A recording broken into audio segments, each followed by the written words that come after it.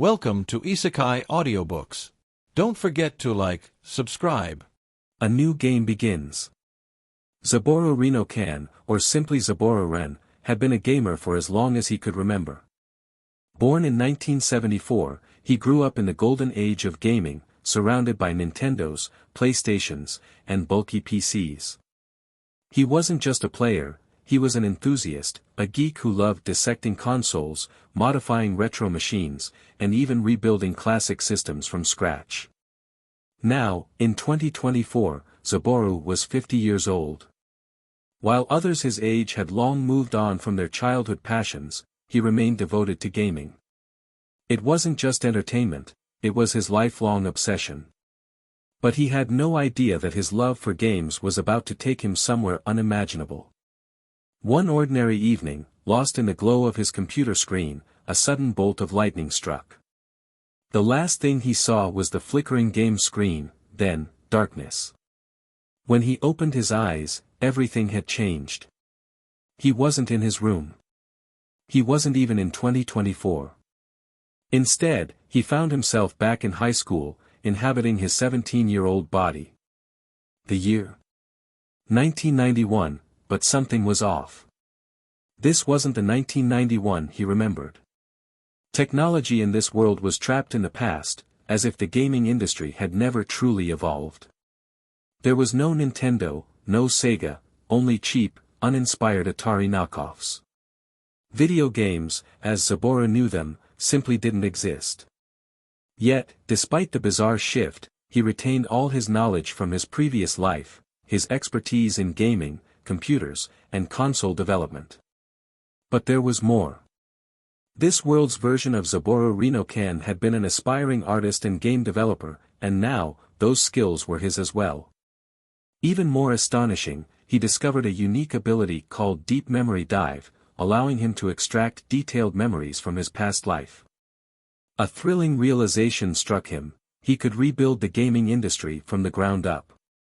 He could introduce legendary titles like Super Mario and The Legend of Zelda to a world that had never seen them before.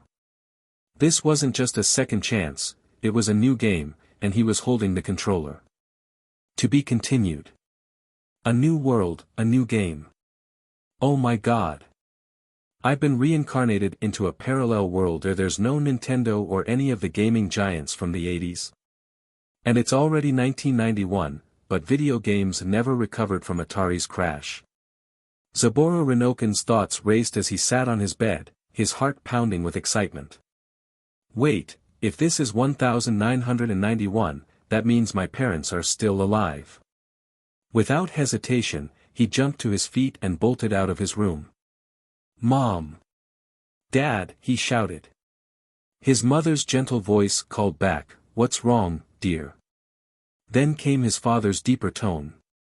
"What happened, Zaburo?" Zaburo froze at the sight before him. His mother, Keiko Ren, and his father, Zenichi Ren, stood there, looking just as they had in his childhood, alive, healthy, and not yet touched by time. His vision blurred as tears welled up.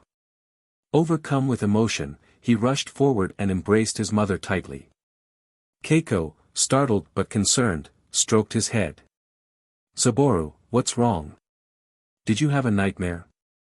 Realizing he was crying like a child, he quickly wiped his tears and coughed awkwardly. "Why yeah, sorry, Mom." His father let out a hearty laugh. "Ha! Woke up crying, huh? What a way to start the day." Blushing, Zaburo huffed. "Give me a break, Dad." After a reassuring kiss on his mother's cheek, Zaburo's mind started analyzing this world's version of his family. Everything seemed familiar, but one major difference stood out: his parents were wealthier here.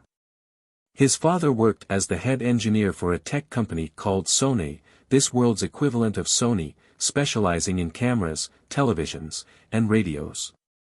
Grinning to himself, he quickly retreated to his room. If Sony is this world's Sony, maybe I can work with them someday. But first, I need to create my own console. His room was cluttered with electronic components, remnants of this world's Zaburo's own experiments. With his fused memories, he now had both the technical expertise of an experienced developer and the youthful creativity of an aspiring game maker. Wasting no time, he grabbed a soldering iron and got to work. Hours passed in a blur as he tinkered, tested, and refined his design. After several attempts, he managed to build a working prototype, something rudimentary, but capable of displaying simple images on a TV. This is it. With some tweaks, I can create an 8-bit console, just like the NES, the same console that saved gaming in my old world. But he needed more components. As he stepped out of his room, ready to head to the electronics store, his parents stopped him. "Saburo, where are you going?" his father asked. "You've been locked in your room for hours." "Is everything okay?" his mother added, concern in her voice. Startled, Saburo glanced at the clock. 4 hours. I didn't even notice. Laughing nervously, he scratched his head. I was just working on a little electronics project. His father sighed knowingly. "Let me guess, another one of your video game devices. You know it's a tough market, son." Saburo grinned. "It might be tough, Dad, but I think I can do it. You'll see soon enough." To his surprise, Zenichi pulled out his wallet and handed him $200, a hefty amount in 1991. "Here. Get what you need." Saburo's eyes widened. "Seriously? Thanks, Dad." His mother patted his head, a warm smile on her face. "Be careful, okay?" Saburo nodded, excitement bubbling inside him. As he stepped out, his heart pounded with anticipation. "With this, I can finish my first playable NES prototype. And after that, Super Mario." As he hurried off to the electronics store, one thing was certain: his journey to reshape the gaming industry had truly begun. To be continued. Building the future of gaming. Before heading to the electronics store, Saburo took a deep breath and activated his deep dive memory ability. Closing his eyes, he visualized the intricate details of the gaming consoles from his previous life, the NES and the Master System. The NES had the iconic design and legendary games, but the Master System boasted better durability and slightly superior performance. "If I merge the best of both worlds, I can create something even better. A console with the NES's classic rectangular cartridges but with the Master System's durability and power. This 8-bit console will be a game-changer." Fueled by determination, he made his way to the largest electronics store near his home. His family lived in Roppongi, Tokyo, a bustling district known for its thriving tech shops, even in 1991. The moment he arrived, Saburo grabbed a cart and wasted no time picking up the components he needed. Microprocessor, CPU and 8-bit processor similar to the MOS 6502, which powered the NES. He planned to tweak its performance later. PPU, picture processing unit to handle video output efficiently. RAM, enough memory for fast data access, ensuring smooth gameplay. ROM chips, the heart of the cartridges, essential for storing game data. Power supply components, transformers, voltage regulators, and capacitors to ensure stable and efficient performance. Input controllers. He selected high-quality parts to create durable and responsive controllers, inspired by the NES but with some modern improvements. Audio chips, to replicate the nostalgic 8-bit soundtracks and effects. Circuit boards, the foundation to connect and integrate all components. Casings and plastic parts, for the console's body and cartridge shells, ensuring a sleek yet sturdy design. By the time he reached the cashier, his cart was filled to the brim. The total, $212, just slightly over his $200 budget. Thankfully, his dad's recent donation saved the day. Dad's money really came in clutch. I've still got about $180 left, perfect for any extra parts later. As the cashier scanned his items, a familiar voice teased him. "Hey, Zabo, you're buying a ton of stuff again. What's the project this time?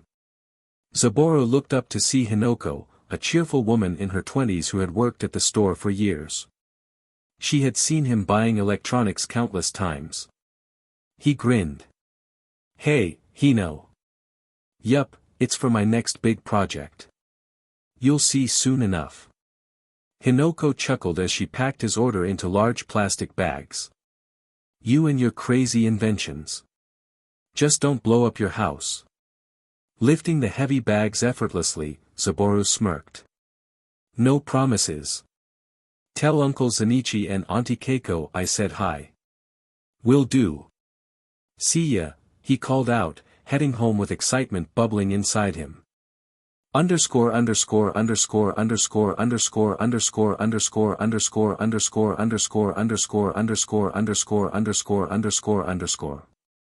When he stepped through the front door, his mother, Keiko, was sewing at the table. She glanced at the pile of electronics in his hands and simply smiled. She knew her son's passion well. His father, Zenichi, however, raised an eyebrow. Damn, kiddo, you bought a ton of stuff. Let me see what you got. Saburo smirked playfully.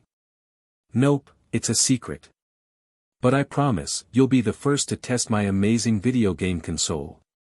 Zenichi chuckled, folding his arms. Alright, Mr. CEO of video games. Just remember to let me try it first, and don't forget to eat, or your mom will eat you alive. Saburo shuddered jokingly. Roger that, Dad. He carried the bags to his room, but before diving into his project, he decided to join his family for lunch. As he sat down, the front door swung open, and his 9-year-old sister, Sunika, burst in. I'm home, she called out. Then, spotting him at the table, she gasped in mock surprise. Oh wow, Enai-san, you're out of your room. That's rare. Saburo rolled his eyes mid-bite. What? Can't I eat outside my room, Sani-chan? Sunika giggled, hugging their mom. Of course you can. But isn't it unusual, Mom? Keiko chuckled, nodding. Soon, the family was engaged in a warm and lively meal.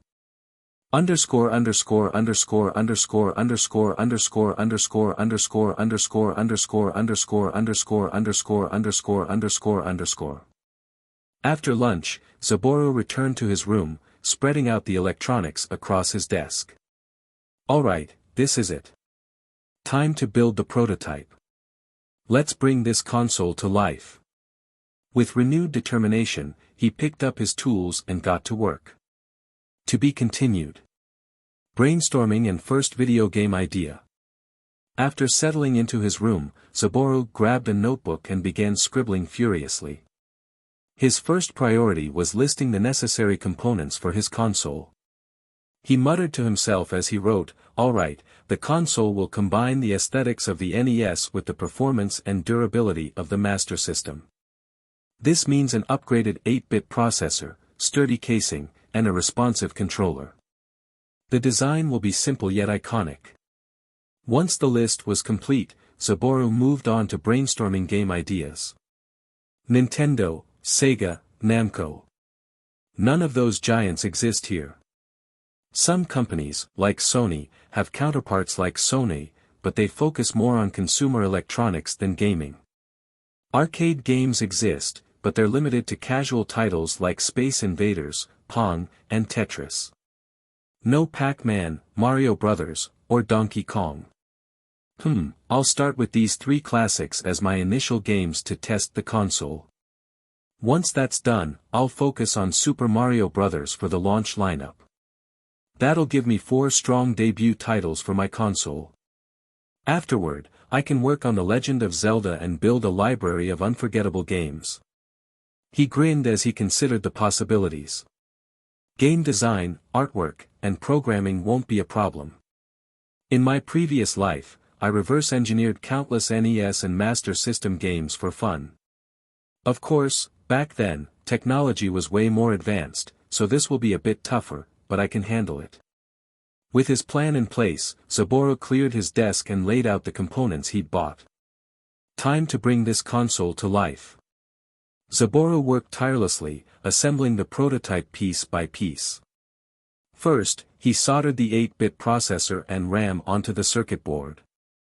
Next, he added the PPU for video output and configured it to display a palette of vibrant colors. For sound, he connected an audio chip capable of producing the classic chiptune melodies he loved. He designed the controller with 2 buttons and a directional pad, borrowing inspiration from the NES but improving the durability with sturdier materials. The prototype console itself lacked a proper casing, it was a tangle of exposed wires and circuit boards, but functionality was his primary goal for now. Saburo struggled with a few hiccups along the way, faulty connections, incorrect wiring, and power issues, but his persistence paid off.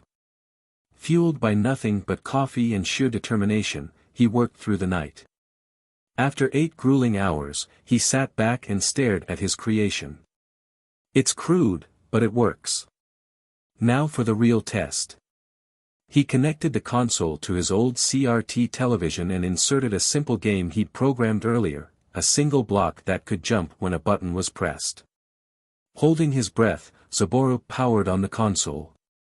The screen flickered to life, displaying the simple block character. He grabbed the prototype controller and pressed the jump button. The block responded instantly, leaping into the air. Yes.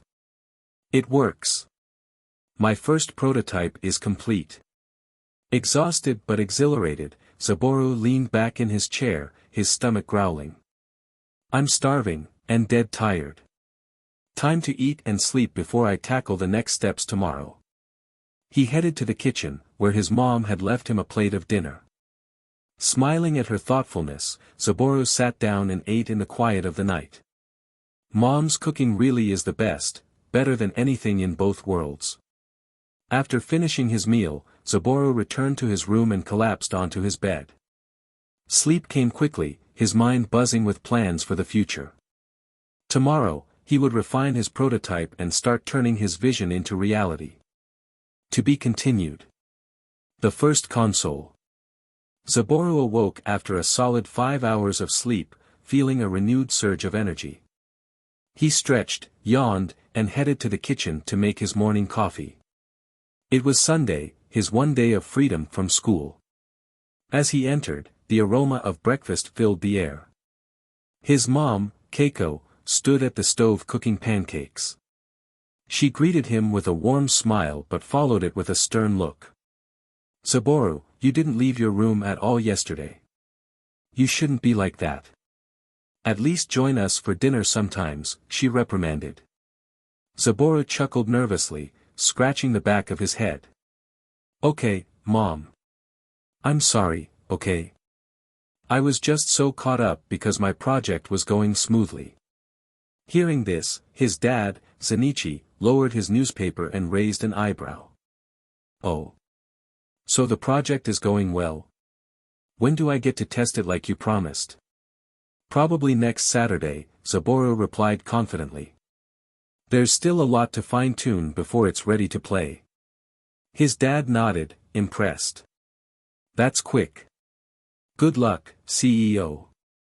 Saburo smiled and went to make his coffee, only to hear his younger sister, Sunika, shuffle into the kitchen, still half asleep.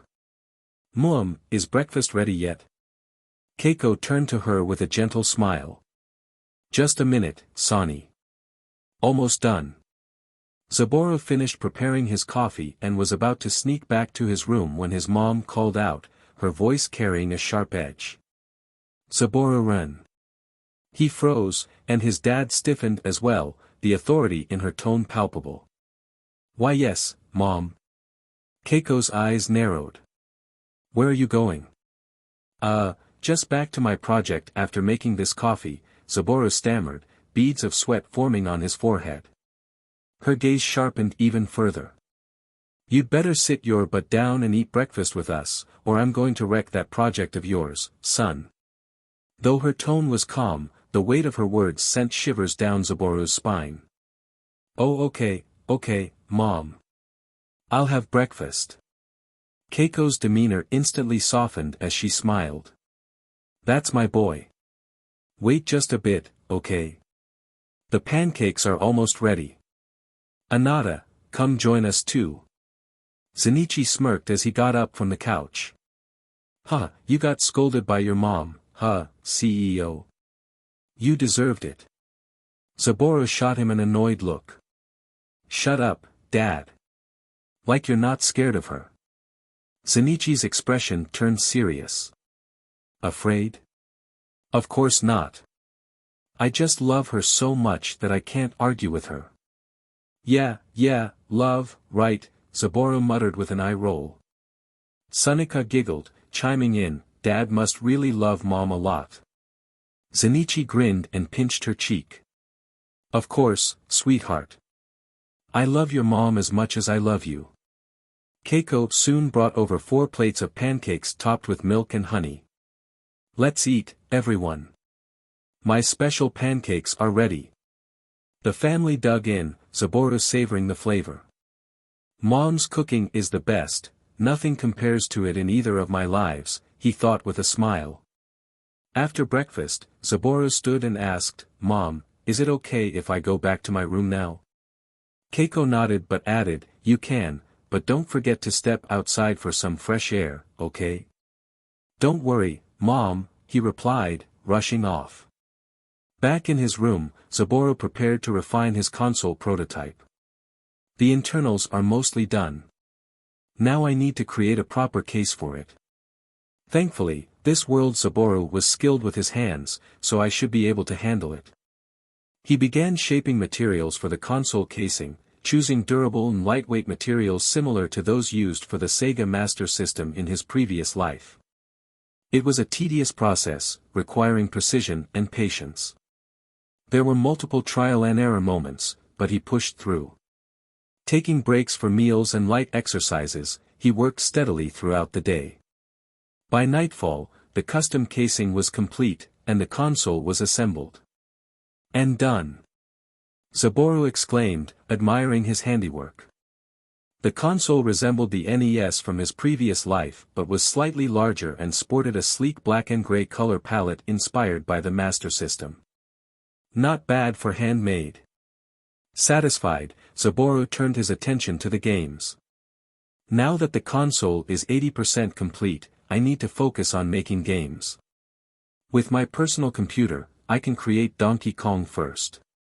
After that, I'll work on Mario Brothers since Mario is already in Donkey Kong.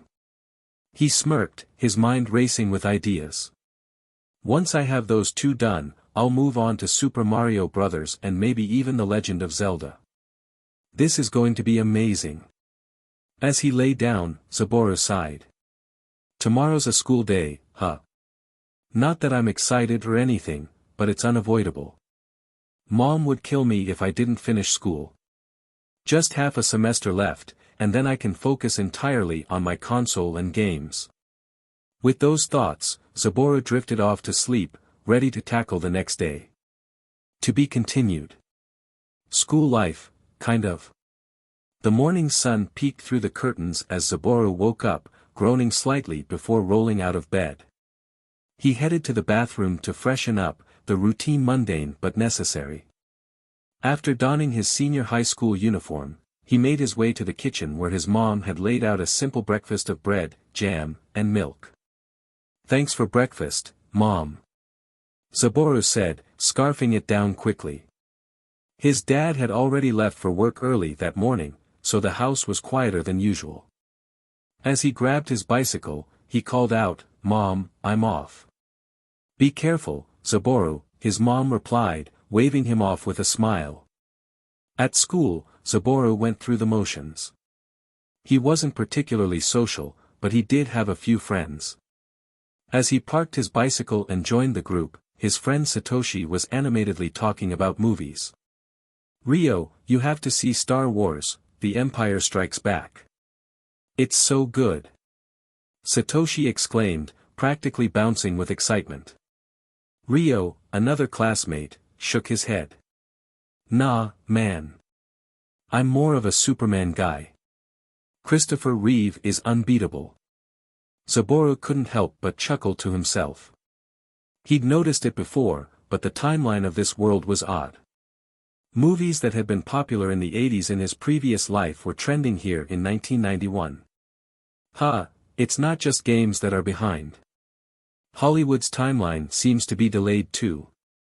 Well, not like I'm planning to make movies anyway, he thought. Satoshi suddenly turned to him. What about you, Saburo? What movies are you into? Saburo paused, thinking carefully. Star Wars and Superman aren't bad. Satoshi grinned, clearly happy to have a fellow Star Wars fan. He launched into a detailed discussion, which Saburo half listened to until the bell rang, signaling the start of class. The school day dragged on. The lessons were mundane, as Saburo already knew most of the material thanks to his advanced knowledge from his previous life. At lunch, he ate with his friends and spent the rest of the day waiting for the final bell. As school ended, Saburo grabbed his bike and prepared to head home. However, just as he was leaving, a sleek black car pulled up to the school gates, drawing everyone's attention. The car exuded wealth and power, and it was clear it wasn't just any ordinary vehicle. The door opened, and out stepped Ayumi Hamazu, a third-year student. Ayumi was stunning. Her jet-black hair cascaded down her back, and her sharp eyes gave her an air of confidence and authority. She was tall, with a model-like figure that turned heads wherever she went. She was also the daughter of a Yakuza boss. The Hamazu family was infamous in Tokyo's underworld, known for their strict code of conduct.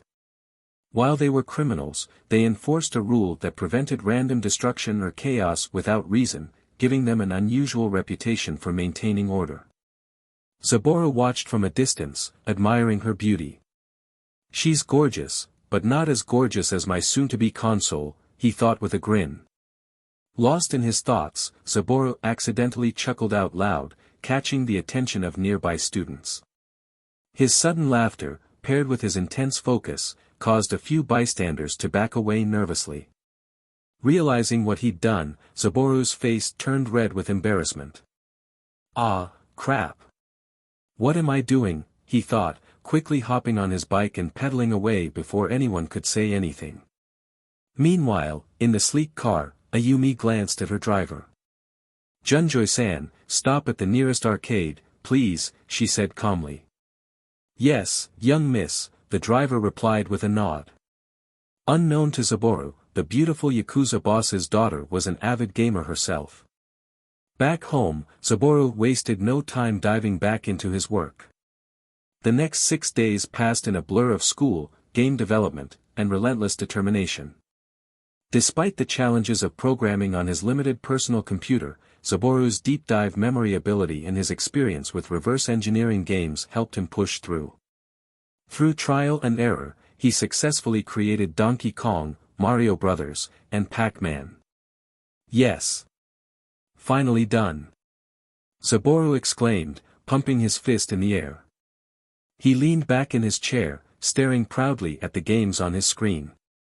Super Mario can wait for now. This is enough to show Dad. I'll blow his mind. Maybe I can even pitch a business idea to him. I want to start my own video game company after all. Excited, Saburo left his room for the first time in hours and called out, Dad. His father, who was home that Saturday, looked up from the couch. To be continued. First player. Zenichi rose from his couch as Saburo approached, his face filled with excitement. What is it, son? Zenichi asked, intrigued by Saburo's enthusiasm. Saburo grinned. Come to my room, Dad.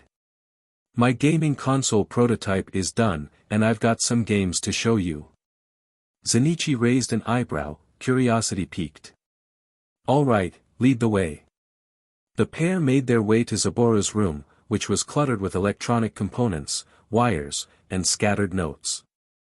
Zenichi glanced around at the organized chaos, shaking his head. Looks like you've been busy tinkering, huh? He remarked, his eyes landing on the sleek black and gray plastic box sitting neatly on the desk. Yeah, it's been a grind, Saburo admitted. Zenichi approached the console, noticing the wired controllers and cartridge slots. So this is your console? I used to play on the Magnavox and Odyssey back in the day, and I've tried my fair share of arcade games too. Does this compare? Saburo smirked, confidence brimming. Oh, it's more than that, Dad. You'll see. Let's try it out. He grabbed a cartridge and slid it into the console. What's that? Zenichi asked, inspecting the cartridge. It's the game. I call it a cartridge, each one contains a different game for the console, Saburo explained. Zenichi turned the cartridge over in his hands, examining its casing. You made this yourself? The case and everything? Saburo nodded. It was tough integrating the hardware with the console, but I figured it out. Impressive, Zenichi said, clearly proud. Saburo handed him a controller. Here's the controller. On the left, you've got the D-pad to move the character.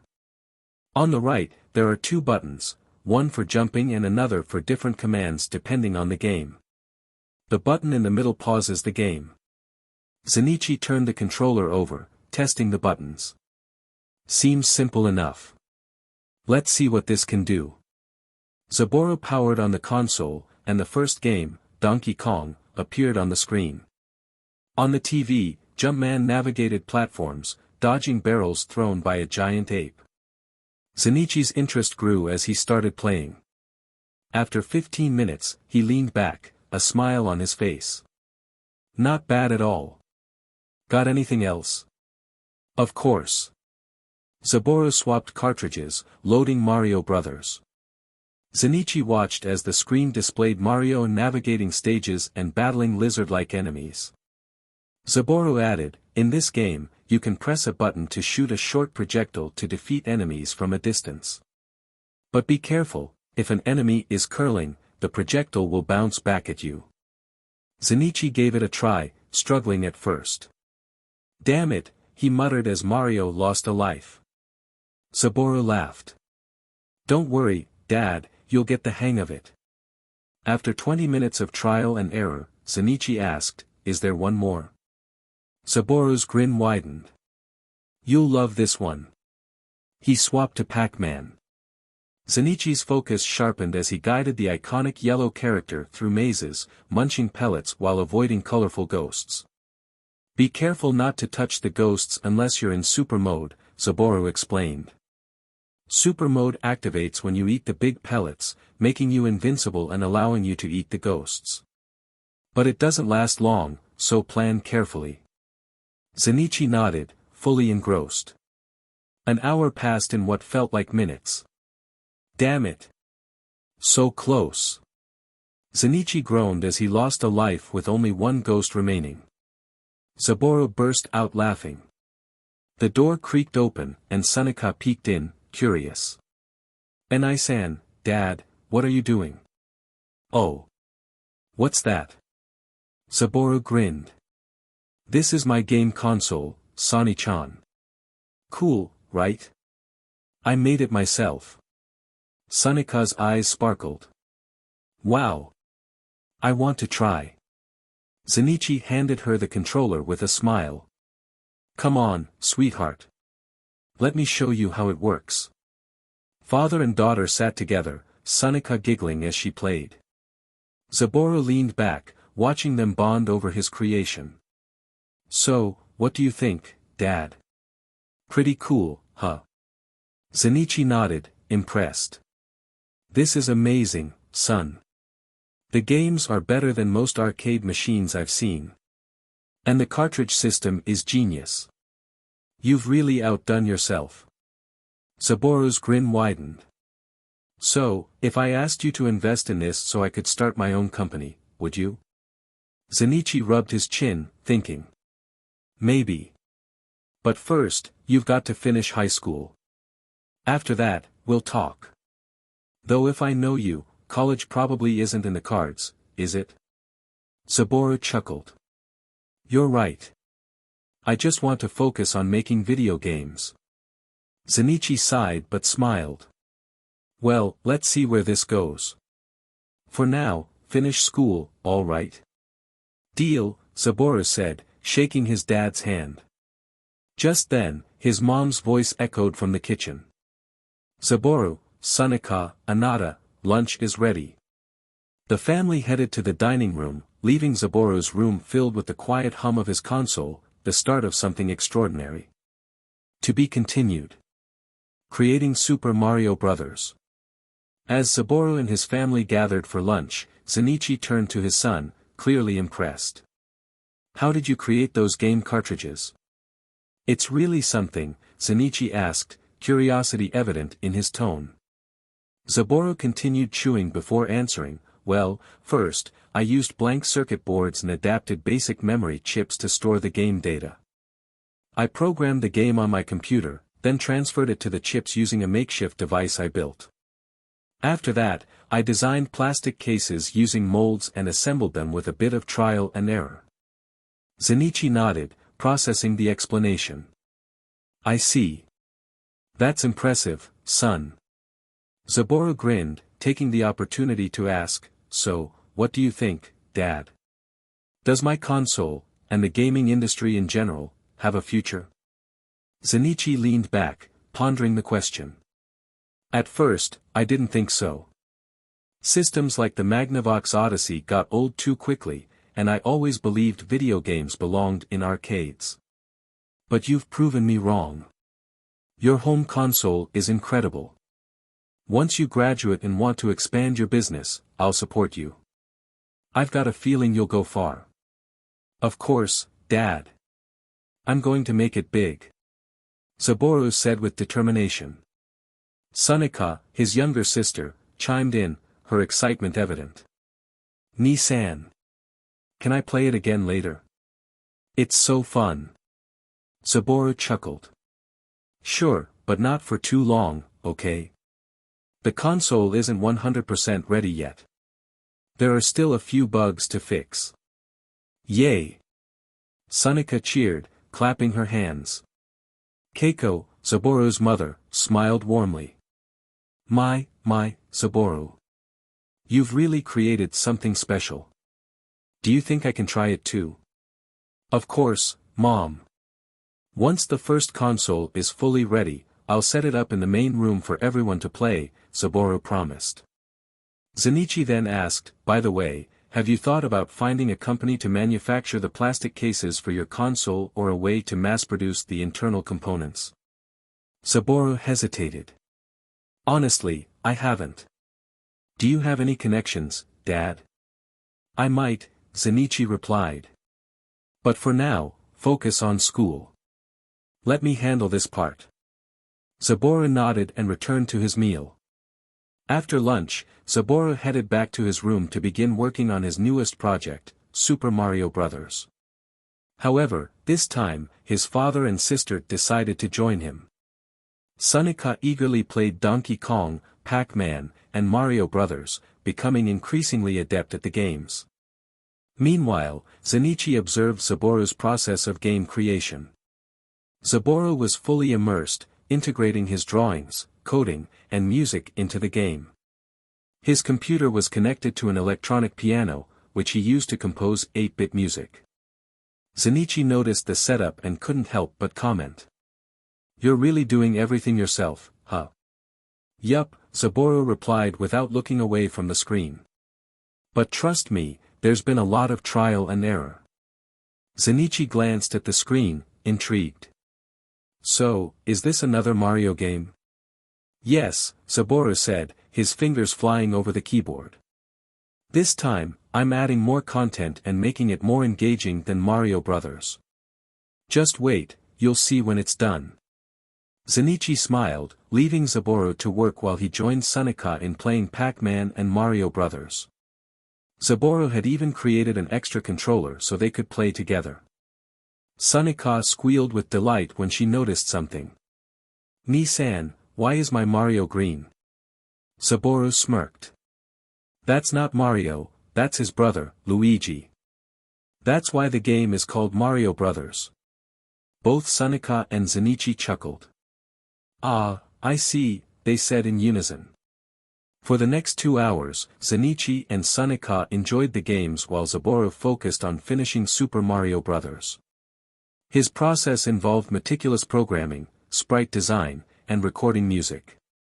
Using his memories from his past life, he recreated the iconic soundtrack, note by note, using his piano and audio recording setup. The cheerful melody of the main theme filled the room as Saburo tested the game. Every detail, from the block-breaking sound effects to the enemy animations, was carefully crafted. By the time Zenichi and Sunika had grown tired and left the room, Saburo was nearing the finish line.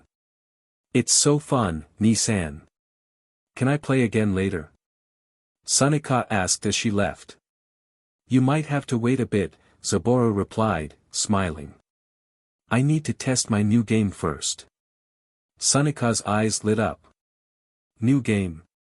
What is it?" "What is it?" "It's a Mario game," Saburo teased. "But that's all I'll say for now. It's a surprise." "Okay," Sunika said, skipping out of the room in excitement. With the room now quiet, Saburo focused all his energy on completing Super Mario Bros. He carefully programmed the jumping mechanics, enemy patterns, and level designs. The process required constant testing, debugging, and refining, but his knowledge from his previous life gave him an edge. Finally, as the sun began to set, the last piece of the puzzle clicked into place. The screen displayed the title, Super Mario Bros. "Yes. Done before dinner," Saburo said, leaning back in his chair with a satisfied smile. "Testing Super Mario Bros. And planning ahead. Finally, Super Mario Bros. Is complete and ready for testing," Saburo exclaimed, feeling a surge of excitement as he slotted the cartridge into his console. The satisfying click echoed in the room, followed by the cheerful chime of his console powering on. Gripping his controller, Saburo pressed Start. Instantly, the iconic Super Mario Bros. Music began to play, filling the room with nostalgia. Mario appeared on the screen, standing on a colorful landscape of blue skies, white clouds, and earthy platforms. As he guided Mario through the first level, jumping over pipes and stomping Goombas, Saburo couldn't stop grinning. "It's just like I remembered," he muttered to himself, immersed in the game. After clearing the first stage and sending Mario down a pipe, Saburo noticed a new addition, a small black and gray character hopping around near the pipe's edge. Saburo laughed out loud. "That's Zaboman. My personal Easter egg." Zaboman was a character Saburo had designed as a playful homage to himself. He envisioned Zaboman becoming a recurring figure in all his future games, whether as a cameo, a side character, or even a secret boss. The idea thrilled him. "Stan Lee had his cameos in the MCU, I'll have Zaboman in my games," Saburo said with a grin. He decided to integrate Zaboman into his previous games too. Donkey Kong, Zaboman occasionally pops up to bonk Donkey Kong on the head, causing the big ape to momentarily stumble. Mario Bros., Zaboman appears as a hidden enemy if the player scores high enough. Pac-Man, during Super Mode, there's a chance Zaboman will swoop in and knock out one of the ghosts. Super Mario Bros., Zaboman would be a secret playable character unlocked by completing the game without losing a life. Stronger than Mario, he'd offer a unique gameplay experience for dedicated players. After tweaking the games to include his new character, Saburo leaned back, satisfied. "This is going to be so fun for players to discover," he mused. With his testing done, Saburo tidied up his room and began brainstorming the next steps to bring his dream to life. He grabbed a notebook and started jotting down ideas. "First, I'll need a production company to mass-produce the internal components of my console and cartridges. I'll also need a manufacturer for the plastic casing of both. Long-term, I want to establish my own production facilities, but that's for the future," he wrote. The immediate problem was clear: money. Saburo sighed, tapping his pen against the paper. "Dad said he has connections, but he won't help until I graduate high school." "That's still 5 months away," and I can't wait that long. He frowned, thinking harder. In 5 months, I won't have the budget to create another console. I can't expect Dad to fund this entirely either, it'd feel like a burden. I need a way to raise money myself. Suddenly, inspiration struck. Arcades. Saburo scribbled furiously in his notebook. What if I convert my consoles into arcade systems? I could integrate them with coin-operated mechanisms. Players could pay 5 yen for 3 lives, with additional coins to continue after dying. He envisioned placing these machines in local arcades, using games like Donkey Kong, Pac-Man, Mario Bros., and even Super Mario Bros. To draw in players. If I can rent space in a few arcades, this could work, he thought. But there was a catch: the cost. Each console, with 2 controllers and 4 cartridges, costs about 32,000 yen or $210. If I need 10 of them, that's a whopping 320,000 yen. And I'll need TVs to integrate into the arcade setups. That's at least another 8,000 yen per unit. I'm looking at roughly 400,000 yen to get this off the ground. Saburo leaned back, sighing. There's no way I can save that much on my own. He realized he had no choice but to ask his dad for help. I'll need to explain everything clearly, my vision, the costs, and the potential profits. If I can convince him to invest 400,000 yen, I can make this happen. With renewed determination, Saburo closed his notebook and clenched his fist. This has to work. I'll make sure Dad sees the potential in this. Discussing with Shinichi. Saburo sat in his room, staring at his notebook filled with calculations and sketches. The plan to integrate his consoles into arcade systems was bold, and it felt like the logical next step, but convincing his father, Shinichi, to invest such a large sum of money wouldn't be simple. All right, Saburo muttered, standing up and taking a deep breath. I need to treat this like a real pitch. No room for doubt. He rehearsed in front of his mirror, practicing his tone and refining his key points. Explain the profit potential. Highlight why the console is unique. Show the value for players and arcade owners. Satisfied, he clutched his notebook tightly and made his way to the living room. Shinichi sat in his usual spot, reading the evening newspaper, a cup of coffee steaming on the table beside him. Dad, Saburo began, standing firmly to project confidence. Shinichi lowered the paper, raising an eyebrow. What's up, CEO? You look like you're about to give a shareholder speech. Saburo chuckled nervously but took the comment as encouragement. Sort of. I've got a business proposal for you. Intrigued, Shinichi folded the newspaper and set it aside. All right, let's hear it. This should be interesting. Saburo sat across from him, placing his notebook on the table and flipping it open to a detailed sketch of an arcade machine. I've been brainstorming ways to fund my console and games. I know starting a full company has to wait until I graduate, like you said, but I think there's a way to start small.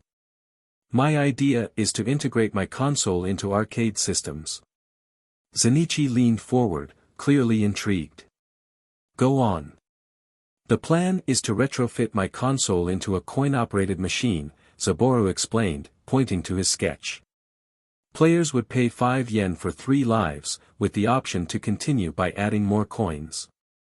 My games, Pac-Man, Donkey Kong, Mario Bros., and my newly finished Super Mario Bros., are perfect for arcade play. He flipped to another page, revealing a detailed cost breakdown. Here's the math. Each console setup, including 2 controllers and 4 cartridges, costs about 32,000 yen. If I make 10 setups, that's 320,000 yen. I'll also need TVs for each machine, which adds roughly 80,000 yen. The total investment is 400,000 yen. Shinichi's expression grew serious. 400,000 yen is no small amount, Saburo. Why do you think this will work? Saburo met his father's gaze, his voice steady and full of conviction. Because it's different. Right now, arcades rely on expensive, single-game machines. My console is versatile, it can play multiple games with just a cartridge swap. It's compact, easy to repair, and offers players a variety of experiences. Plus, my games already have appeal. They're fun, engaging, and innovative. He paused, letting his father absorb the information before continuing. If I set up just 10 machines in 2 arcades, and each machine earns 1,000 yen a day, that's 10,000 yen daily. In a month, that's 300,000 yen. I could recoup the investment in less than 2 months. Zenichi nodded thoughtfully. It's a solid plan, but there are risks. What if the arcade owners aren't interested? I've thought about that too, Saburo replied confidently. I know 2 arcade owners personally, Mr. Satonaka of Dreamcatcher Arcade and Mr. Toki from Bakudan Arcade. I'm a regular at their places, and I believe they trust me. I can offer them a profit-sharing deal or rental terms that benefit us both. With the machines ready, I'm confident I can persuade them. Zenichi tapped his fingers on the table, mulling over the idea. Ah, Satonaka and Toki. I know them. Good men. But even with their support, there's no guarantee this will succeed. If it fails, 400,000 yen is a big loss. Saburo nodded earnestly. I understand the risk, Dad. But this is more than just an investment. It's a stepping stone to something bigger, building a name in the gaming industry.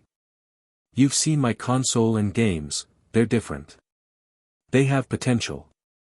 Zenichi exhaled deeply, leaning back in his chair. You've clearly put a lot of thought into this, and your passion is undeniable. And yes, your console and games are revolutionary. Alright, CEO, I'll give you the 400,000 yen, but there's a condition. Saburo's eyes lit up with excitement. Really? What's the condition? You need to treat this like a real business, Zenichi said firmly. Keep detailed records, track every yen, and provide regular updates on how things are going. If it works, great. If it doesn't, you'll learn valuable lessons about business and responsibility. Saburo grinned, his excitement barely contained. Deal. I'll make sure every yen is accounted for, and I promise I won't let you down.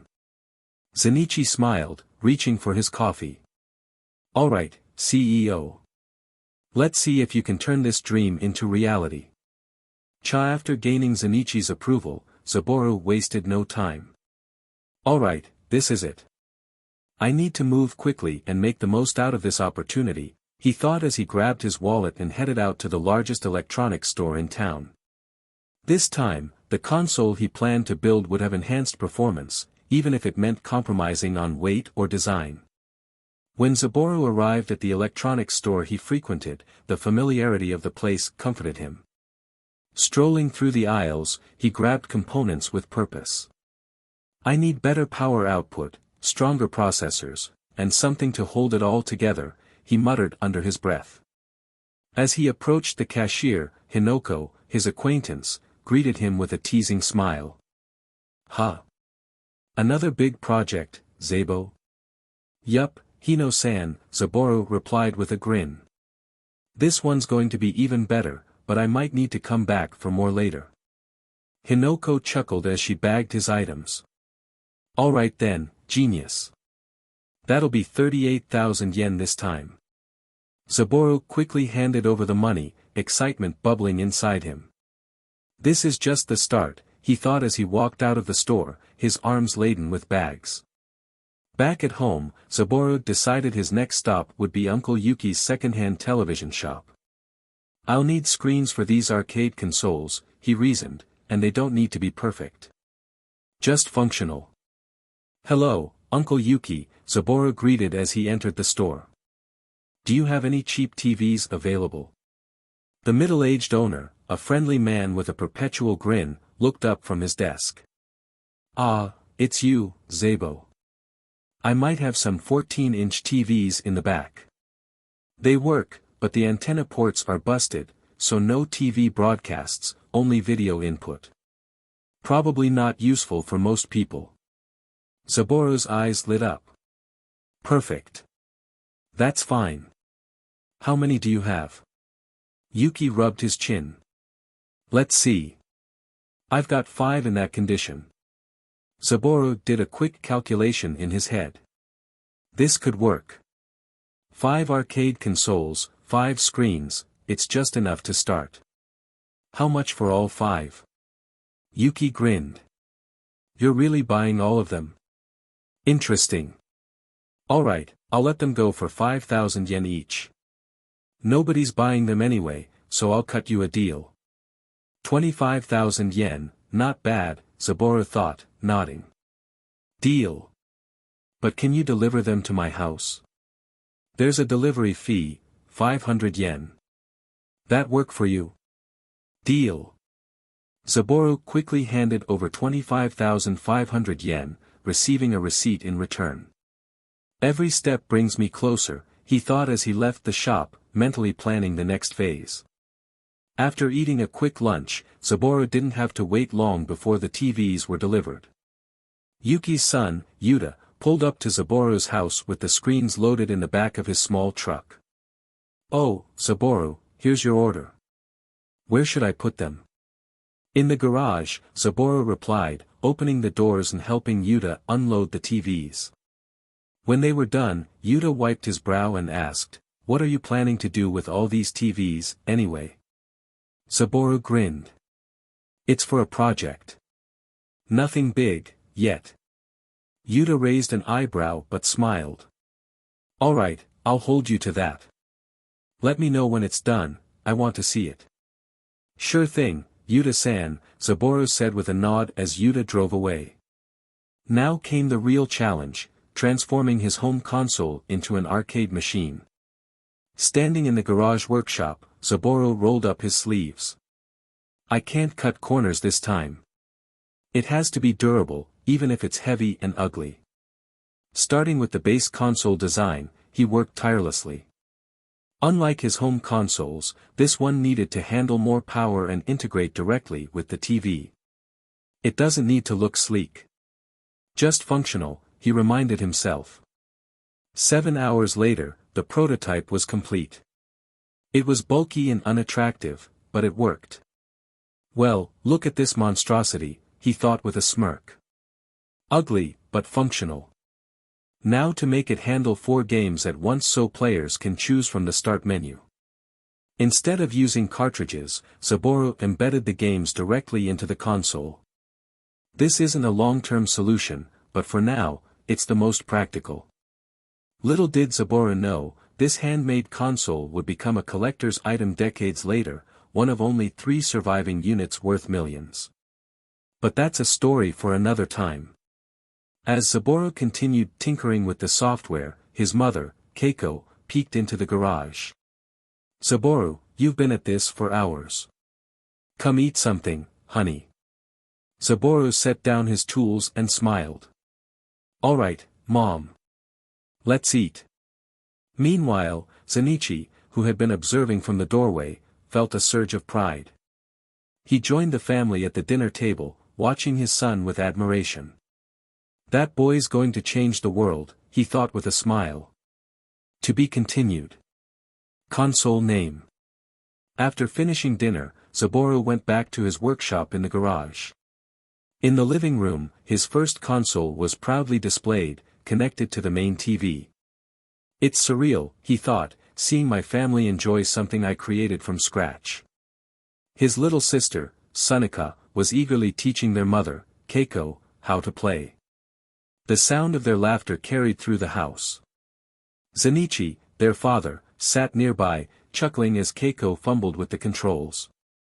Saboru paused at the garage door, listening to them. Mom's getting the hang of it.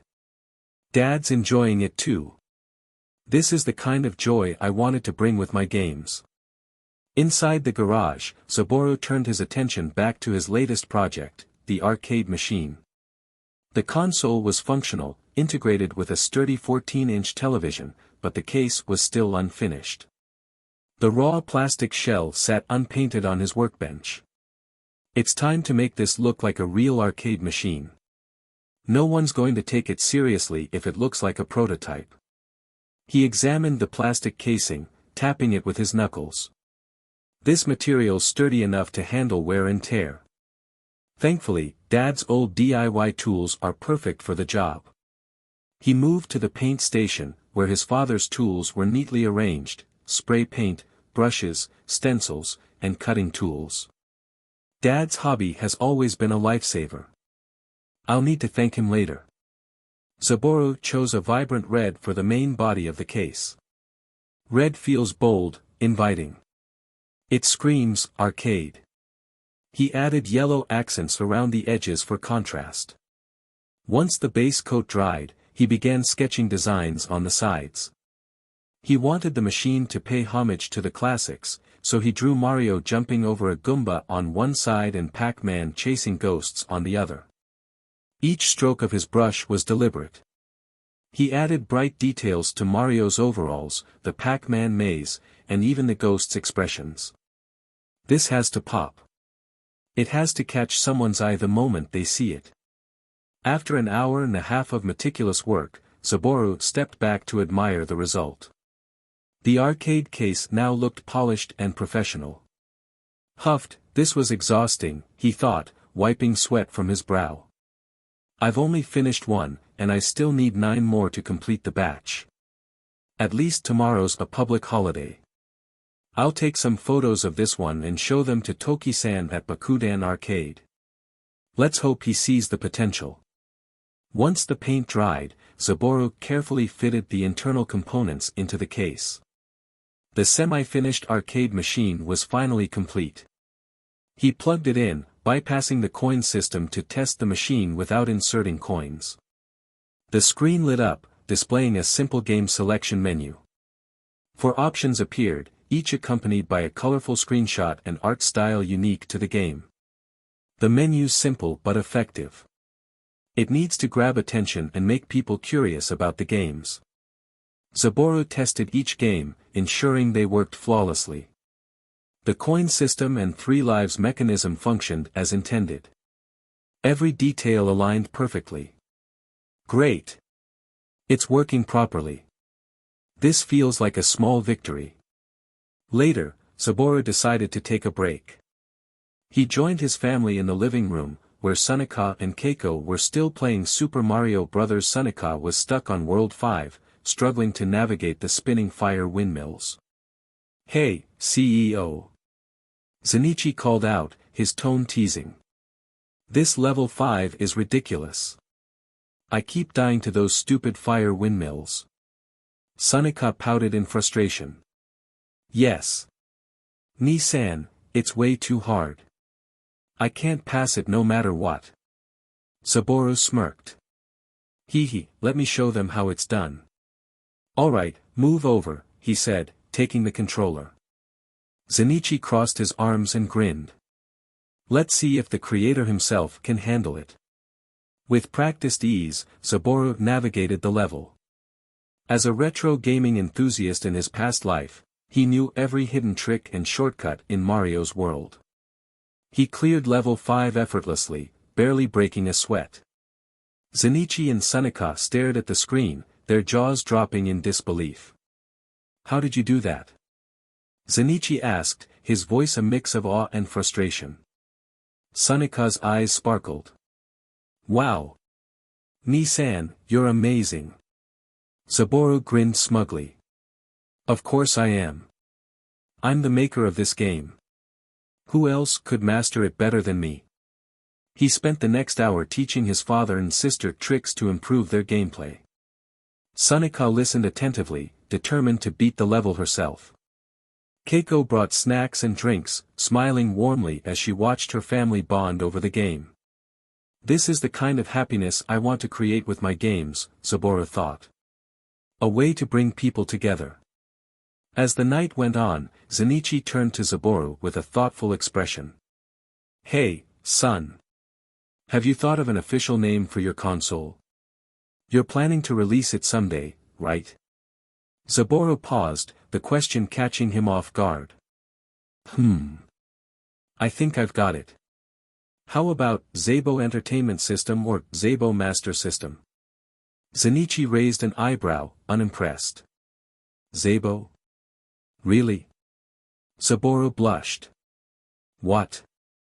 It's part of my name. I even want to name my company Zabo Company someday. Zenichi sighed, pinching the bridge of his nose. Listen, son. I get it, you want to leave your mark. But naming a company or product after yourself isn't always the best approach. A brand needs a unique identity that stands out, not something that sounds lazy. Saburo frowned, considering his father's words. He's got a point. Zenichi smirked. Besides, Zabo isn't exactly the most marketable name. It's awkward to pronounce. Saburo's face turned red. Hey. It's my name. And you're the one who gave it to me. Zenichi chuckled. Your full name is unique and great, Saburo. But just Zabo? Not so much.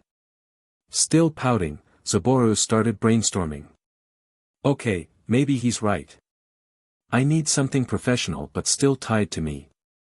Something people will remember. After a moment, inspiration struck. What about Zage? Saburo said suddenly. It stands for Saburo Actual Games Enterprise. Zenichi's eyes lit up. Now that's a name. So, if the company is Zage, what's the console called? ZPS, Zage Entertainment Playing System. Saburo declared confidently. That's a solid name, Zenichi said with a nod of approval. Sunika chimed in, her voice brimming with excitement. Yeah. ZPS is so cool, Nissan. Grinning, Saburo nodded. Alright. From now on, this console is officially called ZPS. The deal with Bakudan Arcade. The night after spending time with his family, Saburo lay in bed, staring at the ceiling, his mind racing with excitement and nervousness. Tomorrow was a big day. Alright, here's the plan. I'll start by showing Toki-san the photos of the ZEPS arcade. If he's hooked, I'll bring him to the garage for a proper demonstration. Wait. ZPS arcade. Better change it to ZAS, Saburo Arcade System. Perfect name. It feels bold but still ties to my identity. With that thought, Saburo drifted to sleep, dreaming of arcades filled with his machines, players gathered around, cheering. The next morning, Saburo prepared meticulously. He packed printed photos of his arcade machine, ensuring they showcased its features clearly. The images highlighted the sleek design, the vibrant paint job, and the unique controller setup. After a quick breakfast, he hopped on his bicycle, pedaling toward Bakudan Arcade. The 15-minute ride felt longer than usual as he rehearsed his pitch in his mind. Toki-san's not going to make this easy.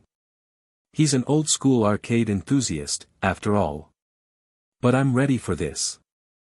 When he arrived, Bakudan Arcade was already buzzing with activity. The familiar hum of arcade machines filled the air, accompanied by the laughter and cheers of players. Saburo found Toki, the middle-aged owner, lounging behind the counter, watching a TV show. Excuse me, Toki-san. Saburo called out. Toki glanced up and smiled. Well, if it isn't Saburo. It's been a while since you've been here. What brings you? Looking to play some games? Saburo grinned. Not today, Toki-san. I'm here for something else, a business proposal. Toki raised an eyebrow, intrigued. A business proposal? For me? And this arcade? Saburo nodded, his confidence unwavering. Yes, Toki-san. You see, I've been working on something special, my own arcade machine. I've also developed 4 original games for it. I want to propose placing my machine here at Bakudan Arcade. Do you have space for it? Toki leaned forward, studying Saburo's face. Wait, hold on. Are you telling me you built your own arcade machine? And you made 4 games from scratch? Yes, Saburo replied, his tone calm but firm. For a moment, Toki stared at him, then let out a hearty laugh. Dang, Saburo. I knew you were smart, being Zenichi's kid and all, but this? This is incredible. Alright, tell me more about this arcade system of yours. Saburo pulled out the photos and began his pitch. It's called the ZAS, Saburo Arcade System. It features 4 original games, Donkey Kong, Mario Bros., Pac-Man, and Super Mario Bros. It uses a 5 yen coin system with the classic 3 lives mechanic. Here's what it looks like. Toki examined the photos, his brow furrowing as he noticed the absence of a joystick.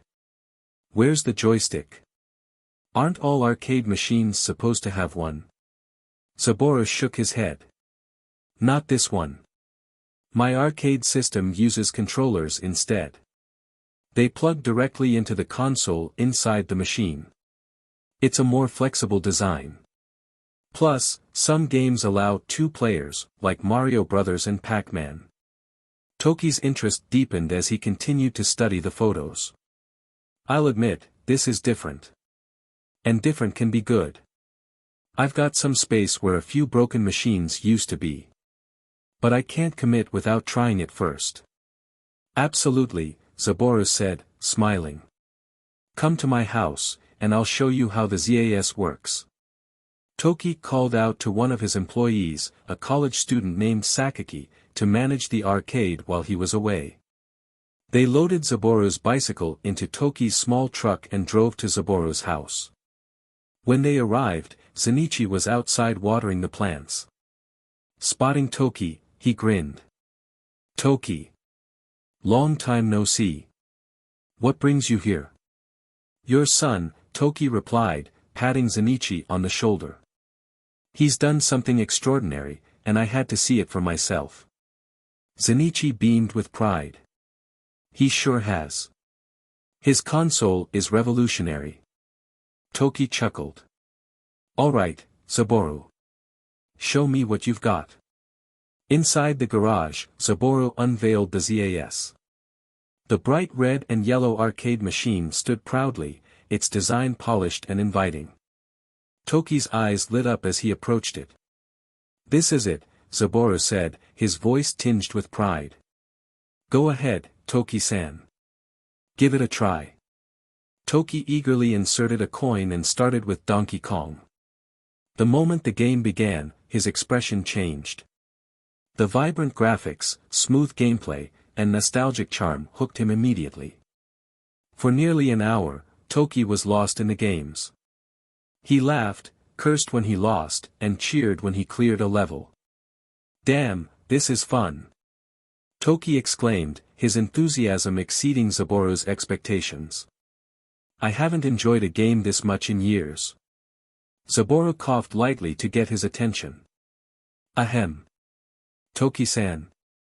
Realizing he had been playing for too long, Toki stopped, his face slightly red. Well, it's really good, Saburo. You've outdone yourself. I'm sold.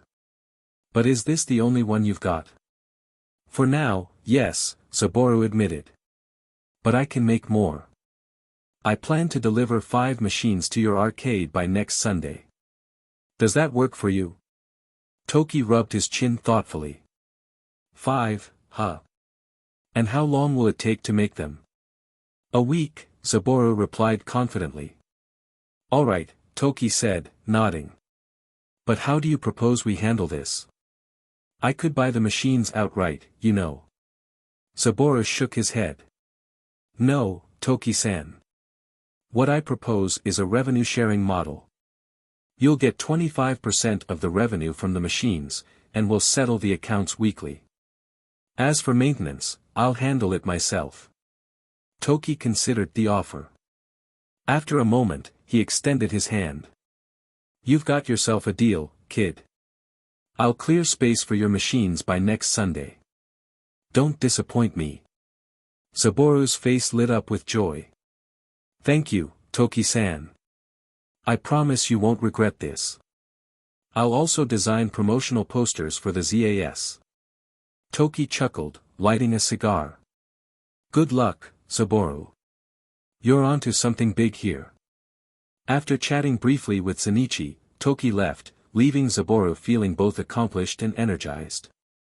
Building 4 ZAS machines in a week. The sun had barely risen when Saburo approached his father, who was in the garden meticulously trimming his bonsai trees. Dad, can I borrow the truck today? I need to pick up a load of materials to build 4 more ZAS machines, he said, his voice full of determination. Shinichi looked up from his work, a mixture of amusement and pride on his face. 4 more already? You're really diving into this, huh? He wiped his hands on a towel and handed Saburo the keys. All right, but drive carefully. I don't want any scratches on my truck. Thanks, Dad. Saburo grinned, grabbing the keys and running to the vehicle, his excitement evident. The drive to the electronics store was filled with thoughts of the task ahead. Saburo knew this week would be grueling, but he thrived on challenges. Pulling into the store's parking lot, he quickly grabbed a cart and began his usual routine, navigating the aisles with the efficiency of someone who knew exactly what he needed. As he piled components, circuit boards, wires, controllers, and wood panels, onto the counter, Hinoko, the cheerful cashier, raised an eyebrow. Back again, Saburo? You weren't kidding when you said you'd need more supplies. What's the big project this time? Saburo offered a knowing smile. You'll see soon, Hino-san. I'll bring you something to try out when it's ready. Hinoko laughed. I'll hold you to that. The total came to 152,000 yen, leaving Saburo with just under 185,000 yen in his savings. After the store employees helped load the materials into the truck, he drove home, already planning how he would tackle the week ahead. Back at the house, Saburo unloaded the supplies into his garage, which had transformed into a chaotic but functional workshop. He stood amidst stacks of components and tools, taking a deep breath. All right, let's do this. The first day was spent dismantling and testing the used TVs he'd previously purchased.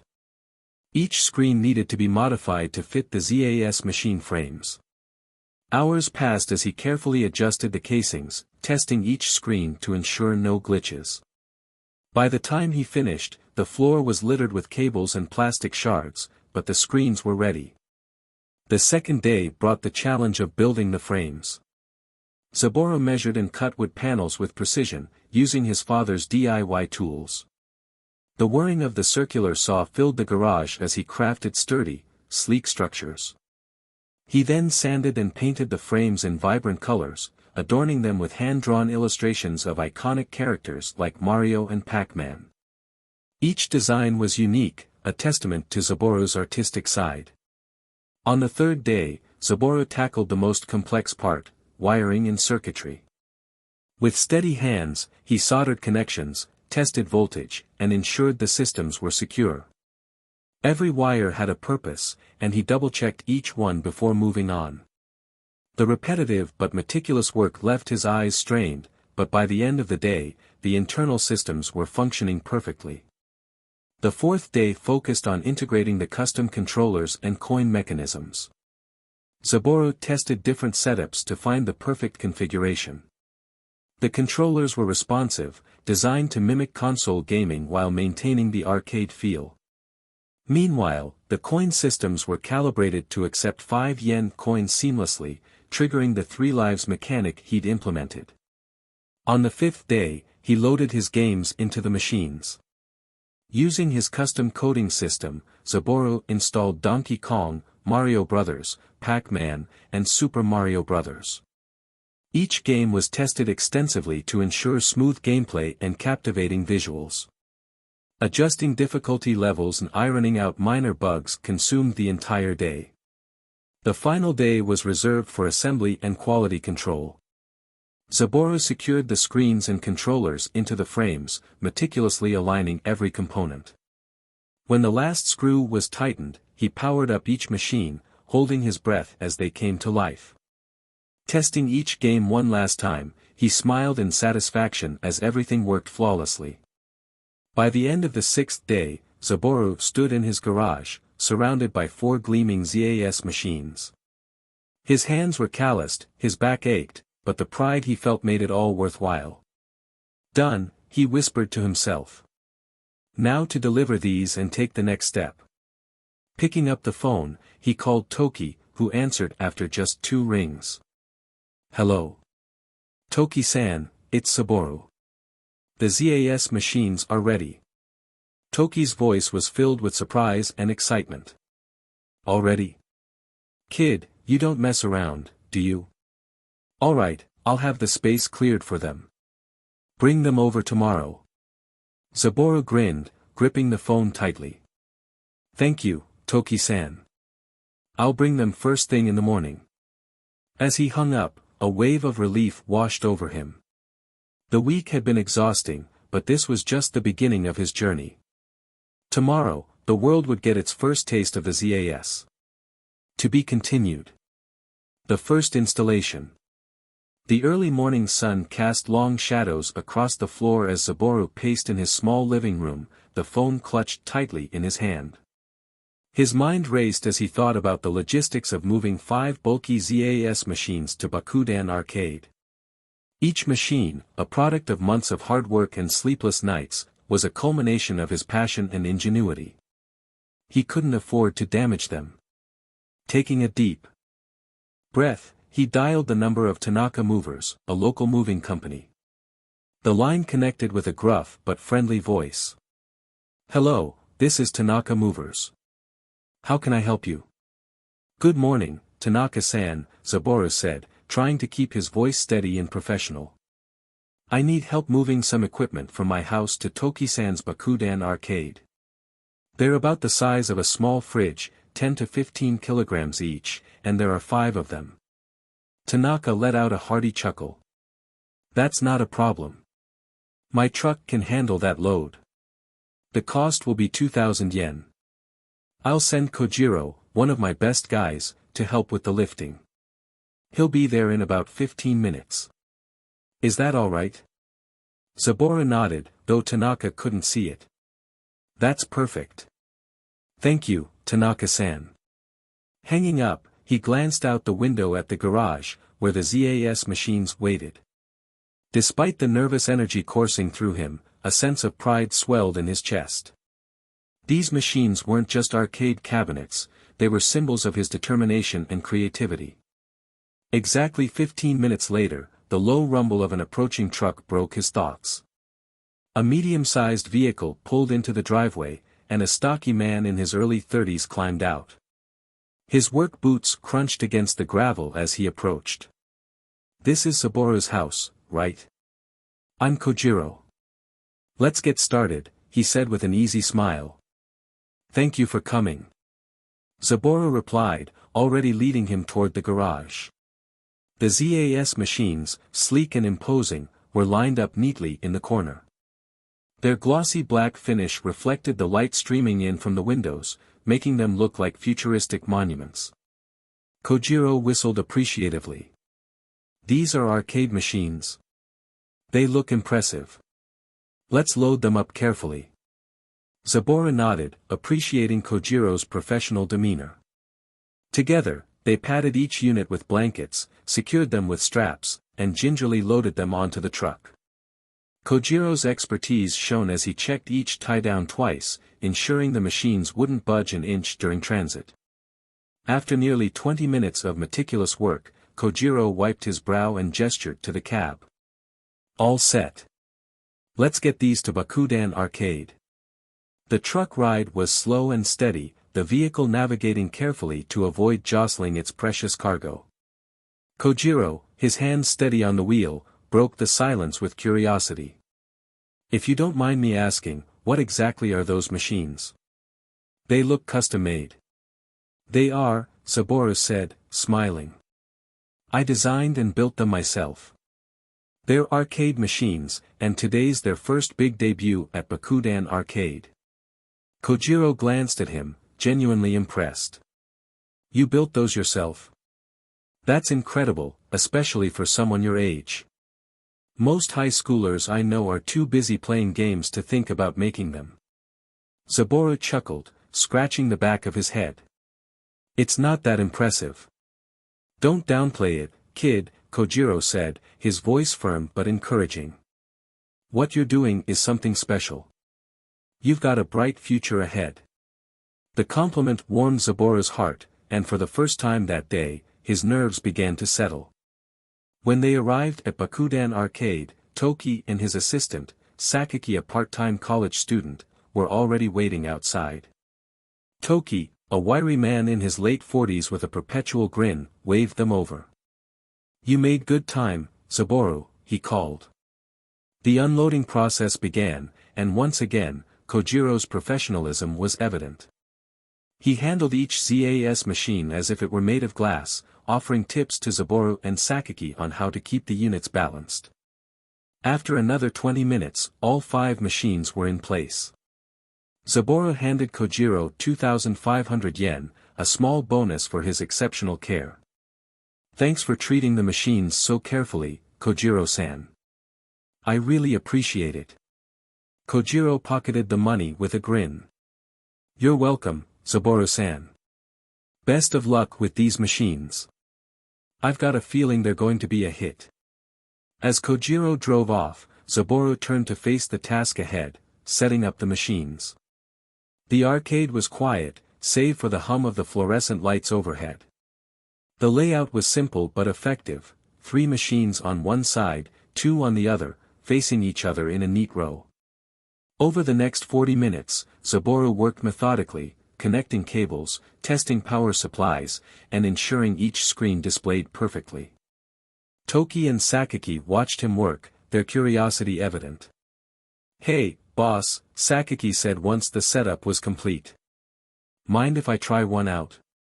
Toki smirked. Sure, but it's 10 yen for 3 lives. 10 yen. Sakaki groaned. You're robbing me, boss. Fine, fine.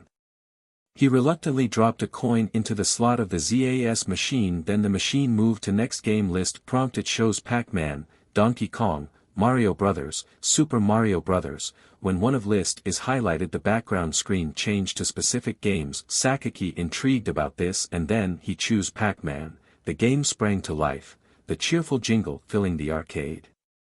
This is great, Sakaki said, maneuvering the yellow character through the maze. After 5 minutes, however, he was caught by a ghost. What? This is way harder than I expected. Saburo grinned from the sidelines. I tweaked the difficulty. It's a little tougher than the console version. Keeps players coming back for more. Toki nodded approvingly. Smart move, Saburo. You'll make a killing. Sakaki, undeterred, fed another coin into the machine. As the minutes ticked by, the arcade began to come alive. The shutters rolled up, sunlight spilling inside, and the first customers trickled in. Saburo stepped back, his heart pounding with anticipation. This was the moment he had been working toward, a chance to see his creations in action. The ZAS machines stood ready, gleaming under the arcade lights, waiting to make their mark. To be continued. The debut of ZAS. The air outside Bakudan Arcade buzzed with excitement. Saburo stood proudly near the entrance, inspecting the promotional poster he had painstakingly designed. Its striking black and yellow design was bold enough to catch the eye of anyone passing by. Mario, Pac-Man, and Donkey Kong stood prominently on the poster, with images of the sleek ZAS machines and the enticing slogan. New arcade machine. ZAS. Offering a new kind of fun. Comes with a brand new type of controller. Satisfied, Saburo took a step back and admired his work. He adjusted the poster slightly, ensuring it was perfectly positioned, then turned his attention toward the arcade. A small crowd of early birds, including a mix of kids and adults, was already gathering outside, eager for the doors to open. When the shutters finally rolled up, a wave of eager customers surged inside. Many glanced curiously toward the new section where the ZAS machines gleamed under the arcade lights. Among them was Genta, a 10-year-old boy with an insatiable love for arcade games. Sundays were his sacred gaming days, and with 100 yen safely tucked in his pocket, he was ready to conquer his favorite, Space Invaders. But something new caught his eye.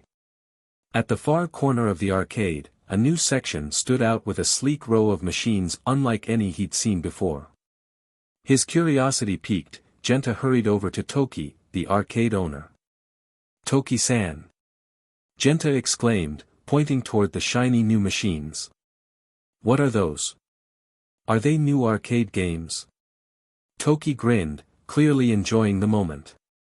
"That's right, Genta. Brand new machines. They're called ZAS. Each one has 4 games in it." Genta's eyes widened in disbelief. 4 games in one arcade machine. That's crazy. What kind of games? Toki chuckled. "Why don't you go see for yourself?" Eagerly, Genta approached one of the ZAS machines. Its polished surface reflected his wide-eyed expression as he inspected it. But something confused him. Toki-san, where's the joystick?" he asked, tilting his head. "That," Toki replied, tapping the machine, "is a controller. It's a new type of joystick. Go ahead and give it a try." Intrigued, Genta slid a 10-yen coin into the machine. The screen came alive with a bright menu showcasing 4 games, Donkey Kong, Pac-Man, Mario Bros., and Super Mario Bros. Each time Genta highlighted a game, the screen displayed vibrant artwork and animation specific to the title. "Whoa!" Genta whispered, his voice filled with awe. "The pictures are so cool." After a brief moment of deliberation, he selected Super Mario Bros. The vibrant colors and playful music immediately captured his attention. At first, he fumbled with the controller, moving Mario in jerky steps and accidentally falling into pits. But Genta was a fast learner. Within minutes, he was jumping across platforms, stomping Goombas, and collecting coins like a pro. "This is so much fun," he shouted, his laughter infectious. Nearby customers couldn't help but glance over, drawn by his enthusiasm. The commotion around the ZAS machines grew as more people stopped to watch. Adults marveled at the sleek design, while kids excitedly queued up for their turn. Even those who had initially planned to play other games found themselves drifting toward the new machines, curious about the buzz. Zaboru observed the scene from a distance, his heart swelling with pride. Seeing Genta and others enjoy the machines validated all the hard work he'd poured into their creation. By lunchtime, the ZAS machines were the undisputed stars of the arcade. Toki, ever the businessman, grinned as he counted the coins flowing in. "Zaboru, these machines are going to make me rich," he joked. Zaboru laughed. "Just make sure to take good care of them, Toki-san. I'll come by tomorrow to check on their condition." After bidding farewell, Zaboru began the long walk home. He hadn't brought his father's truck, having arrived earlier with Kojiro. The 35-minute walk gave him time to reflect on the morning's success. The smiles on the kids' faces, the curiosity of the adults, and the sheer energy in the arcade had exceeded his expectations.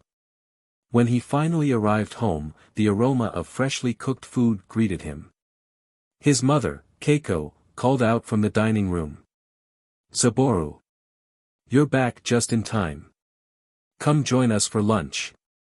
At the table, his father, Zenichi, and younger sister, Sunika, were already seated.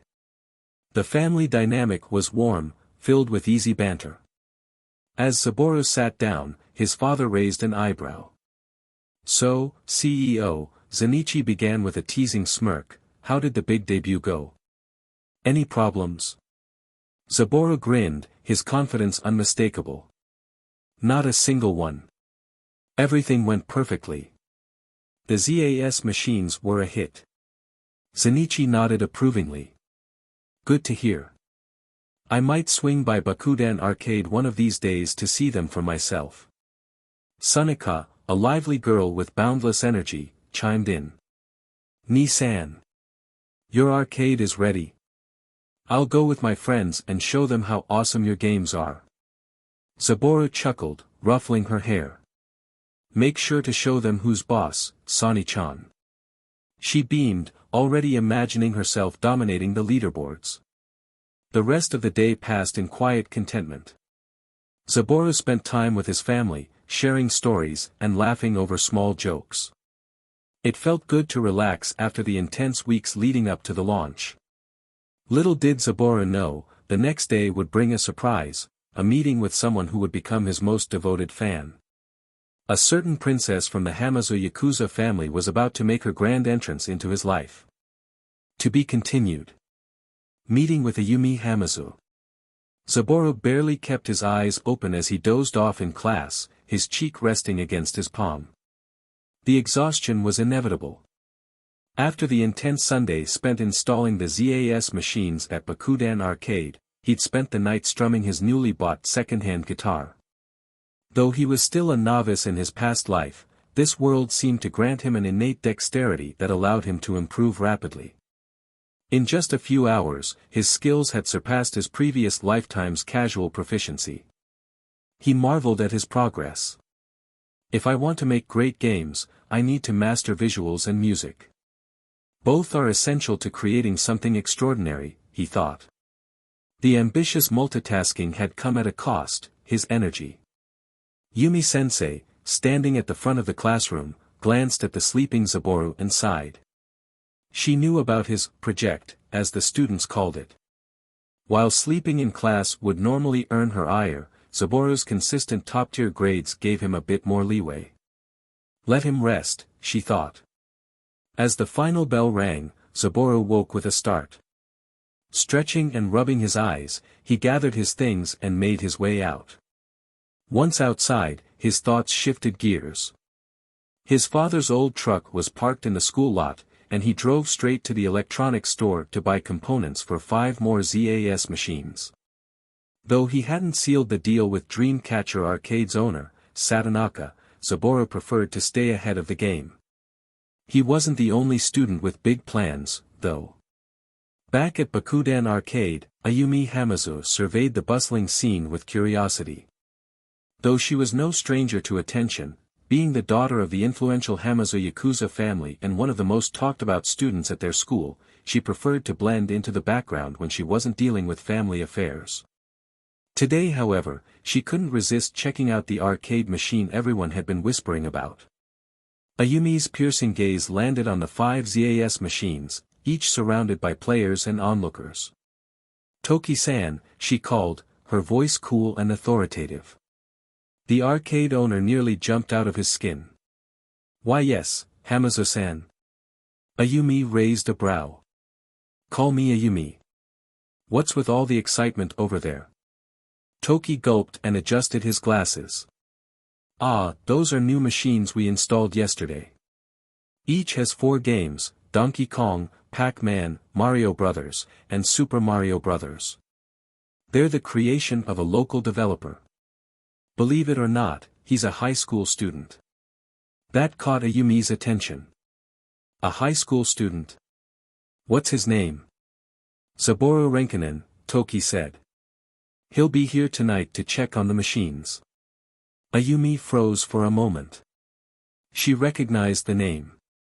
Saburo was in her year at school, though their paths rarely crossed.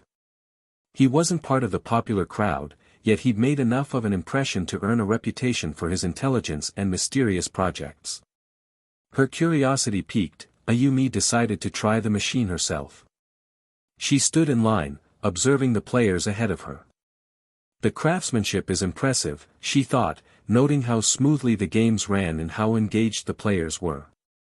When her turn finally came, Ayumi stepped up to the machine, inserted a 10-yen coin, and explored the game menu. The vibrant animations accompanying each game choice intrigued her, as did the sound effects that played when she highlighted a title. She selected Pac-Man first. As she guided the little yellow character through the maze, avoiding ghosts and collecting pellets, she marveled at how intuitive the controls were. The game was deceptively simple yet utterly addictive. Ayumi found herself leaning closer, her focus sharpening as the levels grew harder. Next, she murmured, exiting Pac-Man and selecting Donkey Kong. The shift in style was immediate, and Ayumi grinned as she maneuvered the iconic Jumpman up ladders, dodging barrels thrown by the titular ape.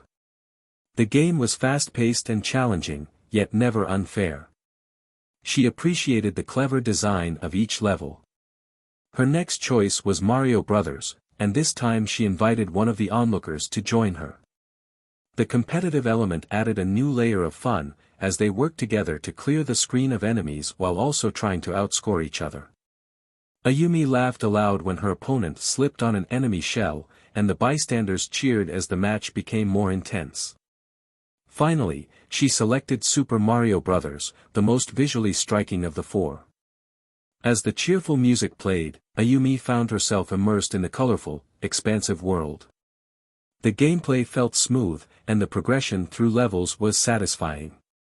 Each jump, stomp, and power-up added to her excitement. By the time she finished, Ayumi was thoroughly impressed. This isn't just a game, it's an experience, she thought. She turned back to Toki. This Saburo Renkinen, he's will come here tonight isn't he? Toki blinked. Yes, he is. Ayumi smirked, a spark of determination lighting in her eyes. I need to meet him.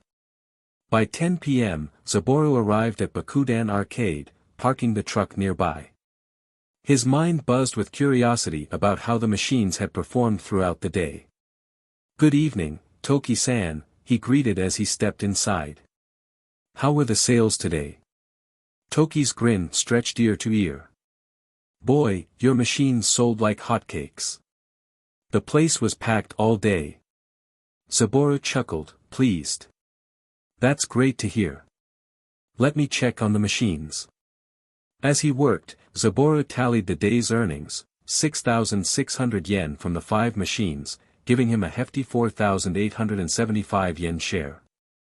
Toki, though earning less, was thrilled with the extra food sales and the buzz the machines had brought to the arcade.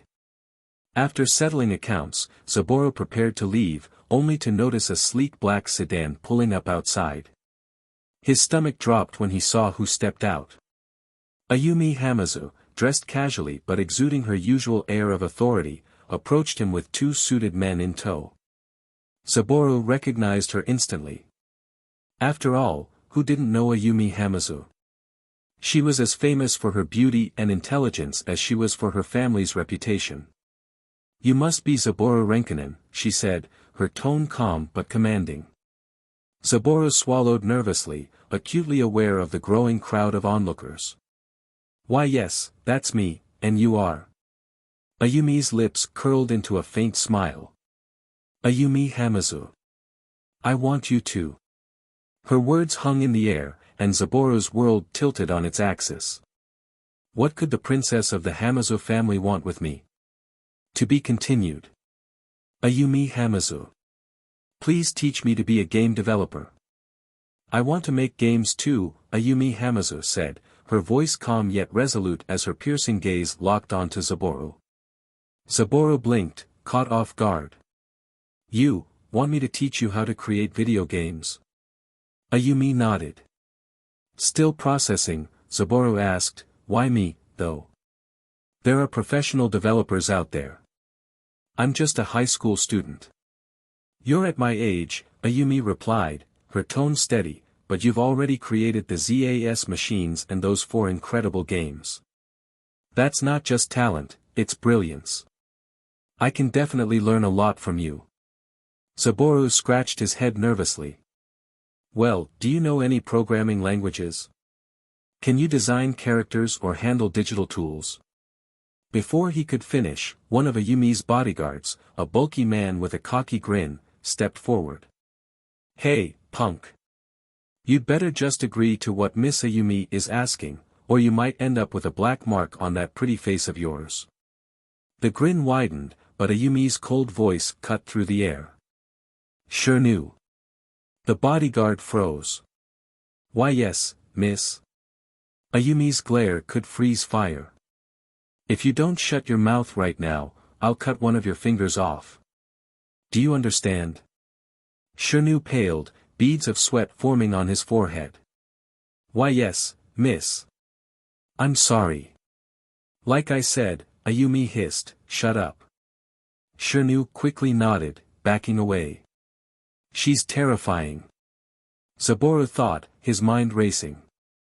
Ayumi turned her focus back to him, her demeanor softening slightly. To answer your question, I've been studying programming languages and digital art on my own. I can play music too. I've always wanted to make games, but I'm not good enough to do it on my own yet. Her eyes shone with a mix of determination and vulnerability. Zaboru could see it clearly, her genuine passion for gaming. It wasn't just a hobby for her, it was a dream. She's scary as hell, and yeah, she's Yakuza, but she's serious about making games. I can't ignore that, Zaboru thought. He sighed, finally making up his mind. Fine, Hamazu-san. Let me make you an offer. Right now, I'm building 5 more arcade machines at home. You can come watch me work and learn from me. I'll teach you the basics of game development, programming, design, and even hardware, but in return, I'll need your help with creating new machines, consoles, and games. Oh, and I won't be paying you. Consider it the price for learning from me. Ayumi's lips curled into a sly smile. Interesting.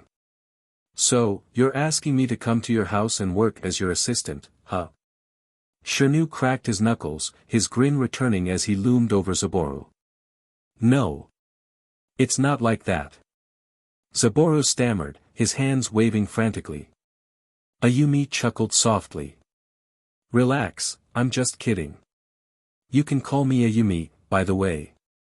Calling me Hamazu might cause misunderstandings. Zaboru nodded quickly.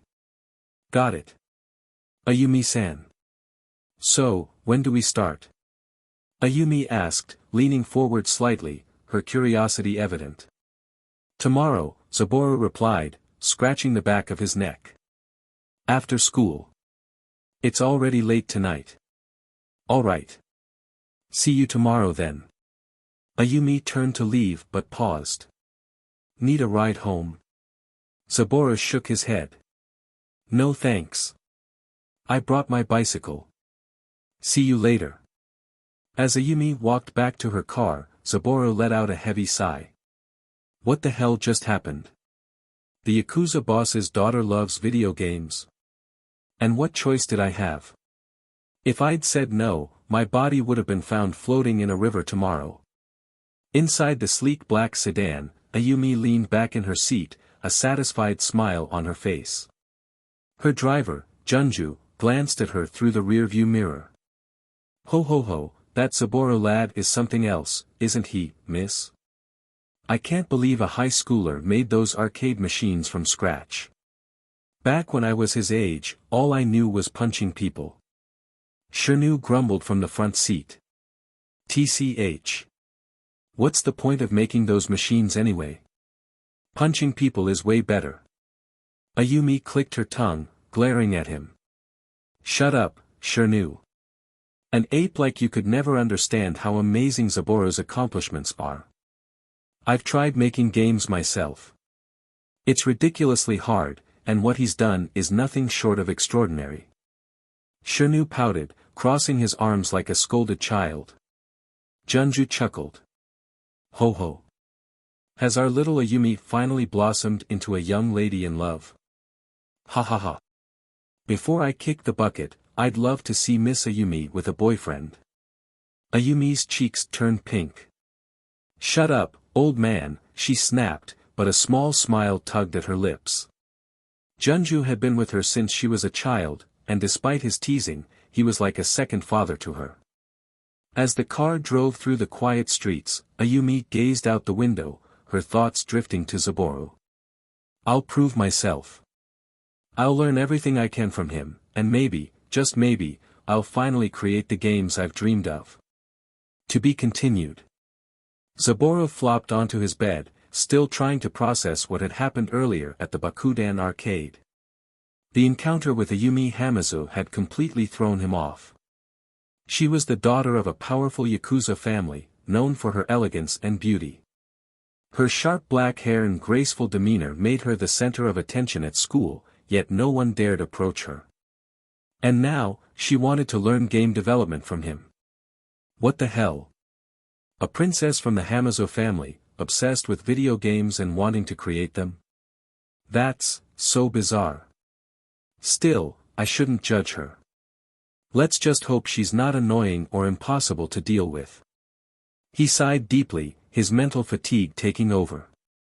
Normally, he'd unwind with music or jot down game ideas, but tonight, he simply turned off the lights and drifted into a much-needed sleep. The next morning, Saburo woke up earlier than usual. Refreshed, he showered, ate a quick breakfast, and headed to school. Staying up late hadn't been an issue last night, so he managed to stay awake in class. Not that he was paying much attention. His notebook quickly became filled with more sketches and notes for the ZEPS, Zage Entertainment Playing System, his custom gaming console. His mind wandered to bigger ambitions, expanding his reach, creating a company, and building something that could leave a legacy. Then he froze, his pencil pausing mid-stroke. Oh crap. I never told Ayumi my address.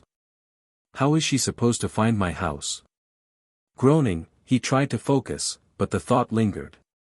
When school ended, Saburo pedaled toward the gate on his bike, eager to get home and fix the situation. Suddenly, Ayumi stepped in front of him, her composed smile as radiant as ever. Hello, Saburo. Let's go to your house together. The nearby students gasped. Whispers erupted like wildfire. Did Ayumi Hamazu just say she's going to Saburo's house? Wait, the Yakuza princess is going with him. Saburo stiffened, acutely aware of the attention. Ayumi-san, could you not say it like that? You're going to make this worse. Ayumi chuckled lightly, clearly unfazed by the scene. Oh, come on. Anyway, let's take my car. But what about my bike? She tilted her head slightly, as if considering the question. I'll have someone deliver it to your house. Don't worry about it. Saburo hesitated. He didn't doubt Ayumi's ability to make it happen, but he was still attached to his bike. Fine. Just, make sure it gets there, okay? It's important to me. She nodded, her smile softening. Moments later, a sleek black sedan pulled up to the school gate. A tall, older man stepped out, bowing politely. Ho, you must be Saburo. My name is Junju. I'm Ayumi-sama's driver. Pleased to meet you. Hello, Junju-san, Saburo replied awkwardly, returning the bow. They climbed into the car, leaving the other students in stunned silence. The ride was quiet at first, an awkward tension hanging in the air. Saburo fiddled with his hands, unsure how to break the silence. Eventually, he spoke. Ayumi-san, why do you want to make video games? I get liking them, but making them is, really hard. The learning curve is steep, especially for beginners. Ayumi's expression softened as she looked at him.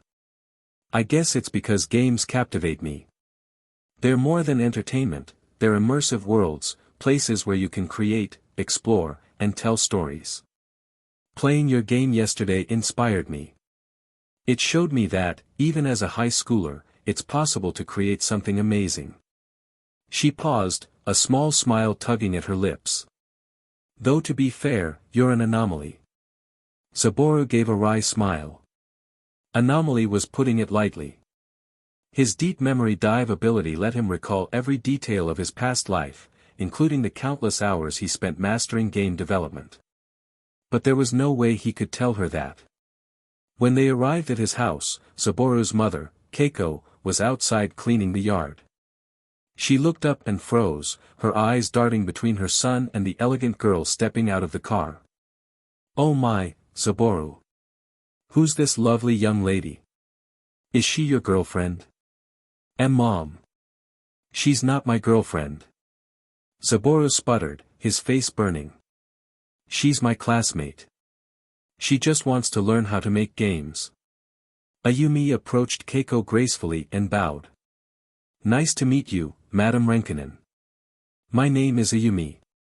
As Saburo said, I'd like to learn from him. I hope I'm not intruding. Keiko's face lit up. What a polite girl. Of course, it's no trouble at all. Saburo spends so much time in his workshop, I was starting to worry he didn't have any friends. Ho ho ho. Mom, please, Saburo groaned, his face now crimson. Let's just go, Ayumi. Ayumi nodded and bowed again before following Saburo to the garage. The garage was more than a workspace, it was Saburo's haven. The walls were lined with blueprints, circuit diagrams, and concept art for his projects. Tools and parts were organized meticulously, and several prototypes of the ZAS console sat on a long workbench. This is incredible, Ayumi whispered, her eyes wide as she took in the room. She walked to a wall covered in blueprints, her fingers lightly tracing the lines. You did all of this yourself? Saburo nodded. Yeah. It's taken a lot of time, but I'm almost done assembling the internal components for the ZAS. Here, let me show you. He picked up a motherboard and began explaining each component, from the processor to the custom-designed graphics chip. Ayumi listened intently, occasionally asking questions or confirming details. Saburo was surprised at how quickly she grasped the concepts. Wow, Ayumi said, jotting down notes in her notebook. I didn't realize how intricate this was. But it's exciting. I feel like I'm learning so much. Saburo gave her a rare smile. You're doing well. Most people would have been overwhelmed by now. Hours passed as Ayumi continued to observe and assist. She was careful not to disturb Saburo's flow, stepping in only when needed. Her eagerness to learn impressed him, and he found himself growing less wary of her presence. Just as the sun began to set, Keiko entered with a tray of snacks and drinks. She beamed at the sight of Ayumi and Saburo working side by side. You two look like a married couple already, she teased, setting the tray down. Mom! Saburo groaned, nearly dropping a screwdriver. Ayumi chuckled softly but said nothing, sipping her tea instead. By the time night fell, Ayumi stood to leave, stretching slightly. Thank you, Saburo. I've learned so much today. I hope I can continue tomorrow. Saburo nodded. Yeah, sure. Just, don't cause a scene at school again, okay? She laughed lightly. No promises. See you tomorrow. As her car disappeared down the street, Saburo sighed, only to hear Keiko's teasing voice. She's lovely, Saburo. Maybe I'll have a granddaughter in 5 years. Mom, stop, he groaned, retreating to his workshop. Despite his embarrassment, he couldn't help but feel a small sense of pride. For the first time in a while, he felt like his work was being truly appreciated. To be continued. Toki's offer. After wrapping up his day with Ayumi, Saburo decided to visit Bakuden Arcade to check on his machines and collect the day's earnings. Cycling through the streets, he felt a mix of pride and anticipation. His bike, which had been left at school, was now back home, thanks to Ayumi's team, who had kindly delivered it earlier. When he arrived at the arcade, the atmosphere was lively, with groups of players gathered around the machines. Spotting Toki behind the counter, Saburo greeted him with a smile. Hello, Toki-san, he said, walking over to the ZAS machines. Hey, Saburo. Perfect timing. Toki called out, waving enthusiastically. Saburo started inspecting the machines, checking their condition and the earnings for the day. His eyes widened as he saw the numbers. Each machine had earned 2,000 yen, and with 5 machines, the total was an impressive 10,000 yen for the day. This much? It's almost double what they made yesterday. Saburo thought, stunned by the rapid increase in revenue. Toki approached him, a wide grin on his face. Your ZAS machines are a hit, Saburo. So many people came in just to play them today. Honestly, I don't think 5 machines are enough anymore. What do you think? Can you make me more? Saburo hesitated, frowning slightly. I don't think I can, Toki-san. I've got too much on my plate right now. Toki sighed, nodding in understanding. While he had expected this response, he couldn't help but feel a little disappointed. The ZAS machines had transformed his arcade, drawing in crowds and boosting food and drink sales. However, the success of ZAS also highlighted a problem: his other arcade machines were being neglected. Most players either played casually or waited their turn for ZAS, leaving the other games idle. Though ZAS was raking in money, Toki only received 25% of the earnings, as per their agreement.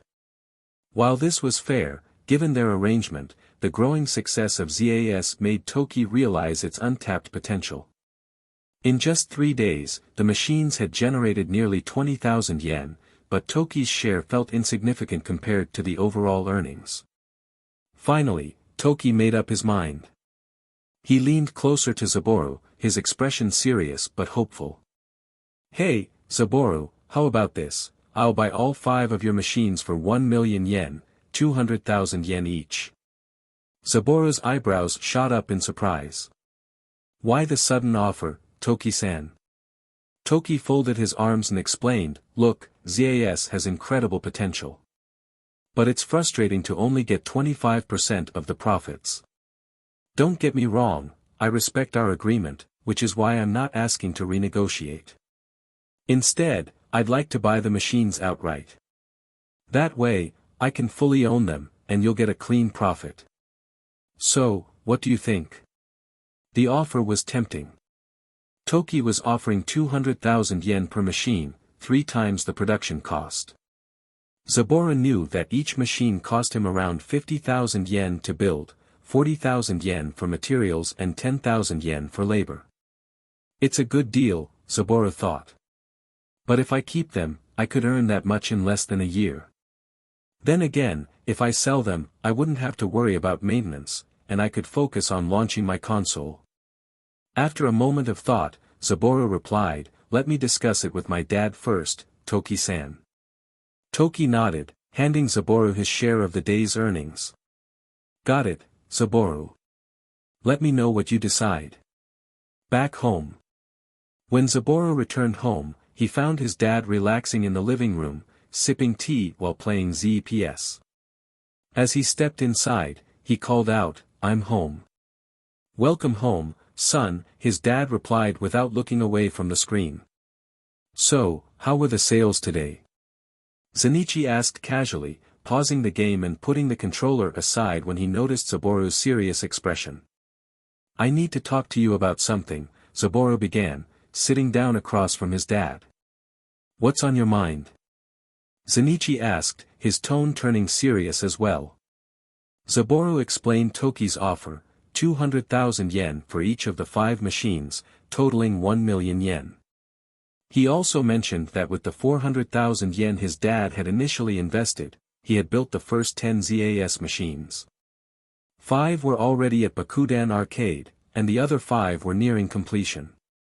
Saburo planned to offer the new machines to Dreamcatcher Arcade, run by Satonaka. Zenichi listened intently, nodding as Saburo laid out the details.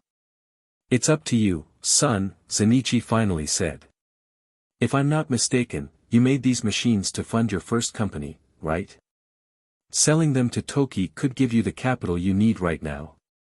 Sure, you'd earn more in the long run if you held on to them, but this way, you get a guaranteed 1 million yen up front. If you sell the other 5 machines to Satonaka for the same price, you'd have 2 million yen, enough to start a small company and hire a couple of employees. Saburo hesitated. But don't I still owe you the 400,000 yen you invested? Zenichi waved his hand dismissively.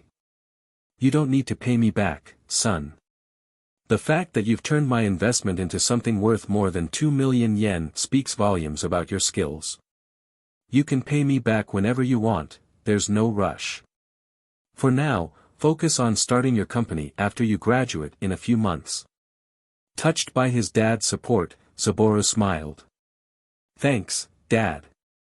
I won't let you down. Zenichi nodded and picked up his controller again. I know you won't.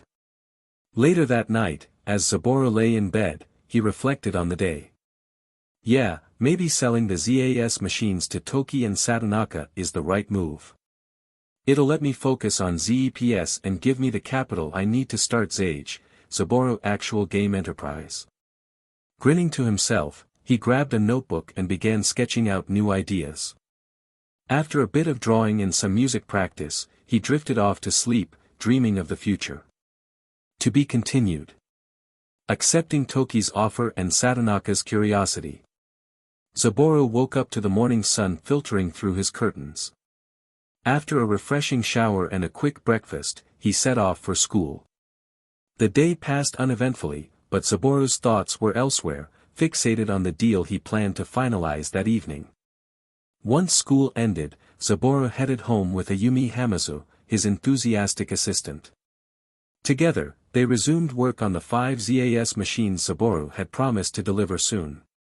Ayumi, despite her background as a Yakuza princess, had shown remarkable dedication and aptitude. She asked sharp questions and handled components with growing confidence. Saburo couldn't help but admire her progress. By the time the 5th machine was half complete, night had fallen. Satisfied with their work, Saburo decided it was time to head to Bakudan Arcade to finalize his deal with Toki.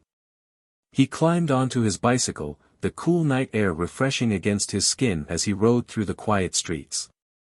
Upon arriving at the arcade, Saburo was greeted by the usual buzz of customers crowding around the ZAS machines.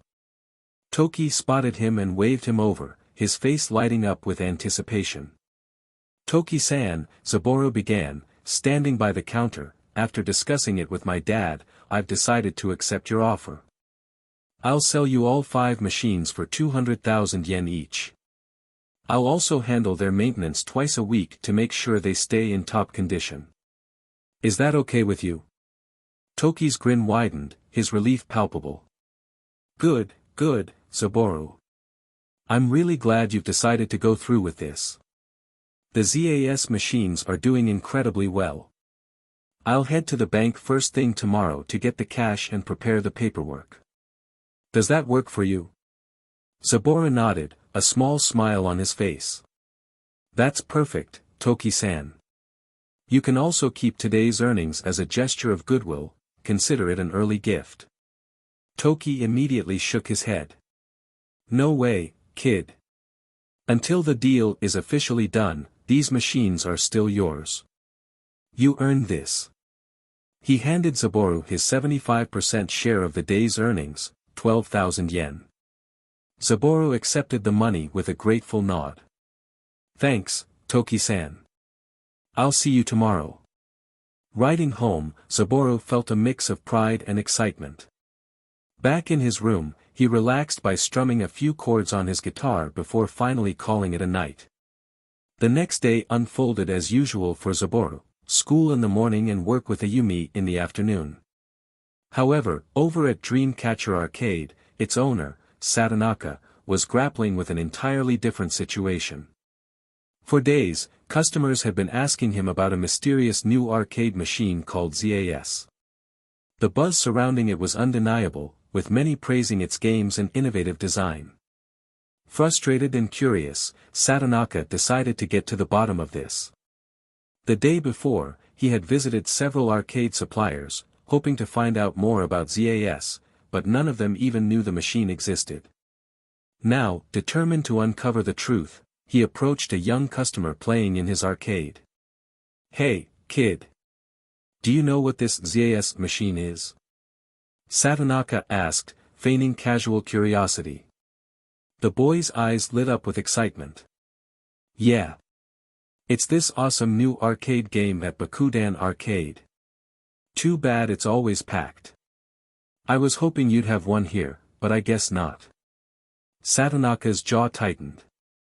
Bakudan. Toki's arcade. What is that guy hiding from me? Without wasting any time, he stormed into his office and barked orders at his part-time employee. Sawazuki, keep an eye on the arcade. I've got something urgent to take care of. Got it, boss, Sawazuki replied, though his confusion was evident. Satonaka grabbed his keys and drove straight to Bakudan Arcade. It was a short 25-minute ride, but his impatience made it feel longer. When he arrived, the scene before him left him stunned. 5 sleek black and yellow machines were surrounded by eager players, both kids and adults, with a line stretching across the room. The energy in the arcade was palpable. What the hell is this? Satonaka muttered, scowling as he pushed his way closer. At that moment, Toki, who had just returned from the bank, spotted him and smirked. Well. If it isn't the owner of Dreamcatcher. What brings you to my humble little arcade? Satonaka narrowed his eyes. Don't play dumb with me, Toki. What are those machines, and where did you get them? Toki adjusted his glasses, his grin widening.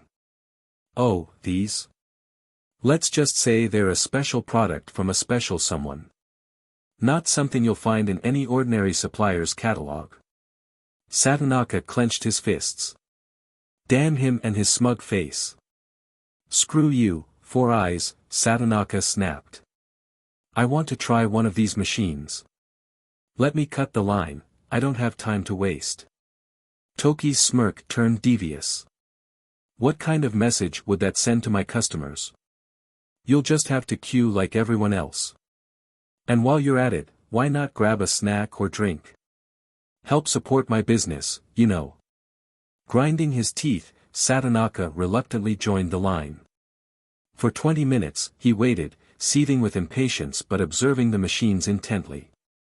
The players were engrossed, and he noticed something unusual, each machine housed 4 games. When it was finally his turn, Satonaka stepped up to the machine, inserted a 10-yen coin, and selected Pac-Man. The graphics were crisp, the controls smooth, and the gameplay addictive.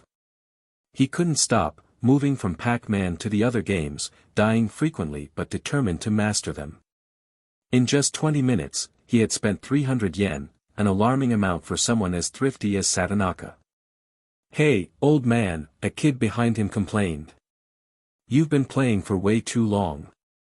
The rule is 15 minutes per person. Let someone else have a turn. Reluctantly, Satonaka stepped away, though his mind raced. These machines are incredible. But where the hell did Toki get them? Without a word, Satonaka left the arcade and headed back to Dreamcatcher. He needed to figure out a plan, and fast.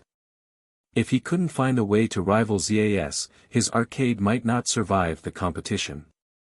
Meanwhile, Zaboru, oblivious to the growing storm, was busy finalizing the last details on the new ZAS machines for Satonaka's arcade, completely unaware of how much chaos his creation was causing. Friday afternoon marked another step forward for Zaboru.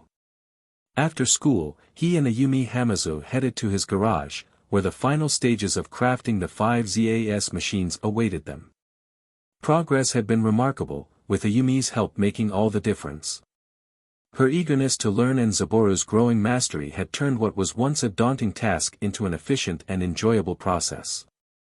All that remained were the final calibrations, and Zaboru estimated they'd be completed by Saturday afternoon.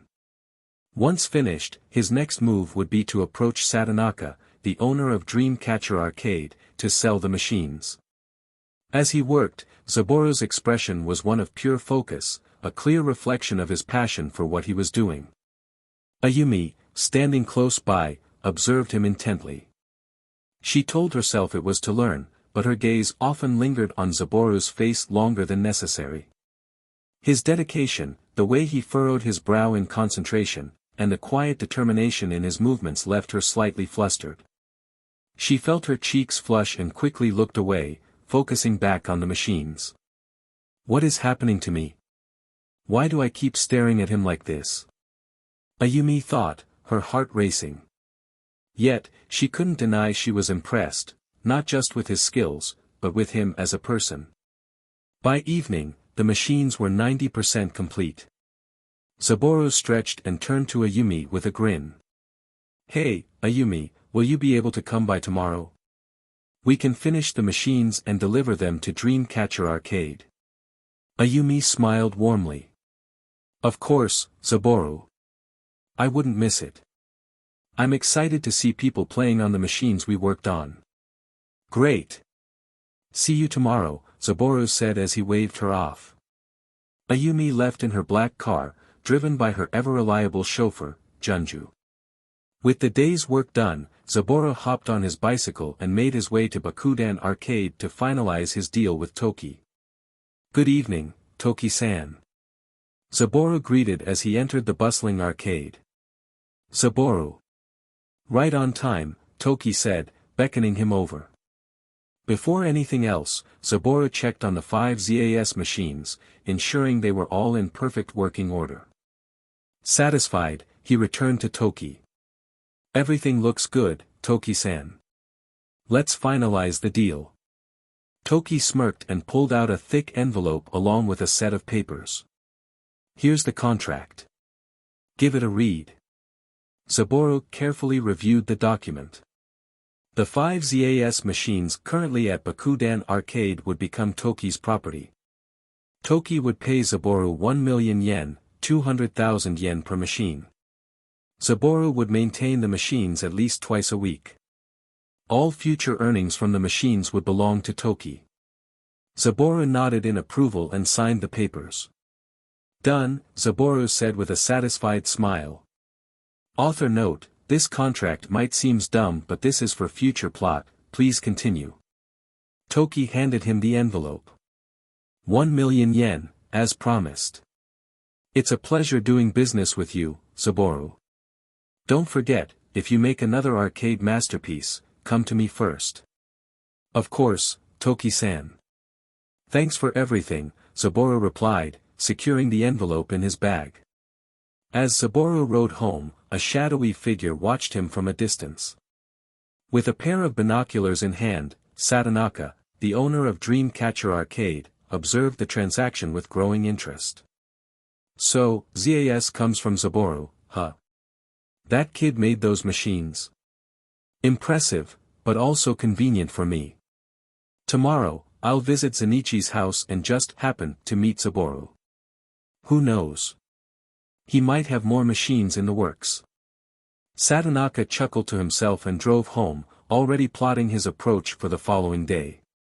When Saburo arrived home, he found his father, Zenichi, sitting in the living room with a cup of tea. On the ZEPS console, Zenichi was engrossed in a game of Pac-Man. "Hey, Saburo," Zenichi greeted, noticing the bag slung over his son's shoulder. "Is that the money from Toki?" "Yep." Saburo said with a wide grin, placing the bag on the table. 1 million yen. I still can't believe I made this much money. Zenichi chuckled, setting down the controller. "Congratulations, CEO. This is just the first of many millions you'll earn, right?" "Absolutely," Saburo replied, his tone full of confidence. "This is just the beginning, Dad. You'll see." Zenichi smiled, a spark of pride lighting up his eyes. "This boy's going to make it big. I'm sure of it." Later that night, Saburo sat in his room with the bag of money beside him. He picked up his guitar and played a few upbeat tunes, the joy of his success flowing through each note. Afterward, he switched to sketching out new game ideas. Occasionally, he glanced at the bag of cash and couldn't help but grin. It was a moment of pure satisfaction, a taste of what was. The completion of the 5 ZAS machines and a visit from Satonaka. The morning sunlight filtered into Saburo's room as he woke up feeling refreshed and determined. It was Saturday, no school, and the perfect day to finalize his latest masterpiece. After a hearty breakfast with his family, Zenichi, Keiko, and Sunika, Saburo quickly made his way to the garage. At 8 a.m., he began calibrating the ZAS machines. The process required precision, and Saburo dove into the work with full focus. By 9 a.m., Ayumi arrived, as punctual as always, ready to assist. "Good morning, Saburo." Ayumi greeted with a bright smile, tying her hair back into a ponytail, a sure sign she was ready to get to work. "Morning, Ayumi. Let's finish these machines today." Saburo replied, already engrossed in the fine-tuning. The hours flew by as the two worked side by side, their movements synchronized from the days they had spent perfecting the machines together. By 1 p.m., the last calibration was complete. "We did it!" Saburo exclaimed, a wide grin on his face. He raised his hand for a high five, which Ayumi returned with a soft chuckle. "Finally! Now we can take these to Satonaka," she said, visibly excited. But just as they were celebrating, a white van pulled up outside the house. A middle-aged man stepped out, and Saburo immediately recognized him. It was Satonaka, the owner of Dreamcatcher Arcade. Zenichi, who had been tending to his plants, greeted the visitor. "Oh, Satonaka, how do you do?" "Zenichi, my old friend." Satonaka replied with a grin. "I heard from some very reliable sources that your son has been making arcade machines. Is it true?" Zenichi nodded, gesturing toward the garage. "It's true. He's finished 5 of them." Satonaka's eyes widened as he approached the garage. These are the famous ZAS machines from Toki's arcade, aren't they?" he asked, his voice tinged with awe. Saburo stepped forward, slightly surprised but not displeased by Satonaka's sudden visit. "You're right, Satonaka-san.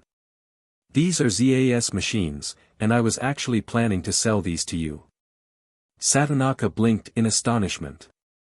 "You were? I thought you were exclusive with Toki." Saburo shook his head with a polite smile. "Not at all. I just sold the first batch to Toki-san because his arcade is closest to my house. I've been working on this set with Ayumi Hamazu here to expand to other arcades." Hearing the name, Hamazu, Satonaka froze, glancing at the calm young woman beside Saburo. His face paled as he recognized her. "H. Hamazu? As in the Hamazu family?" he stammered. Ayumi nodded politely, her expression calm but firm. "Yes, I am Ayumi Hamazu. Pleased to meet you, Satonaka-san." Satonaka broke into a cold sweat, quickly bowing. "It's an honor, Hamazu-san." Saburo stepped in to ease the tension. "Ayumi's been a tremendous help with these machines, Satonaka-san. She's been learning a lot and contributing just as much." Ayumi smiled at Saburo's words, while Satonaka slowly relaxed. "Well, I'd like to test one of these machines, if that's all right," he said. Saburo nodded and powered on one of the ZAS machines. Satonaka eagerly began playing. Though he had already experienced the machine at Toki's arcade, using it here in its creator's garage gave him a fresh sense of admiration. After a few rounds, he turned to Saburo with an impressed look. "These machines are incredible. I want to buy all 5. How much are you asking?" 200,000 yen per machine, Satonaka-san, Saburo said confidently. "And just like with Toki-san, I'll handle maintenance twice a week." Satonaka nodded, calculating the cost in his head. 1,000,000 yen for 5 machines, reasonable, considering the demand for ZAS machines in my arcade. Deal. He then added, "However, I'll need until tomorrow to prepare. I need to clear some space in my arcade and arrange the payment. Is that all right?" "Of course," Saburo replied. "Take your time, Satonaka-san." Satisfied, Satonaka bid farewell. "Thank you, Saburo. And you too, Hamazu-san. Zenichi, always a pleasure." As Satonaka's van disappeared down the street, Zenichi walked into the garage. He greeted Ayumi with a polite nod. "Hamazu-san." Ayumi bowed slightly. "Please, call me Ayumi, Mr. Renkanen." "Very well, Ayumi," Zenichi replied. "Nice to meet you." I'm Zenichi Renkinen, Zaboru's father. Nice to meet you too, Mr. Renkinen, Ayumi said with a small smile. Turning to Zaboru, Zenichi observed the 5 completed machines. Looks like they're all sold. What's next? More machines, or something bigger? Zaboru grinned. Not more machines, Dad. I'm going to save up and prepare to start my own game company. Your own company? Ayumi asked, intrigued. Yeah. It's my dream. And when I make it happen, Ayumi, I'd like you to be my first employee, Zaboru said half-jokingly. Ayumi smiled, though she looked slightly hesitant. That's a kind offer, Zaboru. But my family expects me to attend college first. Zaboru nodded in understanding. Fair enough. By the time you graduate, maybe my company will already be one of the biggest. Ayumi chuckled. With your talent, I believe it will be. Zaboru blushed at her genuine words, scratching the back of his neck. Thank you, Ayumi. Zenichi watched the two with an amused grin. They're quite the pair. Though I imagine winning over her family won't be easy, he thought. Breaking the moment, Zenichi said, Ayumi, you've spent so much time in the garage. Why not come inside? I'd like to show you something special. Curious, Ayumi followed Zaboru and Zenichi into the house. In the living room, Ayumi's eyes widened as she saw the sleek black and gray console sitting on the table. Is that Mini ZS? She asked. Zaboru grinned. Not quite. This is my first home console, the ZEPS, Zage Entertainment Playing System. Zage stands for Zabo Actual Gaming Enterprise, my future company name. Ayumi was impressed. Wow, you're really prepared. She started playing on the console, marveling at its unique features. As Pac-Man consumed a special chip, the game screen erupted in vibrant flashes. Suddenly, a mysterious character in a black and gray suit, a pixelated Zabo man, appeared on the screen. He unleashed a series of powerful moves, eliminating the ghost in one clean shot. Ayumi gasped in surprise, gripping the controller tighter. Wait, what just happened? Who is that? Zaboru leaned in with a proud grin. That's Zabo Man, my own Easter egg character. He only appears in the home console version. I kept him out of the arcade machines to surprise players at home. Ayumi was astonished. You're always thinking ahead, aren't you? This is amazing. She continued playing, unable to hide her delight at discovering more of Zabo Man's unique moves. After a few minutes, she turned to Zaboru with an eager expression. Can I get a ZEPS for myself? I'll pay you 200,000 yen for it. Zaboru's smile faded slightly. I'm sorry, Ayumi. I can't sell this to you right now. I'm planning to release a new version to the market in a few months. I want this one to stay special, a part of my personal collection. Ayumi's expression fell, her excitement dimming. Oh, I see. The air grew tense as Ayumi looked away, her disappointment clear. Before Zaboru could say anything more, Zenichi walked into the room and smacked him on the back of the head. Zaboru, are you serious? This girl helped you for free all week, and you can't even give her one console. Where's your gratitude? Clutching his head, Zaboru protested, Ouch, Dad. I was just trying to keep this one special. Zenichi's glare softened but remained firm. Think about it. Ayumi's been by your side, supporting you without asking for anything in return. The least you can do is show her some appreciation. Realizing his mistake, Zaboru sighed. You're right, Dad. Ayumi, I'll make you a ZEPS after we sell the ZAS machines tomorrow. No charge. Think of it as a thank you for everything you've done. Ayumi's face lit up with a smile. Thank you, Zaboru. And thank you, Renkinen-san. Just call me Zenichi, Zenichi said with a grin, leaving them to play as he returned to his plants, thinking to himself, go get her, son. Complete transaction of 5 ZAS for Dreamcatcher Arcade. After promising Ayumi earlier in the afternoon that he would make one of the ZEPS for her, Saburo found himself brainstorming about his future. Sitting in his bedroom, he began to envision his first company. The idea of creating a business filled him with excitement and determination.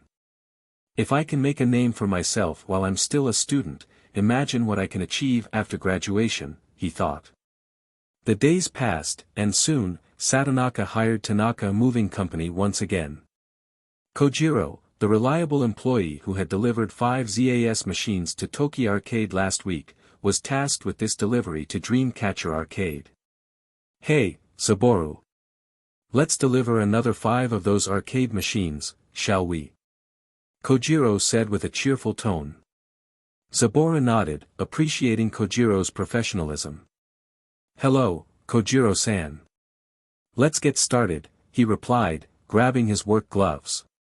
Together, they began loading the 5 ZAS machines onto the truck. The ride to Dreamcatcher Arcade was smooth but slow. Kojiro was cautious, taking extra care to ensure the machines remained undamaged during the 30-minute journey. When they arrived, Satonaka was already waiting for them outside the arcade. He waved enthusiastically and approached as the truck pulled into the parking lot. Right on time, Kojiro-san. Satonaka said with a grin. With a team effort, Kojiro, Saburo, and Satonaka unloaded the machines. Satonaka had already prepared a designated area inside his arcade where the ZAS units would be installed. After paying Kojiro for his services, Satonaka turned to Saburo. Alright, kid, let's get these beauties set up. Saburo got to work immediately. Over the next 25 minutes, he carefully connected cables, calibrated the settings, and ensured each machine was fully operational. His experience installing the ZAS units at Toki Arcade made the process smoother and more efficient this time. As Saburo finished the last machine, Satonaka clapped him on the back. That's some fine work, kid. I can already tell these machines are going to bring in the crowds. Just as he spoke, a group of children who had been eagerly waiting outside rushed into the arcade. They had seen Satonaka's poster announcing the arrival of ZAS and were buzzing with excitement. Wow! It's really here, one of them exclaimed, his eyes lighting up as he spotted the machines. Without hesitation, they began feeding 10-yen coins into the slots, their laughter and shouts filling the room. Satonaka watched the scene with a satisfied smile. Your machines are something else, kid. Let's finalize the paperwork. He handed Saburo a contract, nearly identical to the one Toki had given him earlier. Without hesitation, Saburo signed it. Done, Satonaka-san, Saburo said, handing the contract back. Author note, this contract might seem dumb but this is for future plot, please continue.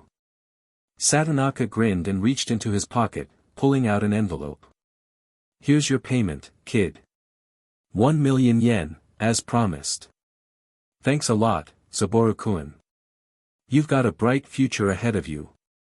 Saburo accepted the envelope, his heart racing as he realized the significance of the moment. With this payment, he had successfully sold all 10 of his ZAS machines and earned 2 million yen in total. As he left the arcade, Saburo couldn't help but feel a deep sense of accomplishment. His first venture was a resounding success, and it was just the beginning. The sun was shining brightly as Saburo hummed a tune from his previous life, his mood lifted by the tremendous success of his ZAS machines.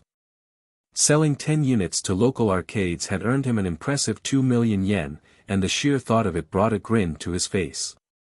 2 million yen, he muttered to himself. This is just the beginning. As he paced around the house, an idea struck him. I promised Ayumi I'd make her a ZEPS, didn't I? Guess it's time to keep that promise. He grabbed his bag, threw on his jacket, and decided to take a walk to the usual electronics store. It wasn't far, but the journey gave him time to plan. On the way, He thought about all the improvements he could make to the ZEPS system for Ayumi, something that would stand out as a one-of-a-kind gift. At the electronics store, the familiar bell jingled as he stepped inside.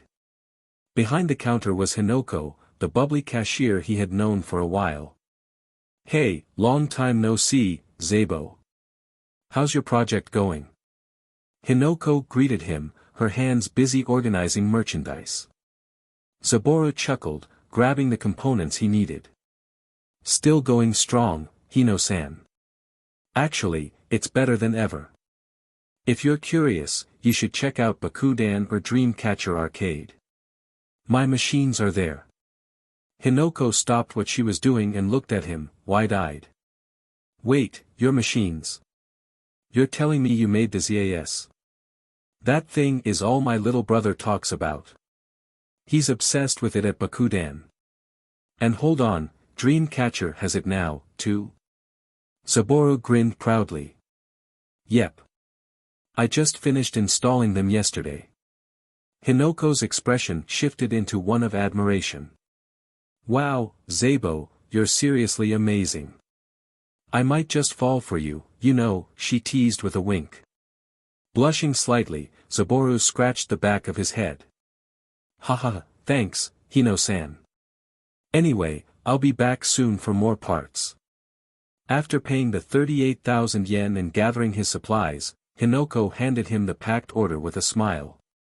"Come back anytime, Zabo. And keep being awesome." He nodded, thanked her, and made his way home. By the time Saburo got back, he was brimming with ideas. After downing a quick snack of milk and bread, he headed straight to the garage. Over time, the family garage had transformed into his personal workstation. His PC, tools, and various spare components were scattered across the space, giving it the appearance of a small factory. Setting everything down, Saburo got to work. His goal was ambitious: finish Ayumi's custom ZEPS and 4 games before midnight. "This will be my best work yet," he muttered, rolling up his sleeves.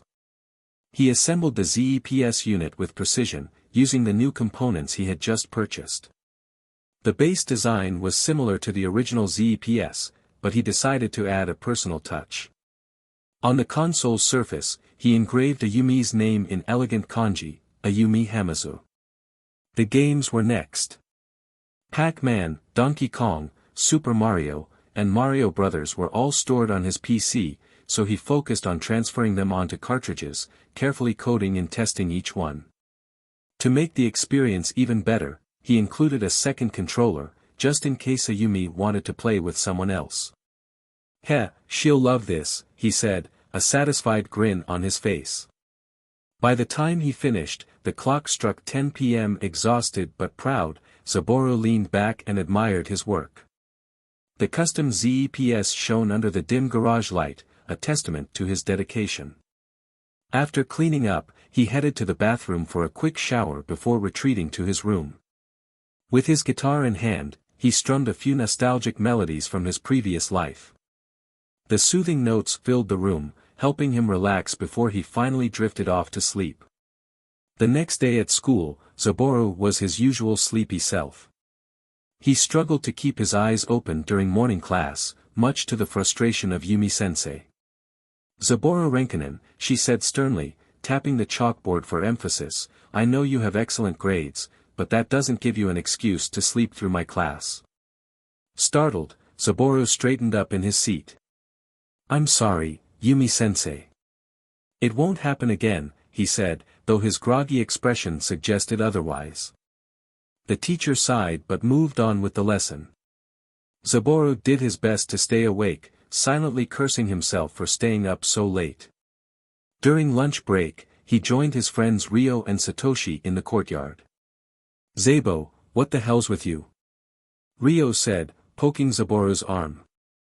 "You look like a zombie every morning. What are you even doing at night?" Satoshi leaned closer, his grin mischievous. "Bet you're sneaking in late-night gaming marathons or something." Saburo rolled his eyes. "If only it were that simple," he said with a sigh, deciding not to give them any more details. "Oh. Ryo raised an eyebrow. What's keeping you up, then? Wait, don't tell me it's got something to do with Ayumi Hamazu. Satoshi practically jumped in place. Ayumi? You're hanging out with Ayumi Hamazu? Saburo groaned and rubbed his temples. It's not what you think. And would you keep your voice down? Ryo smirked. Come on, man, spill the beans. Everyone's dying to know how you managed to get close to her. The whole school's talking about it. Yeah, Satoshi added, his tone dramatic. How did a guy like you snag the cold-hearted princess? You gotta teach me your ways, man. First of all, I didn't snag anyone, Saburo said, giving them both a deadpan look. Second of all, stop being weird about it, or I'm out of here. Ryo laughed. Alright, we'll drop it, for now. Changing the subject, Satoshi brought up the ZAS machines. By the way, have you guys tried that new arcade machine? It's awesome. I got the third highest score on Pac-Man at Bakudan Arcade. Ryo looked skeptical. You? High score? Yeah, right. Satoshi grinned. Believe it or not, my name's up there. Check the leaderboard. What about you, Saburo? Ryo asked. Have you tried it? Saburo hesitated. Yeah, I've played it. It's impressive, he said, keeping his role as the creator under wraps. You know, it's too bad there are only 5 machines at Bakudan, Ryo said. There are 5 more at Dreamcatcher, Saburo said casually. They were installed yesterday. Ryo and Satoshi's eyes widened. Seriously? Let's go check it out after school. I can't, Saburo said, shaking his head. I've got some things to do. Ah, the things only Saburo knows how to do, Ryo teased. Satoshi sighed dramatically. Ah, well. We'll just have to dream of a life as cool as yours, Zabo. Yeah, Saburo said, waving them off. After school, Saburo waited by the gate with his bike. When Ayumi arrived, she smiled warmly. Good day, Saburo, she greeted. Good day, Ayumi. By the way, the thing I promised you yesterday is ready. If you're free, you can come to my house and pick it up, Saburo said. Ayumi's eyes widened in surprise. Already? You're amazing, Saburo. I'll definitely come by later. Her car arrived, driven by Junju. As she got in, she asked, Do you want a ride? Saburo shook his head. No thanks, Ayumi. I'll see you later. With a wave, they went their separate ways, the anticipation of the evening lingering in the air. To be continued. Ayumi's Zeps. Saburo arrived home and quickly fixed himself a light lunch, but he could barely eat. His mind was preoccupied with Ayumi's impending visit. Restless, he grabbed his guitar, strumming aimlessly as he tried to distract himself.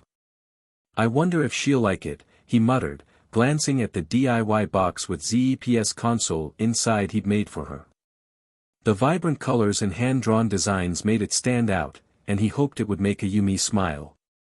Meanwhile, at Hamazu HQ, Ayumi was seated in the grand family meeting room, facing her doting grandfather, Azai Hamazu, and her strict father, Akira Hamazu. The atmosphere in the room was an odd mix of warmth and tension. Greetings, Aji-sama, Ota-sama, Ayumi said, bowing respectfully. Azai, the legendary figure who had maintained balance in the underworld for decades, burst into a hearty laugh. Ho ho! Ayumi-chan, don't be so formal. Come here and let your grandfather spoil you, just like when you were little. Akira coughed to interrupt, his stern demeanor in stark contrast to his father's carefree attitude. Ota-sama, you're always spoiling her. It's not good for her future. Azai snorted dismissively. Shut up, you ungrateful son. Ayumi is an angel, unlike you. Akira sighed, clearly used to his father's antics. Turning to Ayumi, he asked, Ayumi, I've heard you've been spending time at a boy's house lately. Care to explain? Azai's eyes widened in excitement. What? Ayumi's interested in boys now? This boy must be something special. Caught off guard, Ayumi felt a wave of heat rush to her cheeks but decided to tell the truth. Yes, Aji-sama, Oto-sama. I've been visiting a boy's house, but it's not for dating or anything like that. He's teaching me about making video games. Akira frowned, skeptical. Ayumi, I've told you before, video games are a risky business. The crash of Atari has shown us that it's not a sustainable industry. Azai, on the other hand, grinned widely. Don't listen to him, Ayumi. Follow your dreams. If this boy is helping you achieve them, then keep learning from him. Ho ho. Thank you, Aji-sama, Ayumi said with a relieved smile. Azai leaned forward, his curiosity piqued. So, who is this boy? His name is Saburo Renkinen. He's a classmate of mine, Ayumi replied. Azai laughed heartily. Interesting. A boy your age, yet already skilled enough to impress you. Ho ho. Akira, ever the cautious one, narrowed his eyes. If you're planning to visit him again today, bring him here. I want to meet him and see if he has any guts. Ayumi's eyes widened in alarm. Oto-sama, that might. Don't worry about your father, Azai interrupted, waving his hand dismissively. Bring the boy here, and I'll make sure Akira behaves. If he doesn't, I'll have a word with his mother. Ho ho. Akira stiffened at the mention of his mother, a bead of sweat forming on his brow. Fine.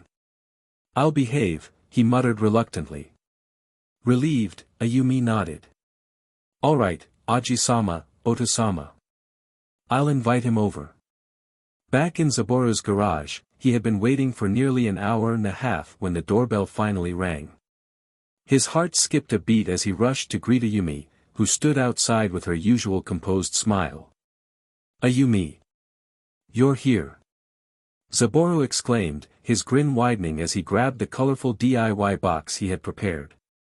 This is for you, your very own ZEPS, he said proudly, holding out the box. Ayumi's eyes sparkled as she examined the box. The hand-painted design featured an image of her playing ZEPS, with the kanji, for Ayumi, elegantly written on the side. Her heart swelled with emotion at the effort and thoughtfulness Saburo had poured into the gift. I don't know what to say, Ayumi said softly, her voice trembling slightly. She bowed deeply. Thank you, Saburo. I love it. Saburo shook his head, his cheeks reddening. No need to thank me. You've been such a big help with the ZAS project, it's only fair. Equivalent exchange, right? Ayumi smiled, holding the box close to her chest. Still, this means a lot to me. For a moment, they stood in a comfortable silence, but then Ayumi broke it with an unexpected request. Saburo, if it's not too much trouble, could you come to my house? My family wants to meet you, she said hesitantly, her tone filled with both hope and concern. Saburo froze, his mind racing. Her family? As in, the Hamazo family? The legendary underworld family? His mouth hung open, words failing him. Say what? Ayumi's expression softened. Don't worry. Aji-sama will make sure everything goes smoothly. You'll be fine. Saburo gulped, his nerves kicking in. I guess I can come, he said, though his voice betrayed his unease. Ayumi smiled, relieved. Thank you. I'll make sure you're treated well. As the weight of the situation settled on him, Saburo could only think of one thing: what have I gotten myself into now? To be continued. Saburo's guts. Saburo and Ayumi sat quietly in the sleek black car as Junju, Ayumi's loyal driver, navigated through the bustling streets. Saburo glanced at Ayumi, his curiosity bubbling over. Ayumi, why does your family suddenly want to meet me? He asked hesitantly. Ayumi seemed troubled, avoiding his gaze, but Junju chuckled and answered in her place. Ho ho, that's because you're the first boy Ayumi-sama has chosen to spend time with.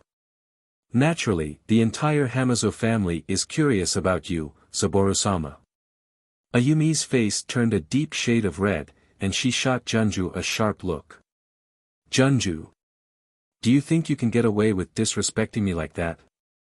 Junju only laughed. Forgive these old bones, Ayumi-sama. Ho ho ho. Saburo stifled a laugh as Ayumi clicked her tongue in irritation. Meanwhile, his thoughts raced. So she doesn't have male friends? Of course, she doesn't. She's literally ice to every guy she meets. He wisely kept this observation to himself, but Ayumi suddenly turned to him with narrowed eyes. You're thinking something rude, aren't you, Saburo? Saburo froze, sweat beading on his forehead. What? How does she know? And no, not at all. I was just, wondering what your house will look like. Ha ha. Ayumi sighed but let it slide. After a 25-minute drive, they arrived at the Hamazu estate. Saburo's jaw nearly dropped at the sight. The headquarters was massive, resembling an ancient Japanese castle with intricate wooden carvings, towering gates, and an air of untouchable grandeur. As they walked through the premises, Saburo couldn't help but notice the intimidating men lounging around. Their sharp eyes followed him with barely disguised suspicion, making him feel like a trespasser in forbidden territory. What's with all the glaring? Did I accidentally owe these guys money in a past life? Saburo thought nervously. Ayumi led him to the main family hall, where the core members of the Hamazu family awaited. At the center sat Azai Hamazu, the legendary family head, exuding a mix of wisdom and dominance. Beside him was Minami Hamazu, his wife, a dignified yet kind-looking elderly woman. Akira Hamazu, Ayumi's strict father, stood to one side, his sharp eyes studying Saburo like a hawk. Beside him was his wife, Kyuko, whose beauty and poise mirrored Ayumi's. Ayumi's older siblings, Akechi and Asumi, rounded out the intimidating gathering. Akechi, tall and stoic, was the spitting image of Akira, while Asumi radiated an overwhelming feminine allure that made Saburo's pulse race. Saburo and Ayumi sat down as servants poured tea. Azai grinned warmly. Welcome, kiddo, to the Hamazu family's humble abode. What do you think of our home, boy? Saburo swallowed nervously. It's a very cool house, he stammered. Akira clicked his tongue in irritation. Are you a man or not? Speak properly. Before Saburo could respond, Minami's icy glare silenced Akira. He coughed and pretended to sip his tea. Kyuko, smiling gently, addressed Saburo.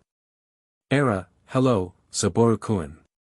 Thank you for taking care of Ayumi every day. Saburo bowed slightly. And not at all, Hamazu-san. Ayumi is the one helping me.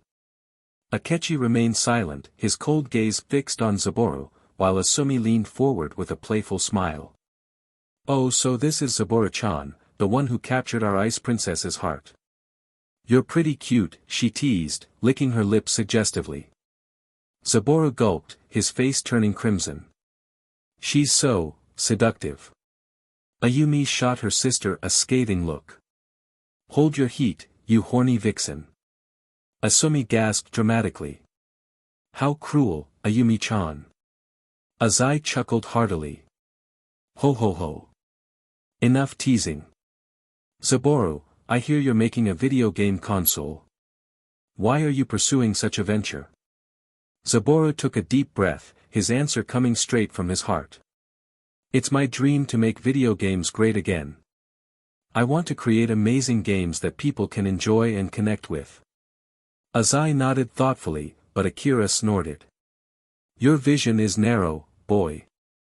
Video games are a dying industry. The crash of Atari proved that. Movies and television are far more profitable and impactful. Ayumi trembled slightly, the harsh words clearly wounding her. But before Zaboru could think twice, something inside him ignited, a surge of courage born from the knowledge that he'd already faced death once. With all due respect, Hamazo-san, I think it's you who's being narrow-minded, Zaboru said firmly. Video games have untapped potential that could surpass movies and television. The crash wasn't the end, it was a setback. What the industry needs is the right fuel to ignite it again, and I'll be the one to light that fire. The room fell into stunned silence. Akira's aura darkened as he leaned forward. You dare speak to me like that, boy? Do you want to be floating in a river tomorrow? Despite the fear prickling at his spine, Zaboru stood his ground. Threatening a high schooler because you lost an argument?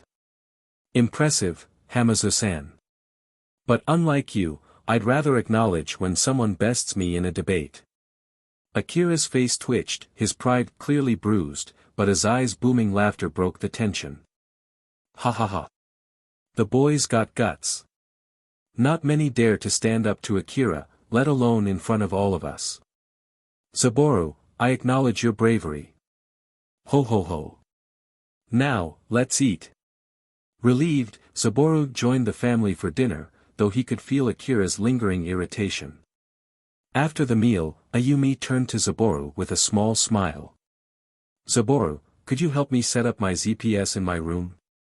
Zaboru froze, his brain short-circuiting. Why your room? Before he could process the implications, Akechi stepped forward, his expression unreadable. I'll be there to make sure nothing inappropriate happens. Zaboru gulped again, feeling like he was walking straight into a lion's den. To be continued. Zaboru at the Hamazo headquarters. Zaboru followed Ayumi, who carried her personalized ZEPS box, while Akechi trailed behind them in silence. The atmosphere felt heavy, with Akechi's stoic presence making it increasingly awkward.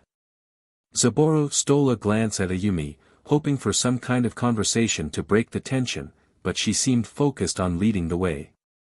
After walking through the quiet hallways, they arrived at Ayumi's bedroom. Ayumi unlocked the door, and the three of them stepped inside. Zaboru looked around, curious about how Ayumi lived. Her room was neat and elegant, with purple as the dominant color.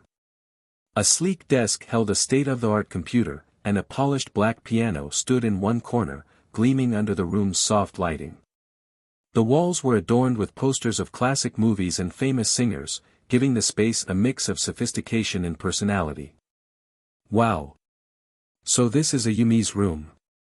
Zaboru thought, impressed by how everything seemed to match her character perfectly. Ayumi carried the ZEPS box to the TV and placed it on the console table.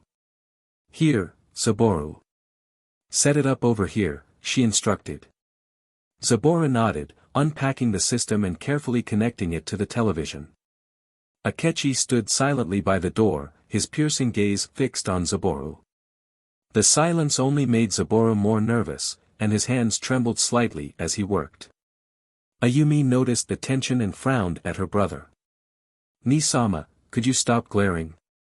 You're making him uncomfortable. Akechi blinked and looked away, though he didn't say a word.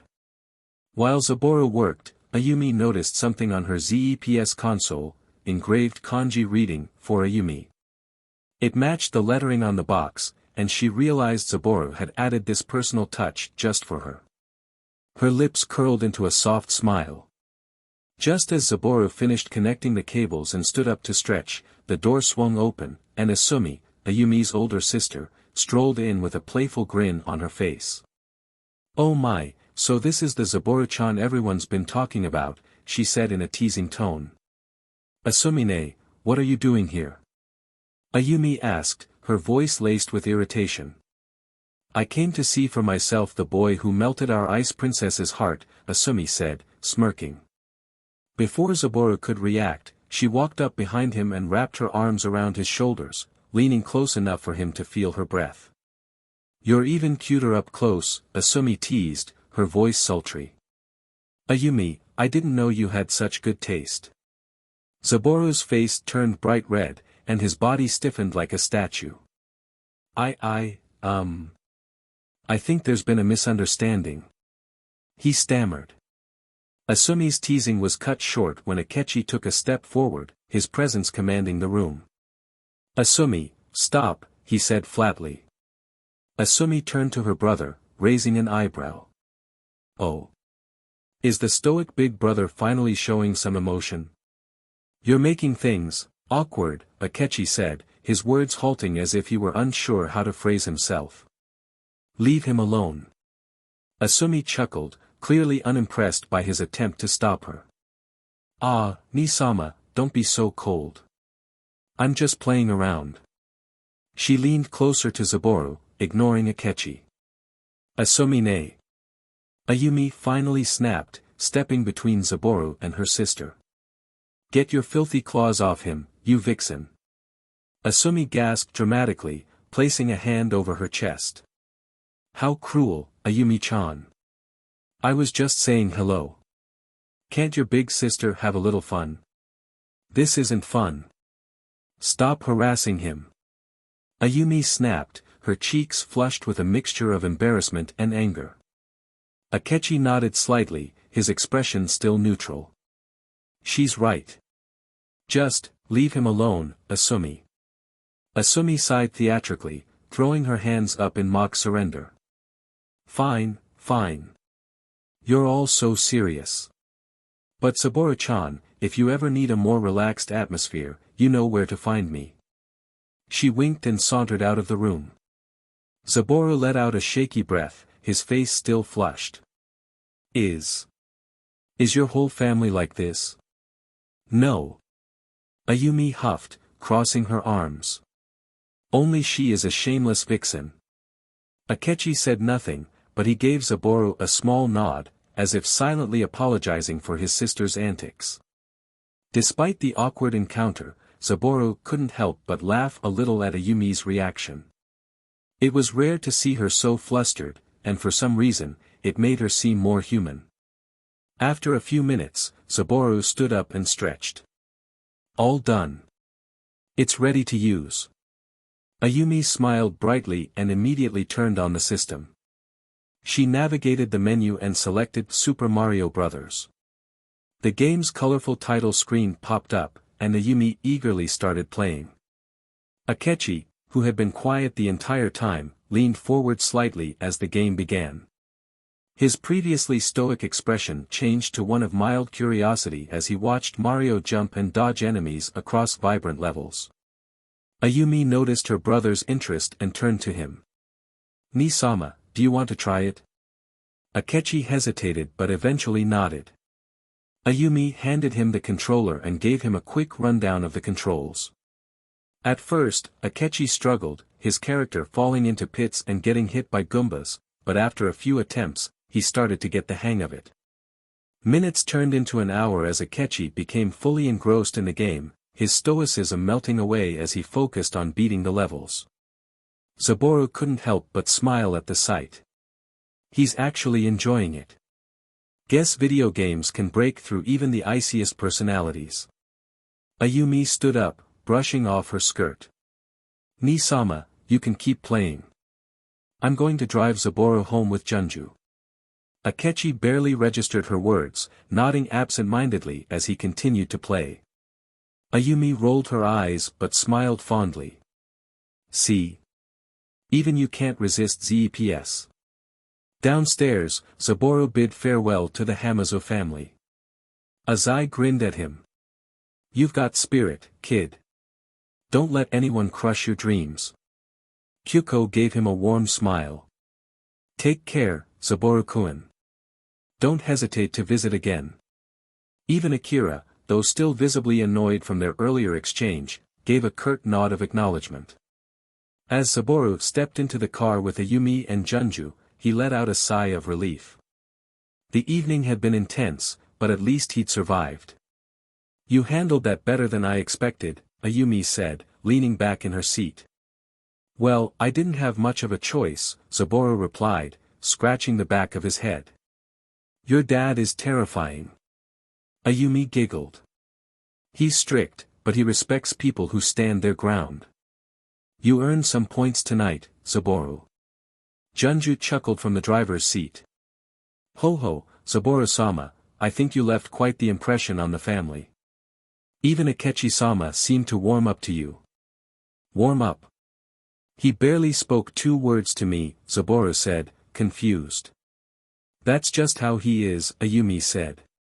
But the fact that he didn't stop you from leaving with me means he trusts you, at least a little. Saburo blinked. That's reassuring. Ayumi smirked. Don't worry. If you ever mess up, I'll protect you from Nisama. Her words hung in the air, leaving Saburo uncertain whether she was joking or serious. Saburo in the eyes of the Hamazo family. As the car carrying Saburo, Ayumi, and Junju disappeared down the driveway, the remaining Hamazo family members gathered in the main hall. The air buzzed with curiosity and opinions about their unusual guest. Azai, the family head, leaned back in his chair with a wide grin. So, what do you all think of the boy? Minami, the matriarch, sipped her tea delicately, her serene demeanor unchanging. He seems like a good young man, determined and passionate about his dreams. I truly believe he has the potential to succeed. Kyuko, Ayumi's mother, nodded in agreement. Yes, he's different. He genuinely seems to see Ayumi as a friend, not as someone to exploit for her position. In fact, she chuckled softly. He doesn't seem interested in her romantically at all, which is surprising given how beautiful Ayumi is. Azai let out a booming laugh. That's a relief. If he showed even a hint of lust for Ayumi, I'd have given him a lesson he wouldn't forget. The room echoed with chuckles, except for Akira, who crossed his arms and scowled. I didn't expect him to stand his ground against me like that. Either I'm going soft, or he's bolder than he looks. Kyuko placed a comforting hand on her husband's arm, her voice teasing. Don't worry, Akira-sama. You're still as intimidating and attractive as ever. Akira's cheeks turned red at the compliment, and he quickly cleared his throat, pretending to adjust his collar. Ahem. Well, he still caught me off guard. I'll admit that much. Azai's grin widened as he stroked his chin thoughtfully. He looked like a nervous wreck at first, but that boy has guts. I like that. Asumi, playing with a strand of her hair, chimed in with a mischievous smile. He's kind of cute, though. Maybe I should steal him from Ayumi. Her father, Akira, sighed heavily. Asumi, don't you already have, 3 boyfriends? Can you stop fooling around and act like a proper lady for once? Minami also shook her head, clearly exasperated. Asumi, you're going to give your poor parents a heart attack one day. Asumi waved them off nonchalantly.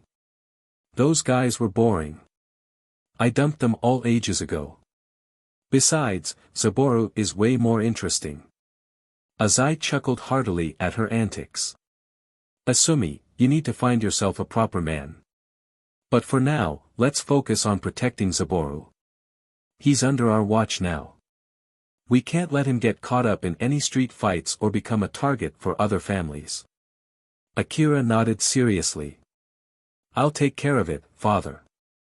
But speaking of Saburo, where's Akechi? Didn't he go with Ayumi and Saburo to her room? Why didn't he leave with them? Asumi smirked knowingly. Maybe Nisama got hooked on Ayumi's new toy.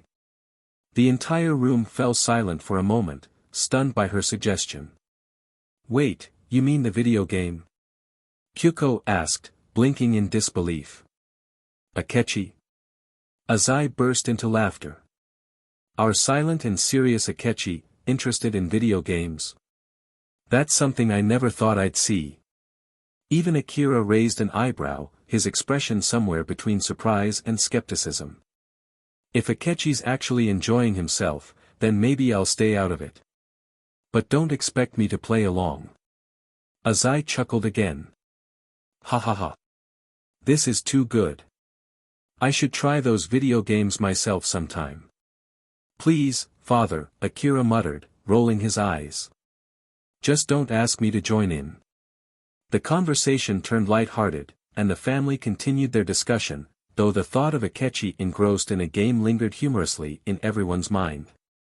Meanwhile, in Ayumi's bedroom, Akechi was indeed still there, completely absorbed in Super Mario Bros. The usually stoic man now sat with the controller gripped tightly in his hands, his brows furrowed in concentration. His lips twitched slightly every time Mario jumped over an enemy or avoided a tricky pit. The game had captured him entirely, and for the first time in years, Akechi felt genuinely entertained. The vibrant colors, the catchy music, and the simple yet challenging gameplay had drawn him in. So this is the power of ZEPS. He thought, leaning closer to the screen. As he continued playing, he muttered under his breath, "I wonder if there are more games like this." Unbeknownst to him, this moment marked the beginning of Akechi Hamazu's quiet but steadfast fascination with video games, a fascination that would later lead to unexpected changes within the family. To be continued. What's next? Saburo leaned back in the car, the rhythmic hum of the engine soothing the whirlwind of thoughts in his mind. Ayumi sat beside him, her gaze fixed on the passing city lights, while Junju focused on the road ahead. "Anyway, I hope you like the ZEPS, Ayumi," Saburo said with a small, proud smile. Ayumi turned to him, her expression bright. "I definitely will. It's amazing. By the way, when do you plan to start mass-producing ZPS, Saburo?" His smile faltered, and he sighed. "Honestly, I want to start immediately. I'm so ready to launch Sage and bring everything to life. But my parents insist I finish school first. 5 months feels like an eternity when there's so much I want to do." Ayumi rested her chin on her hand, thinking for a moment. Then she looked at him with a sly grin. "Why not graduate early?" Saburo blinked, caught off guard. "What do you mean by graduate early?" Ayumi chuckled at his confusion. Hibana High has a program for students who want to graduate ahead of time. It's designed for people struggling to pay tuition or students who excel academically. They let you take an advanced test, and if you pass, you're out. Saburo stared at her in disbelief. "Wait, that's an option. I had no idea." Ayumi nodded, her expression encouraging. "Yep.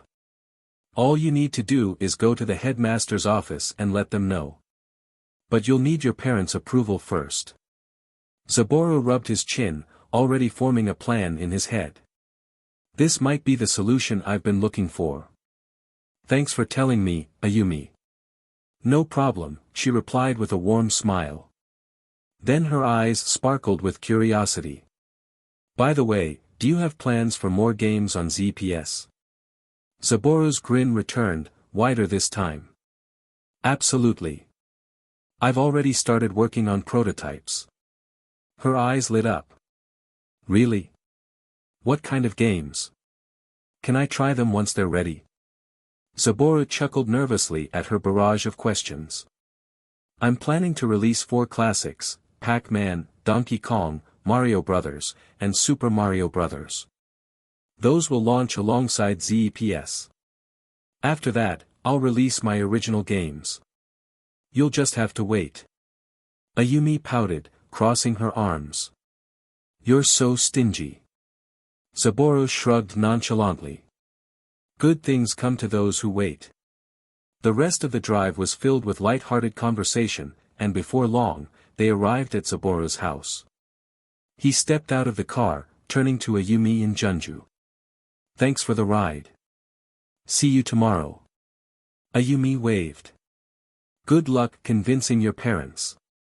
Saburo stepped into his home, the familiar scent of coffee and dinner lingering in the air. His father, Shinichi, sat on the couch, sipping coffee and reading a newspaper, while his mother, Keiko, was busy washing dishes in the kitchen. "I'm home," he called out. Shinichi gave a small nod of acknowledgement, but Keiko chimed in with a teasing grin. "Welcome home, Saburo. So, how was your date with Ayumi?" Saburo groaned, his face heating up. "It wasn't a date, Mom." He dropped onto the couch beside his father, who lowered his newspaper slightly to glance at him. "What's on your mind, son?" Saburo hesitated for a moment, then straightened his back. "Dad, I need to talk to you about something important." Zenichi folded his newspaper and gave his son his full attention. "All right. Let's hear it." Saburo took a deep breath and launched into an explanation of the early graduation program Ayumi had told him about. When he finished, he looked at his father expectantly. "Why are you in such a rush, Saburo?" Zenichi asked, his brow furrowing. Keiko, overhearing the conversation, dried her hands and joined them. "What's this about graduating early?" Saburo turned to both of them, his voice steady but passionate. "School feels like a waste of time at this point. I've already mastered the material, and I'm ready to take the next step. I want to start Sage now and work toward my dream." Zenichi sighed, rubbing his temples. "You're too smart for your own good, kid." "What do you think, honey?" he asked, turning to Keiko. Keiko sat beside Saburo, her face softening as she met her son's determined gaze. "Saburo has always been ahead of the curve. If this is what he wants, I think we should support him." She reached out, running her fingers through Saburo's hair. "You've worked so hard, my son. I'm proud of you." She leaned in and kissed his forehead. Zenichi chuckled, finally smiling. "All right, future CEO. You have our permission to graduate early. Just make sure you ace that test." Saburo's face lit up with a grin. "Thank you. Thank you both so much." He threw his arms around his parents, pulling them into a tight hug. That evening, the family spent time together, laughing and talking about Saburo's plans for Sage.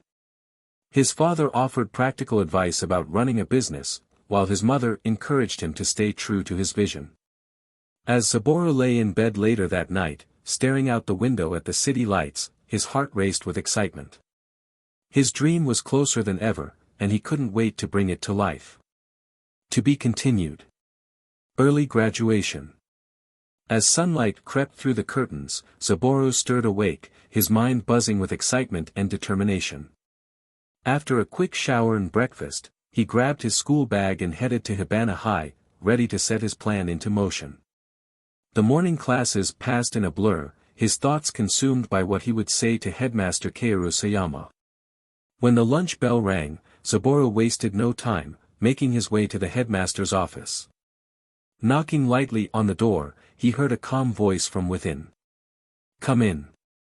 Inside, Kaoru Sayama sat behind her desk, her attention on a stack of documents. She looked up as he entered. "Oh, a student. Please, have a seat. State your name and what you'd like to discuss."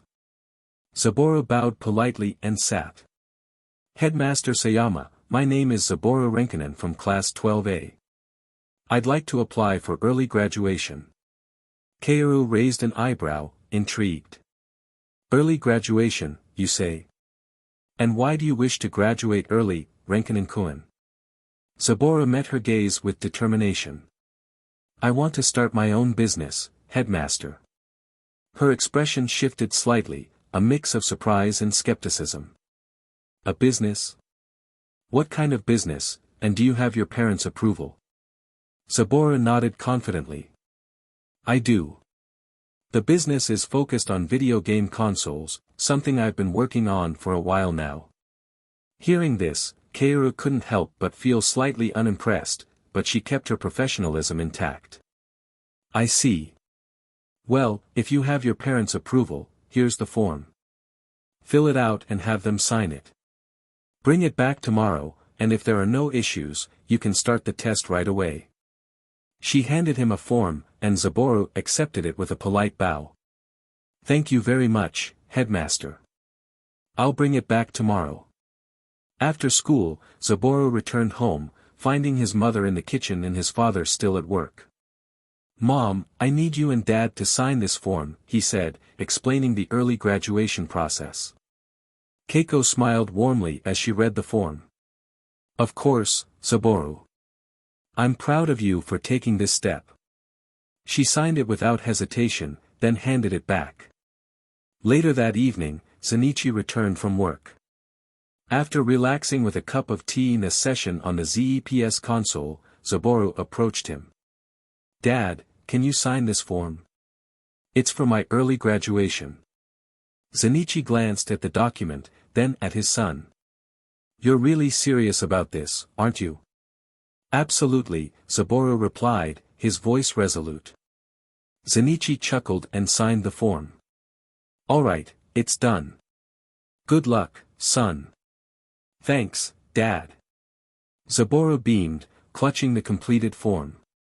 The next day at lunch, Saburo returned to the headmaster's office and handed in the signed form. Kaoru reviewed it and nodded. "Very well. Here are 5 test papers. You need to complete them before the school day ends. You can use the special room beside the warehouse storage. It's quiet and ideal for focused work." Taking the papers, Saburo headed to the designated room, where he found Yumi-sensei waiting. "Saburo-kun, I didn't expect you to opt for early graduation," she said with a sigh. "The school year is only 5 months away." "5 months feels like forever, Yumi-sensei," he replied with a smile. "Let's get started." Yumi nodded and gestured to the desk. "All right, sit here and begin." Saburo quickly got to work, his mind sharp and focused. With his deep dive ability, he recalled every piece of information with perfect clarity. Having completed college in his previous life, these high school level questions were a breeze. This is almost too easy, Saburo thought, filling in the answers with confidence. Yumi watched him work, impressed by his speed and composure. "This boy is something else," she mused. After just 1 hour and 40 minutes, Saburo stood up. "I'm done, Yumi-sensei." She blinked in surprise. "You still have over an hour left. Are you sure you didn't miss anything?" He scratched the back of his head sheepishly. "I'm sure. I double-checked everything." Yumi sighed and took the papers. "All right. I'll evaluate them later, and you'll get your results tomorrow." "Good luck, Saburo-kun." "Thank you, sensei." He bowed and left, returning to his class for the rest of the day. The next morning, Saburo was called to the headmaster's office. Kaoru greeted him with a rare smile. "Congratulations, Renkanen-kun. You passed with a perfect score." She handed him a temporary graduation certificate. "Here's your proof of graduation. The official certificate will be given with the other students in 6 months. Until then, you're no longer required to attend school." Saburo's heart swelled with pride. "Thank you so much, headmaster." He bowed deeply. Kaoru nodded. "You're welcome. Good luck with your business, Renkanen-kun." As Saburo left the office, the realization hit him, he was finally free to pursue his dream. The next step. Building's age. To be continued. Graduation and beginnings. As Saburo cycled through the streets, the crisp evening air brushed against his face, but the warmth of his excitement kept him energized. Finally. I graduated early. Now I can focus on what truly matters, starting my company, he thought, gripping the handlebars tightly as he pedaled faster toward home. When he reached the house, he practically jumped off his bike, leaving it by the porch, and ran inside. "Mom! I successfully graduated early," he called out, his voice brimming with pride. Keiko, who was in the kitchen slicing vegetables for dinner, wiped her hands on a towel and walked over to greet him. "Let me see," she said, smiling as Saburo handed her the official graduation papers. As she read through them, her eyes widened in amazement. "Perfect scores. Wow, Saburo, you never cease to amaze me." She pulled him into a tight hug. "I'm so proud of you, my son. Congratulations." Saburo grinned, basking in her praise. Keiko gently brushed his hair out of his face. "Remember, before diving into starting your company, consult with your father. He'll have valuable insights and connections that might help. Saburo nodded. Of course, Mom. I'll discuss everything with Dad tonight. Keiko smiled warmly. Good. Now go ahead and rest for a bit. You've earned it. Saburo went to his room, closing the door behind him as he tossed his bag onto his desk. Sitting down, he pulled out his notebook and began scribbling ideas for his company's roadmap. Saburo's plan for Zage. Define the product. The main product will be the ZEPS console and its games. This is non-negotiable and already in motion. I have a solid plan for the initial lineup of games. He confidently checked off the first item on his list. Recruit a team. I'll need a small but talented team, programmers, game designers, and creatives, to help me refine the ZEPS and create new games. I'll draft an ad for flyers and maybe even post on bulletin boards in colleges nearby. Finding passionate people will be key. Manufacturing partners. This is the hardest part. I'll need manufacturers to produce the hardware and create the cases for the ZEPS consoles and game cartridges. Thankfully, Dad mentioned he has connections in this industry. I need to ask him about this tonight. Marketing and distribution. I'll focus on Tokyo first. A small sales team will be enough to promote the product and handle local distribution. Once we gain traction, I can expand to other regions. Office space. I need to decide where to set up the company headquarters. My garage could work for a while, but it doesn't look professional. Renting a small house or office space would be better, even if it's just for appearances. Saburo leaned back, tapping his pen against the notebook. The pieces were slowly falling into place, but there was still so much to do. This is just the start, he muttered, staring at the ceiling. But I'll make it work. The clock struck 8 p.m., and the familiar sound of the front door opening signaled that Zenichi, Saburo's father, had returned home from work. Saburo quickly gathered the papers and headed downstairs. Zenichi was sitting in the living room, his tie slightly loosened, sipping tea. Welcome home, Dad, Saburo greeted, sitting across from him. Evening, Saburo.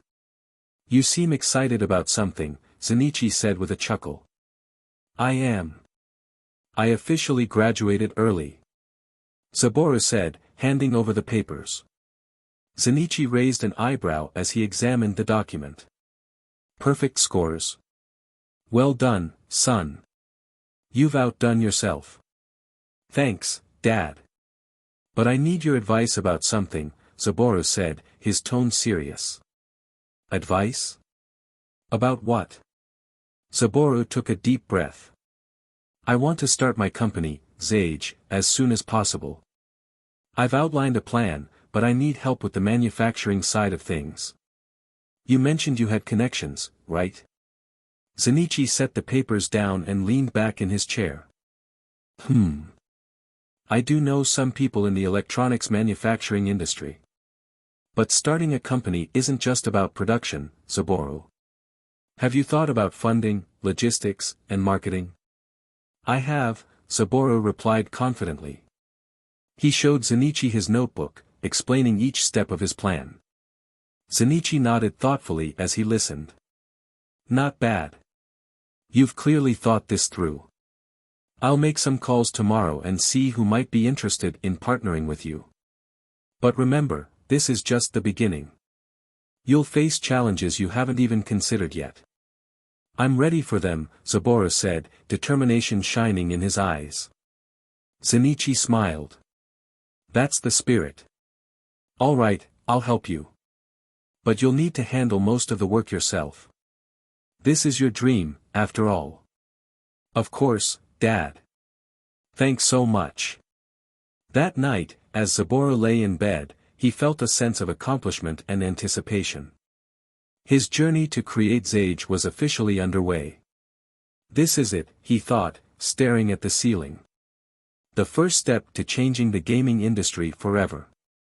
To be continued. The first office. After a productive discussion with his father the night before, Saburo went to bed feeling energized. The next day, he eagerly awaited updates from his father regarding manufacturers but decided not to sit idle. There was another critical task he needed to accomplish, finding an office. I need to find a place I can call my office, Saburo thought as he grabbed his bike. It doesn't need to be big, just functional and within my budget. Starting small is fine. With that, he set off, pedaling through the busy streets of Tokyo. Hours passed as he checked out buildings with rental signs, asked for prices, and explored neighborhoods. However, the search proved more difficult than expected. Even in 1991, finding an affordable office in Tokyo is impossible, he groaned, resting against a lamppost in Roppongi. Everything's either too expensive or too cramped. As he contemplated heading home, a firm hand landed on his shoulder.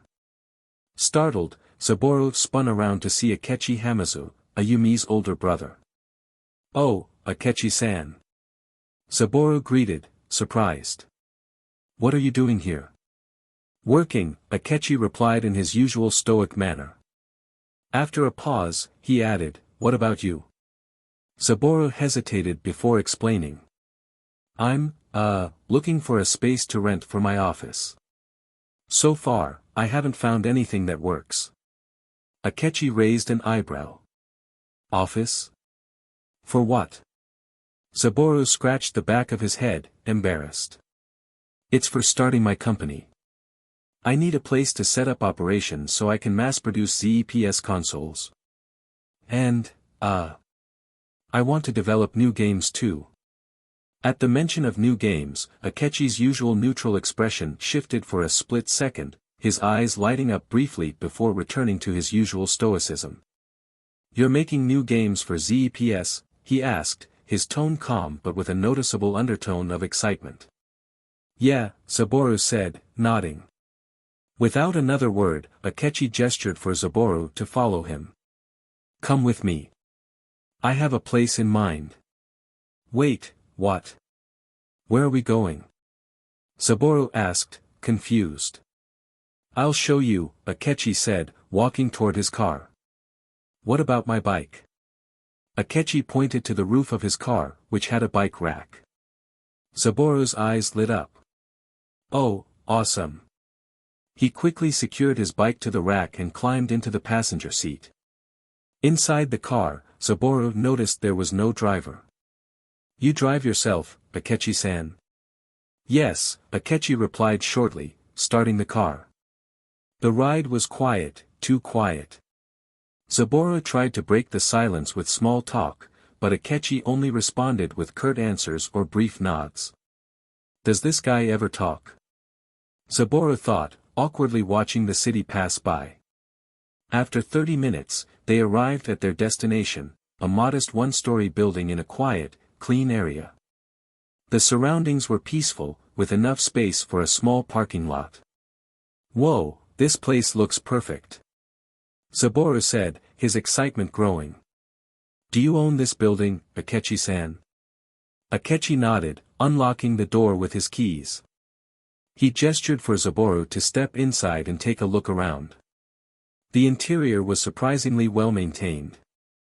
The space was clean, with plenty of room for a small team to work comfortably. It even had air conditioning and a freezer. "This is amazing. It's exactly what I need," Saburo said, looking around in awe. "Can I rent it? How much would it cost?" 200,000 yen, Akechi said. Saburo's shoulders slumped. 200,000 yen per month? That's kind of steep for my budget.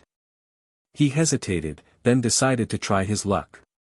"Akechi-san, could you lower it to 100,000 yen a month? I'm on a tight budget." 200,000 yen, for a year, Akechi replied calmly. Saburo froze, his eyes wide. "What? 200,000 yen a year? That's ridiculously cheap." "There's a condition," Akechi added. "Whenever you release a new game, you have to deliver one copy to me as soon as it's available." "Deal?" It all made sense now. Akechi's love for ZEPS had been evident ever since Saburo gifted a console to Ayumi. Akechi must have played it extensively, and loved it. "You're a fan of my games, aren't you?" Saburo asked, grinning. Akechi's neutral expression faltered ever so slightly. "I enjoy them," he admitted, his tone betraying a hint of enthusiasm. Saburo laughed. "Deal. I'll make sure you get every new game I make, Akechi-san.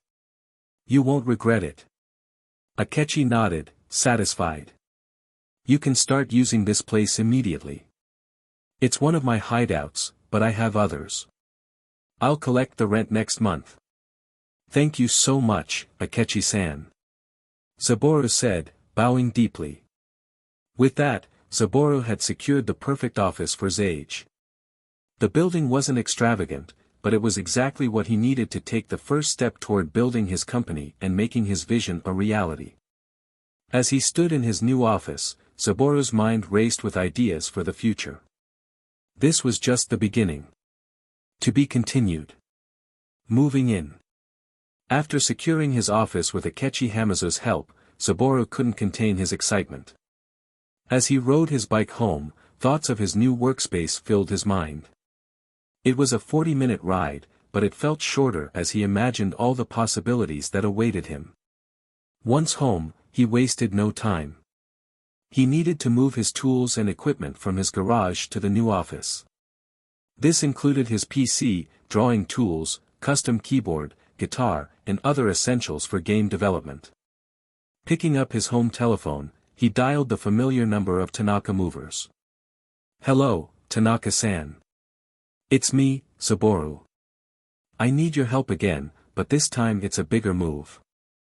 I need to transport one PC, a keyboard piano, a drawing desk, and some other items to my new office. Can you handle it?" Tanaka's cheerful voice came through. "Ho ho, a big move, huh? Sure, it's doable.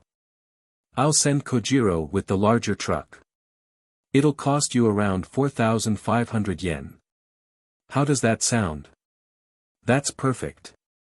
I'll be waiting," Saburo replied. True to his word, Tanaka dispatched the truck, and within 20 minutes, Kojiro arrived, this time with a slightly larger moving truck. "Yo, Saburo-kun. How've you been?" Kojiro greeted with a grin. "I've been good, Kojiro-san. Let's get started." Saburo replied, eager to begin the move. The two worked together, carefully loading Saburo's equipment onto the truck. Once everything was securely in place, they climbed into the truck, and Kojiro started the engine. As they drove, Kojiro glanced over. "So, where are we headed? Did you find a new place to live?" Saburo shook his head. "No, I'm moving to my new office." "Office? What company are you working for now?" Kojiro asked, curious. Saburo smiled sheepishly. "It's not like that. I'm starting my own company." Kojiro's eyes widened in disbelief. "You're starting your own company? That's insane. Wait, is this related to that arcade machine, ZAS, you made before?" "Yeah, it's connected," Saburo said. "It's about game consoles this time." Kojiro whistled, still astonished. "Man, you're really something else, Saburo-kun. Creating a company at your age? That's wild." The two continued chatting as the truck slowly made its way through Tokyo. By the time they arrived at the office, Kojiro was still amazed at Saburo's ambition. Once at the office, Kojiro and Saburo unloaded the items and set them up inside. The process took some time, but eventually, everything was in place. Saburo handed Kojiro 5,000 yen. "Here you go, Kojiro-san. The extra 500 yen is a tip for always being so careful with my stuff." "Thanks a lot." Kojiro grinned. "Thanks, Saburo-kun. I hope your company becomes a huge success. And don't forget about me when you make it big, at least buy me a drink." Saburo laughed. "Deal. Thanks for everything, Kojiro-san. With that, Kojiro waved goodbye and drove off, leaving Zaboru to admire his new workspace. Alright. Time to get started, Zaboru said to himself, rolling up his sleeves. He quickly set up his PC and began brainstorming ideas for new games while waiting for his father to return with updates on the manufacturer. Meanwhile, at the Hamazu residence, Akechi had returned home. He went straight to Ayumi's room, where he had been spending most of his free time playing Zaboru's ZEPS console. Ayumi, sitting beside him, watched as he skillfully played Pac-Man. "So, Zaboru rented one of your hideouts for his company, huh?" she asked. Akechi, still focused on the screen, gave a slight nod. Ayumi sighed, deep in thought. He's already graduated early, and now he's starting his own company. It must be exciting to make games like that. I wish I could join him, but Mom and Dad insist I go to college. Akechi remained silent, but his eyes flickered for a moment. You really like the ZEPS, don't you, Nisama? Ayumi teased, smiling. Akechi paused the game briefly and nodded. Yes. It's brilliant. Ayumi chuckled. Well, you're lucky. You've got the perfect source of entertainment as long as Zaboru keeps inventing new things. He's a genius, after all. Zaboru's talent is exceptional, Akechi said, his tone unusually warm. Ayumi leaned back on her bed. I just wish he'd hurry up with the next game. He said he'd release new titles after ZEPS officially launches, but we don't even know when that'll be. It could be weeks, months, maybe even a year. Akechi, ever analytical, replied, based on his progress, I estimate ZEPS will release in 3 to 4 months. Possibly sooner. Ayumi raised an eyebrow. If you're saying that, it's probably true. Your calculations are always spot on, Nisama. Akechi returned to his game, effortlessly maneuvering through the maze in Pac-Man. Though he didn't show it often, his admiration for Zaboru's creations was undeniable. As a man known as Rashomon Akechi, a shrewd negotiator and strategist in both legitimate and underground circles, his respect was not easily earned. Ayumi sighed again, glancing at her brother. I guess we'll just have to wait and see what Zaboru comes up with next. Akechi smirked faintly, his eyes never leaving the screen. It'll be worth the wait. Back at the office, Zaboru worked tirelessly late into the night, sketching ideas, refining concepts, and drafting prototypes for his next games. The creative flow kept him energized, but as he glanced at the clock, he realized it was already 8 p.m. His stomach growled in protest, a stark reminder of the lunch and dinner he had skipped in favor of his work. Letting out a weary sigh, Zaboru stretched his arms and muttered to himself, I should head home. Dad's probably back by now, and if I don't show up soon, Mom might kill me for skipping her cooking. With that, he began tidying up the workspace, carefully stacking his sketches and shutting down his equipment. The sight of his new office, though still sparse, filled him with a sense of pride and determination. Locking the door behind him, Zaboru hopped onto his bike, the same one Kojiro had so carefully loaded onto the moving truck earlier, and started pedaling home. The cool night breeze brushed against his face as he rode through the quiet streets, a smile tugging at his lips. His journey was just beginning, and though there was a long road ahead, he couldn't help but feel that today marked an important step toward his dreams. As Zaboru pedaled home from his office, the crisp night air helped clear his mind, but nothing could prepare him for the sight that awaited him at the front door. His mother, Keiko, stood there with her arms crossed, a deep frown on her face. So, Mr. CEO, you finally remember you have a home, huh? Keiko said, tapping her foot. Skipping lunch that I made and almost missing dinner, are you hoping to get acquainted with my slipper? Zaboru paled, beads of sweat forming on his forehead. Mom, I'm sorry, okay? I found a place for my office and got too caught up in work. I lost track of time, hee. Keiko let out an exasperated sigh before shaking her head. Go eat your dinner. I kept it warm for you. I made fried rice. Your father already ate, and remember, if you start talking about business before you finish your meal, I will introduce you to my slipper. Saburo shuddered at the threat but quickly switched to his best flattery technique. How could I, Mom? I'm starving. And your cooking is the best in the whole universe. He exaggerated with a bright grin, hoping to soften her mood. Keiko saw through his act but couldn't help but smile. Humph, just eat. Saburo wasted no time, rushing inside to devour his meal. As he scarfed down the delicious fried rice, he caught his father, Zenichi, grinning from across the table, clearly amused at his son's scolding. Once Saburo had finished eating, he washed the dishes and immediately went to his father. Dad, how about the manufacturer you mentioned? Can they mass-produce ZEPS and the plastic casing? Zenichi nodded, leaning back in his chair. I spoke to my contacts. They run a factory that specializes in mass-producing televisions. That means they already have experience working with internal components and plastic casing.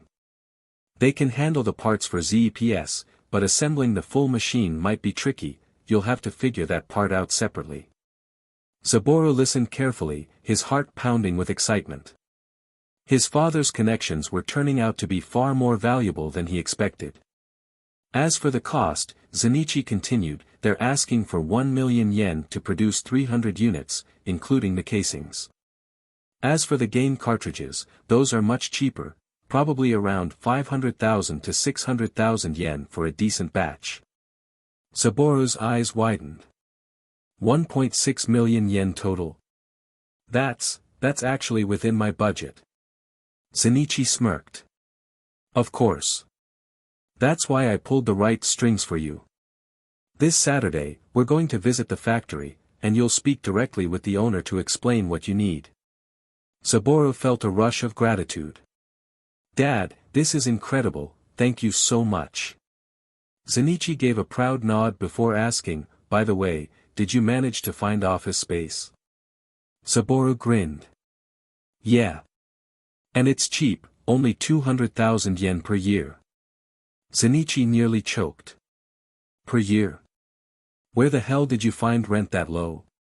Now in 1991, anything at that price would have to be a haunted house. Saburo scratched his cheek sheepishly. Well. I may have gotten a special deal. It's actually one of Ayumi's brother's hideouts. He let me rent it at that price in exchange for early access to my games. Zenichi chuckled. Ha. So you already have your first hardcore fan, huh? Saburo laughed. Seems like it. Akechi-san really loves ZEPS. He was totally absorbed in it when I saw him last time. Zenichi nodded approvingly. Smart move. That kind of fan loyalty will help you in the long run.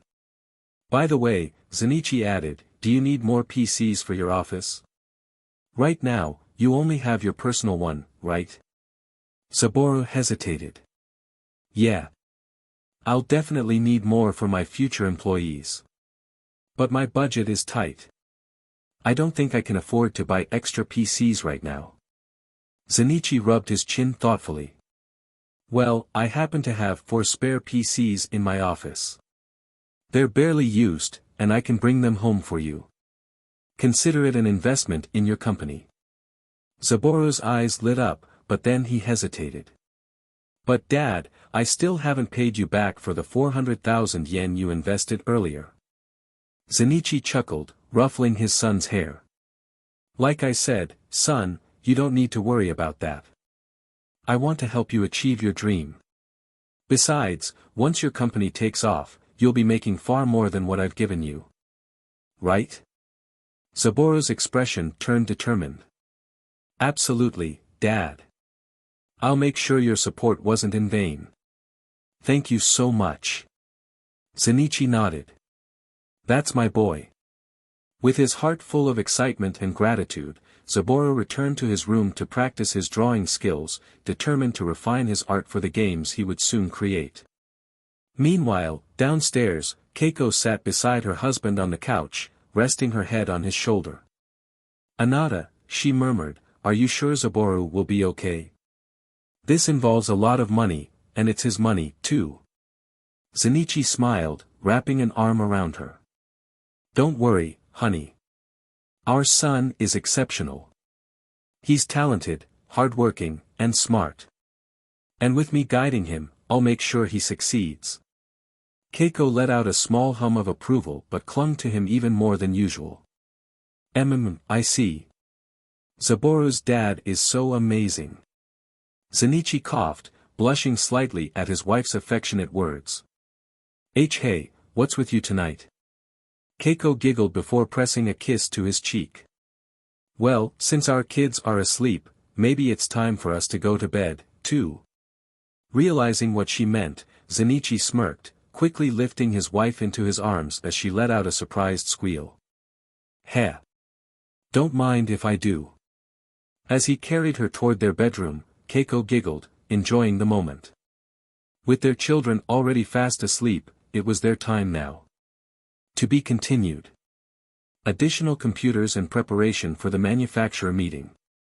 The next morning, as Zaboru was preparing for another busy day, his father, Zenichi, stopped him before he left.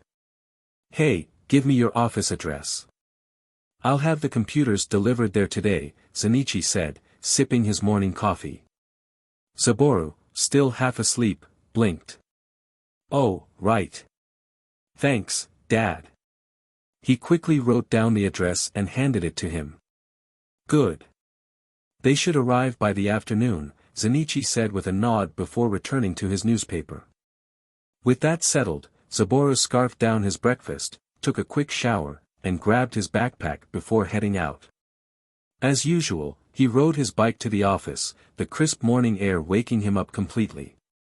The 35 to 40-minute ride was becoming second nature to him, and as he pulled up to the building, he couldn't help but feel a surge of pride. This was his company now. Unlocking the door, he stepped inside and immediately got to work. Zaboru knew that for proper testing, he needed another ZPS unit in his office. This way, he could check the quality of his game cartridges without relying on the one at home. With that in mind, he started assembling another prototype, carefully piecing together the hardware while adjusting small details to improve performance. As time flew by, his stomach growled, reminding him that it was already past noon. He stepped out to grab a quick meal from a nearby food stall before heading back. Just as he was finishing his drink, he heard the rumble of a truck pulling up outside his office. A large moving truck bearing the Sanaya Moving logo, his father's workplace, had arrived. Two uniformed movers stepped out, efficiently unloading 4 large computer towers and their monitors. Zaboru quickly helped them bring everything inside, arranging the computers neatly along the walls. Thanks, guys. Here, for a drink later, he said, pulling out a few yen bills for a tip. The movers chuckled and shook their heads. Your dad already paid us generously, kid. No need for that. Zaboru grinned. Figures. All right then, safe trip back. With a nod, the movers hopped back into their truck and drove off, leaving Zaboru to admire the new additions to his workspace. The 4 PCs weren't cutting edge, but in 1991, having multiple computers in a startup was a big deal. They would be invaluable once he started hiring staff in the future. Zaboru wasted no time setting them up, checking their functionality, and ensuring they were all networked properly. He also installed the necessary software for game development and debugging, preparing them for the projects ahead. After hours of adjustments, he leaned back in his chair, stretching his arms. All right, all set. Now came the most crucial task, finalizing the official blueprints for ZPS. Zaboru grabbed his sketchbook and various notes before moving to his drafting table. With a deep breath, he started drawing out detailed blueprints for ZPS, carefully illustrating the internal components, their placement, and the overall structure of the system. These documents were essential. When he met the manufacturer in 2 days, they needed to fully understand how the parts should be built, fitted, and assembled. He also began drafting the blueprints for the game cartridges, ensuring they were precise, durable, and easy to manufacture. This should be enough for Saturday, he muttered, checking over his work. Just need to polish a few details. His hands ached from the continuous drawing, but seeing his vision take shape on paper filled him with excitement. Over the next 2 days, Saburo followed a strict routine. Morning, bike to the office and refine the blueprints. Afternoon, work on assembling the second ZEPS prototype and test compatibility with the cartridges. Evening, practice game development on the new computers, running simulations and fixing code. Finally, by Friday night, the blueprints were complete, the second ZEPS was fully assembled, and he felt confident in his preparations. Alright, tomorrow's the big day, he whispered to himself, placing the finalized designs neatly in a folder. As he shut off the office lights and locked up, he couldn't help but feel the weight of excitement and nervousness. This meeting could determine the future of his company. To be continued. Meeting the manufacturers. 2 days had passed, and now it was Saturday, the day of the big meeting. Saburo and his father, Zenichi, were ready to meet with the manufacturers who would be responsible for producing ZPS. They set out in Zenichi's car early in the morning, knowing they had a long drive ahead. The manufacturer was located about an hour and a half away. As they drove down the road, Saburo looked out the window at the passing scenery. The manufacturer is pretty far, huh, Dad? He asked, stretching in his seat. Zenichi chuckled. Yeah, but it's not too bad. As long as the quality and price are right, it's worth the trip. Saburo nodded in agreement.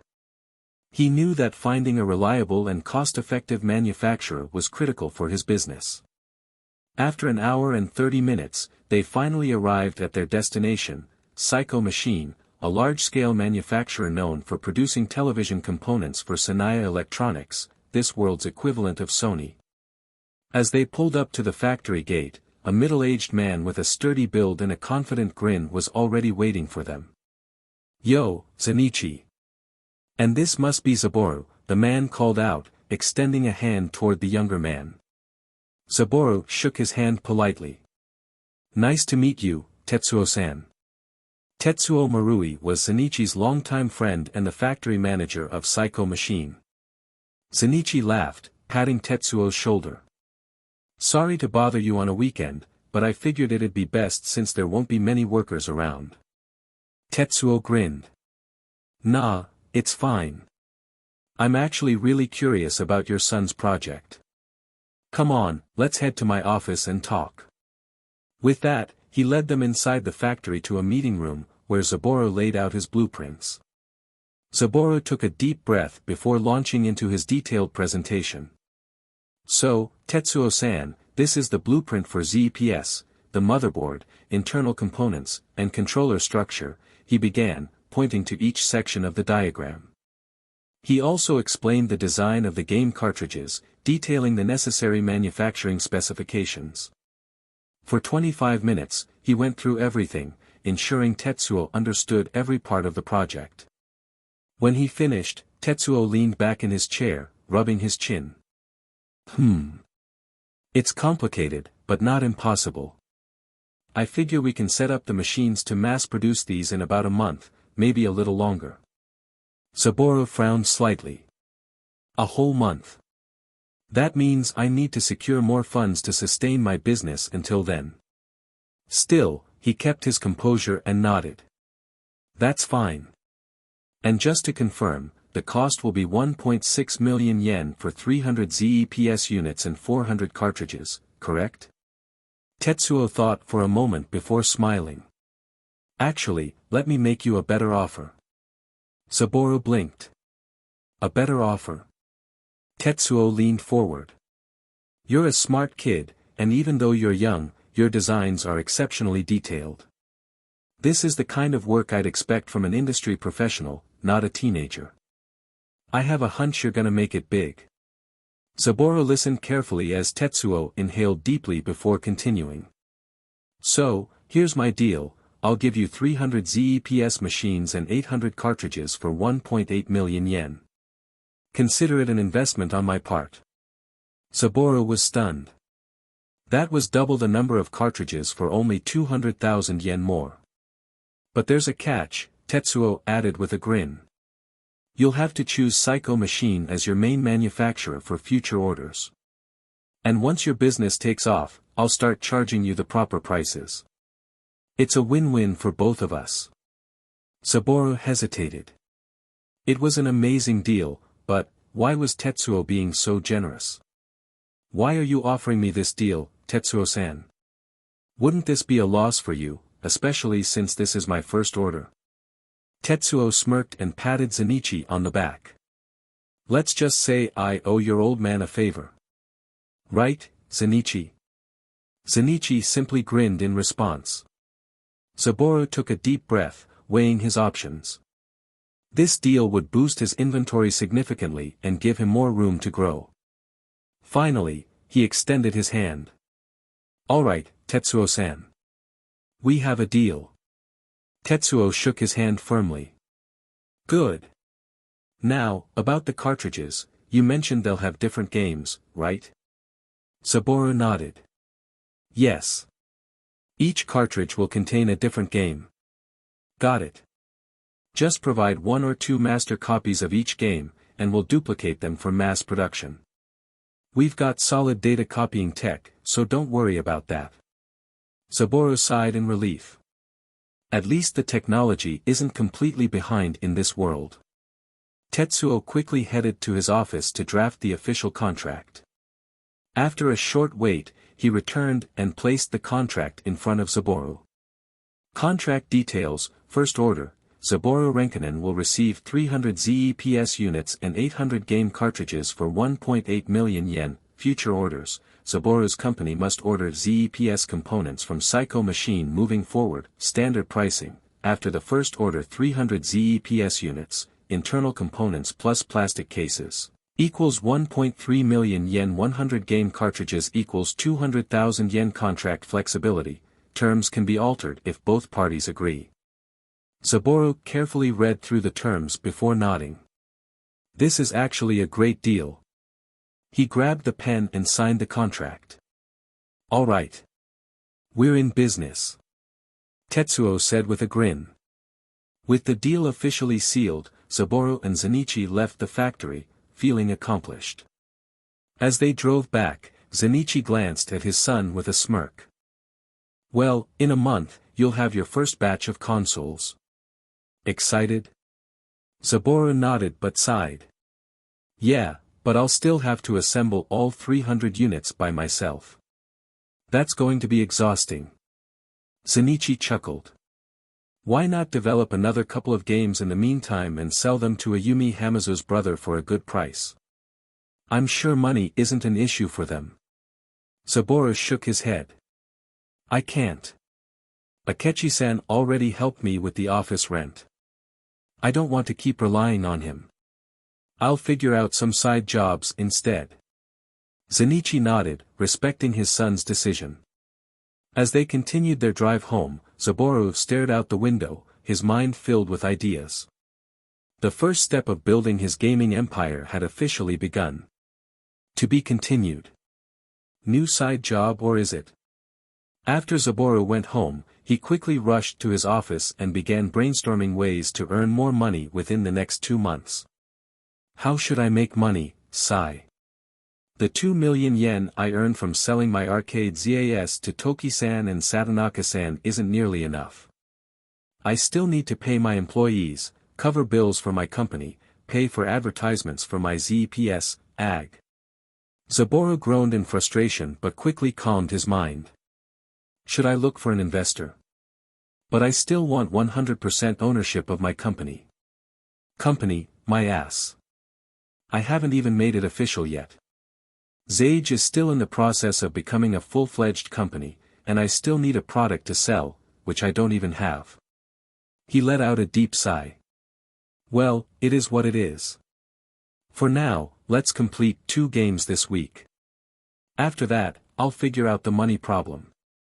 With that, Zaboru turned his focus to his computer, working tirelessly on creating new games for his ZEPS console.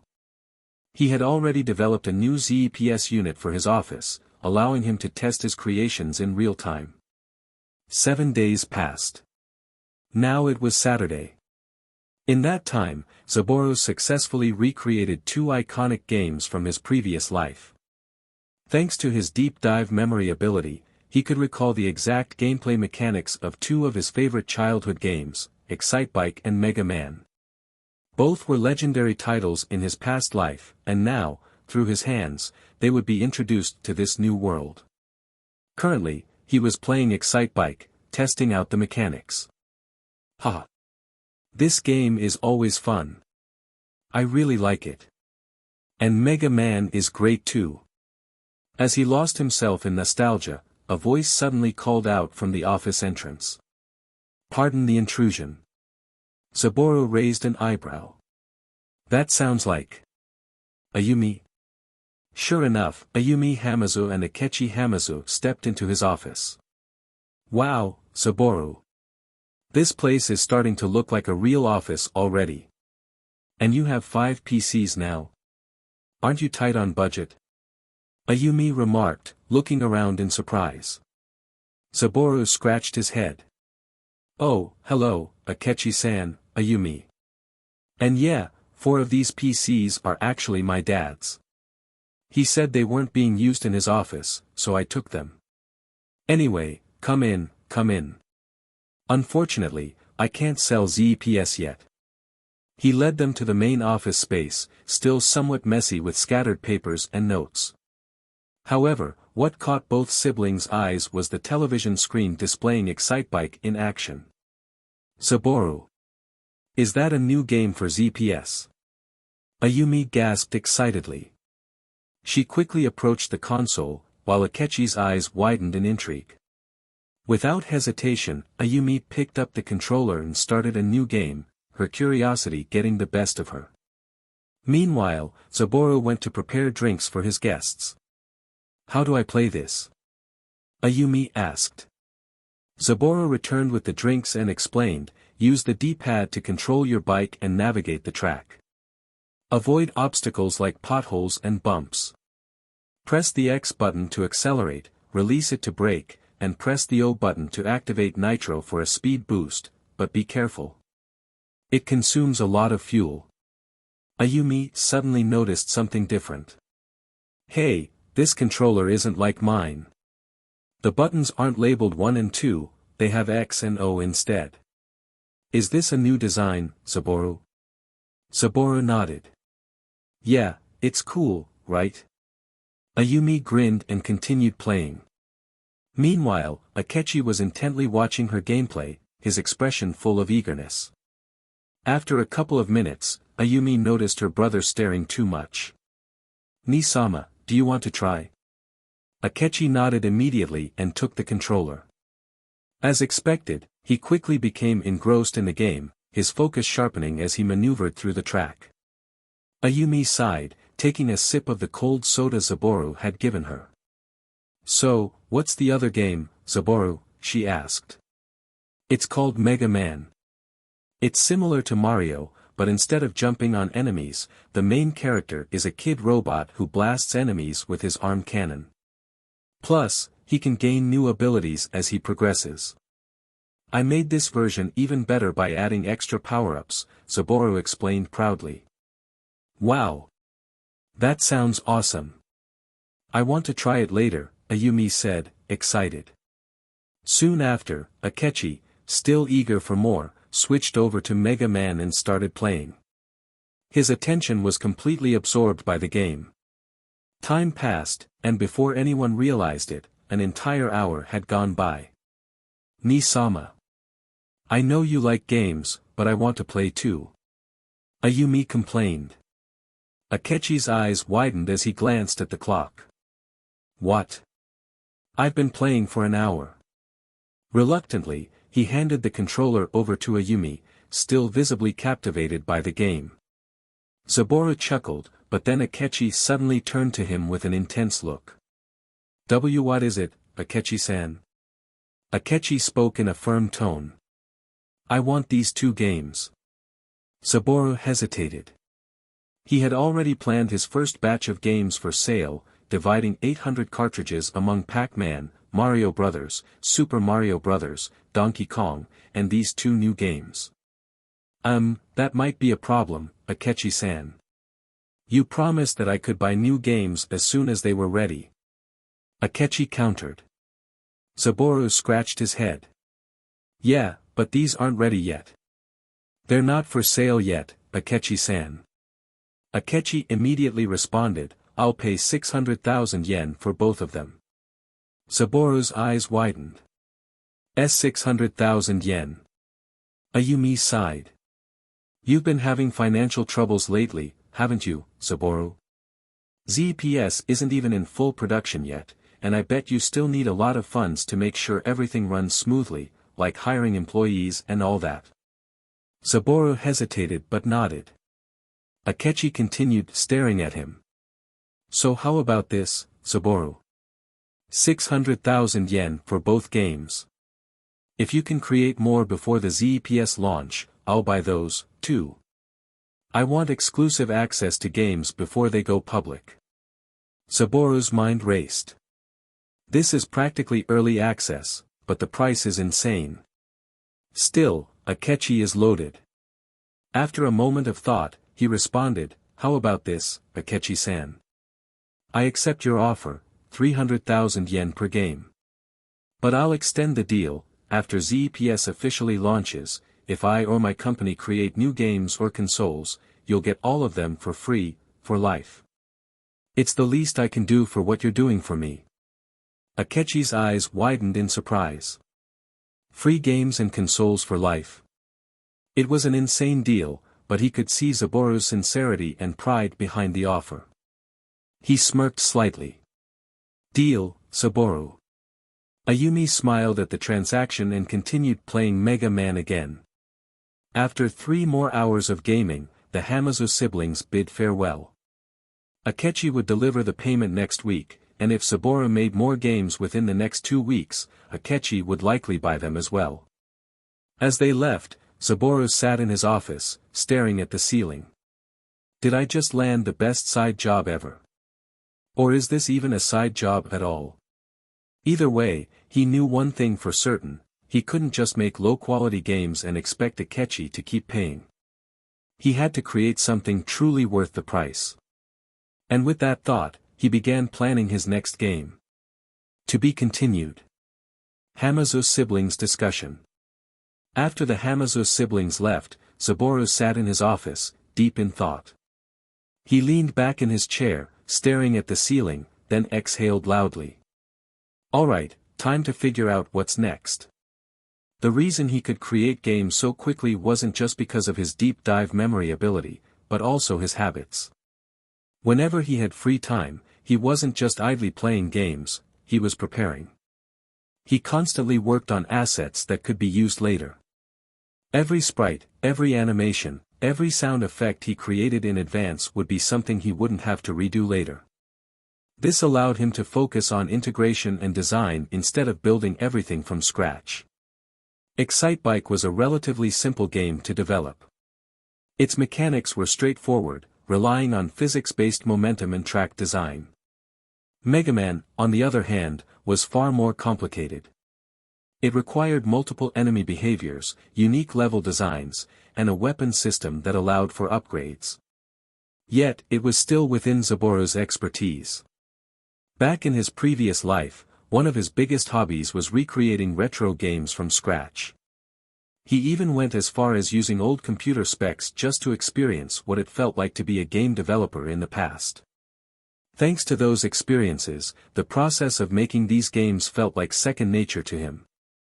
Still, even with all that preparation, he couldn't just produce rushed, mediocre games. Especially not for Akechi. 600,000 yen for 2 games, that's a lot of money, but it's also a test, Saburo muttered. Akechi wasn't just throwing money around, he was investing in Saburo's talent. If Saburo failed him, it wouldn't just hurt his pride, it would damage the trust he had built. I can't just make some cheap games and get away with it.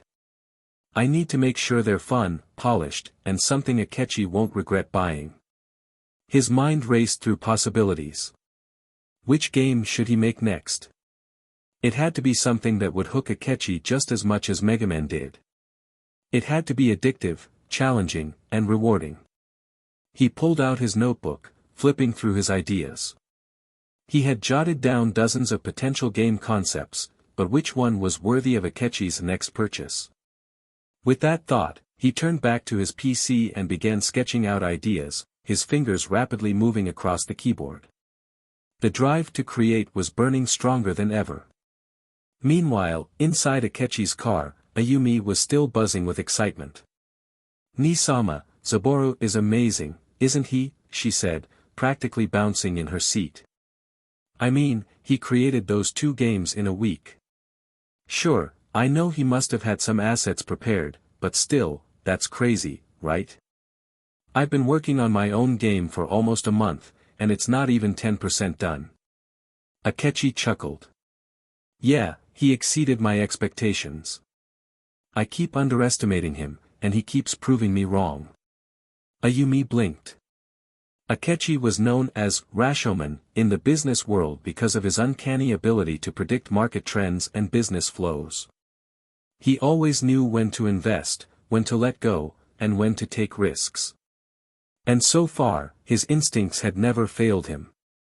"You're telling me that Zaboru is someone even you can't predict?" Ayumi asked, eyes wide. Akechi shrugged. "Maybe. He's different. He has integrity, which is rare. If it were anyone else, they would have fallen over themselves when I offered 300,000 yen per game. Most people would have taken the money, given me half-baked garbage, and called it a day." He leaned back against his seat, crossing his arms. "But not Zaboru. He didn't just accept my offer, he countered it. He's willing to give me all future games and consoles his company makes for free, for life. That's not just generosity. That's confidence." Ayumi nodded. "Yeah, that's so like him." Akechi's expression turned serious. "It means he values himself properly. He knows exactly what his work is worth, and he refuses to lower himself just to please someone with money. That's rare, Ayumi. Most people would sell their pride for even a fraction of what I offered him." Ayumi smiled. "He really is cool." Then, suddenly, Akechi glanced at her and, in a flat tone, said, "Why don't you consider marrying him?" Ayumi nearly choked. What? Akechi raised an eyebrow. "He's decent, right? And he's literally what you dream of becoming, an amazing game developer." Ayumi's face turned red as she quickly looked away. "That's so unlike you, Nisama. For a second, I thought you were my driver, Junju." Akechi grinned. "Junju-san just wants what's best for you, Ayumi." Ayumi huffed, trying to shake off the embarrassment. When they arrived home, Akechi immediately went to Ayumi's room and booted up Mega Man again, completely engrossed in playing. Meanwhile, Ayumi, still flustered, sat down at her desk, staring at her unfinished game. She clenched her fists. "All right, if Zaboru can do it, then so can I." With renewed determination, she started working on her game again. She had no idea how long it would take, and she knew she'd probably need Zaboru's help, but that didn't matter. What mattered was that she was inspired to push forward. And for now, that was enough. To be continued. Brainstorming for the next game. Back at his office, Zaboru leaned back in his chair, deep in thought. Akechi would be coming to pick up another game next week, and he needed to decide what to create. He activated his deep dive memory ability, recalling a vast library of retro games from his previous life. He had already introduced 6 legendary titles to this world: Super Mario Bros., Pac-Man, Donkey Kong, Mario Bros., Excitebike, and Mega Man. His version of Mega Man, though labeled as the first, was essentially an upgraded adaptation of Mega Man 2, one of the greatest NES games of all time. I think I'll create just one game this week, Saburo decided. I want to add new mechanics, so it'll take more time. That game will be Mighty Final Fight. In his previous life, Final Fight was originally an arcade game that later saw a release on the SNES. However, Mighty Final Fight was a unique NES adaptation that featured chibi-styled characters and a more streamlined, single-player experience. Given that the ZEPS was an 8-bit console, not 16-bit like the SNES, Saburo knew he had to work within its limitations while still delivering a high-quality beat-em-up experience. Alright, let's settle on calling it just Final Fight, since this will be my first version of the series. The game would allow players to choose between 3 characters, Guy, Cody, and Hager, each with their own strengths. Hager was slow but packed the strongest punches. Guy was the fastest but had weaker attacks. Cody was balanced, with average stats all around. The game needed fluid controls, simple punches and kicks, grappling mechanics, the ability to pick up and use weapons, and even hidden input combos for special attacks. This means I have to implement an entirely new fighting system, punching, grabbing, enemy AI that reacts differently based on proximity, weapon interactions, and unique character abilities. This is going to take more time than the others. For a moment, he considered adding a female playable character. But then, he smirked to himself. No, I'll save my first female lead for that space shooter, with a last name called Aaron. And with that, Saburo dove headfirst into development, coding tirelessly through the week. A week passed, and Saburo barely noticed. He only went home late at night, and on one occasion, he pulled an all-nighter at his office. The next morning, he was jolted awake by his mother, Keiko, who had stormed into his workspace, hands on her hips, her eyes burning with concern. "Saburo! Have you been sleeping here?" she scolded, glaring at the mess of energy drink cans and snack wrappers on his desk. Saburo rubbed his eyes, exhausted. "Mom, it was just one night. One night too many. You're working yourself to the bone." Keiko huffed, crossing her arms. "If you keep this up, you'll collapse one day. I won't allow it." Zenichi, who had come with her, chuckled. "Heh, I told you, Keiko. He's stubborn, just like you." "Zenichi, don't encourage him." Keiko shot back before turning back to her son. "From now on, you're taking care of yourself properly. I'll be sending food every day, and you'll eat it. No skipping meals. And I don't want to hear excuses." Saburo sighed, knowing there was no point in arguing. All right. But how am I supposed to heat up the food when I get hungry?" Keiko placed her hands on her hips, triumphant. "That's why Zenichi is buying you a microwave." Zenichi groaned. "Why do I have to buy it?" "Because I said so," Keiko replied, shutting down any objections. Saburo chuckled, amused at the power dynamics between his parents. "Thanks, Mom." "Thanks, Dad." "Humph.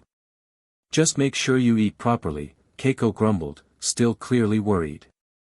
With that, his parents left, but Saburo felt a warmth in his chest. His mother's concern, though overbearing at times, was genuine. He wouldn't take it for granted. Now, it was Saturday morning. As Saburo ate the breakfast his mother had sent over, he sighed. "Mom is so strict," he muttered to himself, but there was a small smile on his lips.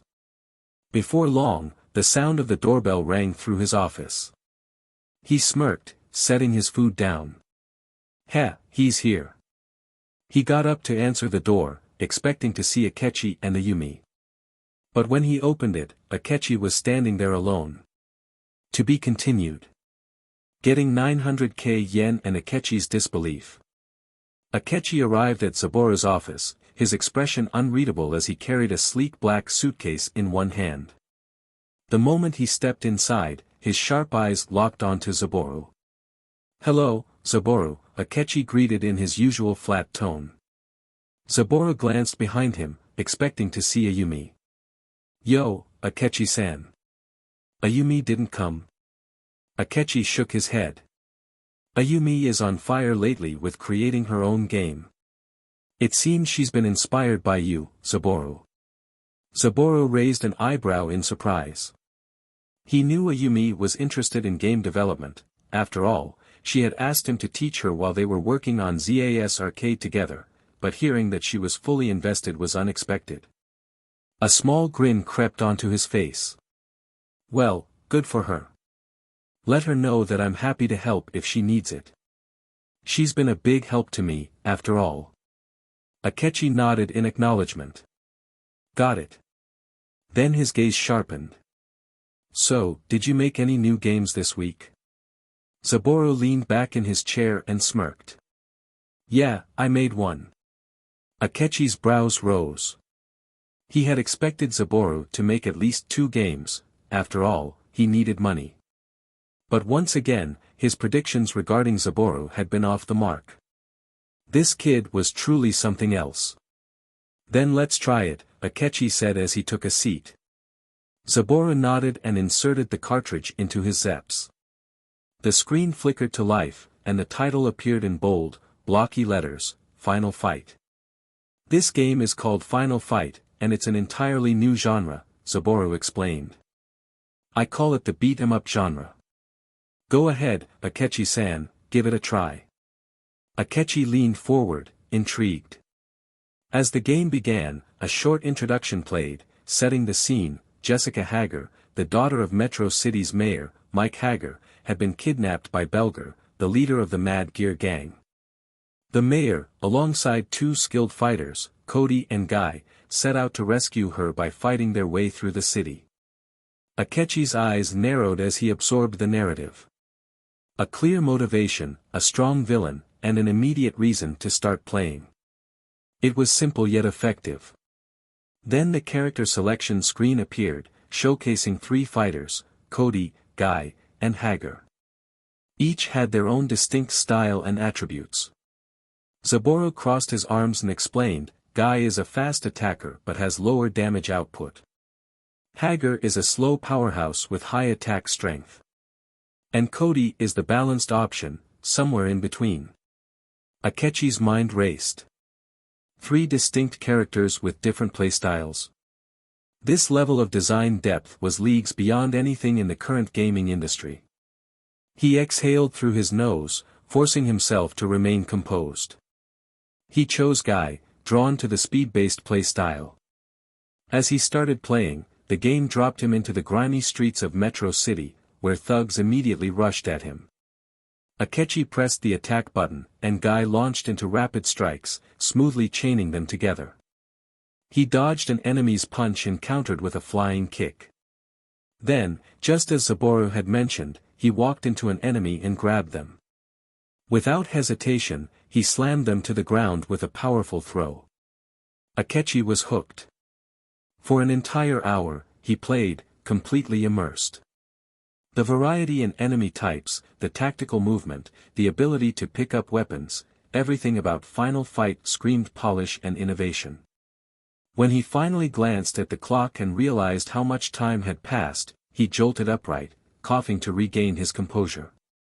Very impressive, Saburo, Akechi admitted, still slightly dazed. I like it very much. Without hesitation, he placed the suitcase on the desk and slid it toward Saburo. Here's the 600k yen I promised you for last week's 2 games. Then, from inside his suit pocket, he pulled out another thick stack of cash, 300,000 yen more. And here's another 300k for this Final Fight game. You really exceeded my expectations with this one, Saburo. Saburo took the money, grinning ear to ear. Heh, thanks, Akechi-san. Akechi picked up the Final Fight cartridge and stood up. I'll be heading out. I want to play more of this at home. Saburo gave him a casual wave. Happy playing, Akechi-san. And thanks for the money. Akechi nodded and quickly left. As soon as he was gone, Saburo threw his fists into the air and shouted with excitement. Yeah. 900,000 yen. This was huge. With this much capital, he could push his game development even further and make his company alive. To be continued. While Zaboru was celebrating his massive payday, Akechi Hamazu returned home, heading straight for Ayumi's bedroom. Without hesitation, he powered up the ZEPS and eagerly began playing the newest game from Zaboru, Final Fight. The room was soon filled with the pixelated action of punches and kicks, the distinct sound effects of blows landing, and the background music setting the intense atmosphere. Akechi's eyes were glued to the screen as he immersed himself in the game, completely absorbed by the action. Ayumi, sitting at her desk, glanced at her brother with mild annoyance. She had been focusing on developing her own game, meticulously crafting her characters and refining their animations. Her protagonist, a cartoonish bunny, was finally coming to life, but the game itself was still only about 40% complete. She had spent countless hours implementing just the basic features, and even that had taken her a full week. The more she thought about it, the more impossible it seemed that Zaboru had created not one but two fully polished games in the same timeframe. Sigh. Zaboru's speed is insane if you really think about it, she muttered to herself, shaking her head in disbelief. Hearing the familiar sound effects from the game, she turned her attention to Akechi, who was deeply engrossed. She stepped closer, watching as his character moved fluidly across the screen, executing seamless combos. The animation was crisp, the enemies responded realistically, and the game felt alive in a way that most titles at this stage of development simply didn't. Ni-sama, at this point, why don't you just ask Zaboru for your own ZPS? I'm sure he'd give it to you, or you could just pay him, she suggested, raising an eyebrow. Akechi paused the game, looking up as if struck by a revelation. Why hadn't he thought of that before? He had been so focused on playing on Ayumi's console that it never occurred to him to get one for himself. You're absolutely right. I'll request one from him tomorrow, he said, making a mental note. He resumed playing, and Ayumi moved even closer, now genuinely intrigued by what she was seeing. What's this game called, Ni-sama? She asked, tilting her head slightly. Zaboru named it Final Fight, Akechi replied, his tone carrying a hint of admiration. Ayumi's eyes darted to the screen, watching intently as Akechi's chosen character, Guy, dashed across the screen, delivering rapid kicks and punches, grabbing enemies, and pulling off stylish combos with ease. Her jaw dropped slightly. Whoa! This is seriously cool. There are so many mechanics in this game. Akechi nodded in agreement. There are. Zaboru said this game genre it's beat 'em up and it's even got 3 different characters, each with their own unique moves and playstyles. You can choose from Guy, Cody, and Hager, and each one has a different way of fighting. Guy is fast but has weaker attacks, Cody is balanced, and Hager is slow but hits like a truck. Beat 'em ups. Ayumi's eyes widened even further. She had never heard or seen beat 'em ups before, but she's become really intrigued the more she watched, the more impossible it seemed that Zaboru had put all this together in less than a week. Zaboru must be some kind of alien or a super genius, she thought in awe. Akechi, noticing her growing interest, smirked. Want to play? It's a 2-player game. Ayumi's excitement was immediate. Really? Alright, I'm in. She grabbed the second controller and selected Cody, eager to test the game's mechanics firsthand. Within moments, they were both immersed in the action, brawling side by side, their laughter and shouts filling the room. Ayumi quickly got the hang of the controls, landing satisfying hits and discovering different moves. Every time they cleared a wave of enemies, she couldn't help but be amazed at how well the game handled. It was intuitive yet deep, fun yet challenging. This is so addictive, she exclaimed as she and Akechi advanced further into the game. I can't believe Zaboru made this in a week. Akechi smirked. I know, right? He keeps exceeding my expectations. Every time I think I understand what he's capable of, he goes and does something even crazier. Meanwhile, Back in his office, Saburo was already planning his next move. With his newfound wealth, he decided it was time to build another ZPS for the Hamazu household. He had only given them one, which now felt insufficient considering how much they were enjoying it.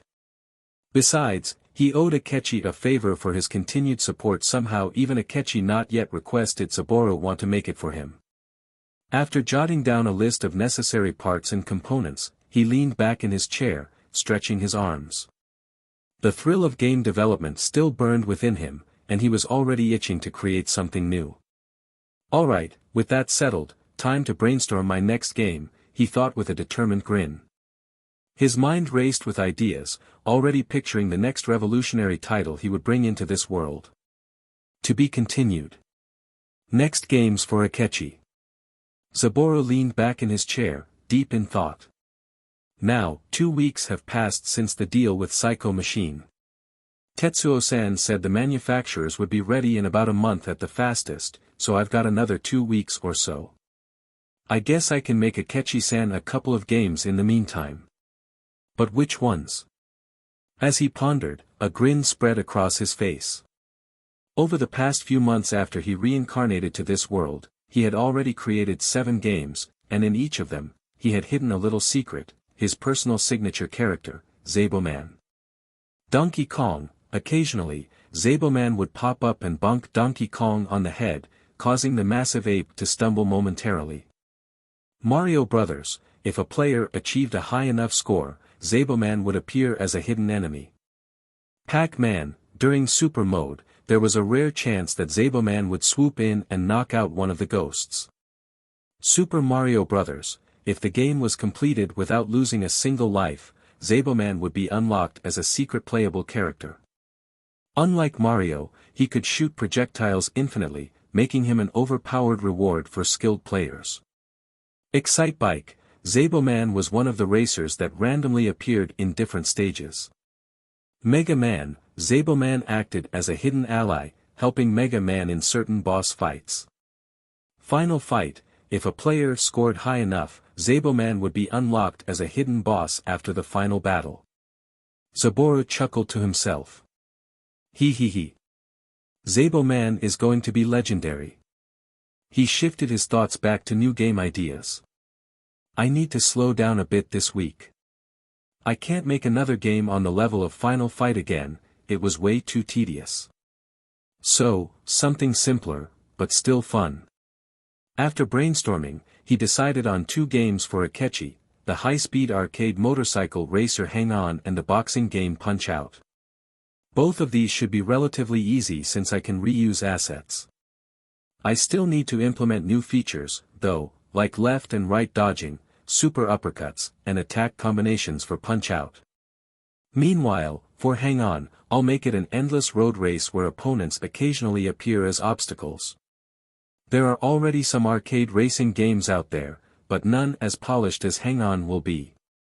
Determined, Saburo got to work. Time passed in a blur, and before he knew it, a full week had gone by. Over the next few days, Saburo focused entirely on Punch Out. The game was simple but addictive, centered around dodging and landing punches at just the right moments. The protagonist, Little Mac, had 6 basic moves: left and right jabs, left and right body blows, left and right dodges, plus blocking, ducking, and a powerful uppercut. Uppercuts required stars to use, which players could earn by timing their attacks perfectly. The game featured a health meter. Once depleted, Mac would be knocked down. Players had to rapidly tap the A and B buttons to get back up within 10 seconds. The heart meter tracked stamina, decreasing when punches were missed, attacks were blocked, or Mac got hit.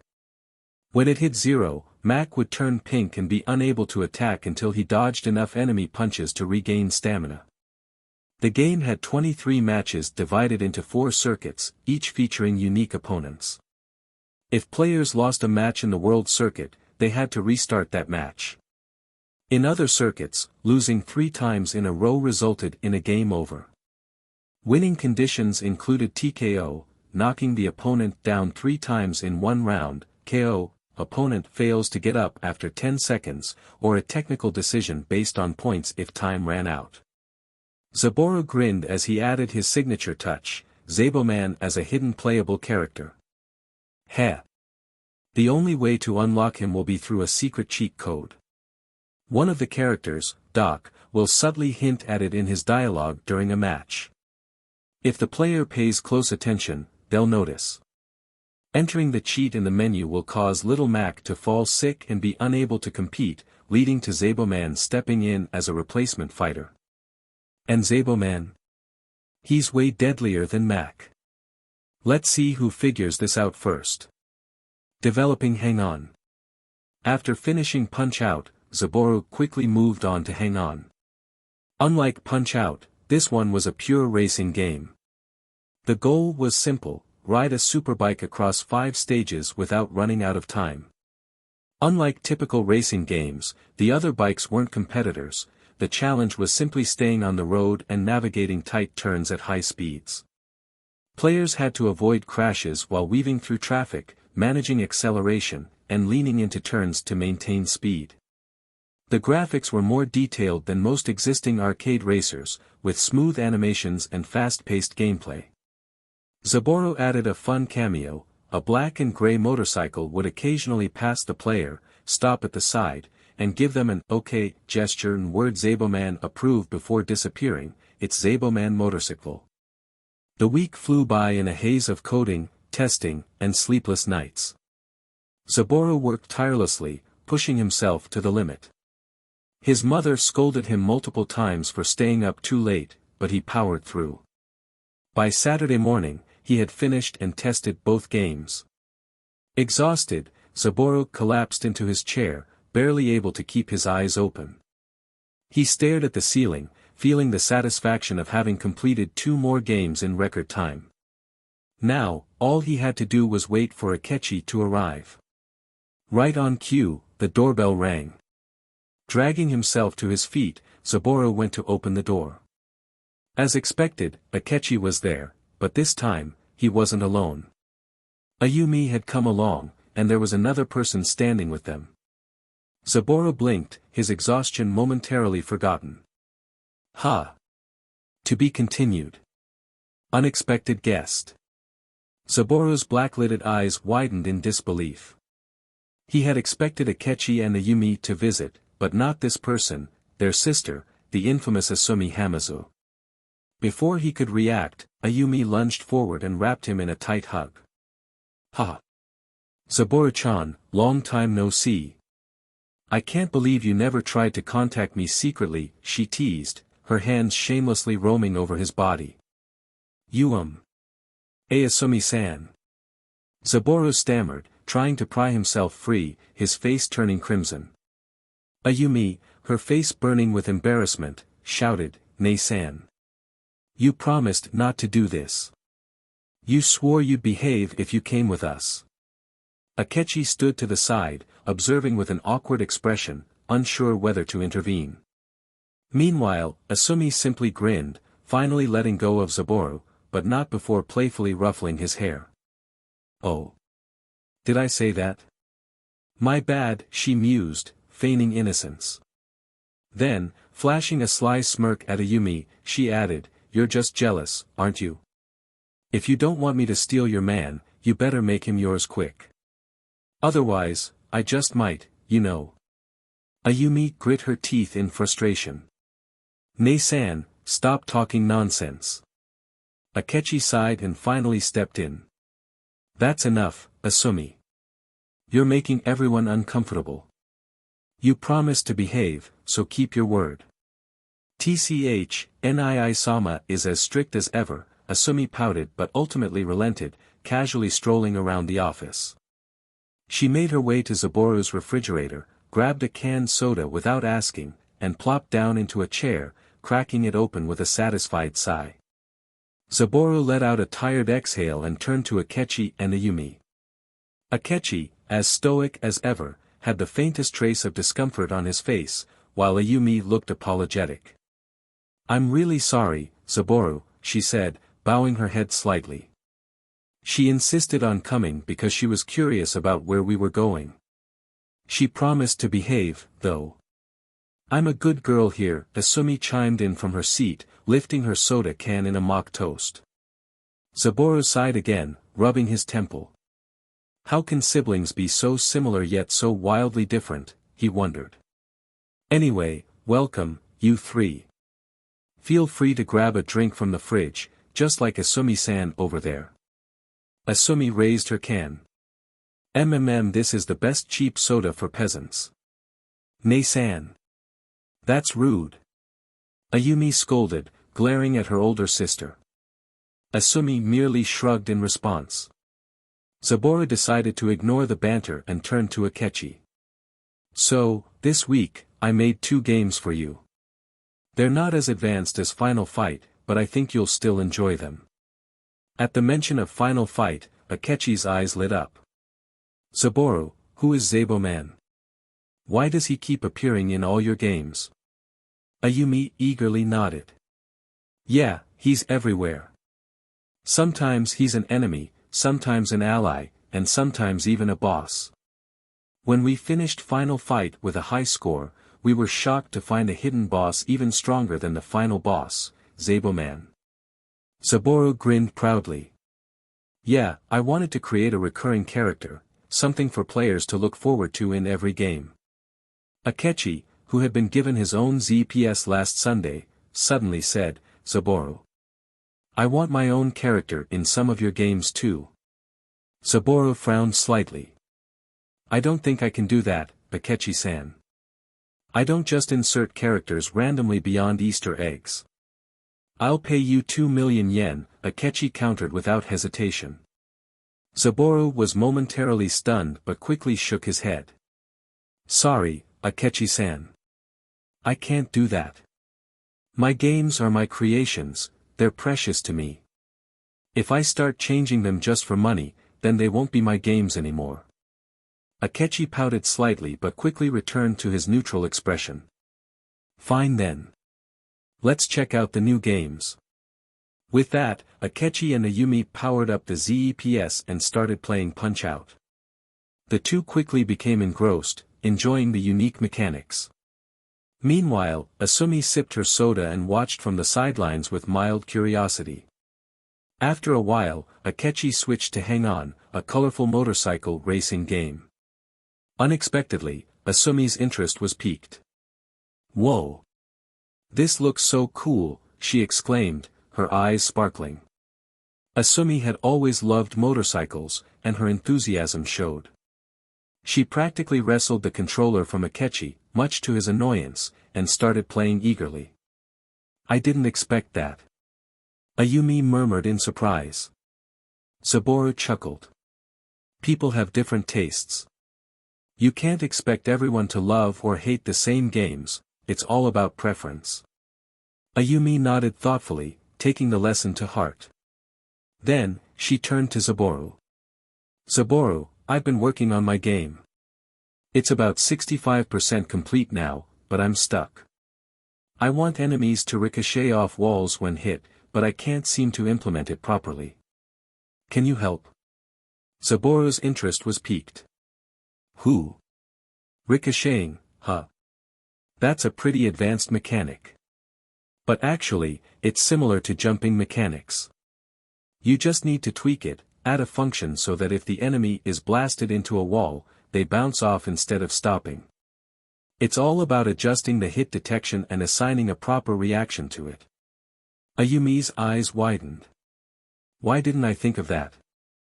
I'll try my best to implement it. Saburo nodded. Keep at it, Ayumi. She smiled, but then her mood dropped slightly. I've been working on this game for months, and it's still only 65% done. Meanwhile, you've made so many games since we met. Is it because I suck, or are you just insanely talented? Saburo smirked.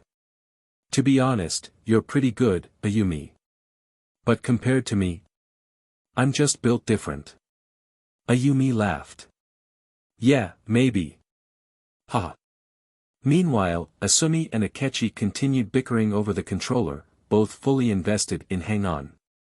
After a few more hours of gaming, the Hamazu siblings finally prepared to leave. Before heading out, Akechi handed Zaboru a fat stack of cash, 600,000 yen. These 2 games were worth every yen, Akechi said simply. Zaboru took the money with a grin.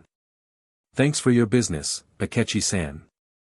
After they left, he stretched in his chair, grinning ear to ear. 600k, get. To be continued. Sudden visit from Tetsuo. The morning sun filtered through the office window as Zaboru leaned back in his chair, deep in thought. The past 3 weeks had been a whirlwind of relentless work, designing, coding, refining, and testing games. Ever since striking a deal with Psycho Machine, he had worked non-stop, producing game after game for Akechi. Now, his efforts had paid off handsomely. He had amassed 1.5 million yen from selling 5 games at 300,000 yen each. With this financial cushion, his company was secure for the foreseeable future, at least until ZEPS was fully operational. Still, a nagging thought persisted. Should I take a break? He hadn't stepped outside for weeks. The idea of going for a walk, enjoying a meal that wasn't frozen food prepared by his mother, or even just relaxing for a bit felt like an alien concept. Yet, another part of him itched to keep working. Perhaps he could create a simpler game for Akechi. A game didn't have to be complex to be great. Even simple games can be brilliant if executed well. Before he could reach a decision, the doorbell rang. Who could that be?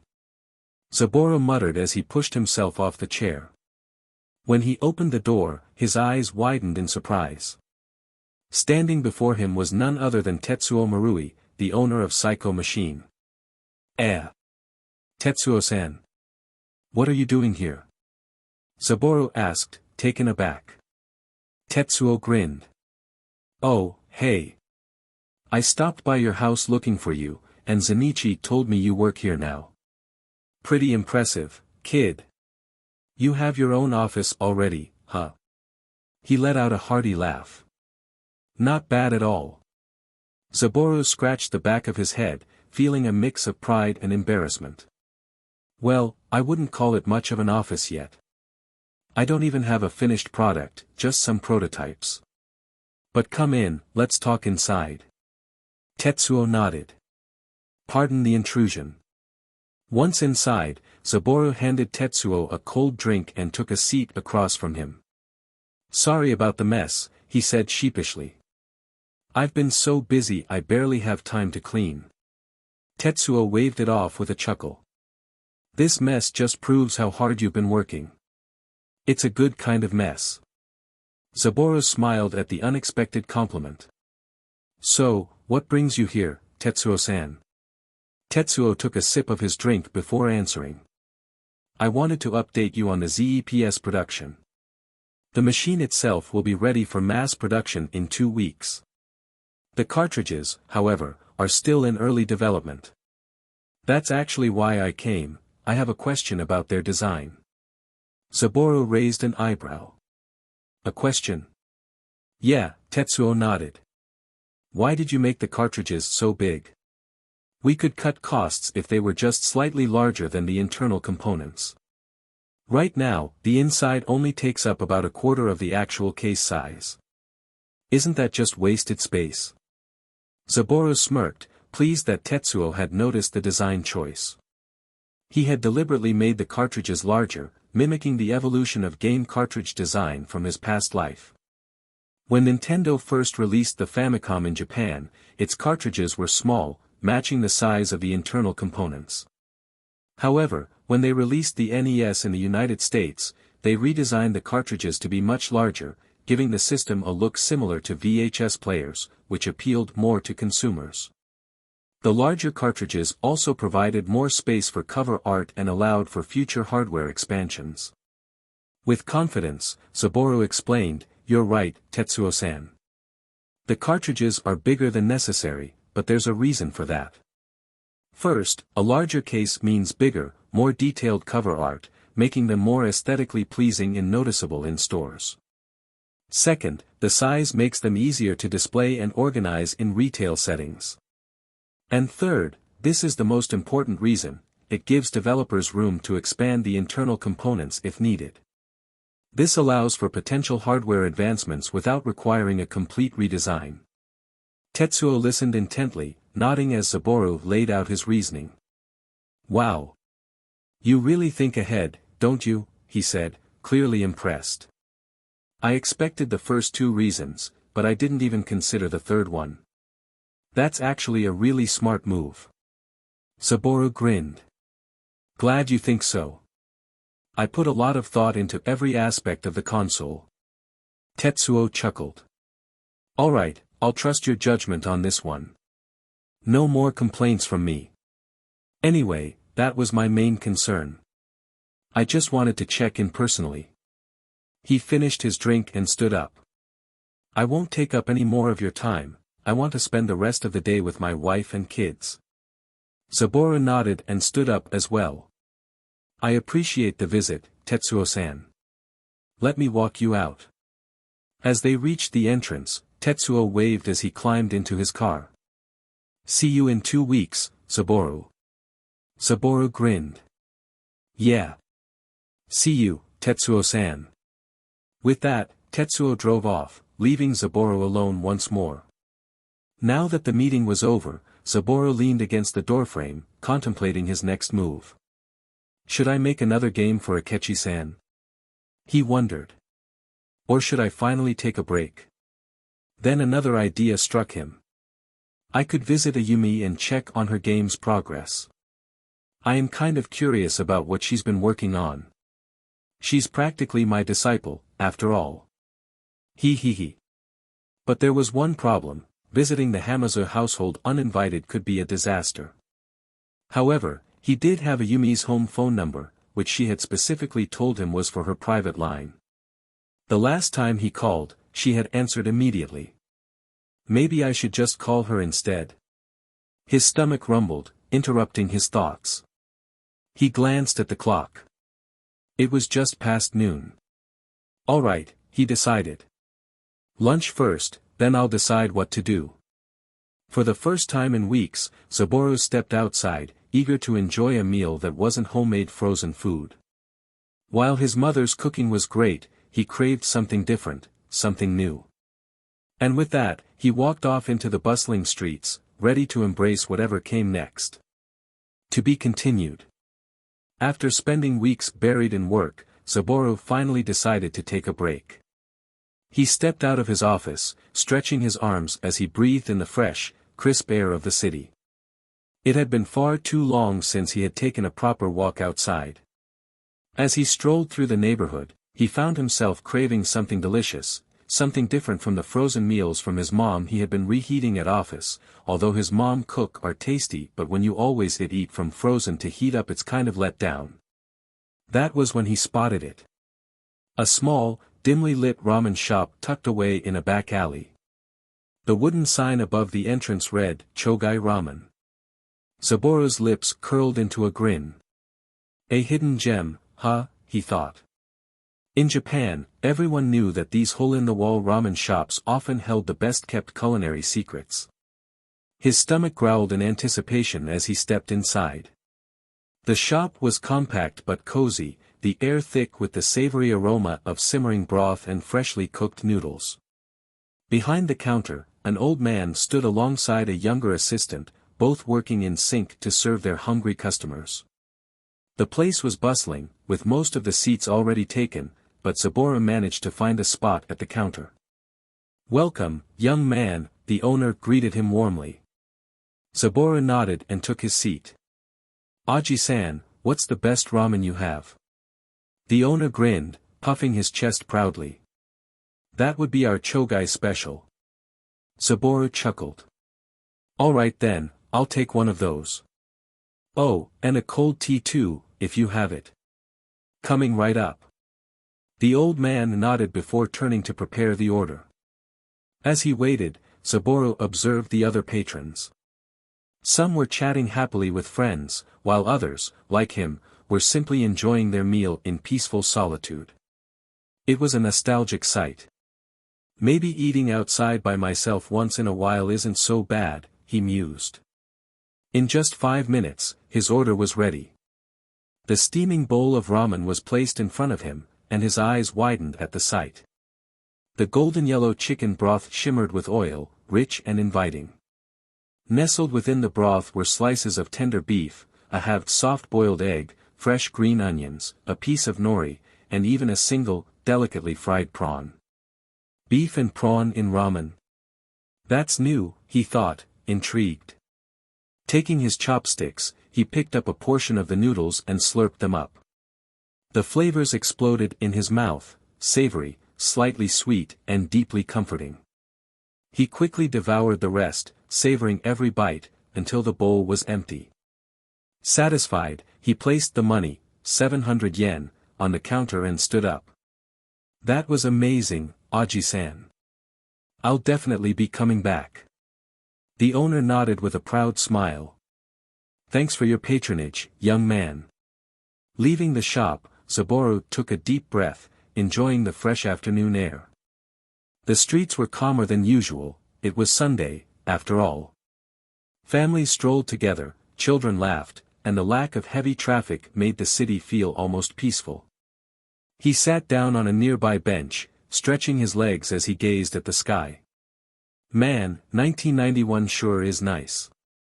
No smartphones, no constant distractions, just good food and fresh air, and definitely no woke nonsense. He chuckled to himself, shaking his head. His mind wandered to his past life. Before he died in 2024, he had been immersed in some of the greatest video games of his time. Astrobot, Black Myth, Ryukong, Metaphor, ReFantasio, he had played all the Game of the Year contenders. And then there was Balatro, an indie darling that took the gaming world by storm. Should I introduce Balatro to this world, he pondered. Nah, it's too early. Maybe later. His thoughts then drifted to one of gaming's greatest mysteries. Even after almost 9 years, still no Bloodborne sequel or PC port. Should I change that? Or should I let this world suffer the same way mine did? A mischievous grin spread across his face at the thought. But all jokes aside, he couldn't deny how grateful he felt.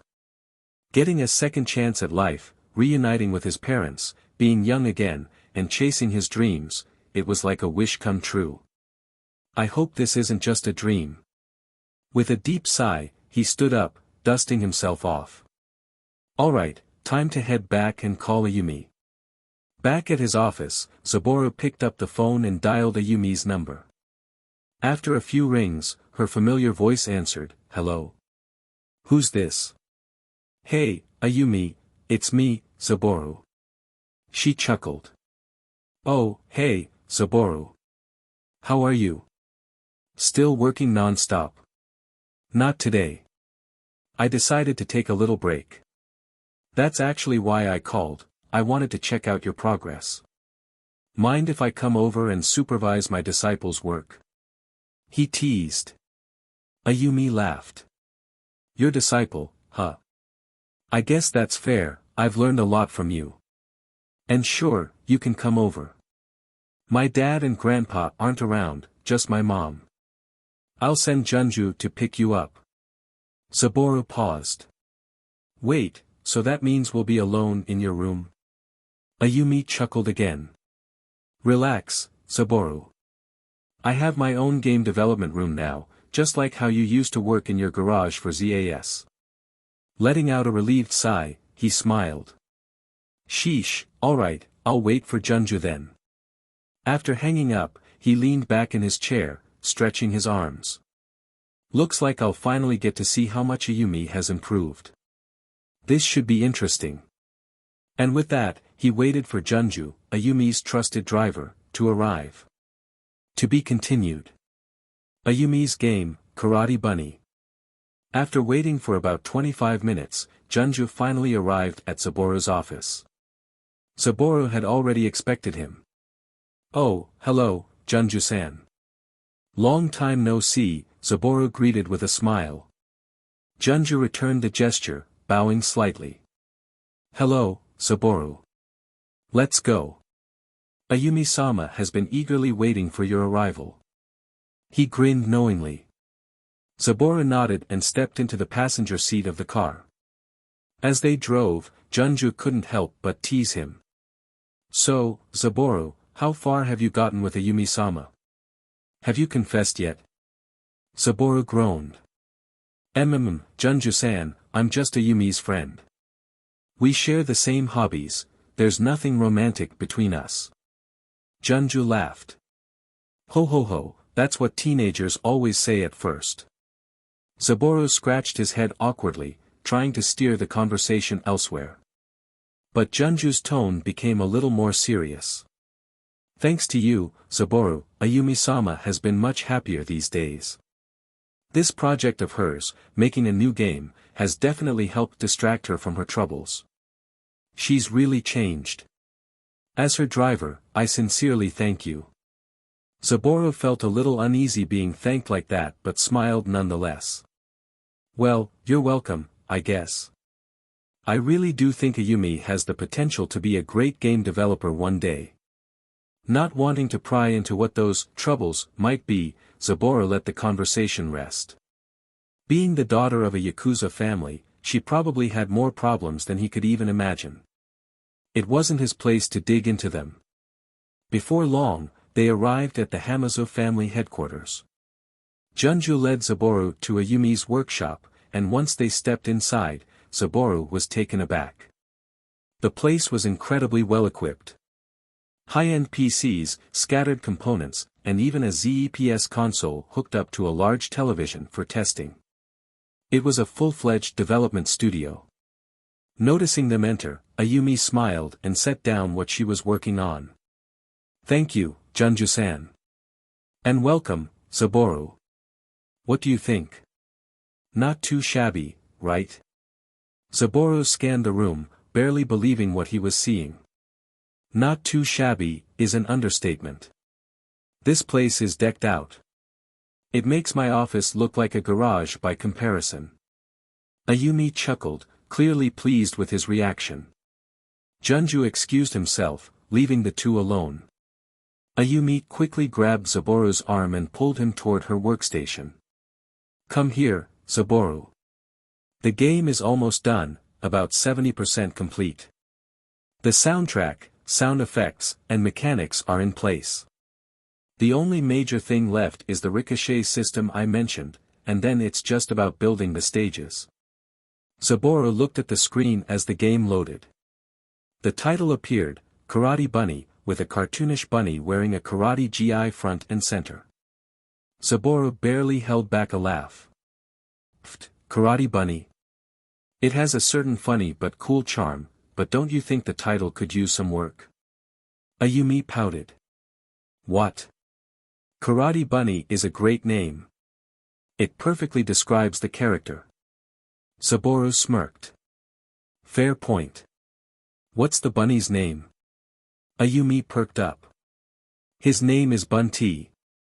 I combined bunny, karate, and added an I at the end. Saburo burst into laughter. Ha ha ha. Okay, Bunty is actually pretty good. You're more creative than I thought. Ayumi blushed at the compliment. Saburo then picked up the controller and began testing the game. It played as a 2D platformer where Bunty could jump, punch, and use a charge attack. The charge attack was supposed to make enemies ricochet off walls, but that hadn't been implemented yet. The health system was carrot-based. Bunty lost carrots when hit and could collect golden carrots to temporarily power up. Enemies included poison turtles, slow-moving but dangerous, as they released a toxic cloud when they bit Bunty frogs. Positioned between platforms, they shot straight projectiles at Bunty minotaurs, bullmen, large enemies that couldn't be attacked from the front and required Bunty to jump behind them, wolves, agile foes with long reach and the ability to jump. After playing for a while, Saburo put the controller down and cracked his knuckles. Okay, Ayumi, this is pretty solid, but I have some ideas. Ayumi immediately leaned in, eager to listen. Go on. First, the frog enemy, right now, it can only shoot straight. Why not make it shoot diagonally as well? That way, It's more of a threat, so when the frogs is on the floating platform it can still attack Bunty. Ayumi nodded, writing that down. Good idea, it adds more difficulty. Next, the Minotaur. Right now, you have to get behind it to attack, which is great. But what if you could also push it back if you hit it correctly from the front? It wouldn't take damage, but it would stumble backward, letting players decide whether to fight or flee. Ayumi's eyes widened. Oh. That's actually brilliant. It adds more strategy. And about the poison turtle, you've made it slow, but what if, instead of just doing normal damage, its bite poisoned Bunty? Instead of losing health immediately, it would drain over time unless he grabbed a bunch of carrots. Ayumi gasped. That's actually a really cool mechanic. It adds more tension and forces the player to be cautious. Zaboru then helped Ayumi implement the ricochet mechanics, allowing enemies to bounce off walls when hit by Bunty's charge attack. He also assisted with programming the frog's new projectile behavior, the poison turtle new hit type, and refining the Minotaur's pushback mechanic. And together, they designed the first few stages, making the game feel more polished and engaging. By nightfall, the game was nearly 90% complete.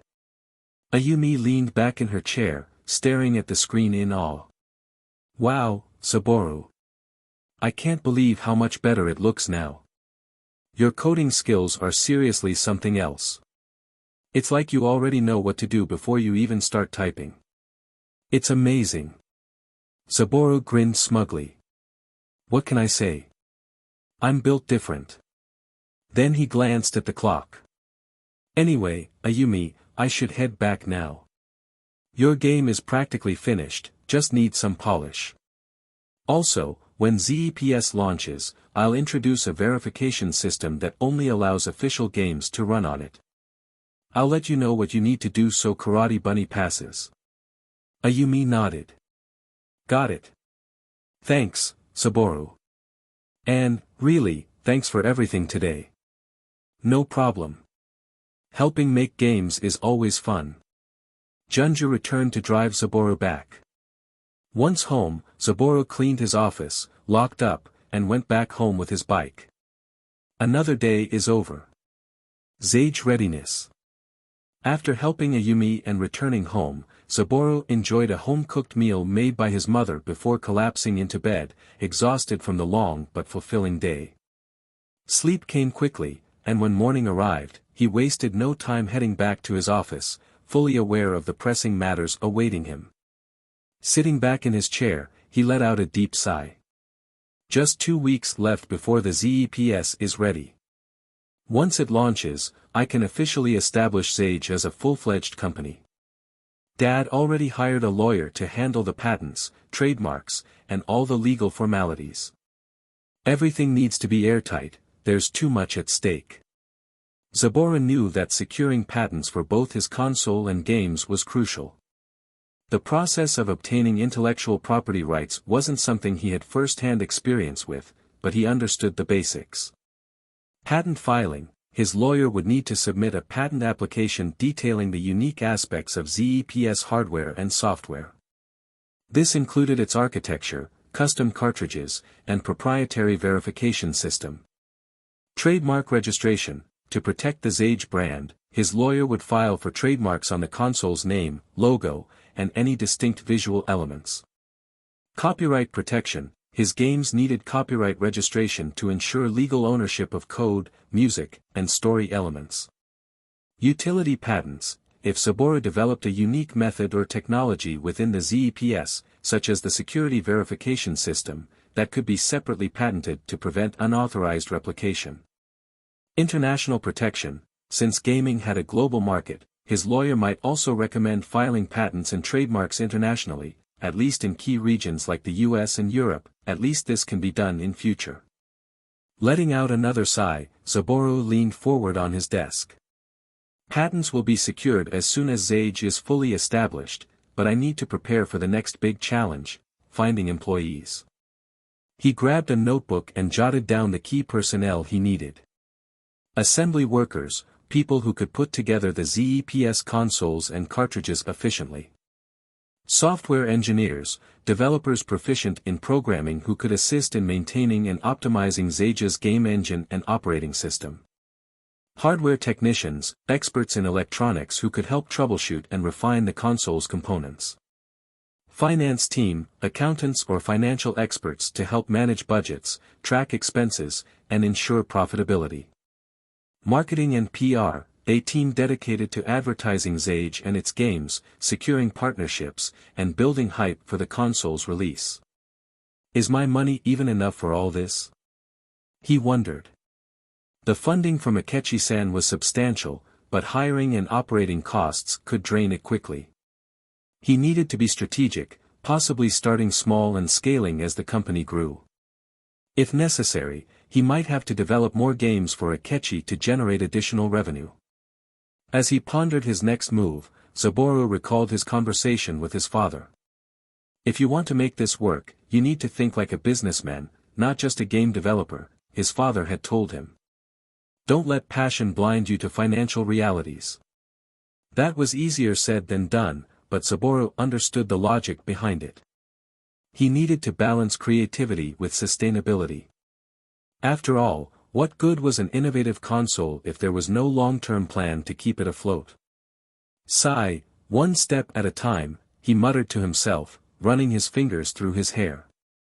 For now, he needed to focus on his next task, brainstorming new game ideas. If he could secure another deal with Akechi, it would provide more financial stability for Zega's launch. With that thought, he pulled out a fresh sheet of paper and began sketching out concepts, determined to create another hit for Saturday's meeting. After listing down several ideas, he leaned back, stretching his arms. All right, this should be a good start. Let's decide which game I should make later. For now, I need to cool my brain first. To be continued. After finalizing his work with Ayumi and thinking about patents, Zege progress and future, Saburo sat at his desk, deep in thought. He needed to develop one last game for Akechi this week before shifting his full focus to ZEPS. Because next week, with just a week left until its launch, hiring employees and preparing advertisements would soon take priority. This might be the last game I make early for Akechi. I need something I can develop quickly while still maintaining quality, Saburo mused. He tapped his pen against his notebook, contemplating his next move. What game can I make using my existing resources while adding fresh mechanics? He pondered before snapping his fingers.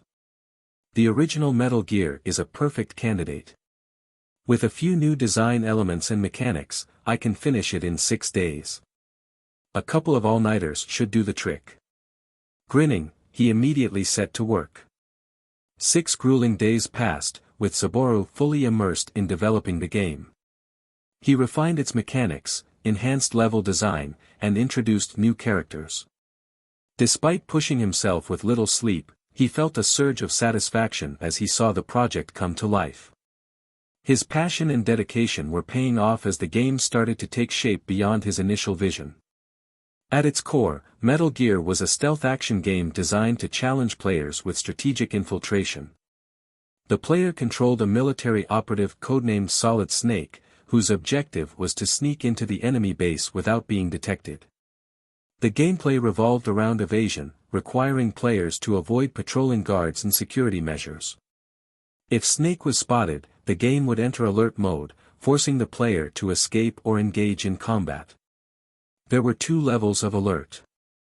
Single exclamation alert. Localized combat. If only a single exclamation mark appeared over an enemy's head, only those on the current screen would pursue Snake. Escaping was as simple as moving to an adjacent screen. Double exclamation alert. Reinforcements incoming, triggered if Snake made a loud noise, was seen by security cameras, or activated an alarm. Reinforcements would flood the area, making escape more difficult. To evade pursuit, players had to eliminate all enemies, enter an elevator, or trigger a boss fight. Snake started unarmed but could collect a variety of weapons, including firearms, explosives, and a silencer to mute gunfire. Limited ammunition forced players to manage resources wisely. Additionally, melee combat allowed for silent takedowns, punching enemies undetected sometimes rewarded rations or extra ammo. The enemy base spanned 3 interconnected buildings with multiple floors, basement levels, and locked doors requiring key cards. Players had to rescue hostages for information, and saving 5 increased Snake's rank, boosting his health and carrying capacity. However, accidentally killing a hostage would demote the player's rank. To aid in the mission, Snake could communicate via a transceiver with key allies. Big Boss, his commanding officer, providing general mission guidance, Schneider, a resistance member with intelligence on enemy locations, Diane, a contact with knowledge about bosses and their weaknesses, Jennifer, a mole inside the enemy base, offering valuable supplies if certain conditions were met. To make the game more dynamic, Saburo introduced a special cameo, Zaboman. If a player performed exceptionally well, avoiding detection for an extended period, Zaboman would appear on the stage, running across the screen to distract the guards. However, this came with a risk. Sometimes, instead of distracting them, Zaboman would panic and run towards Snake's location, inadvertently exposing the player and causing chaos. Saburo also added a challenge mode where players could attempt speedruns with limited resources, emphasizing strategic movement and enemy avoidance. He implemented hidden collectibles that unlocked additional lore about the game's world, enticing players to explore every corner. With all these mechanics in place, Metal Gear was finally complete. Saburo sat back, rubbing his tired eyes but smiling with satisfaction. After extensive testing, everything ran smoothly. Now, all he had to do was wait for Akechi. About 30 minutes later, the bell at Zaja's front entrance rang. Saburo stretched, rolling his shoulders. Right on time. He stood up and made his way to greet Akechi, eager to present his latest masterpiece. To be continued. Akechi's concern. Saburo greeted Akechi at the entrance of Zage. It seemed Akechi had come alone this time, neither Ayumi nor Asumi was with him. As always, Akechi maintained his stoic demeanor, giving Saburo a simple nod before speaking. "So, did you make another game for me, or not this time, Saburo?" Saburo nodded. "I did make one for you, Akechi-san, but let me tell you, this will be the last time I give you early access. Starting next week, I need to focus entirely on hiring employees and reaching out to local stores to help distribute ZEPS when it's ready." Akechi considered this before nodding again. "So, ZEPS is ready for mass production, huh? Are they coming straight from the manufacturers, or do you need to assemble them manually again?" Saburo groaned. "I still have to assemble them myself. The first batch is 300 ZEPS units and 800 cartridges. That's why I really need to find employees to speed up the process. If I do it alone, it'll take months. Even with new hires, training them will take time, but it'll still be faster in the long run." Akechi folded his arms. "So, your goal is to officially release ZEPS to the public next month at the latest?" Saburo nodded. "Yeah, with assembly, negotiations with local stores, advertising, and waiting for my patents to finalize, it'll probably be next month or slightly later. But definitely not 2 months from now." "All right. I'll look forward to it," Akechi replied. "Anyway, let me play the new game you made." Saburo grinned and slotted Metal Gear into the ZPS. As Akechi picked up the controller, Saburo explained, "This game is called Metal Gear. The main objective is to sneak past enemies to progress through the stages. You can either avoid detection or take down enemies silently, it's up to you." Akechi nodded and began playing. Within minutes, he was fully immersed. As he maneuvered Snake through the base, he was impressed by the level of strategy required. Every time Saburo made a game, it felt like he introduced something fresh and innovative. After playing for over an hour, Akechi finally noticed the time inside. "The game is impressive as always, Saburo." He then reached into his jacket and handed Saburo a thick stack of cash, 300,000 yen. Here's the payment. Might be the last one. Are you sure you don't want to keep doing this? Saburo nodded. Yeah, Akechi-san. Thanks for everything, it's been a huge help. Akechi shook his head. Don't mention it. It's equivalent exchange, Saburo. Saburo walked Akechi to the door, watching as he headed for his car. Say hello to Ayumi and Asumi-san for me, okay, Akechi-san. Akechi gave a small nod before driving off. Saburo stood at the doorway, watching the car disappear into the distance. He let out a sigh and stretched. Finally done. He smirked and counted the money. 1.8 million yen total, not bad, not bad. This'll help cover company expenses, employee wages, marketing, and everything else. He cracked open a can of soda and took a long sip. I just hope ZEPS and ZAGE progress smoothly. Just as he was about to relax, the sound of a car pulling up in front of his office made him pause. A familiar voice rang out. Ni-san. I'm here. Saburo chuckled as he walked to the door and saw his little sister, Sunika, standing outside, waving excitedly. Behind her, his parents stepped out of the car, smiling. Sani-chan. Welcome. And hi, Mom. Dad. His mother smiled warmly, reaching out to pat his head. His father grinned. Well, hello, son. We decided to drop by and spend some time here. We're not bothering you, are we? Saburo shook his head. Of course not. You're always welcome here. Though, I should warn you, the place is a bit messy. His mother, Keiko, sighed, crossing her arms. You should take better care of your workplace, young man. She scanned the cluttered office and shook her head. All right, I'll help clean later. Saburo's face lit up. Really, Mom? Thanks a lot. Meanwhile, Sunika had already run inside and was looking around excitedly. Ni-san. I wanna play video games. Dad said you have new bunch of games you made. Saburo raised an eyebrow at his father, who suddenly looked away, whistling innocently. Damn, you snitch. I do, Sunika, but, it's kind of a surprise for later. Can you wait a bit? He tried. Sunika pouted. No. I want to play now. Dad promised me to. Saburo sighed in defeat, his eyebrow twitching. Fine, fine. But it's a secret, okay? Sunika's pout instantly vanished, replaced by a big smile. Okay. Saburo plays his new games. He always made 2 copies of each game, one for himself and one for Akechi. As Sunika eagerly began playing, his parents settled in, watching her reaction with amusement. Despite his exhaustion, Saburo couldn't help but feel genuinely happy. Spending time with his family in his own office, seeing his little sister enjoy his work, it was a rare moment of peace amidst the chaos of building his company.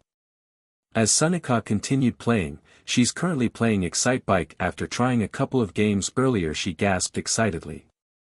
Ni-san. This is so cool. I want to make games like you someday. Saburo chuckled, ruffling her hair. You sure? It's really hard, you know. But well, you've got plenty of time to learn, Sani-chan. Who knows, maybe one day we'll make a game together. His father patted his back. Heh. So my 2 children are game developers now, dot. Zenichi grinned. His mother nodded in agreement. Just don't overwork yourself. We want you to enjoy this journey, not burn yourself out. Saburo smiled warmly. Yeah. I'll do my best. For now, he would enjoy this moment. Preparing to hire employees. After spending a heartfelt evening with his family in his offices, Saburo returned home and slumped to his bed with feeling a mix of warmth and exhaustion. The next morning, with a full day ahead of him. Like usual, he cleaned himself, drank some coffee, then he wasted no time heading straight to his office at Zage. With only a week left before the ZEPS components arrived, he needed to start the hiring process immediately. Finding reliable employees was crucial. If he handled everything alone, the assembly process could drag on for months. Sitting at his desk, he began drafting a recruitment flyer. Required job for Zage. Good at assembling components. Understanding of programming is a plus. Basic knowledge of electronics. Available to start immediately. Weekly wages, 10,000 yen, negotiable. If interested, visit this address, Zage location, or call this number, contact number. Saburo exhaled, staring at the flyer. Is this really enough to attract applicants? He knew that in 1991, jobs were plentiful, and his pay rate wasn't exactly competitive. Still, he didn't have much of a choice. His funds were primarily allocated for advertising ZEPS and securing deal and others with local electronics stores. Once satisfied with the flyer, he headed to a printing shop and had stacks of them printed. Then, the real work began. Roaming the town for recruitment. Armed with a bag full of flyers, Saburo set out into the city. His first stop was the shopping district, where foot traffic was at its highest. He carefully placed flyers on public bulletin boards, lamp posts, and walls near busy intersections. He even slipped a few inside newspaper stands, hoping curious job seekers might take notice. The morning passed in a blur as he continued sticking flyers at various spots, near train stations, convenience stores, and bus stops. The more he walked, the more he realized just how exhausting the process was.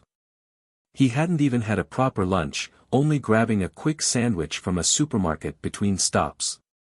By noon, he decided to check in at Toki and Satonaka's arcades, not only to greet them but also to inspect the ZAS machines he had sold to them. Despite his packed schedule, he always made time to ensure the 10 ZAS machines were running smoothly. Saburo then wanted a quick check-in for his ZAS at the two arcades. Walking into Toki's Bakudan arcade, he was met with the familiar sound of clacking buttons and excited chatter. Toki, spotting him from behind the counter, waved him over. "Yo, Saburo. Finally got time to visit, huh?" Saburo smirked.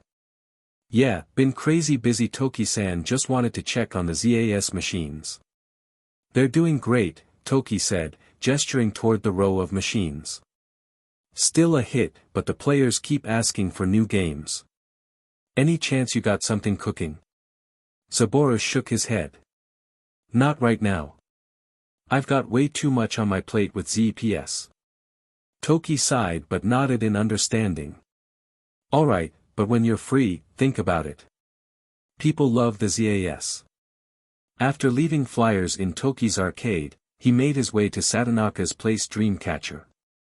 The conversation was nearly identical. Business was booming, players wanted fresh content, and Satonaka was more than happy to put up some of Saburo's flyers. Saburo also talked about the ZAS patent in the patent process for Zage and ZPS. Both arcade owners had already agreed to let him register the design and name, ensuring that he had full control over his creations. Satisfied with the arcade visits, he resumed his mission, moving through different districts of the city, placing flyers wherever he could. As the sun began to set, fatigue started creeping in. His feet ached, his shoulders were sore from carrying the stack of flyers, and he had barely eaten anything substantial. "Sigh, this had better be worth it," he muttered to himself. The reality was, he wasn't sure if his offer would attract many applicants. People weren't exactly desperate for work in the current economy, and asking for programming knowledge while only paying 10,000 yen a week wasn't the most appealing deal. Still, he had to try. Even if he only got 2 to 4 employees, it would make a massive difference. Glancing at the now nearly empty bag of flyers, he nodded to himself. Let's hope for the best. With that, he finally headed to his offices. He wanted to close it and go to home. After he arrived at his offices, he quickly closed the offices and went back home. Today is very tiring, and he hoping that by morning, someone, anyone, would respond to his job recruitment. To be continued. The day after Zaboru spread the flyers, he noticed most people barely gave them a glance before walking away. It was 1991, and jobs were plentiful. Most people already had stable employment, making Zaboru's offer seem unappealing. Even those with the necessary skills weren't particularly drawn to the job, given the modest starting salary. Despite this, there were two individuals who were actively searching for work, a pair of twin siblings. A young man and woman walked along the street, engaged in a heated argument. "Is this what you call an easy job, Yugo?" the woman shouted, clearly frustrated. "I studied computer engineering for easy, high-paying jobs, not to get rejected by 3 companies in a row." The man, Yugo, maintained a laid-back attitude, unfazed by his sister's outburst. "Don't worry so much, Yuna. We'll find something soon." "Well, at least I will." Heh. Yuna's eyes twitched with irritation. "You insolent brat. Are you mocking me because I keep getting rejected? As if you're doing any better. You haven't even landed a single job since we graduated 3 months ago." Yugo grinned. "That's because I wasn't looking. I only want to work for a video game company. My dream is to make great games, you know." Yuna sighed. "You do realize that video games are a dying industry, right? After the Atari crash, there's been no major progress in the field. It's not a safe bet." Yugo scoffed. "That's just a temporary setback. Ever heard of ZAS? The arcade machines in Bakudan and Dreamcatcher? I have a feeling whoever's behind those is going to make it big in the gaming industry." Yuna merely sighed, dismissing her brother's optimism as wishful thinking. The two continued walking, looking for a place to eat, when something caught Yugo's eye. "Wait! That's the Zage logo," he exclaimed, rushing to a nearby wall where a flyer was posted. "They're the ones who made ZAS. And they're hiring." His excitement grew as he read the flyer's details. Job opening at Zage. Experience in electronics assembly, required programming knowledge is a plus, must be available to start immediately, weekly wage, 10,000 yen, negotiable, contact us at, address, or call, number. Yugo grinned. "I meet all the requirements. Yuna, we should apply. This could be our chance." Yuna glanced at the flyer, hesitant. The salary wasn't great, but given their current situation, she figured they had nothing to lose. "Alright, let's check it out after we eat. Hopefully, this won't be my 4th rejection in a row." With that, they found a quick meal before heading to Zage's office via public transportation. Upon arrival, they were met with a small but tidy office space. "Is this really the right place?" Yuna asked, skeptical. Yugo, on the other hand, was practically beaming. "Don't judge a book by its cover. Let's ring the bell." He pressed the doorbell, and after a moment, the door opened to reveal a young man, probably younger than them. The man looked at them curiously. "Yes. Can I help you?" Yuna took the initiative, offering a polite smile. "Excuse me, young man. Is this the Zage office? We saw the hiring flyer and wanted to ask about the recruitment process. Is the person in charge available?" Zaboru blinked, then broke into a grin. "Oh, you're applicants. Come in, come in." The twins exchanged glances before stepping inside. Zaboru had tidied up the office in preparation for interviews, setting up a small table with 3 chairs. He gestured for them to sit. "Please, have a seat. May I know your names?" Yuna was momentarily surprised. This young man was the one in charge. Recovering quickly, she bowed slightly. "Oh, you're the one in charge. My apologies. My name is Yuna Kanai, and this is my brother, Yugo Kanai." Yugo gave a casual nod. "I'm Yugo. Saburo raised an eyebrow. Siblings. Interesting. He motioned to the chairs again. Please, sit. Would you prefer to be interviewed separately or together? Yuna answered promptly, if it's alright, we prefer to be interviewed together. Yugo nodded in agreement, looking oddly focused on Saburo. Very well, Saburo said, clasping his hands. First, let me introduce myself. I'm Saburo Renkinen, the owner of Zage. Though Zage isn't an officially registered company yet, it will be within the next month. Here at Zage, we develop video game consoles and software for consumers. Any questions so far? Yugo's eyes lit up. Are you the creator of ZAS? Saburo was taken aback before offering a small smile. Yes, I am. Do you play ZAS? Yugo's grin widened. Hell yeah. ZAS is amazing. I think whoever made it is going to save the gaming industry. Yuna groaned, pinching the bridge of her nose. I'm sorry, Renkinen-san. My brother gets overly excited sometimes. Saburo chuckled. That's the kind of enthusiasm I like. Let's move on.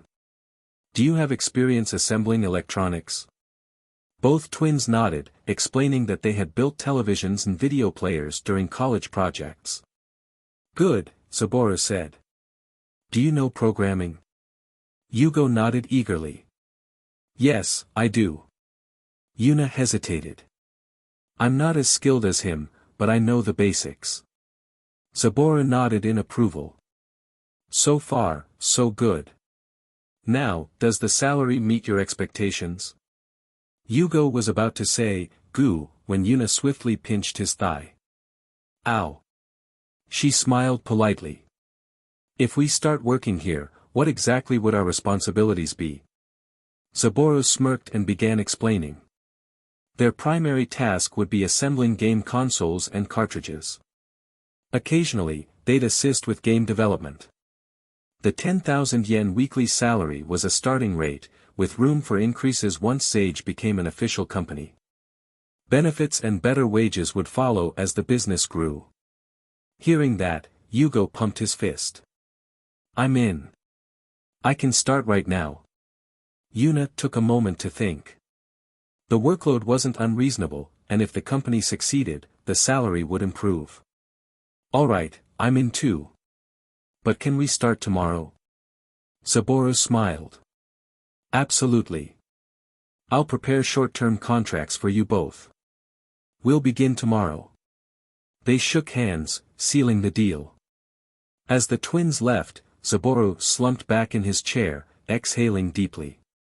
Wow. 2 potential employees. Not a bad start. And they're young, too. He smirked to himself. Maybe things were finally starting to come together. To be continued. After leaving Zage, Yugo and Yuna walked through the bustling city streets, reflecting on their visit. The neon lights of nearby shops flickered as the evening air carried the chatter of pedestrians and the distant hum of cars passing by. Wow, that Saburo Renkinen dude is really something. Yugo exclaimed, his voice full of excitement.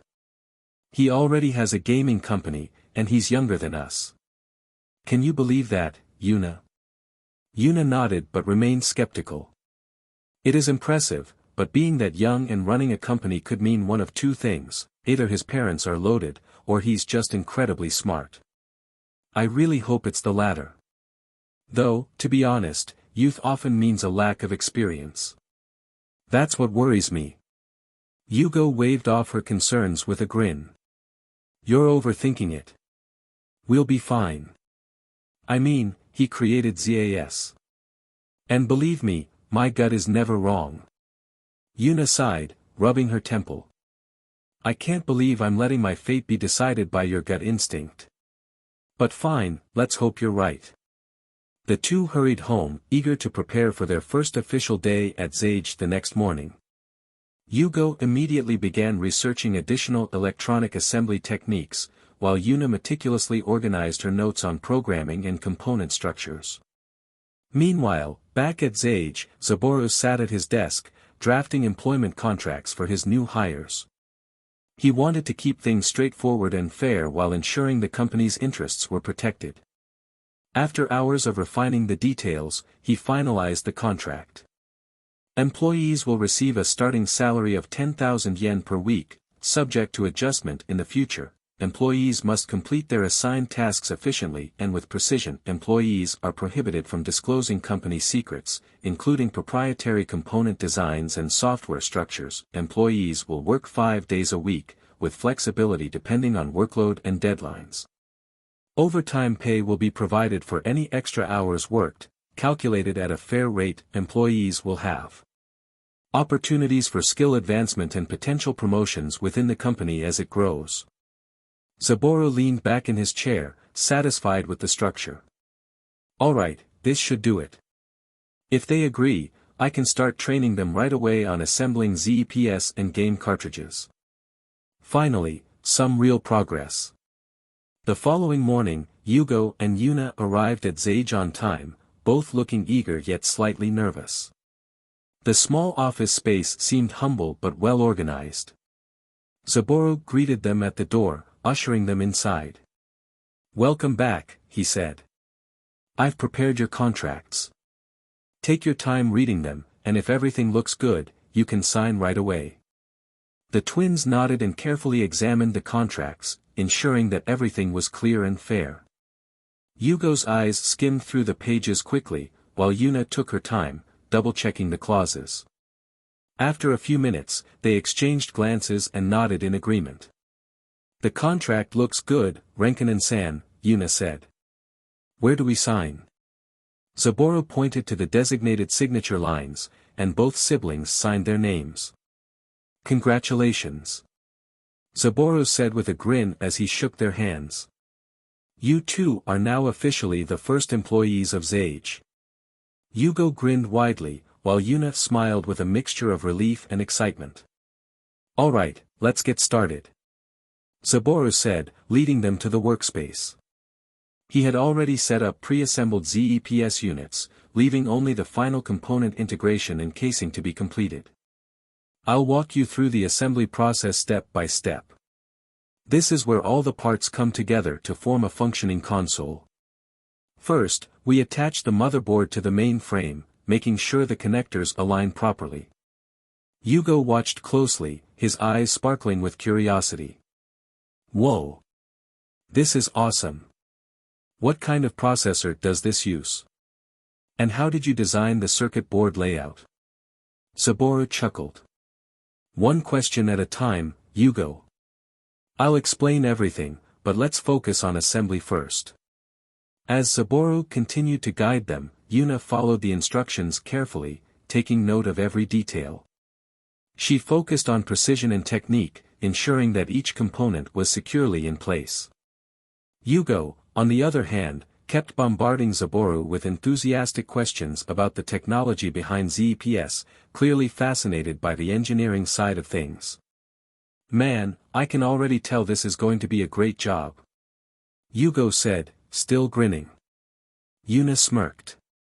Yeah, just make sure you actually get work done instead of geeking out over the hardware."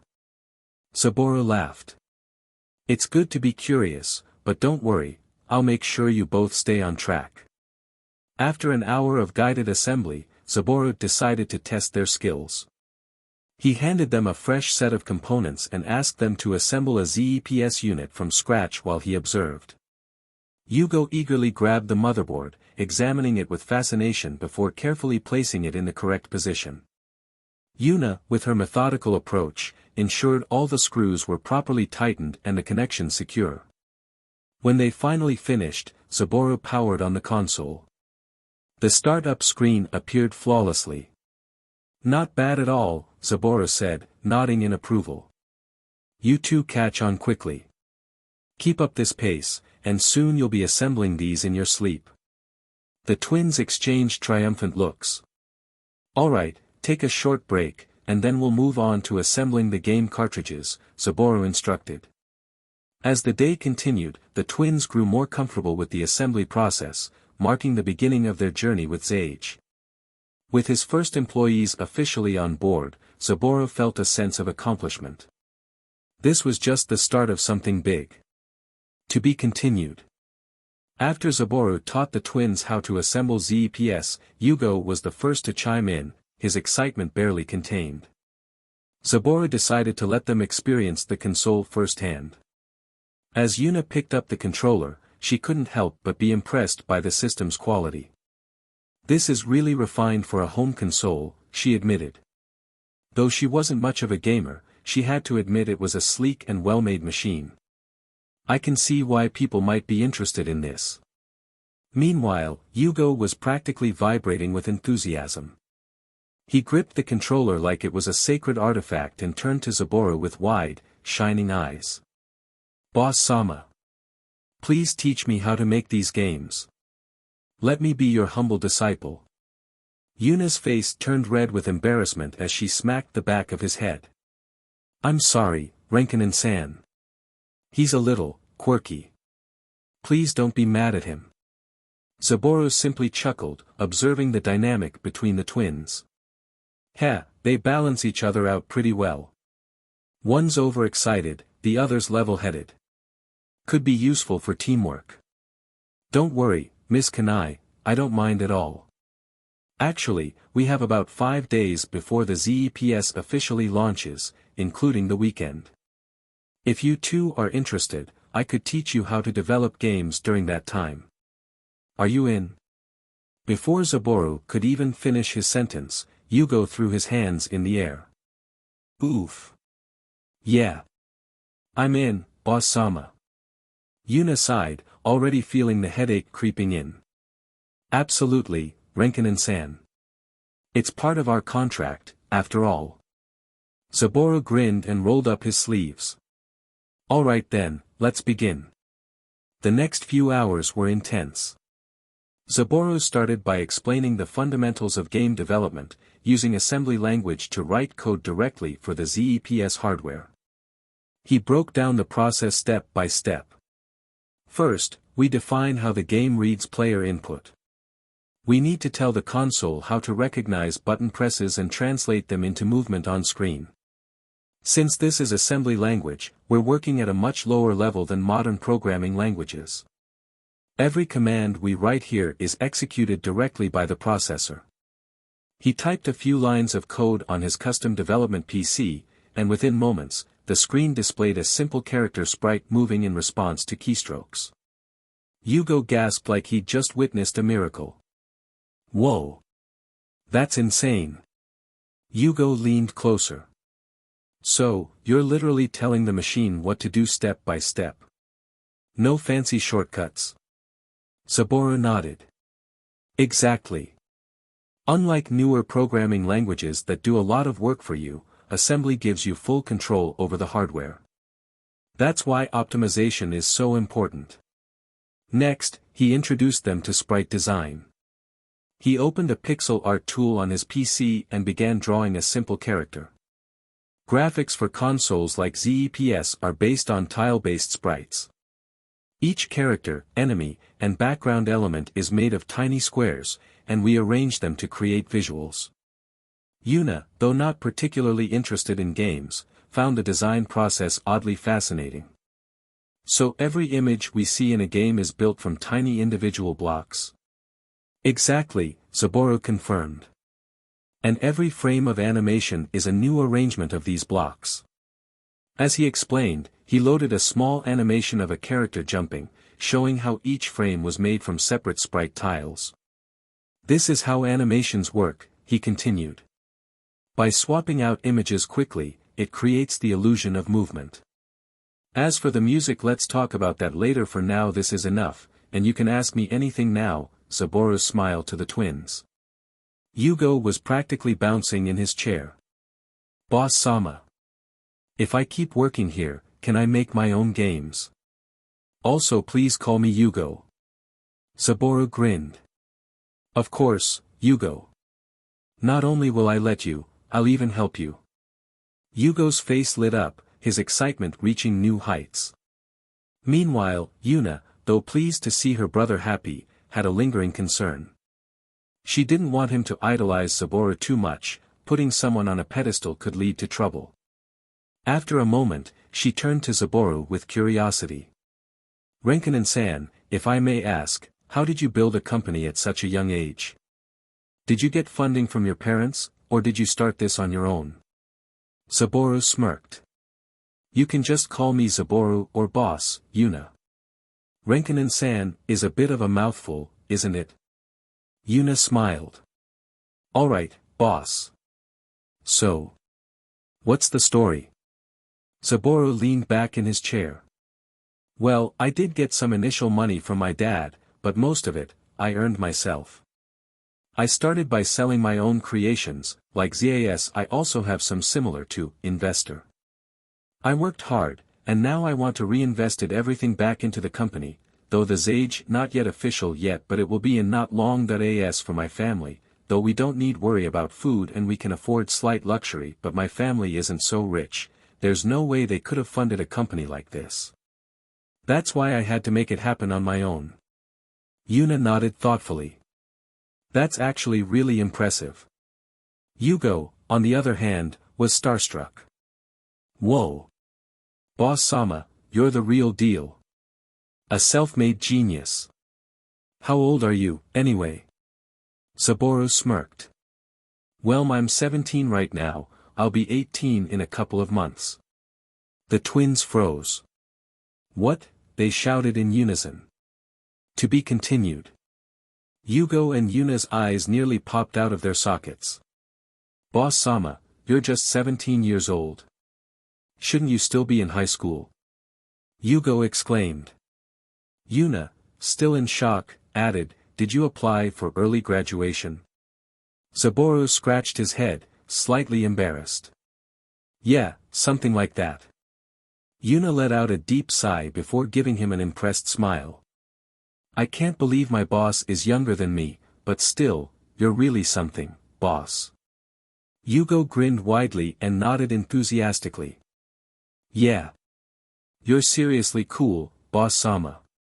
Saburo chuckled. Alright, let's not dwell on that. Do you two have any questions?" Yuna was the first to speak. "Boss, did you patent all of your games and characters?" Saburo nodded. "Of course. I made sure to patent everything, and the legal documents will be finalized once Sage officially launches." Yugo tilted his head. "What about ZAS, boss Sama?" Saburo gave him a confident nod. "Yup, ZAS is included." Yugo suddenly frowned, deep in thought. "So, ZAS and your other games weren't patented until recently? Weren't you afraid someone would steal your ideas?" Saburo scratched the back of his head sheepishly. "Well, yeah, I kinda forgot to do it earlier. But hey, it's patented now. Besides, most people don't see video games as a profitable industry yet. They still think it's a dead market after the Atari crash, so nobody's really looking to exploit it. But trust me, this industry is going to explode again, and when it does, Sage will be at the forefront." Yugo nodded with admiration, while Yuna tapped her chin, thinking of another question. "Boss, what if other developers want to make games for ZPS? Will you allow it?" Saburo leaned back in his chair and crossed his arms. "I will, but under strict conditions. The Atari crash happened because anyone could make a game, which led to an overflow of low-quality, cash-grab titles. While having a variety of games is good, it also created an industry filled with garbage that ultimately led to its collapse. I won't let that happen to Sage." Yuna raised an eyebrow. "So, how do you plan to control it?" "I'll establish a quality control process. Any developer wanting to publish on Sage consoles will need to meet certain requirements. I'll personally review their work, or hire a team to do so in the future, to ensure they meet a standard of quality. We don't need an industry flooded with trash games that ruin the market." Yuna nodded, impressed by his foresight. "That makes sense, but what if people try to bypass your system and make their own unauthorized games?" Saburo smirked. "I've thought of that. ZPS and its cartridges have a proprietary security chip. If a game doesn't have the official chip, the console won't run it. It's not a perfect solution, but it'll deter most unauthorized developers. Yuna and Yugo exchanged looks of amazement. It was clear that Saburo wasn't just thinking about short-term success, he was planning for the long haul. So, Yuna continued, you'll be looking for more employees in the future? Saburo nodded. Yeah. Once the company officially launches, I'll need finance managers, sales managers, quality control testers, more programmers, and a dedicated lawyer to make sure no one can exploit loopholes in our policies. Yuna was impressed with his strategic mindset. Meanwhile, Yugo raised his hand like an excited student. Boss Sama. How many games do you plan to release each year? Saburo smiled. That depends, really. But I plan to release a lot. Yugo's grin stretched from ear to ear. He was beyond excited for the future. As the siblings returned to work, examining the ZEPS console and cartridges, Saburo leaned back in his chair, deep in thought. I hope that by introducing amazing games from my past life, I can inspire other developers to create their own innovative titles. The gaming industry needs to keep evolving. I don't want it to stagnate like how Pokémon did in my previous life.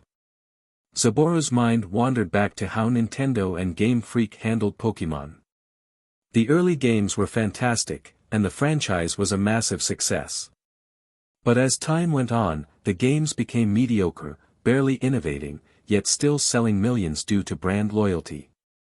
When a fresh new competitor like Palworld came along with innovative gameplay, Nintendo and Game Freak panicked and sued them, even going so far as to try patenting game mechanics. That's exactly the kind of thing I want to prevent, Saburo thought. Patenting game mechanics stifles creativity and innovation. Imagine if Super Mario Bros. Patented jumping mechanics, or if Metal Gear Solid patented stealth and alert systems. The gaming industry would be full of restrictions, killing any chance of progress. No, games should be about innovation, not legal battles. I'll make sure Sage helps the industry thrive, not suffocate it. With a determined grin, Saburo looked forward to what the future held for Sage and the gaming industry as a whole. After Q&A session with the twins continue to learning assembly the ZEPS and game cartridges again. Then next day happens, Saburo keep teaching the twins. Then Yugo ask him, Boss Sama, aren't you gonna teach us how to make music for ZEPS? Saburo smile, of course, let's go to the special room. Saburo led them to a smaller workstation in the corner of his office. A large CRT monitor, a keyboard, a MIDI synthesizer, and several pieces of audio equipment were neatly arranged. Alright, Saburo said, cracking his knuckles. Now, let's talk about game music.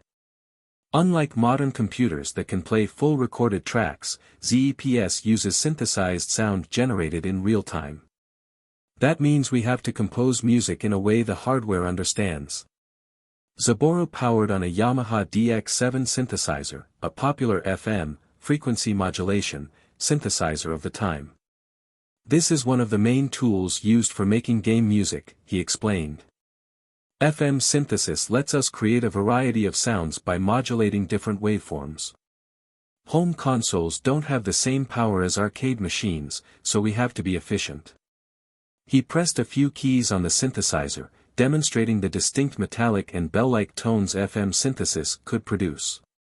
For games, we keep it simple, bass, melody, harmony, and percussion, all using electronic synthesis. Next, Saburo turned to his PC. He loaded a tracker software called MML Composer, which allowed music to be programmed using a text-based system. This is Music Macro Language, or MML. Instead of just playing music, we write it as code, and the console will generate the sounds in real time. Here, let me show you. He typed. #title ZPS theme. T120. L804C D E F G A B greater than C. This code sets the tempo to 120 beats per minute and plays a simple scale. Let's hear it. He pressed the enter key, and the ZEPS hardware emulator on his PC-98 produced the electronic beeps of the scale. Saburo then explained how drum sounds were created. Since we don't have sampled drums, we make percussion using noise waveforms. He typed another MML command. V10 at 10C, V12 at 14G, V15 at 20C. This tells the sound chip to play a short burst of noise at different frequencies, simulating a snare drum and hi-hat. The console produced a rhythmic clicking sound. Yugo's eyes widened. So every sound is just a modified electronic waveform. Exactly, Saburo confirmed. We tweak frequencies and modulations to make the best use of limited sound channels. To create a full song, Saburo composed a short looping tune by layering melody, harmony, bass, and drums. He entered the following. T120. L804C D E F G A B greater than C. L803 G F E D C. V10 at 10C, V12 at 14G, V15 at 20C. The emulator played a simple but catchy loop. Once I get a melody in rhythm I like, I tweak the instrument patches on the FM synth, adjust the timing, and make sure everything loops smoothly. Once the track is ready, Saburo continued, I convert it into raw binary data and embed it into the game code. The ZEPS sound chip reads these instructions in real time and generates the music on the fly. He pointed at a ROM burner on his desk. Finally, I write the game data onto an EPROM chip and test it on an actual ZEPS console. Yugo was nearly vibrating with excitement. This is awesome. You're literally coding music into the game itself. Yuna, though less enthusiastic about game music, nodded in approval. It's fascinating. Saburo smirked. It takes practice, but once you get the hang of it, making music this way feels like second nature. Now, who wants to try writing their first game track? Yugo raised his hand instantly, while Yuna sighed, already knowing she wouldn't be able to avoid learning it too. And with that, the twins tried making music for video games. After the twins finished their lesson on making video game music, they quickly returned to their task of assembling ZEPS. One day passed, and they diligently worked and continued learning their roles. Meanwhile, Saburo sat at his desk, rubbing his temples as he stared at the ceiling. How am I supposed to find employees to handle Zaja's finances and a sales manager to promote our products? I don't have any connections, he muttered to himself. After a moment, he turned to Yugo and Yuna. Hey, do you guys have any family or friends who could manage company finances or help promote Zage products? Yugo and Yuna exchanged glances before shaking their heads. Unfortunately, we don't know anyone like that, boss, Yuna admitted, and Yugo nodded in agreement. Saburo sighed in frustration. I see. Well, that's a problem. Just then, the phone on his desk rang. He quickly picked it up. Hello, Saburo speaking. The familiar voice of his father, Shinichi, came through the line. Hey there, son. How's your company recruitment going? Saburo leaned back in his chair. Well, I've got 2 employees helping with ZEPS assembly, and they'll eventually assist in making video games. But I still need 2 crucial people, one for finance and another for marketing to get our products into stores. Perfect, Shinichi said. I have an ideal candidate for your finance department. Her name is Sayuri Yamaoka. She was my colleague at Sanaya. She's exceptionally skilled, but 2 months ago, she got fired. Saburo raised an eyebrow. Fired? Why? Shinichi's voice grew serious. Her boss framed her for stealing money. In reality, she was just refusing to please him. That scumbag ruined her reputation, and now no company will hire her. But let me tell you, Sayuri is competent. If you can convince her to work for you, she'll be a tremendous asset. However. Saburo frowned. However. She's become extremely wary of men. After what happened, she doesn't trust easily. So you'll need to prove yourself before she agrees to work for you. She won't settle for a vague offer. She'll ask a lot of questions. Saburo nodded. Got it. I'll at least interview her. Good. I already gave her your company address. She'll come by soon. Just make sure you're prepared, Zenichi warned. Oh, and as for your sales manager, I had someone in mind, but he turned down the offer. He's unsure about video games as a business. I see. Well, one step at a time. Thanks, Dad. I'll handle it. Good luck, son. You'll need it. With that, the call ended, and Saburo exhaled deeply. He glanced at Yugo and Yuna, who had been listening. Sounds like she's going to be a tough one to convince, Yugo said, folding his arms. Yeah, Yuna agreed. But if she's as good as your dad says, it's worth the effort. Saburo smirked. Exactly. Now, let's get back to work. I need to prepare for this interview. Saburo then began to tidying up the places with help of Yugo and Yuna. An hour later, a woman arrived at the Zage office. She wore a sharp business suit, her black hair neatly tied back. She carried herself with confidence, but her eyes held a guarded look. As she stepped inside, her gaze swept the room, taking in everything with a calculating sharpness. Saburo stood up to greet her, offering a polite nod. You must be Sayuri Yamaoka. I'm Saburo Renkinen. Thank you for coming. Sayuri's expression remained unreadable as she stepped forward. So you are Zenichi Renkinen's son? Let's get one thing clear, Mr. Saburo Renkinen. I'm not interested in wasting my time. If you're serious about hiring me, I expect full transparency about your company's financial situation, your plans, and most importantly, your policies on employee treatment. Saburo chuckled. Straight to the point. I respect that. Please, have a seat. Let's talk. The interview had begun. Saburo looked at Sayuri Yamaoka, who sat across from him in the office. She maintained a professional posture, her expression unreadable. He knew he couldn't let her dictate the flow of the conversation. As the company owner, he needed to assert his authority while maintaining a fair and professional demeanor. Clearing his throat, he spoke calmly but firmly. I understand your position, Yamaoka-san, but let me be clear, I'm the owner of this company, and I hope you're aware of that.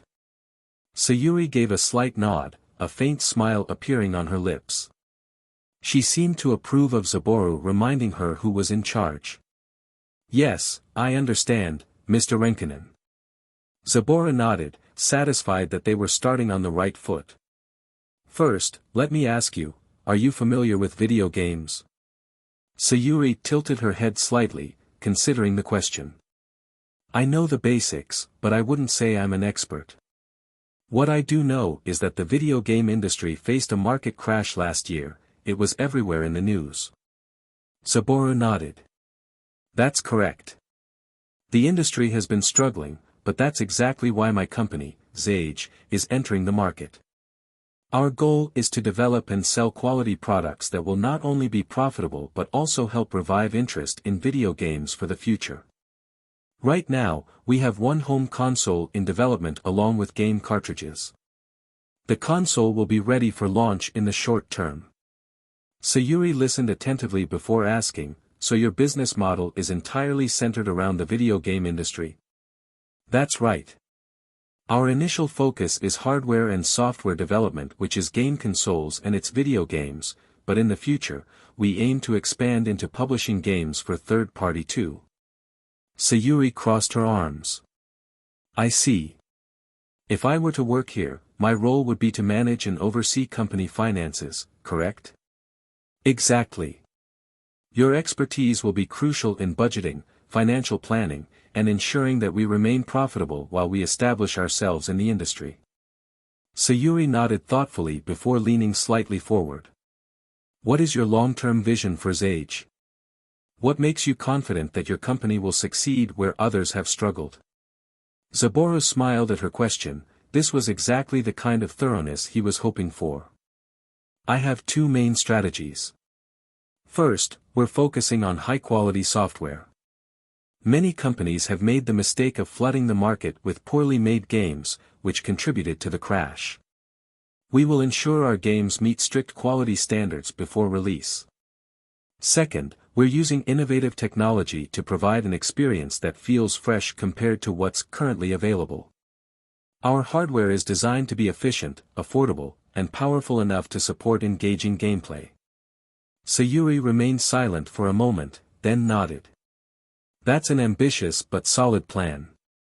Now, let's talk about the company's current financial status. What capital do you have available, and what are your projected expenses for the first year? Saburo had anticipated this question and had come prepared. He retrieved a folder containing detailed financial projections and slid it across the desk. Here's our current budget. We have enough capital to sustain operations for at least a year without immediate profits. This includes employee salaries, manufacturing costs, marketing, and development. Our goal is to break even within 2 years and start generating steady revenue thereafter. Sayuri flipped through the pages, studying the numbers. And what about financial risks? Do you have contingency plans in case of unexpected losses? Saburo tapped the desk lightly. Yes. We have secondary investors lined up if necessary, and I'm personally prepared to reinvest my own savings if we hit temporary financial hurdles. The key is making sure our first console launch is a success. If we achieve that, securing further funding will be much easier. Sayuri closed the folder and looked up at him. Alright, now let's discuss my salary. What are you offering? Since we haven't officially started production or made any sales yet, I can offer you 10,000 yen per week, with overtime pay for any extra hours worked. This is a temporary starting salary, and once Sage officially launches, we can adjust your salary accordingly based on company performance. Sayuri tapped her fingers on the folder, weighing the offer. While I understand that this is a startup, considering my experience and the fact that I'll be handling the company's finances, I'd like to negotiate for a higher starting salary. 10,000 yen per week is reasonable for a junior position, but for someone managing financial operations, I believe 15,000 yen per week would be more appropriate. Saburo smirked slightly. He expected negotiations, and he respected that she was advocating for herself. That's fair reasoning, but since the company is still in its early stages, 15,000 yen is a bit high for now. How about 12,000 yen per week, with a performance-based increase after 3 months? If Sage's financial situation improves, we'll adjust accordingly. Sayuri considered the offer carefully before giving a small nod. That's acceptable. If the company performs well, I'll expect a fair salary adjustment in the future. Saburo extended his hand toward her. Then we have a deal. Sayuri hesitated for a brief moment before shaking his hand firmly. Yes, we have a deal. I'll start tomorrow.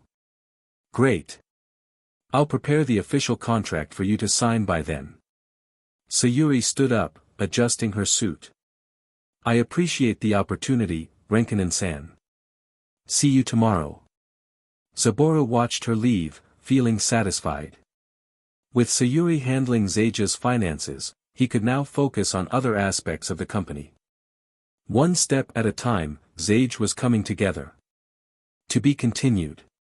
After finishing the interview on Wednesday, August 19, 1991, Sayuri stepped out of Sage's modest office building. The late afternoon sun cast long shadows on the pavement as she walked toward a nearby public phone booth. She inserted a coin and dialed a familiar number, Zenichi Renkanen's office at Sanaya. After a few rings, a deep and familiar voice answered, "Yes, Zenichi Renkanen here." Sayuri smiled slightly. "Good afternoon, senpai." "Oh, Sayuri-san." Zenichi's tone immediately became more relaxed. "So, how did it go with my son?" Sayuri leaned against the booth, reflecting for a moment before replying. He's good, senpai. I honestly wouldn't have guessed he's only 17. He has passion, respects people, and, though a bit inexperienced, I can see potential in him. I'm actually excited to be part of his company's growth. If he keeps going like this, I believe he can achieve something great. On the other end, Zenichi grinned ear to ear.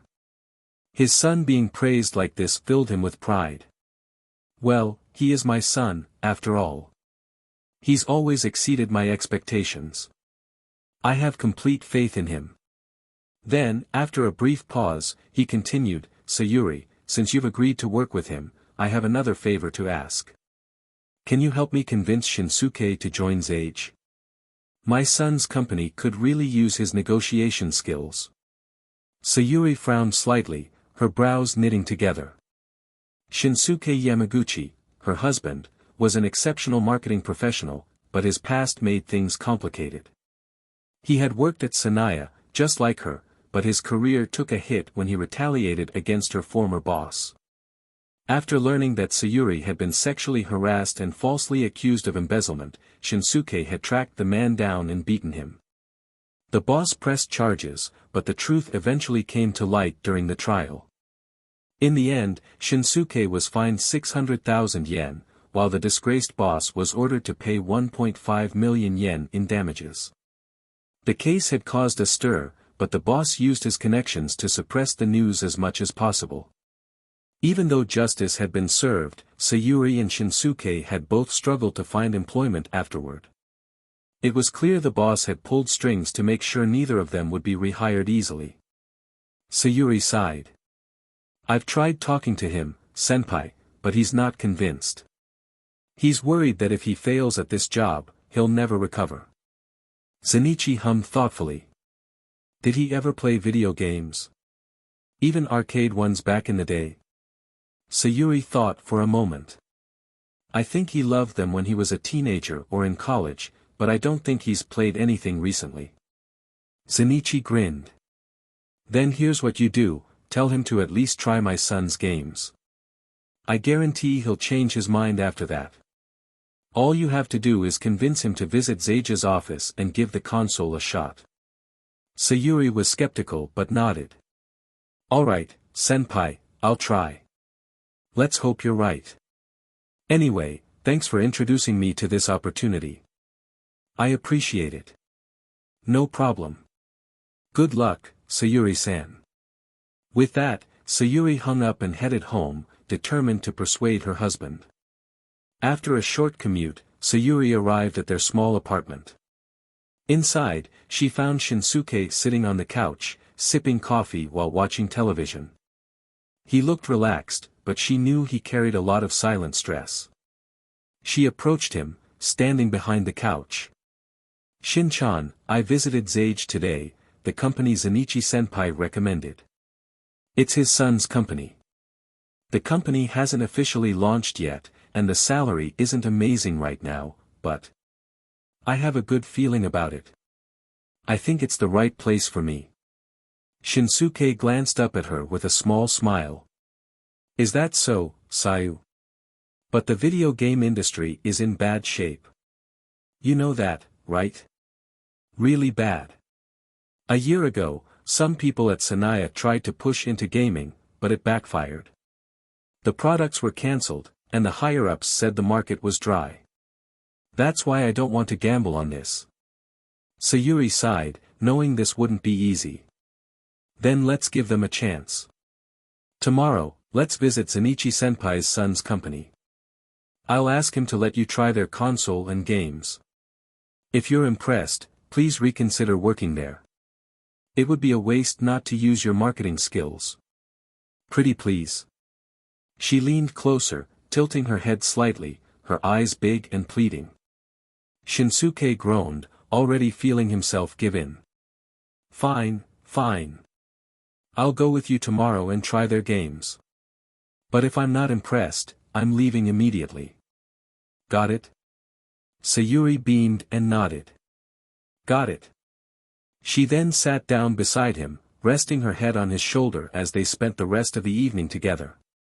With that, Sayuri had taken the first step in bringing her husband into age. Tomorrow would be the real test. 2. After interviewing Sayuri on Wednesday, August 19, 1991, Saburo continued teaching Yuna and Yugo how to assemble NES consoles. Their proficiency was steadily improving, and he could see the efficiency in their work increasing. As the day came to an end, the twins finished their tasks and left the office. Saburo, feeling accomplished, hopped onto his bike and rode home. When he arrived, he noticed that his father had come home earlier than usual. His mother was sitting beside him, and his younger sister, Sunika, was completely engrossed in a game of Hang-On on the ZEPS console, playing on the main TV in the living room.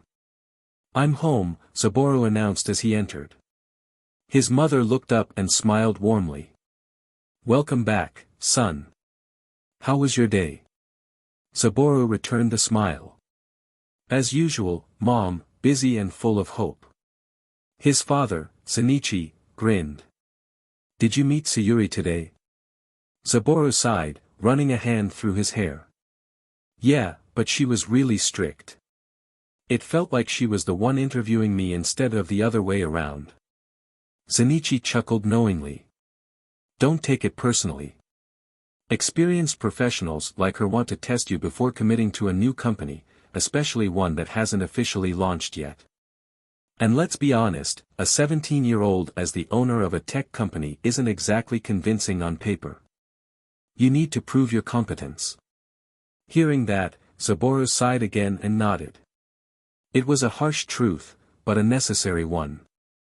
"By the way," Shinichi continued, "there's a chance that Sayuri's husband will come by tomorrow to try out your games." Saburo raised an eyebrow. "Huh? Why is her husband coming? And why does he want to play my games? I haven't even released them yet." Shinichi leaned back in his chair. "Remember when I told you I found someone suitable for your sales manager position? That's him. His name is Shinsuke Yamaguchi. He was a highly regarded marketing expert at Sanaya, but due to certain circumstances, he lost his job. I already offered him a position, but he refused because he believes the video game industry is dying. Your job is to convince him otherwise. If he plays your games and sees their potential, he might change his mind." Saburo thought for a moment. "I see. But even if he's good, I won't just hire him outright. If he wants this job, he needs to approach me as a potential employee and not act like he's doing me a favor. I won't let him disrespect me, Dad. That would set a bad precedent." Shinichi's grin widened. "Good mindset, son. As a company owner, you can be humble, but you need to set boundaries so your employees respect you as their boss." Saburo hummed in agreement. With that, he ate dinner and went to bed, preparing himself for the meeting the next day. The next morning, Thursday, August 20, 1991, Saburo arrived at the Zage office early. He finalized the employment contract for Sayuri, ensuring that everything was in place. Shortly after, Sayuri arrived at the office and smiled at him. "Renkanen-san, may my husband join us to try out your games? I'm sure your father already mentioned him to you." Before Saburo could answer, a man stepped forward and greeted him with a confident but respectful tone. "Good morning, Renkanen-san. I'm Shinsuke Yamaguchi. I appreciate if you allowing me to test your games." Saburo eyed him carefully and thought, at least he didn't call me kid or something disrespectful. "All right," Saburo replied, "but let me make this clear, this is a private company, and not just anyone can play my games. We have strict policies to protect our intellectual property. And even if you're impressed, what makes you think I'd hire you just like that?" Shinsuke smiled slightly, seemingly approving of Saburo's firm stance. "I understand, and I apologize if my request seemed too forward. However, as a marketer, I need to know the product I'll be selling. I need to see firsthand how good your games are. If I'm impressed, I'll formally apply, and you're free to test my skills however you see fit." I'm willing to go through the standard hiring process like any other candidate. Saburo nodded. Fair enough. I'll let you try out one of my earlier game builds. Come inside, both of you. Sayuri and Shinsuke exchanged glances before following Saburo into the office, ready to see if the games he had developed could truly convince Shinsuke to take the job. Saburo led the couple into the Sage office, where Yugo and Yuna were busy assembling ZEPS units and studying their blueprints. He guided them toward a ready-to-play console connected to a TV. So, Mr. Yamaguchi, this is my console, the Sage Entertainment Playing System, or ZEPS for short. Let's see what you think, Saburo said, gesturing toward the system. Shinsuke examined the ZEPS, his eyes lighting up slightly in admiration of its sleek black and gray design. He reached for the controller, turning it over in his hands. The directional pad felt solid, and the buttons, X and O on the right, with Start and Select in the middle, were well placed. The grip was comfortable and ergonomic. Wow, this controller feels great, Shinsuke said, testing the buttons. Saburo smirked. Glad to hear that. Now, let's boot up a game, one of the best I've developed so far. It's called Super Mario Bros. Yeah. Super Mario Bros. Is the best. Yugo shouted excitedly. Yuna immediately smacked him on the shoulder. Idiot, read the room, she hissed. Shinsuke's lips twitched at the unexpected outburst, but he quickly focused on the screen. As the iconic Super Mario Bros. Theme played, a small Italian character appeared, ready to jump and run through the colorful world. Unlike the games Shinsuke had seen before, this one wasn't just a black screen with basic pixelated shapes. It had detailed backgrounds, animated elements, and fluid movements. There were orange bricks marking the ground, fluffy white clouds in the sky, and a sense of depth that added immersion. As he started playing, he found himself completely engrossed. The game had tight controls, an engaging challenge, and music that was catchy yet unobtrusive. The more he played, the more he was drawn in, maneuvering Mario across obstacles, smashing bricks, and stomping on enemies.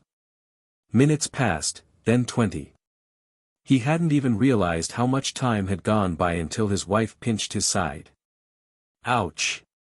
Shinsuke yelped, suddenly snapping out of his trance.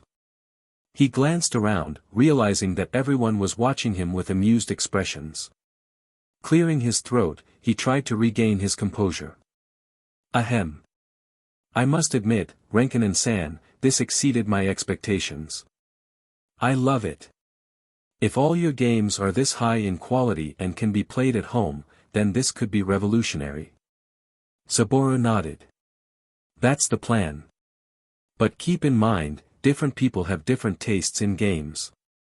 That's why Sage aims to provide a diverse selection. Asterisk true diversity that game needs, if you know what I mean lol. Shinsuke grinned. I'm convinced, Renkanen-san. If I want to work here, what's the process? Do I need to submit an application, or how does it work? Saburo smiled. Let's head to my office.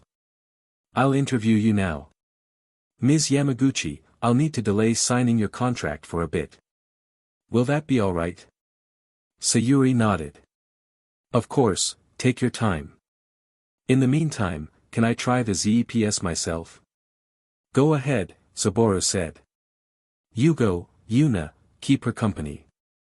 The two nodded and immediately engaged Sayuri, chatting about their experiences working at Sage so far. Saburo and Shinsuke sat across from each other in the office. So, Yamaguchi-san, Saburo began, you must already be aware of the current state of the video game industry. Ever since the Atari crash, people have assumed that video games are a dead form of entertainment. Please, call me Shin, Shinsuke replied. And yes, I know the situation very well. Saburo nodded. Alright, Shin-san, do you believe video games can thrive again? Shinsuke leaned back, considering his answer. Before playing Super Mario Bros., I would have said no. I thought it was impossible for anyone to revive the gaming industry. But after playing your game and seeing what you're doing, I'm 100% certain that it can be done. Saburo smirked. Then tell me, how would you promote ZPS to the public? Shinsuke grinned. Oh, I have plenty of ideas, Renkanen-san. First, we need a concrete release date. Once we have that, we can build anticipation through pre-release marketing. Zage needs to generate public awareness long before launch. We'll utilize print ads, gaming expos, and targeted promotions. But the details? Well, that would be my job if you hire me. Saburo was impressed. Shinsuke spoke with confidence, and it was clear that he had already started forming a strategy in his mind. I like the sound of that, Saburo said. I'm convinced. Now, let's discuss salary. Saburo leaned forward. As you know, Zage is still in its early stages. I can't offer an extravagant salary yet. My proposal is the same as your wife's, 12,000 yen per week. However, I will fully cover all your promotional expenses. How does that sound? Shinsuke smiled and extended his hand. I have no issue with that, Saburo-san. I have a strong feeling this company is going to be huge, and I want to be part of it. Saburo shook his hand. Let's make that happen. Let's sign the contract. Calling Sayuri into the office, the three of them went over the contract details. Soon after, both Sayuri and Shinsuke signed, making their employment official. Welcome to Zage, Mr. and Mrs. Yamaguchi, Saburo said. The couple smiled, shaking his hand. As they joined Yugo and Yuna in casual conversation, Shinsuke suddenly stood up. Renkanen-san, he said. Call me Saburo, Shin-san. Shinsuke nodded. Saburo-san, I'd like to start working right away. I need to scout locations for selling ZPS. I want to identify strategic stores where we can distribute it when it launches. Saburo raised an eyebrow, impressed by his work ethic. He reached into his drawer, pulling out 15,000 yen. Here's the budget for your scouting trip, he said. Before Shinsuke could pocket the money, Sayuri interjected. Shinsuke-san, as finance manager, I expect a full report on how you spend this 15,000 yen, along with a detailed list of store locations and addresses. Shinsuke's eye twitched. He glanced at his wife, who was staring at him with unwavering authority. For a moment, he considered protesting, but he knew better. Of course, Sayu-chan, he said with a sigh. Sayuri retort, when at work I expect you to call me professionally Shinsuke-san. Shinsuke eye twitched again, yes Sayuri-san I understand. Saburo was impressed with Sayuri, wow. She's really pro, she doesn't even hesitate to say that to her husband. Meanwhile Yugo shivers looking at Sayuri and thinks, damn she's scary. Better not mess with her, and somehow Yuna also think the same. With that, he left the office, determined to begin his new mission. Meanwhile, Zage took another step toward professionalism and success. To be continued. Early in the morning, Saburo received a call from Tetsuo, who informed him that his order would be ready on Sunday, August 23rd, and delivered to the Zage office early Monday morning. A smile crept onto Saburo's face, everything was coming together. With the product secured, it was time to hold Zage's first official meeting. Later that afternoon, Shinsuke returned to the office, reporting partial progress on his citywide store survey. Though he hadn't completed his scouting, he had already identified promising locations. With everyone present, Saburo gathered his 4 employees, the Yamaguchi couple and the twins, Yuna and Yugo, seating them around the table. So, let's begin Zage's first official meeting, Saburo announced. Excited chuckles filled the room, everyone eager to discuss the company's next steps. As you all know, he continued, the ZEPS consoles and 800 game cartridges, including Pac-Man, Donkey Kong, Mario Bros., Excitebike, and Punch-Out! Will be ready in 2 days. The delivery will arrive early Monday morning, meaning we can start preparing immediately. I've chosen these 6 games as the launch titles for the ZEPS. The rest of my developed games, Mega Man, Metal Gear Solid, Final Fight, and Hang On, will be released in a second wave once we've established a foothold in the market. He took a breath before moving on. Now, once the products arrive, our priority will be assembling and inspecting them. Since we only have 300 consoles and 800 cartridges, this will be the responsibility of myself, Yugo, and Yuna. We need to ensure everything is properly set up and in working order before we distribute the consoles. Saburo looked around. Any questions so far? Shinsuke raised his hand. After a nod from Saburo, he spoke up. Have we already decided on the exact release date? How long will assembling and testing take? Saburo thought for a moment before replying. I estimate assembly and testing will take about 3 weeks. Depending on our speed, it could be faster or slower. That puts us at a tentative release date of September 14th. Shinsuke shook his head.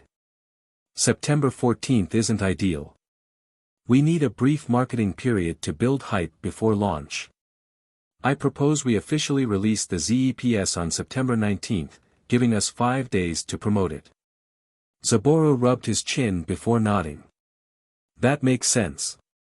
Alright, let's finalize September 19th as our official launch date. Now, let's discuss pricing. Sayuri-san, Shin-san, what do you think we should charge for the console and game cartridges? Given that our first production order from Psycho Machine was at a reduced cost, should we price it lower at launch? Shinsuke immediately shook his head. That's not a good approach, boss. If we introduce an unknown product at a cheaper than expected price, customers will assume it's worth less. Once we eventually raise the price, they'll hesitate to buy, thinking another discount is around the corner. We should sell it at its normal price from the start. Sayuri nodded in agreement. Saburo considered the point and agreed. Fair point. Okay, let's set it at a standard price from launch. Now, does anyone have suggestions for specific pricing? Yuna raised her hand. After a nod from Saburo, she grinned and chimed in, I think we should sell the console at a lower price while making a higher profit on the cartridges. That way, we encourage people to buy the system, knowing they'll need to purchase multiple games over time. Unlike consoles, which are a one-time purchase, game cartridges will always have demand. Shinsuke thought for a moment, then nodded. That's actually a smart idea. Saburo smiled, impressed. That's what I was thinking as well. Well done, Yuna, I didn't expect such insight from you. Yugo, mouth agape, turned to his sister. Yuna, why do you have such good ideas? She grinned mischievously. Because I actually think about business, unlike you. Yugo pouted while the others chuckled. Shinsuke then added, we should also offer bundle packages, deals where buying a console with multiple games results in an overall lower price. It'll encourage larger purchases up front. Saburo nodded again. Good suggestion. I also plan to introduce a special edition ZEPS in the next batch, something with a unique design and slightly higher price for collectors. Thoughts? Shinsuke grinned. Collector's editions always sell. There are plenty of people who love spending extra for rare items. Saburo smirked. Exactly. Now, Sayuri, based on our financials, what do you think the console and game cartridges should be priced at for a healthy profit margin? Sayuri flipped through her documents. After the first discount order, our costs are 300 ZEPS units equals 1.3 million yen. 100 game cartridges equals 200,000 yen. That puts the production cost per ZEPS at about 4,300 yen. We should sell it to stores for 9,000 yen, with a recommended retail price of 12,000 yen. That keeps it affordable while maintaining good profits. As for the cartridges, each costs 2,000 yen to produce. We should sell them to retailers for 6,000 yen, with a max retail price of 8,000 yen. This will give us triple the revenue per cartridge while ensuring steady profits. Saburo and the others took a moment to process the numbers. Then, he nodded. That's a solid pricing strategy, Sayuri-san. Well done. Shinsuke, proud of his wife, grinned. I completely agree. We also need to control retail prices to avoid overpricing while ensuring both Sage and the retailers make fair profits. Sayuri then added, we should also include an insurance policy for our products. If a console malfunctions or is accidentally damaged, customers should have the option to claim repairs or replacements. I suggest allocating 5% of monthly revenue toward this insurance fund. Saburo nodded but raised a concern. If the insurance budget runs out before the month ends, we can't make customers wait until the next month. Imagine buying a console, having it break by accident, and being told you have to wait weeks for a replacement. That's unacceptable and could ruin our reputation. Sayuri smiled. That's fair, boss. In that case, we should have an emergency reserve fund for high-priority cases. However, we also need a strict policy to prevent people from abusing the system by intentionally damaging consoles just to get replacements. Saburo nodded in agreement. Good thinking. We'll draft official terms for this.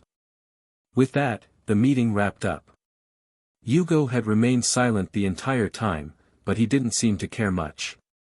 Everything was now set in motion. To be continued, after the first official Sage meeting, the employees immediately got to work in their respective roles. Yugo and Yuna continued honing their skills in assembling the ZEPS consoles. By now, both of them had gained a solid grasp of the process, their efficiency increasing with each attempt. Sayuri, as diligent as ever, focused on structuring a detailed financial plan for the company. She spent long hours at the office computer, ensuring every financial aspect was accounted for. Meanwhile, Shinsuke left the office to continue surveying potential stores that would be strategic for selling the first batch of ZEPS. As for Saburo, he had another matter to attend to. He needed to inform both Toki and Satonaka that he would no longer be able to personally maintain the ZAS systems at their arcades. Over the past few weeks, he had already taught them how to handle basic maintenance, so he was confident they would be able to manage on their own. His first stop was Bakudan Arcade. As soon as he stepped inside, Toki greeted him with a grin. Oh, hey, Saburo. It's unusual for you to come by this early. Is your company all right? Saburo smiled and nodded. Actually, it's doing better than ever, Toki-san. I came here today to let you know that I won't be able to handle the ZAS maintenance anymore. My schedule is getting packed with work at my own company. Toki crossed his arms and smirked. Don't worry about it, Saburo. You already taught me how to maintain the ZAS machines, and honestly, if any hardware issues come up, they're not too difficult to fix. Saburo scratched his head, relieved but still a bit concerned. But in the contract, it states that I need to provide maintenance from time to time. Toki chuckled. You must be inexperienced with contracts, huh? You actually forgot to include a valid contract period. But don't worry, Satonaka and I took care of that ourselves. We both knew you had big plans from the start, your dad told us all about it. So, we added an expiration date to the contract, which lasts until your company is officially up and running. Saburo's eyes widened in shock. He had completely overlooked such a crucial detail. If Toki and Satonaka had been less scrupulous, they could have exploited the oversight to their advantage.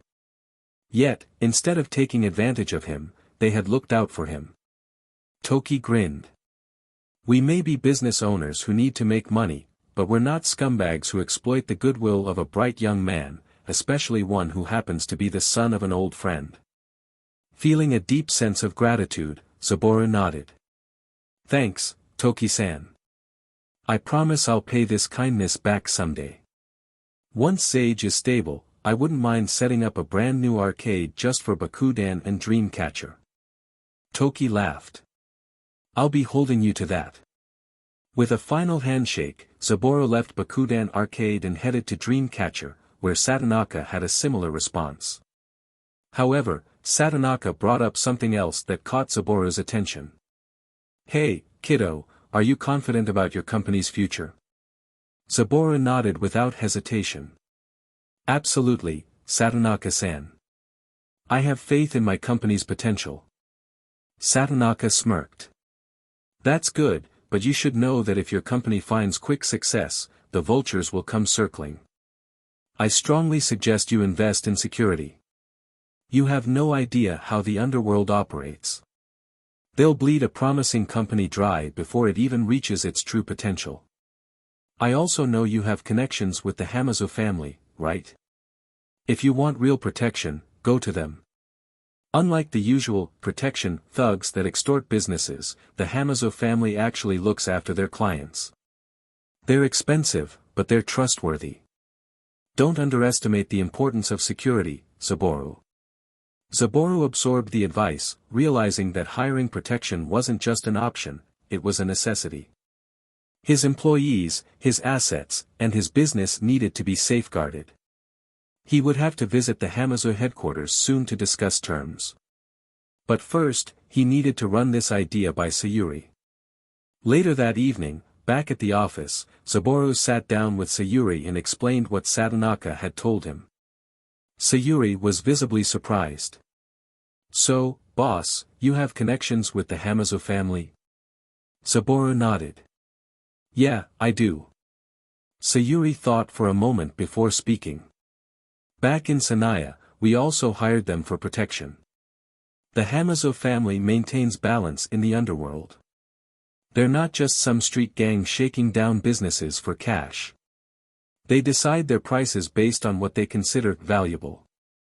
Sometimes they charge a hefty sum, and other times it's practically nothing. But one thing is certain, they keep their word. If one of their own steps out of line, they'll deal with them swiftly. I think hiring them is a smart move. However, since you have personal connections with them, I suggest negotiating the price. You might be able to get a better deal. Negotiate, huh? Saburo mused. Should I visit them tomorrow? Or should I wait a little longer? I have a good relationship with Ayumi, Akechi, and Asumi, but with their parents and grandparents. I barely know them. He decided to consult his father on the matter later. Time passed, and now only 2 days remained before the ZEPS units were ready for assembly. The employees finished their work for the day and headed home. That night, Saburo sat in the living room with his father. Hello, son. How are your new employees? Zenichi asked with a grin. Saburo smiled. They're great, Dad. All of them are professionals. They've been a tremendous help. Zenichi nodded, his expression turning serious. Are you ready for your company's launch? Saburo met his father's gaze with determination. I'm ready, Dad. I have to be. Zenichi leaned forward. Remember, don't focus solely on profit. Focus on quality and customer satisfaction first. If you prioritize those, the customers and the profits will follow naturally. Saburo nodded, absorbing every word. I understand. Zenichi continued. Also, never forget that your employees are human, not machines. Treat them well, and they'll work harder for you. If you treat them poorly, it won't just be them who suffer, it will be your conscience. Your company might grow, but it won't be sustainable in the long run. I know that, Dad. I'll always prioritize my employees' well-being. Zenichi smiled, rubbing his son's head. You don't know how proud I am of you, Saburo. I brag to everyone I meet that my son is going to surpass me. And now, here you are, not even in your 20s yet, and already running your own company. You already carry the aura of a true boss. Keep pushing forward. But remember, you're only human. No one succeeds alone. If you need help, don't hesitate to ask me. I'll always be there for you. Saburo felt a lump in his throat, his emotions welling up. Thanks, Dad. Thanks for believing in me. I'll never let you and Mom down. Zenichi nodded approvingly. As the conversation shifted, Saburo asked about approaching the Hamazo family for security. His father responded without hesitation. Just go to their headquarters. But make sure to notify Ayumi or her brother beforehand. Bring them along when you negotiate.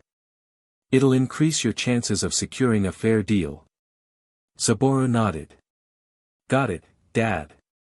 I'll call Ayumi tomorrow and see if I can arrange a visit. Thanks for the advice.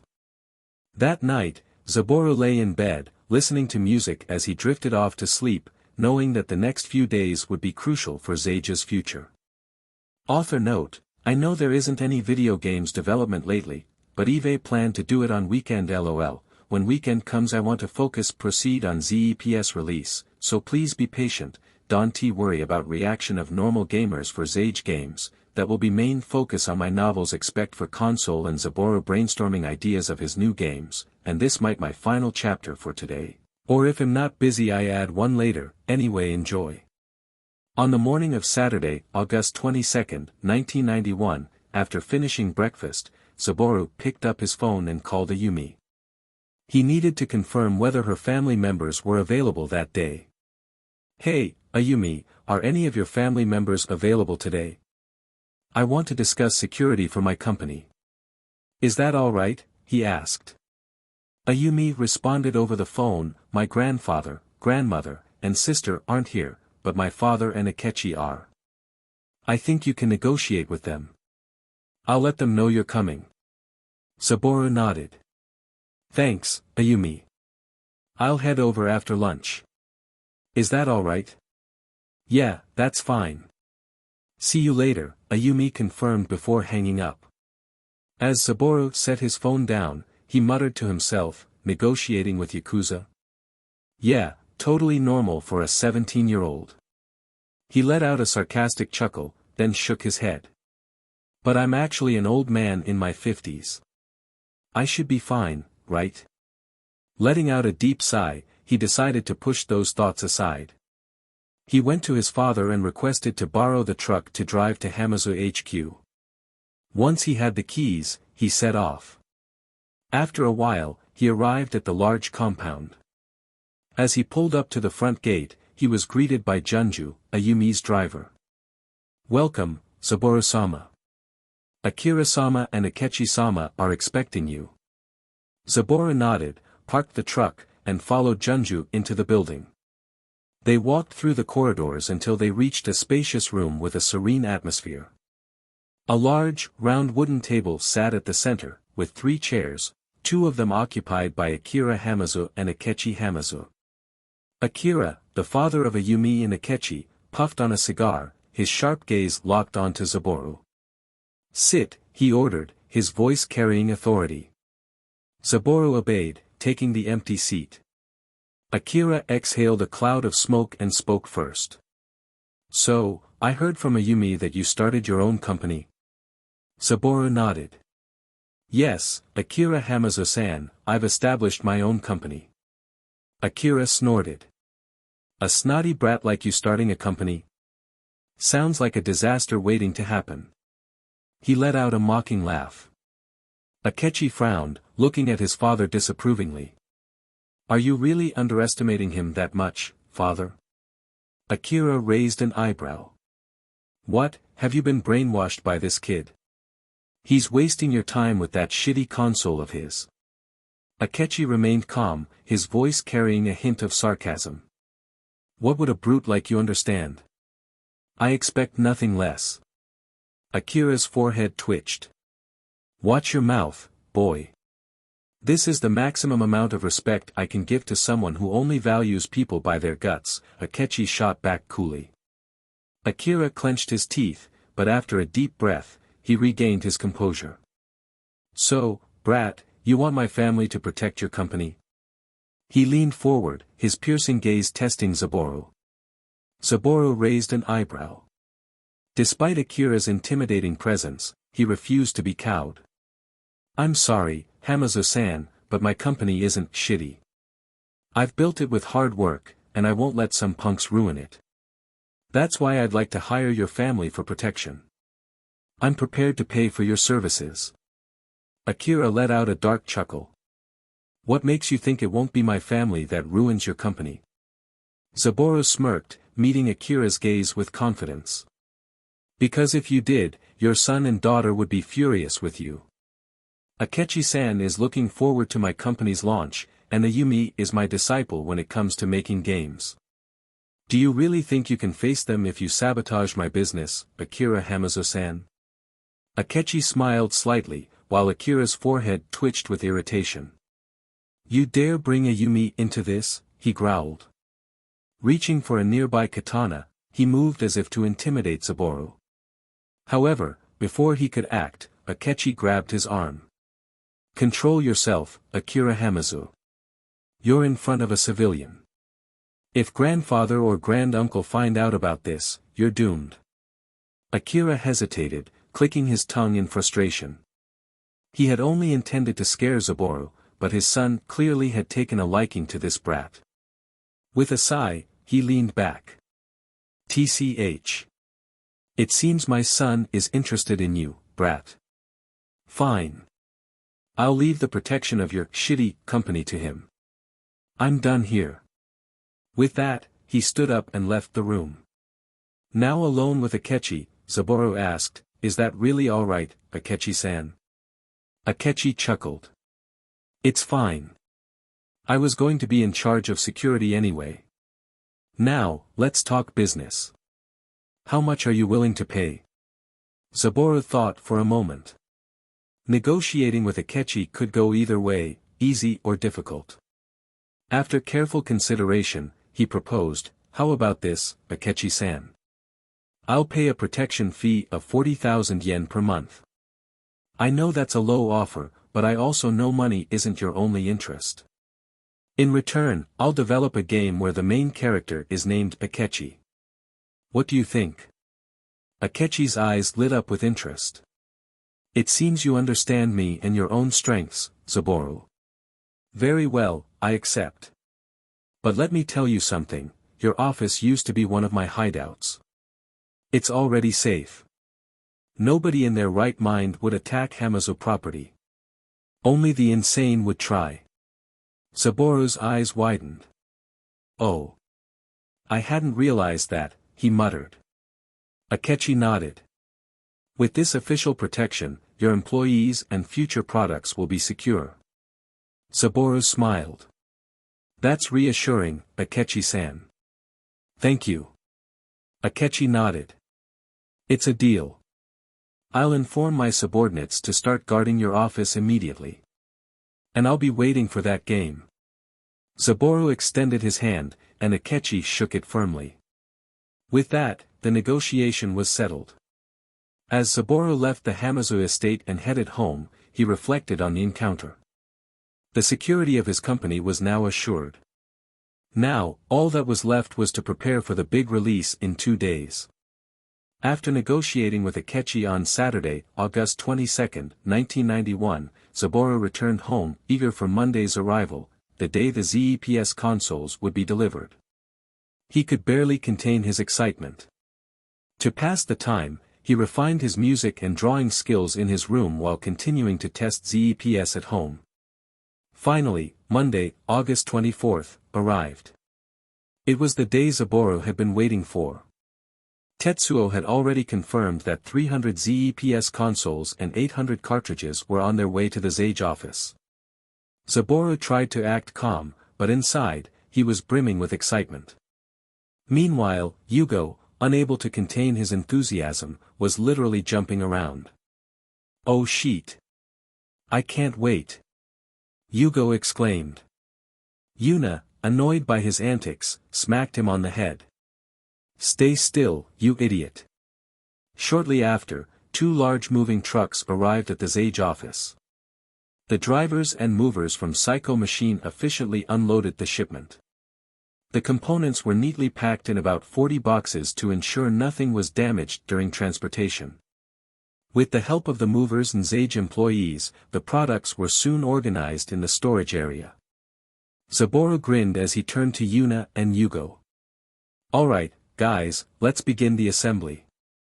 With that, the trio got to work.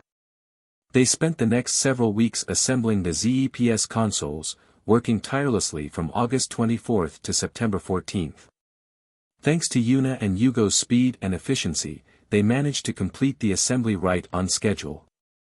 By the end of it, they had put together 300 ZEPS consoles and 800 cartridges, which were distributed as follows. 125 Pac-Man, 125 Mario Bros, 125 Donkey Kong, 125 Excitebike, 125 Punch-Out! 175 Super Mario Bros. Once the assembly was complete, Saburo contacted Tetsuo again to place an order for another batch, 600 more ZEPS consoles and 800 cartridges. Production was set to begin the following week, and Tetsuo assured him that payment could be made after half the order was processed, giving Saburo about a month to start selling the first batch. Now, with September 14th here, everything was ready. The company Zage officially created and the patents for Zage consoles, games, and many more already completed. The only thing left to do was to market the product, and for that, Zage held another company meeting. This time, Shinsuke was in charge, presenting his strategy to ensure ZEPS's successful launch on September 19th. As all Zage employees gathered in the meeting room, Shinsuke took the stage. "Alright, everyone, I'm going to explain our marketing plan. First, we're going to dress as our video game characters. Then, I'm already modifying my truck to become a portable ZEPS demo station, featuring Super Mario Bros. I'll also already adding some other our games posters to my truck. So the child who doesn't know will be curious about them. We'll take the truck to local parks where kids usually play and attract them to try the game. The challenge will be simple. Any kid who clears the first level of Super Mario Bros. Will win a prize." He then revealed a box full of brand new toys. "I've already bought a selection of the latest toys as prizes.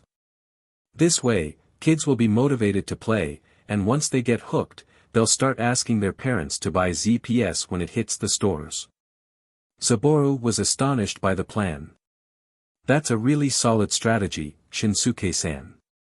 Let's do it. Everything is ready, right?" Shinsuke grinned. "Yeah. The truck, the ZEPS consoles, the TV, and the toys, everything is set. Now, we just need to dress the part. Boss, you're going to be Mario, and I'll be Luigi." Yugo groaned. "Wait. I want to join too." Yuna sighed. "There are only 2 spots available, Yugo. Give it up." Shinsuke smirked. "Who said there are only 2 spots? I've also prepared a Pac-Man and Donkey Kong mask. Yugo and Yuna, you two will help us by dressing up as them." "I'll be Pac-Man," both siblings said in unison. Yuna, frowning, turned to her brother. "You're not going to make your delicate sister wear the Donkey Kong mask, are you?" Yugo smirked. "What delicate? You're the most suitable Donkey Kong here." That was enough to trigger Yuna, who proceeded to beat up her brother until he surrendered, agreeing to wear the Donkey Kong mask while she took Pac-Man. Saburo sighed at their antics, while Sayuri, playing the role of the professional, would assist them in managing the event and presenting the brand image.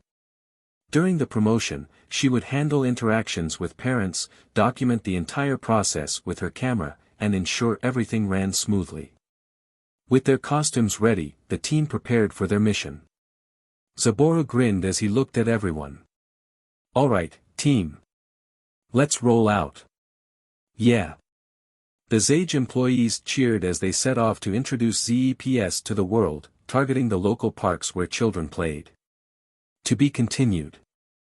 As the Zage team made their way down the road, excitement filled the air. Their destination, the local park, a popular weekend gathering spot for families and children. The team consisted of Saburo dressed as Mario, Shinsuke as Luigi, Sayuri in her regular attire as the team spokesperson, Yuna wearing a Pac-Man costume, and Yugo donning a Donkey Kong outfit. The plan was simple yet effective: turn their truck into a mobile gaming station and create a buzz around ZEPS. Upon arriving at the park, the team quickly got to work. The back of the truck was transformed into a portable gaming setup with a large TV and a ZEPS console, while a table was neatly arranged with various reward toys. Onlookers, both children and adults, curiously gathered, intrigued by the unusual setup. Once everything was in place, Sayuri positioned herself with a video camera, ready to document the event. Yuna and Yugo stood by the prize table, and finally, Mario and Luigi took center stage. With a cheerful energy, Zaboru grabbed a portable loudspeaker and shouted, "Good morning, everyone. And happy Sunday." He jumped slightly, waving his gloved hands. "It's me, Mario. And this is my brother, Luigi." Shinsuke, embracing his role as Luigi, excitedly followed up. "Hello, everyone." He exaggerated his jumps and gestures, making the kids giggle. A small child, playing nearby with his parents, tugged at his father's sleeve. "Mom, Dad. Look. It's Mario and Luigi. From ZAS, and they have so many toys." Even the kids who doesn't know Mario games excited to see that many toys and people in costume. As if on cue, more children turned their attention to the ZAGE team, their eyes lighting up with curiosity and excitement. Some ran toward the setup, eager to see what was happening, while their parents followed closely behind. Mario clapped his hands together. "That's the spirit, young ones. Now, I have a challenge for you all. But first, raise your hand if you've ever played a Mario game in the arcade." A few hands shot up, but the majority of the children shook their heads, looking intrigued. Luigi grinned.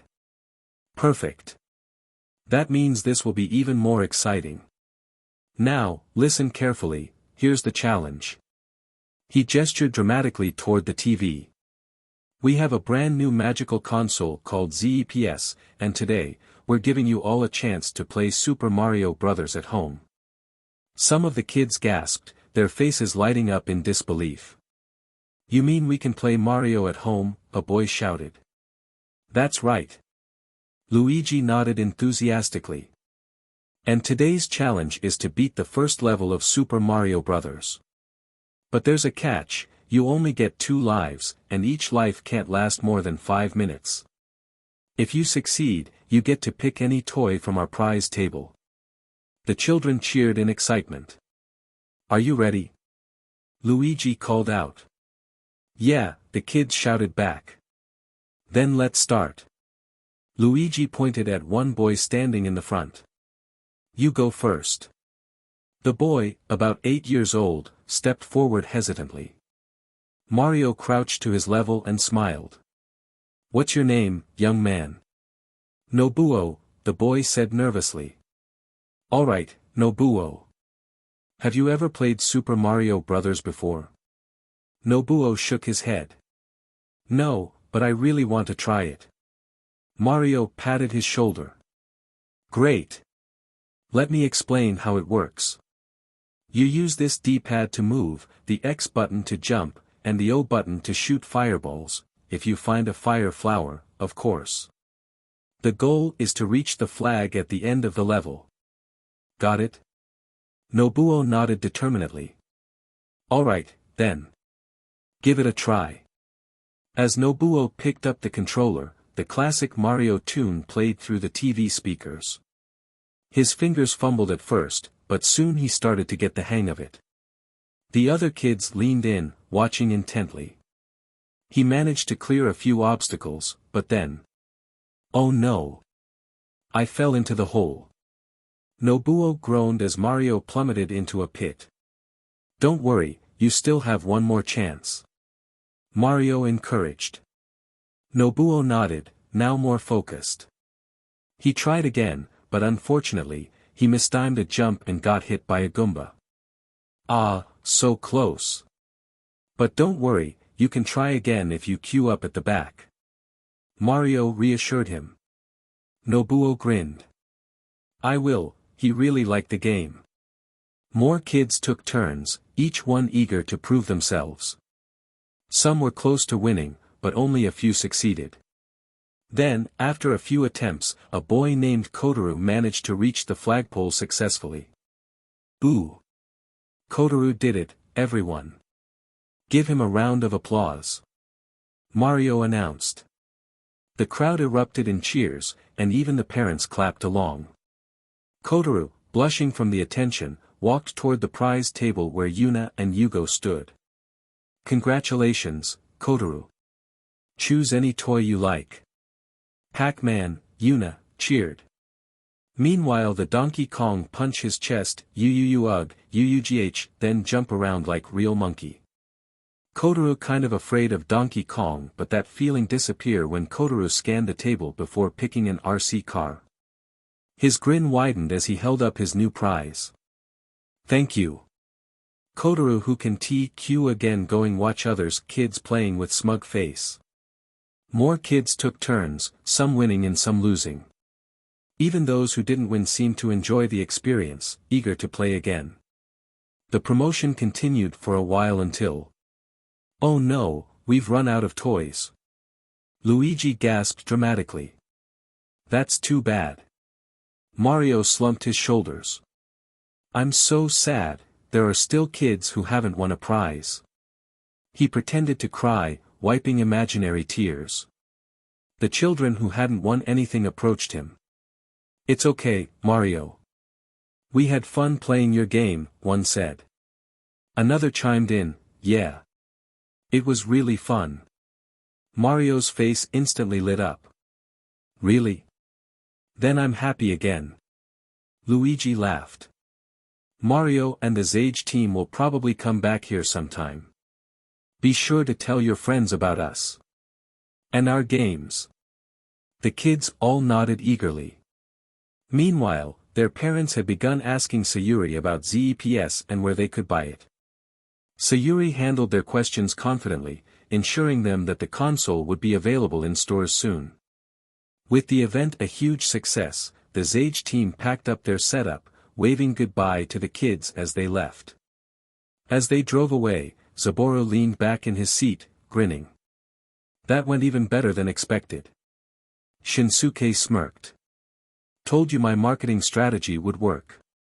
With the first promotion completed, the road to launching ZEPS had officially begun. To be continued. After the first successful promotion, the Zage team rode in Shinsuke's truck, feeling elated. Saburo leaned back and said, "It's really something, watching kids have fun with our console, isn't it?" Shinsuke grinned. Yeah, that's right.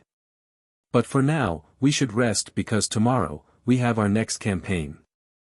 Yugo suddenly pounded his chest. Ugh ugh.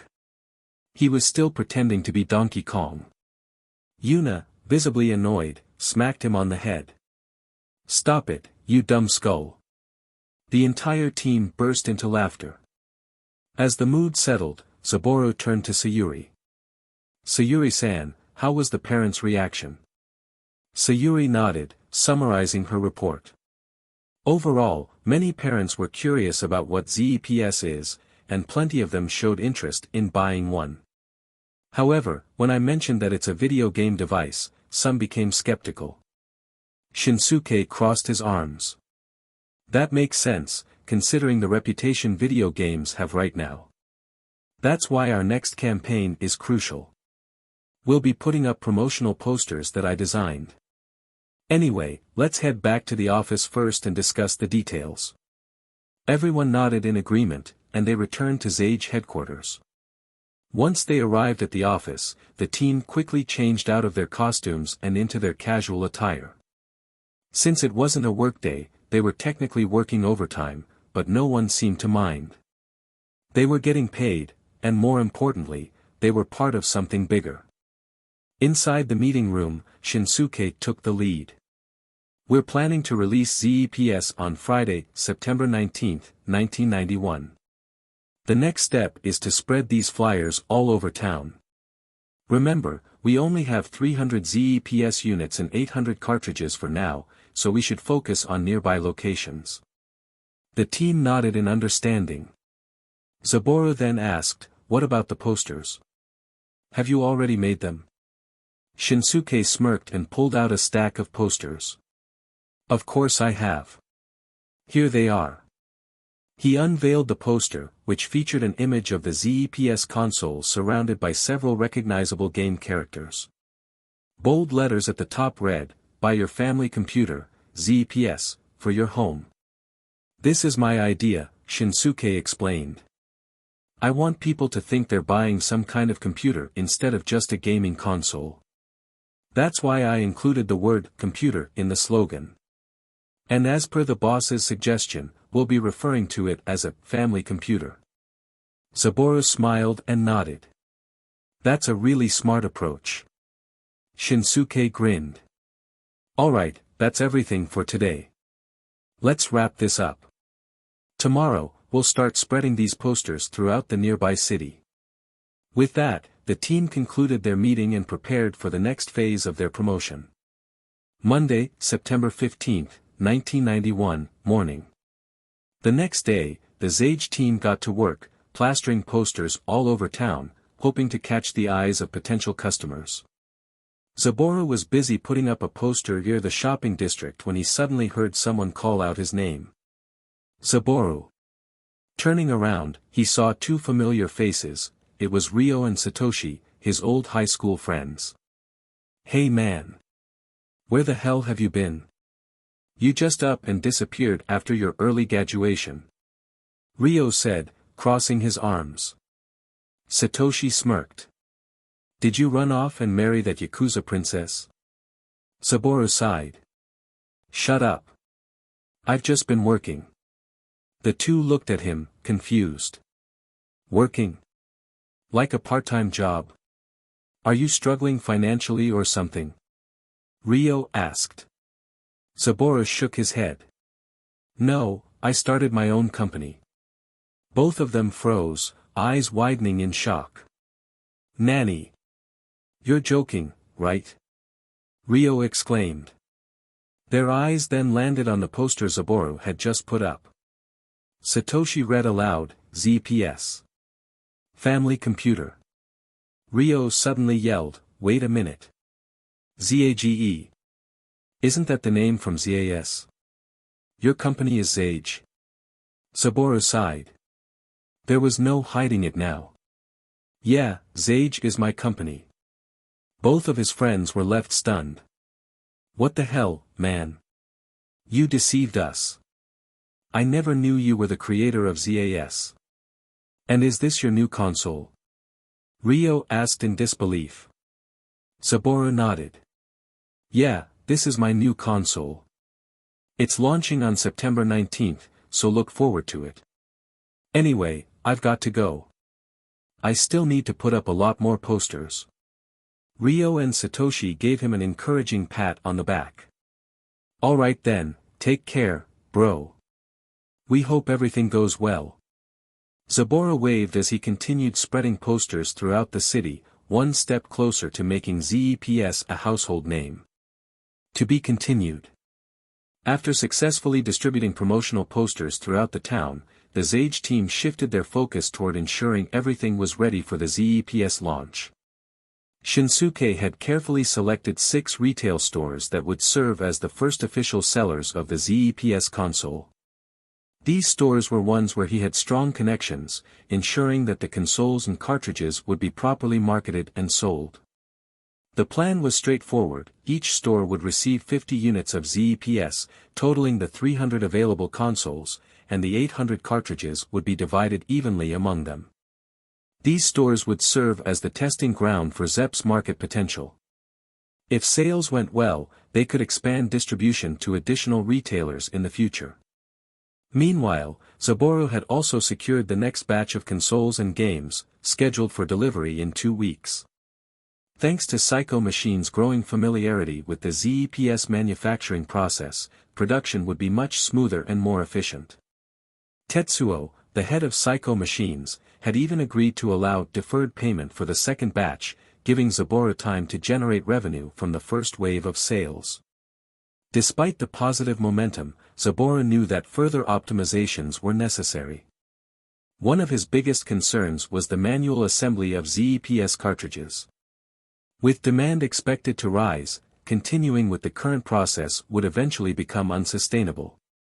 Seeking a solution, he decided to call Tetsuo to discuss automating the cartridge assembly process. "Hello, Tetsuo-san.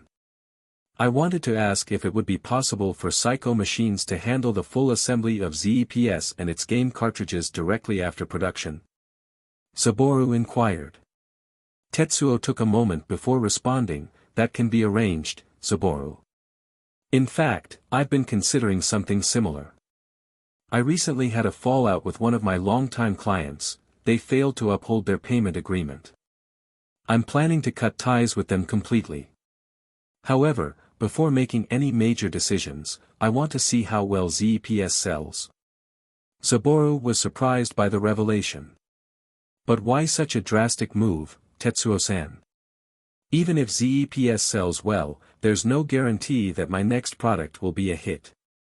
Tetsuo chuckled over the phone, "Call it intuition, but I have a feeling your company is going to be something special, Zaboru. If ZEPS performs well, I'd be interested in making Psycho Machines the official manufacturer for Zeja's products. That way, we'd focus entirely on producing your consoles and games." Zaboru leaned back in his chair, contemplating the proposition. Having a dedicated manufacturer would be a huge advantage, but it also meant putting a lot of trust in Tetsuo's company. However, he understood the long-term benefits of such a partnership. "All right then, let's see how the second batch sells. If everything goes well, we can negotiate an official contract between Zeja and Psycho Machines," Zaboru finally said. Tetsuo agreed, and the call ended. As Zaboru set down the phone, he smirked to himself. "A personal manufacturing partner, huh? I was planning to build my own factory in the future, but maybe this is the first step. If things go well, I might just buy out Psycho Machines someday." With that thought lingering in his mind, Zaboru returned his focus to the final preparations. The Zeja team worked tirelessly to ensure that the first 300 ZEPS units and 800 game cartridges were shipped to the 6 selected stores in time for launch day. Everything was now in place, and all that remained was to see how the market would react. And so, time passed. The fateful day arrived. It was now September 19, 1991, the official launch day of ZEPS *******. To be continued. Hey guys. How are you all enjoying my novel so far? A lot of people have raised concerns about patents in the early chapters when Zaboru was making ZAS. Honestly, I kind of forgot about that at the time, but thinking about it now, in my novel settings back in 1991, when the video game industry was practically dead, I doubt anyone would bother patenting anything in such a dead entertainment field. Plus, in those days, people weren't as shrewd as they are now. Zaboru was only making ZAS in his local area, so it was relatively safe. That said, I did add a fix for it in a later chapter. About contracts. I'm well aware of how contracts can be exploited in real life, and I've noticed that I rarely mention contract durations. The truth is, I wanted Zaboru to make some mistakes and learn from them. The early people he signs contracts with are kind and supportive because I wanted to create caring adult characters, something that feels rare in business these days. Also, even though Zaboru is a former 50-year-old man, he doesn't have much experience dealing with contracts. About my writing becoming boring. If it does, then I'm sorry. I'm just writing this for fun. I actually try to listen to reader feedback and criticism, and I really appreciate those who want me to improve. But honestly, it's sometimes tough to take, you know. Like, why would I keep writing if it only makes me frustrated? I'm doing this because it makes me happy, and I want to share that feeling. But at the same time, there are people who enjoy my novel despite its flaws, and that really makes me happy lol. Future of the novel. I don't really know when I'll stop writing this. My office work has been kinda slow this week since we just finished some projects, so I had more time to pump out chapters, even if I kinda forced it lol. Now let's talk about the novel's flow. I know ZPS is kind of a weird name, right? Zage Entertainment Playing System. It was actually meant to be a metaphor, mixing NES and PlayStation, but I guess no one really noticed, so I kinda failed that reference lol. So, I want to ask you all, should future consoles keep the ZPS name, like ZPS 2, 3, 4, 5, and so on? Or should I name them differently, like how Nintendo does it? Let me know your thoughts. After successfully distributing promotional posters throughout the town, the Zage team shifted their focus toward ensuring everything was ready for the ZEPS launch. Shinsuke had carefully selected 6 retail stores that would serve as the first official sellers of the ZEPS console. These stores were ones where he had strong connections, ensuring that the consoles and cartridges would be properly marketed and sold. The plan was straightforward: each store would receive 50 units of ZEPS, totaling the 300 available consoles, and the 800 cartridges would be divided evenly among them. These stores would serve as the testing ground for ZEP's market potential. If sales went well, they could expand distribution to additional retailers in the future. Meanwhile, Saburo had also secured the next batch of consoles and games, scheduled for delivery in 2 weeks. Thanks to Psycho Machine's growing familiarity with the ZEPS manufacturing process, production would be much smoother and more efficient. Tetsuo, the head of Psycho Machines, had even agreed to allow deferred payment for the second batch, giving Saburo time to generate revenue from the first wave of sales. Despite the positive momentum, Saburo knew that further optimizations were necessary. One of his biggest concerns was the manual assembly of ZEPS cartridges. With demand expected to rise, continuing with the current process would eventually become unsustainable. Seeking a solution, he decided to call Tetsuo to discuss automating the cartridge assembly process. "Hello, Tetsuo-san. I wanted to ask if it would be possible for Psycho Machines to handle the full assembly of ZEPS and its game cartridges directly after production?" Saburo inquired. Tetsuo took a moment before responding, "That can be arranged, Saburo. In fact, I've been considering something similar. I recently had a fallout with one of my longtime clients. They failed to uphold their payment agreement. I'm planning to cut ties with them completely. However, before making any major decisions, I want to see how well ZEPS sells." Saburo was surprised by the revelation. "But why such a drastic move, Tetsuo-san? Even if ZEPS sells well, there's no guarantee that my next product will be a hit." Tetsuo chuckled over the phone. "Call it intuition, but I have a feeling your company is going to be something special, Saburo. If ZEPS performs well, I'd be interested in making Psycho Machines the official manufacturer for Zage's products. That way, we'd focus entirely on producing your consoles and games." Saburo leaned back in his chair, contemplating the proposition. Having a dedicated manufacturer would be a huge advantage, but it also meant putting a lot of trust in Tetsuo's company. However, he understood the long-term benefits of such a partnership. "Alright then, let's see how the second batch sells. If everything goes well, we can negotiate an official contract between Zage and Psycho Machines," Saburo finally said. Tetsuo agreed, and the call ended. As Saburo set down the phone, he smirked to himself. "A personal manufacturing partner, huh? I was planning to build my own factory in the future, but maybe this is the first step. If things go well, I might just buy out Psycho Machines someday." With that thought lingering in his mind, Saburo returned his focus to the final preparations. The Zage team worked tirelessly to ensure that the first 300 ZEPS units and 800 game cartridges were shipped to the 6 selected stores in time for launch day.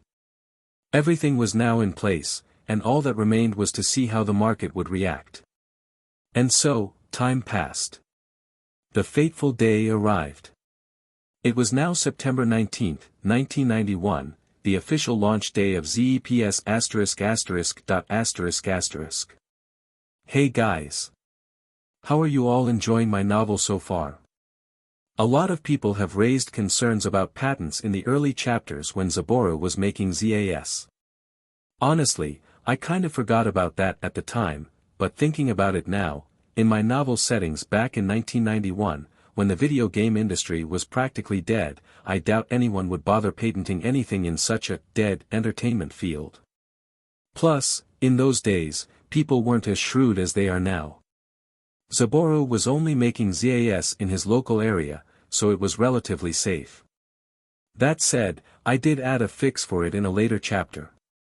About contracts. I'm well aware of how contracts can be exploited in real life, and I've noticed that I rarely mention contract durations.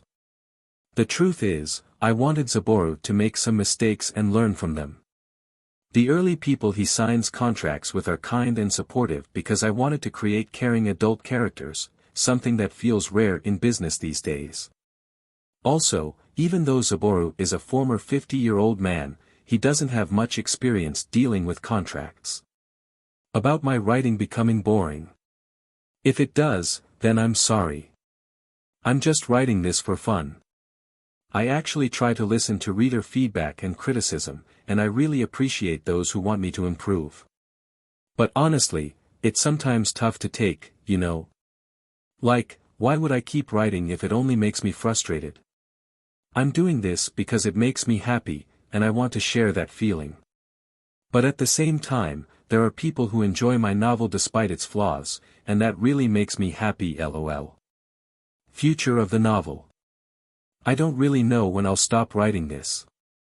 My office work has been kinda slow this week since we just finished some projects, so I had more time to pump out chapters, even if I kinda forced it lol.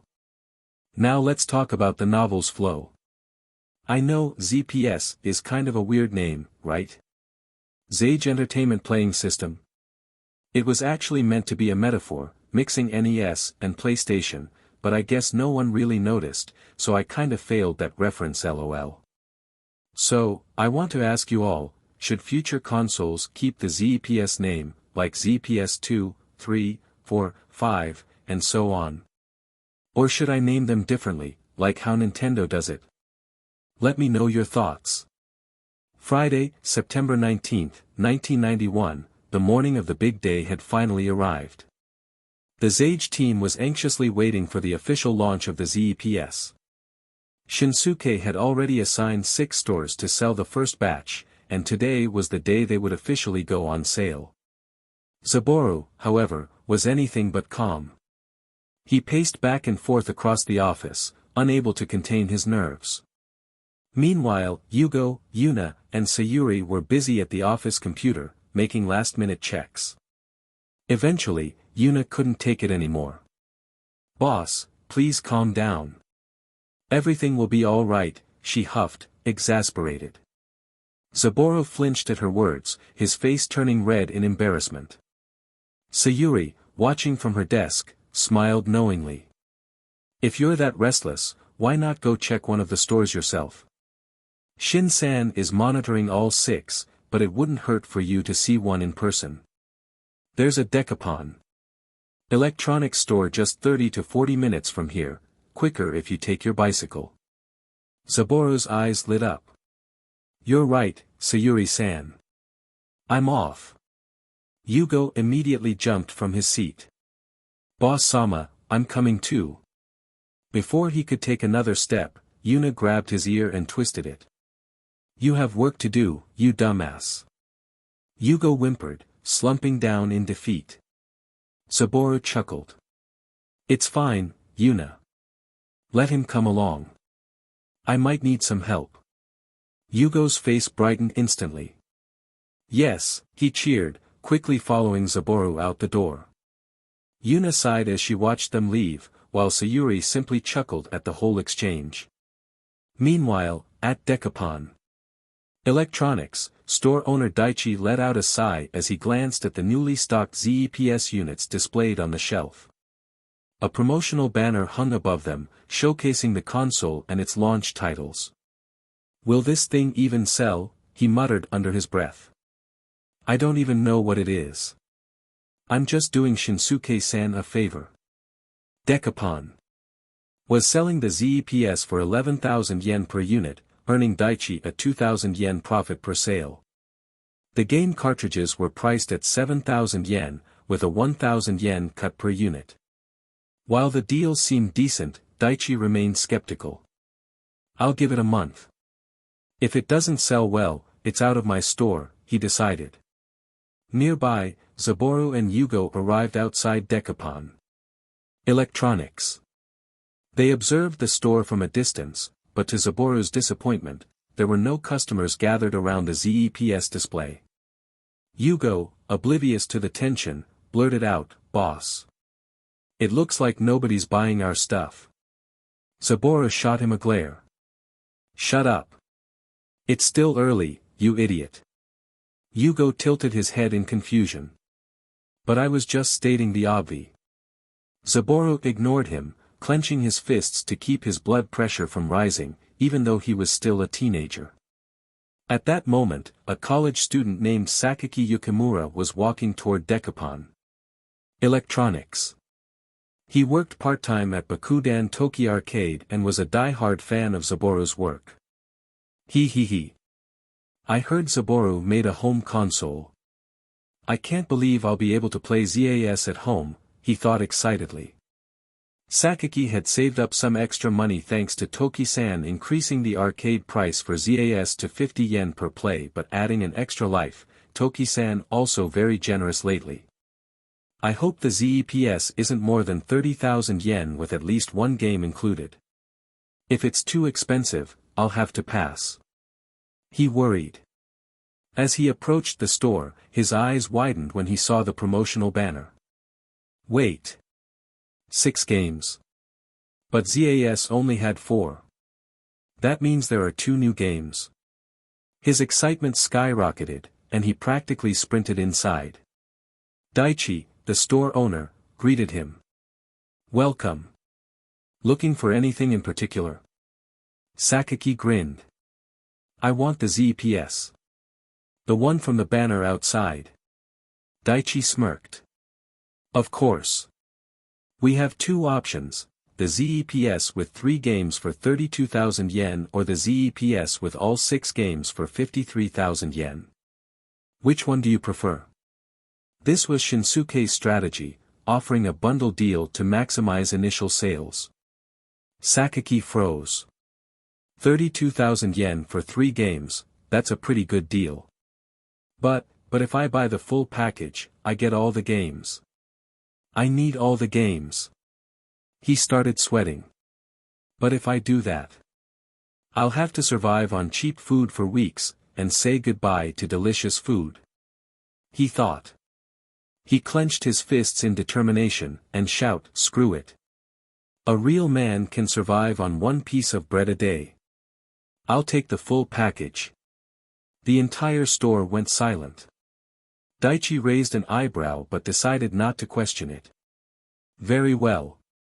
Excellent choice. He quickly packed the bundle while other customers in the store whispered among themselves, curious about what ZEPS was. After completing the purchase, Sakaki held the bag like it was treasure. Yes. Can't wait to play this at home. Even Toki-san gave me the day off. It's like the universe is telling me to play all day. Meanwhile, outside, Zaboru grinned. Wait, isn't that Sakaki from Bakudan Arcade? Yugo raised an eyebrow. You know him, boss-sama? He seems like a weird guy. Zaboru twitched. You have no right to call anyone weird, Yugo.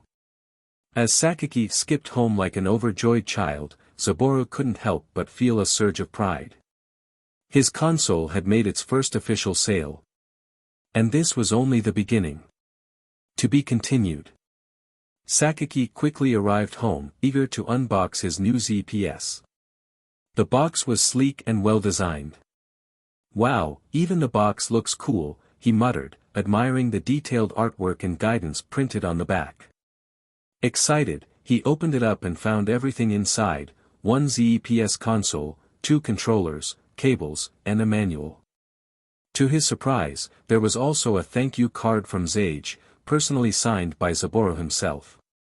He looked at the card and grinned. I can't believe Saburo actually made his own company. He's younger than me. Ah, hell, no need to compare myself to others. I am who I am. Ha ha ha. With that, Sakaki had unlocked the key to happiness, a positive mindset. After setting up the console, he turned his attention to the 6 neatly arranged game boxes: Mario Bros., Pac-Man, Super Mario Bros., Donkey Kong, Punch-Out, and Excitebike. The vibrant box art and sleek design made his eyes sparkle. Oh, look at this. The boxes are so cool. I should keep them like treasure. Determined to keep the unopened ones pristine, he decided to start with Punch-Out, followed by Excitebike, since he had already played the other 4 games in the arcade version at ZAS. Let's see what Punch-Out is all about. He examined the box. The cover showed a boxer with gloves up, ready to fight. Boxing, huh? Interesting. He carefully opened the package and found the game cartridge, a guidebook, a ZEPS Volume 1 game list, and a mysterious black card with a stylized Z on it. First, he picked up the guidebook. Oh, a guidebook? That's helpful. He took a deep sniff of the fresh pages. Oh my god, it smells so good. Smells like fun times and one bread-a-day meals, he joked, grinning to himself. Next, he unfolded the ZEPS Volume 1 game list. Huh? What's this? The list displayed the 6 launch titles developed by Sage. Very neat, he nodded in approval. Lastly, he examined the Z card, a simple black card with a gray Z in a cool font. Huh? What's this? Z? Like Sage or something? Flipping it over, he found a cryptic message. Focus on the words Doc says, and you will see me. Sakaki raised an eyebrow. What the hell is this? This thing is kinda creepy. Is it a clue in the game? Whatever, screw it, let's play. Playing Punch-Out. Sakaki booted up Punch-Out. And immediately became engrossed in its gameplay. He spent hours battling his way through the minor circuit, defeating Glass Joe, Von Kaiser, and Piston Honda. Moving on to the major circuit, he managed to take down Don Flamenco, King Hippo, and Great Tiger. However, he struggled against Bald Bull, who kept spamming his bull charge attack. Bam! Little Mac was knocked down again. The referee, who suspiciously resembled Mario, shouted, "Get up." Sakaki clenched his fists. The hell? This Baldy is so damn unfair, he yelled in frustration. Determined to win, he prepared for another attempt. But before he could start, something strange happened. The game's menu screen changed, and Doc appeared, displaying a cryptic message. Huh? What's that? The text read. L1G. But before he could make sense of it, the text disappeared. What was that? Shit, whatever, let's keep playing. Determined to improve, he kept grinding through fights, learning patterns, and getting better. Eventually, he reached the final opponent, Super Macho Man. Just as he was about to start the fight, Doc appeared again. This time, the message was fully revealed. L1GM4. Sakaki frowned. Huh? L1GM4. Like. Ligma? What the hell is Ligma? Oh, if only he knew. Shrugging, he decided to write it down in his notebook. Better note this just in case. Returning to the game, he finally defeated Super Macho Man. Whoa! I finally beat it. I don't even know how long I've been playing. Glancing at the clock, his eyes widened in shock. It was 8 p.m. I started at 11:00 a.m. That means I've been playing for 9 hours straight. His stomach growled. No wonder I'm so damn hungry. Oh shit, I need to stop playing or I might overheat the console. While Sage had improved the ZEP's durability, it was still important to let it rest to prevent damage. Just as he was about to turn it off, he noticed something new on the menu screen. An additional option had appeared at the bottom. Huh? What's that? Curious, he considered clicking on it but ultimately decided against it. Better check it later. I'm starving. He saved his progress, turned off the consoles, then scarfed down some bread with jam before crashing onto his bed. Tomorrow's still the weekend, but I have work on Bakudan, at least it's only from 10 a.m. to 6 p.m. I can play again after work, and then on Sunday, I can pull an all-nighter. Grinning at the thought, Sakaki closed his eyes. Tomorrow couldn't come fast enough. To be continued. Friday, September 19, 1991. After spending some time observing Decapon Electronics, Zaboru and Yugo returned to the Sage office. While Zaboru was keeping an eye on Decapon, he noticed that besides Sakaki, a few other people had also purchased ZEPS. It wasn't a massive crowd, but it was a promising start. Once back at the office, Zaboru felt a wave of relief. Though still keeping track of the launch, he could now shift his focus back to preparing the next batch of games, which were set to be released next month. Meanwhile, the Sage employees continued their work, handling inquiries, monitoring stock, and making sure everything ran smoothly. The atmosphere was tense but exciting. At around 6 p.m., Shinsuke finally returned with a brief report on Zepp's first-day sales. In their new games. From Excitebike to Punch-Out, kids across the neighborhood were experiencing the magic of gaming for the first time. The next day, Monday, September 22, 1991, at school, Nobuo couldn't wait to talk about ZEPS. As soon as he arrived, he excitedly asked his friends. Hey! Do you guys have ZEPS? One of his classmates nodded excitedly, but most of them had no idea what he was talking about. So, along with his friend who also had a ZEPS, Nobuo explained everything, from the awesome games to the mysterious Z cards. His classmates listened with growing curiosity. By the end of the day, the name ZEPS was being whispered across the school, spreading from one student to another. And just like that, the legend of ZEPS had begun. To be continued. Monday, September 22, 1991. Sawada, a newly employed office worker, trudged down the dimly lit streets. It was 6:20 p.m., and he had just finished another grueling workday. With a sigh, he popped open a can of juice, taking a slow sip as he tried to shake off the exhaustion weighing on his shoulders. Man, I'm really tired. His daily routine had become monotonous: wake up, go to work, come home, sleep, repeat. He loved arcade games, but with his current schedule, there was barely any time left for leisure. The thought of standing in a crowded arcade after work felt more like a chore than an escape. As he continued walking, a bright banner outside Kenji Electronics caught his eye. In bold letters, it read, ZEPS, bring the arcade home. And enjoy the family computer. Sawada stopped in his tracks and examined the sign. ZEPS? A family computer? What is this? Home consoles are practically dead. No one sells them anymore because they were such a disappointment. But this one's being advertised so boldly. Might as well ask. Curious, he stepped inside Kenji Electronics. The moment he entered, the store owner, Kenji, greeted him with a cheerful smile. Good evening, sir. Looking for something specific? Sawada nodded. Yeah, I wanted to ask about the ZEPS you have on display. What exactly is it? Kenji's smile widened. Ah, ZEPS is a home console. They say it brings the full arcade experience to your living room. Sawada's interest piqued. So it really is a home console. How much does it cost? Kenji gestured towards the packages.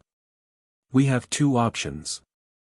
The standard bundle for 32,000 yen, which includes the console and 3 games. The full package for 52,000 yen, which includes the console and all 6 available games. Sawada did a quick mental calculation. Not too expensive, he mused. Alright, hold on a second. I'll grab some cash from the ATM. Kenji nodded. Take your time. I'll have everything ready when you return. After withdrawing the money, Sawada returned and purchased the full package, wanting to experience all the games available. As he carried the box home, he couldn't help but hope this purchase would be worth it. If this is as good as they say, I might finally have a way to unwind without dragging myself to the arcade. Once he got home, he went through his usual routine, washing up, eating dinner, and taking a quick bath. Feeling refreshed, he eagerly unboxed the ZEPS and carefully followed the manual to set it up. It took a bit of effort, but soon enough, the console was ready to go. He eyed the 6 game boxes in front of him, each one featuring colorful and exciting cover art. Which one should I start with? His eyes landed on one in particular. Donkey Kong, huh? Interesting. Let's see what this game has to offer. Sawada opened the game box and found 4 items inside. The game cartridge. The Donkey Kong Guidebook. ZPS Volume 1. A black and gray Z card. He examined each item carefully before flipping the Z card over. A cryptic message was printed on the back. When you meet me, I'll help you bonk. Sawada raised an eyebrow. Help me bonk? What the hell does that even mean? Some kind of mystery or just a joke? Shrugging, he set the card aside and powered on the console, inserting the Donkey Kong cartridge. The game booted up, and he smiled as he saw Jumpman begin his quest to rescue the princess from the mighty Donkey Kong. As he played, he quickly realized this game make himself genuinely enjoying it, the simple yet challenging gameplay bringing back the joy of arcade gaming. Also in this ZEPS version of Donkey Kong Zaboru give additional stages so the game are slightly longer. However, as he reached a particularly difficult stage, he found himself struggling. Donkey Kong was relentless, hurling barrels at an almost unfair pace. Just as he was about to lose hope, something unexpected happened. A new character appeared on the screen. Dressed in a black coat and a gray helmet, the figure wielded a massive barrel hammer. With a single leap, he landed on Donkey Kong's platform and smashed the great ape on the head before disappearing just as quickly. Donkey Kong was momentarily stunned, unable to throw barrels for a few seconds. Sawada's eyes widened in shock. Ha! What was that? Then it clicked. Oh, wait. That must be what the Z card was talking about. So it was an Easter egg. A grin spread across his face. The game had just gone from fun to amazing. He continued playing, completely engrossed. The tiredness from work. Gone. The stress of the day. Forgotten. This was exactly what he had been missing. Man. I really miss this feeling, he muttered to himself. I don't have the energy to visit the arcade anymore, but with this, I can relax and still have fun at home. Sawada leaned back with a satisfied smile, then returned his focus to the game, determined to see how far he could go. And just like him, many others who bought ZEPS out of curiosity found themselves completely hooked. It wasn't just a console for kids, it was a source of pure, simple happiness for adults as well. To be continued. Friday, September 26, 1991. 1 week after its release, ZEPS was selling like iced tea in a desert. In all 6 outlets where Shinsuke had placed it, the entire stock had been sold out. Now, the Zage team was scrambling, completely out of inventory, and they wouldn't have any new units to sell for at least a week. The next batch from Psycho Machine was expected around Wednesday, October 2nd. Feeling the pressure, Zaboru grabbed the phone and called Tetsuo. Hello, Tetsuo-san. Is there any way to speed up the next batch? I didn't expect the first shipment to sell out in just a week. On the other end, Tetsuo sighed. I've already accelerated production as much as possible. The next batch should be ready by Tuesday, September 30th, but I can't push it any faster. We're already exceeding the schedule by a day. Saburo exhaled heavily. Understood. Thank you, Tetsuo-san. Demand for ZEPS was surging beyond expectations. The 6 retailers were being bombarded with inquiries from eager customers wanting to get their hands on the console. Unfortunately, with no stock available, the store owners were left in a bind. Shinsuke, the marketing manager, leaned back in his chair, rubbing his temples. Well, damn. I didn't expect ZEPS to sell out like this so quickly. It's a good problem to have, Saburo replied, though he was equally stressed. But how do we handle the demand? We can't start selling the next batch until at least October 1st or October 2nd. Even though the consoles and cartridges will become already assembled by the 30th, we still need to package everything. Shinsuke snapped his fingers. Let's put up a banner at all 6 retailers announcing that ZEPS will be available again on October 2nd. That way, customers know when to expect it. Meanwhile, I'll reach out to other retailers and see if they're interested in carrying ZEPS now that it's gained traction. Saburo nodded. It was a solid plan. Meanwhile, Yugo and Yuna were busy working on the next batch of games set for mid-October. They were preparing titles that Saburo already make for Akechi, like Mega Man, Final Fight, and Hang On. Saburo also prepare new games to make after those 3 released on the mid-October.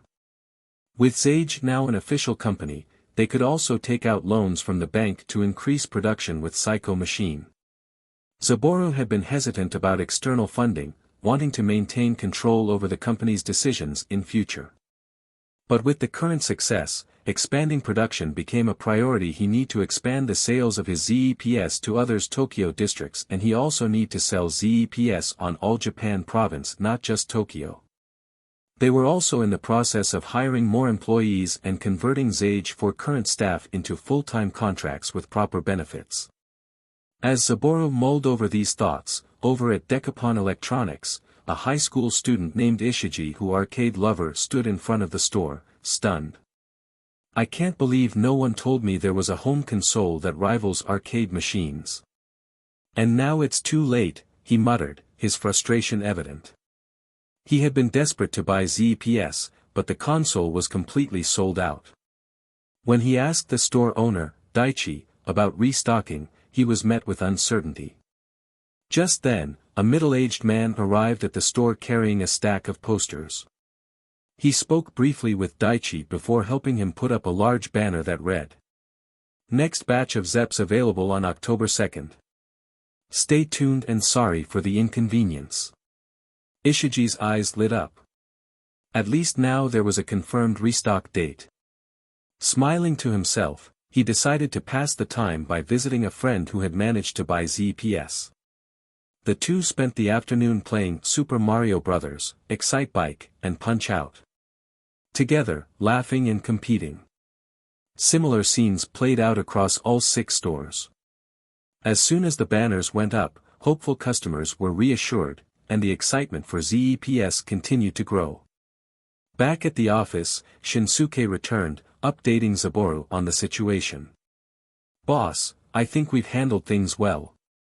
Now, we just need to focus on preparing the next batch." Saburo nodded. "Yeah, tomorrow we'll begin packing the ZEPS boxes, game cartridges boxes, and all the necessary materials." Sayuri, having completed her tasks for the day, was lounging with a cup of coffee. Shinsuke grinned at her. "Heh, it's rare to see you take a break, Sayu-chan." She sighed. "Like I said before, when we're at work, please address me professionally, Shin-san." Saburo chuckled. It really was rare to see Sayuri taking a moment to relax. She must have been in an exceptionally good mood. Meanwhile, Yuna and Yugo were playing ZEPS on the office TV. Saburo didn't mind as long as their work was finished. Shinsuke stretched, heading for the smoking area. Boss, wanna join me for a smoke? Saburo shook his head. I'm good, Shin-san. Clicking his tongue, Shinsuke shrugged and stepped outside.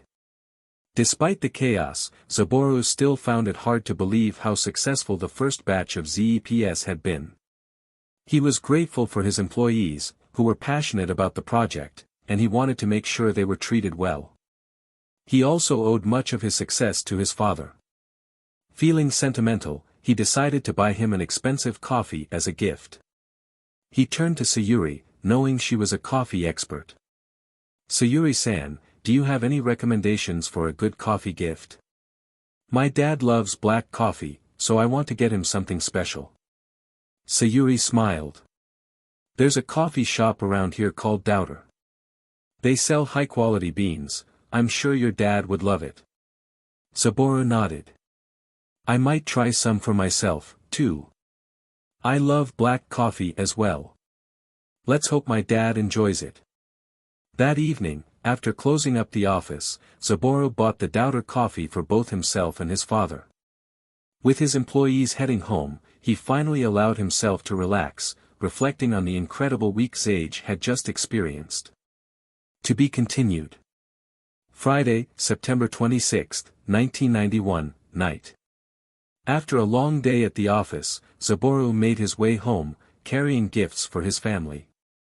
He had picked up a small box of cupcakes for his sister Sunika, a latte for his mother, and 2 bags of freshly roasted coffee beans from Doubter, one for himself and one for his father. As he stepped inside, he called out, I'm home. Keiko, his mother, smiled warmly as she greeted him. Ah, welcome home, honey. Have you eaten yet?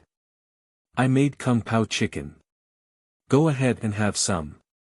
Saburo's face lit up. Thanks, Mom. I'll never say no to your cooking. He quickly sat down and enjoyed the meal with a side of rice, savoring the familiar flavors of home. Meanwhile, his father, Zenichi, sat on the couch sipping his evening tea, while Sunika was fully engrossed in playing on the ZEPS, her fingers deftly maneuvering the controller. After finishing his meal, Saburo gifted her mom latte and then he walked over to his father and handed him the bag of Doubter coffee. Here, Dad. I asked Sayuri-san for a good coffee recommendation, and she mentioned this brand. It's supposed to be pretty popular. Hope you like it. Zenichi raised an eyebrow as he examined the bag. Doubter, huh? Not bad, he said with an approving nod. Thanks, son. I appreciate it. He set the coffee aside, took another sip of his tea, then looked at his son with curiosity. So, how's the company doing? Saburo sat down across from him and smiled. It's doing really well, Dad. We didn't expect the first batch of ZEPS to sell out in just a week. We thought it would take at least 2 or 3 weeks to move all 300 units. Zenichi nodded knowingly. That's great news. But take this as a lesson, always be prepared for higher demand if you believe in your product. Saburo scratched his head. Yeah, you're right. That's why I'm thinking about expanding the company. I want to hire more employees and take out a loan so I can increase production with Psycho Machine. Zenichi leaned back and took a thoughtful sip of tea. Be cautious about hiring too many people at once. Your office space is decent, but you can't afford an oversized workforce yet. Also, you'll need more PCs for additional employees since the ones I gave you won't be enough. You also need to discuss the loan with your finance. Saburo nodded. That makes sense.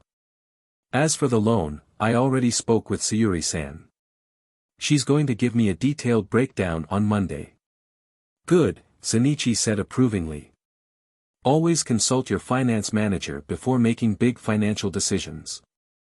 Just because you're the boss doesn't mean you have to know everything on your own. Saburo grinned. I hear you, Dad.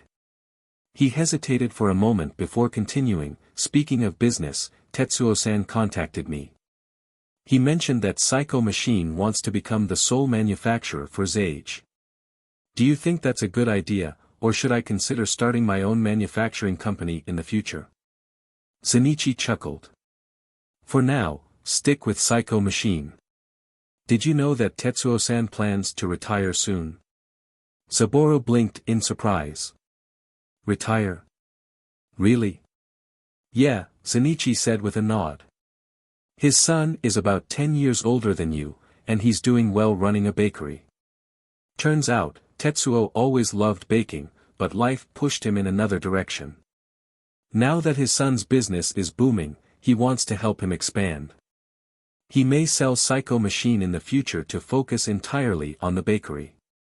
Saburo leaned back, processing the information. Ha! I had no idea he was passionate about baking. Well, if he does decide to sell, I might buy Psycho Machine from him. Zenichi smirked. He might not sell 100% of it. He'll probably keep a small percentage since Psycho Machine is still his pride and joy. Saburo nodded thoughtfully. That makes sense. I'll keep that in mind. By the way, which departments should I focus on when hiring new employees? Zenichi finished his tea before answering. First, you need workers to handle packaging and logistics.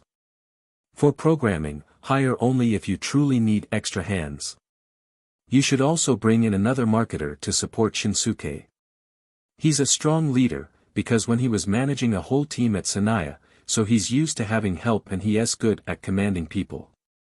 Sayuri will also need support in the finance department soon. Besides that, you should consider hiring a dedicated legal expert to handle patents and contracts. And finally, you might want to hire a secretary to manage your schedule and administrative work.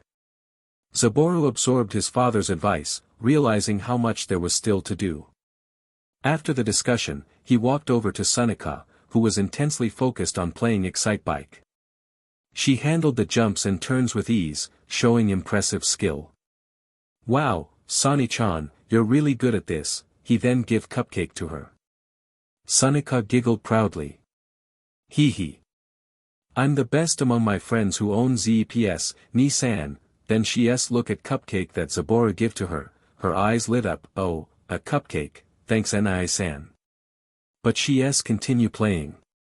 Saburo sighed, amused by her confidence. Just make sure you don't accidentally leak my unreleased games to anyone, okay? Promise? And go eat your cake, okay? Sunika pouted playfully but nodded. I know, Ni-sama.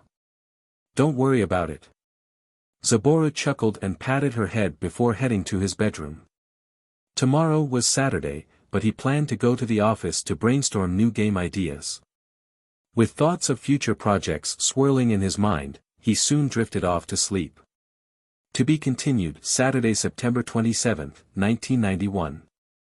The morning sun peeked through the curtains as Saburo groggily opened his eyes. Like clockwork, he went through his routine, freshening up, taking a quick shower, and dressing casually before heading out. Unlike his employees, who had the weekend off, Saburo had work to do. Today was a brainstorming day, a crucial step in planning the future of ZEPS games. Arriving at his office, he found solace in the quiet ambience of the empty workspace. He leaned back in his chair and let out a deep sigh. His eyes wandered to the cassette tape player in the corner, a relic left behind by Akechi-san from the previous office. It was a sturdy and expensive model, the kind that was built to last.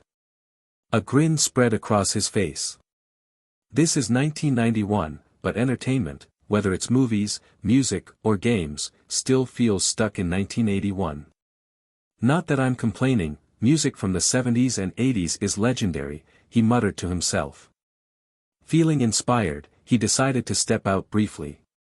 He made his way to a Western music store nearby and browsed through the cassette tapes. After a short search, he picked up Best of Led Zeppelin, Black Sabbath's Greatest Hits, and Deep Purple, the classics. At 1,500 yen each, it was a bargain. Holding the tapes, he chuckled to himself. If I bought these in 2024, they'd be worth a fortune. Back at the office, he inserted the Led Zeppelin cassette and pressed play. The room filled with the powerful, atmospheric sounds of Kashmir. Zabora nodded to the beat, the music fueling his creative process. He quickly grabbed a notebook and started scribbling down ideas. First on his list was fulfilling his promise to Akechi. He had already thought of a plan. He would modify the legend of Kage, replacing its protagonist, Kage, with Akechi and renaming it the Legend of Akechi. It was a simple yet meaningful change, one that would tie into their brand while keeping the core gameplay intact. Then, another thought struck him. He had originally considered replacing Ninja Gaiden's Ryu Hayabusa with Akechi, but he immediately dismissed the idea. Hayabusa was too iconic for that. Ryu Hayabusa and Ninja Gaiden legacy was far greater than being relegated to a secondary character in * dead or alive * in his previous world. The thought of people recognizing Hayabusa more for DOA rather than Ninja Gaiden irked him. Although DOA is good fighting game, Ninja Gaiden and Ryu Hayabusa legacy is way more than that. I'll do it justice, he muttered, sketching out rough ideas for a potential Ninja Gaiden adaptation. He debated between following the NES version or the Sega Master System version, each with its unique strengths. Lost in thought, he activated his deep dive memory ability to recall every detail of the Legend of Kage and Ninja Gaiden's mechanics. As time passed, the cassette flipped sides, now playing Highway Star by Deep Purple. The energetic guitar solo by Ritchie Blackmore coursed through his veins, compelling him to drop his pen and play an imaginary guitar. His fingers moved as if strumming along with Ritchie Blackmore's legendary solo, and he closed his eyes, fully immersed in the music. Then, laughter erupted from behind him. Startled, he turned to see his entire family standing in the doorway. His mother giggled behind her hand, his father was trying to suppress a laugh, and Sunika was outright howling with amusement. Zaboru's face turned beet red as he quickly dropped his air guitar and awkwardly returned to his notebook. Ha! I didn't know you were a rock star, son. Zenichi laughed heartily. Ni-san, you were so cool but so silly. Sunika chimed in between fits of laughter. Keiko smiled warmly. Don't tease him too much, she said, though the amusement in her voice was clear. Zaboru sighed, running a hand through his hair. Huffed. Anyway, what are you guys doing here? Sunika beamed. We came to play. Zenichi nodded. Yeah, hope that's not a problem. Not at all. Go ahead and relax. Nobody's around today anyway. His mother immediately began tidying up the office while Sunika booted up the ZEPS console in the lounge area. His father made himself comfortable on the couch, observing everything with an approving smile. Despite his initial embarrassment, Zaboru smiled to himself. It was nice to have his family around, enjoying the space he had worked so hard to build. As Highway Star played on in the background, he turned back to his scribbles, filled with fresh inspiration. Another Saturday well spent. To be continued. Sunday, September 28, 1991. After his intense brainstorming session the day before, Zaboru decided to take a break from direct game development. Today was all about research, specifically, understanding the state of comics and manga in this world. Since he had already confirmed that video games were lagging behind by about a decade, he wanted to see if the same applied to other entertainment sectors. If comics and manga were also 10 years behind, it could open up new opportunities for him. Taking the train into central Tokyo, Zaboru arrived at the largest bookstore in the city. The moment he stepped inside, the scent of fresh paper and ink filled his nose, stirring a nostalgic feeling within him. Making his way to the manga section, his suspicions were quickly confirmed. There was no Dragon Ball, Fist of the North Star, Saint Seiya, JoJo's Bizarre Adventure, or any other manga that should have existed in 1991. Instead, the shelves were lined with Dr. Slump, Kinnikuman, Captain Tsubasa, and Cat's Eye. So the famous authors exist in this world too, Zaboru muttered, running his fingers along the spines of the books. I wonder where Eiichiro Oda is right now. He smirked, reminiscing about how much he had enjoyed One Piece in his previous life. Will these authors follow the same creative paths as before, or will my presence cause shifts in the industry? He picked up a few volumes and added them to his shopping cart before heading over to the American comics section. As he expected, Marvel and DC were in their prime, just like in the late 70s of his original world. Superhero comics were thriving, their golden age still strong, and manga had yet to break through in the Western market. If this timeline mirrors my old world's trajectory, Marvel will continue booming until around 2005 or 2006, this world year before their financial collapse. Saburo mused, flipping through a Spider-Man issue. Or will my intervention accelerate, or delay, that outcome? He had to admit, the thought of securing the rights to Marvel characters for gaming was enticing. I'd kill to make a proper Batman game too, but getting the rights for DC characters will be tough. Superhero games were always hit or miss, even in the years leading up to his death in his previous life. The lack of a truly great Superman or Flash game frustrated him, as their popularity never translated into a proper gaming experience. After selecting a few classic issues from both publishers, he checked out and returned home with a stack of comics and manga. Back in his room, Saburo sprawled out on his bed, flipping through the pages of his haul. But his mind was already running with ideas. Initially, he had planned to introduce iconic characters from movies into the video game industry, rebranding them as gaming legends rather than just film figures. He thought about Tarzan, Woody, Buzz Lightyear, The Lion King, SpongeBob, and Ben 10. In his previous life, these characters had existed in film and TV before entering the gaming industry. But here, he had the chance to bring them into gaming first. If I play my cards right, they can be original video game icons before they're ever adapted into movies or shows, he mused. I could make them Zage exclusives. Old-school cartoon adaptation games are mostly awesome, especially the Disney ones. Old Disney was peak. Then another thought struck him. Transformers and Spawn weren't even around yet. Could he introduce them himself?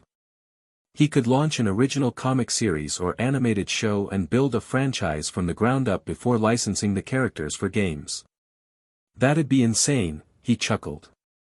Do I start a comic book division? Or should I go all in on animation first? But Saburo sighed, it seems it's too far ahead. He shifted his attention to tokusatsu. In his previous life, Ultraman, Super Sentai, and Kamen Rider had long histories dating back to the 60s and 70s. But in this world, everything had started a decade later. Super Sentai didn't begin until 1985 instead of 1975, Kamen Rider debuted in 1981 instead of 1971, and Ultraman launched in 1976 instead of 1966. But film technology here is closer to real 1991, he noted. So even though tokusatsu started later, the quality of the shows is way better. That sparked an idea. Should I introduce Power Rangers right now? He grinned, thinking about how massive the franchise had been in his old life. The idea of creating a Chojin Sentai Jetman game for ZPS also excited him. Kyoryu Sentai Zyuranger, which in his world later became Mighty Morphin Power Rangers in Western, was another favorite he wanted to adapt. If I make a Jetman game, I can refine the mechanics and story, improve what needed fixing, and make it a hit. His mind raced through ideas for superhero games. A Metal Gear Solid-style Captain America game, a God of War, 2018, inspired Thor game, a Castlevania-style Blade game, an Armored Core-like Iron Man game, Yakuza-like Moon Knight game, and even a Sifu-style Iron Fist game. The potential was limitless. Feeling inspired, Saburo grabbed his notebook and began jotting down ideas. He carefully categorized every character, franchise, or show he wanted to introduce to this world as a game first, marking which ones would fit Zage's future lineup. If he played this right, he could shape the entire pop culture landscape, giving video games the prominence they deserved. With his notes finalized, he lay back, staring at the ceiling. This is gonna be fun, although this will take long time.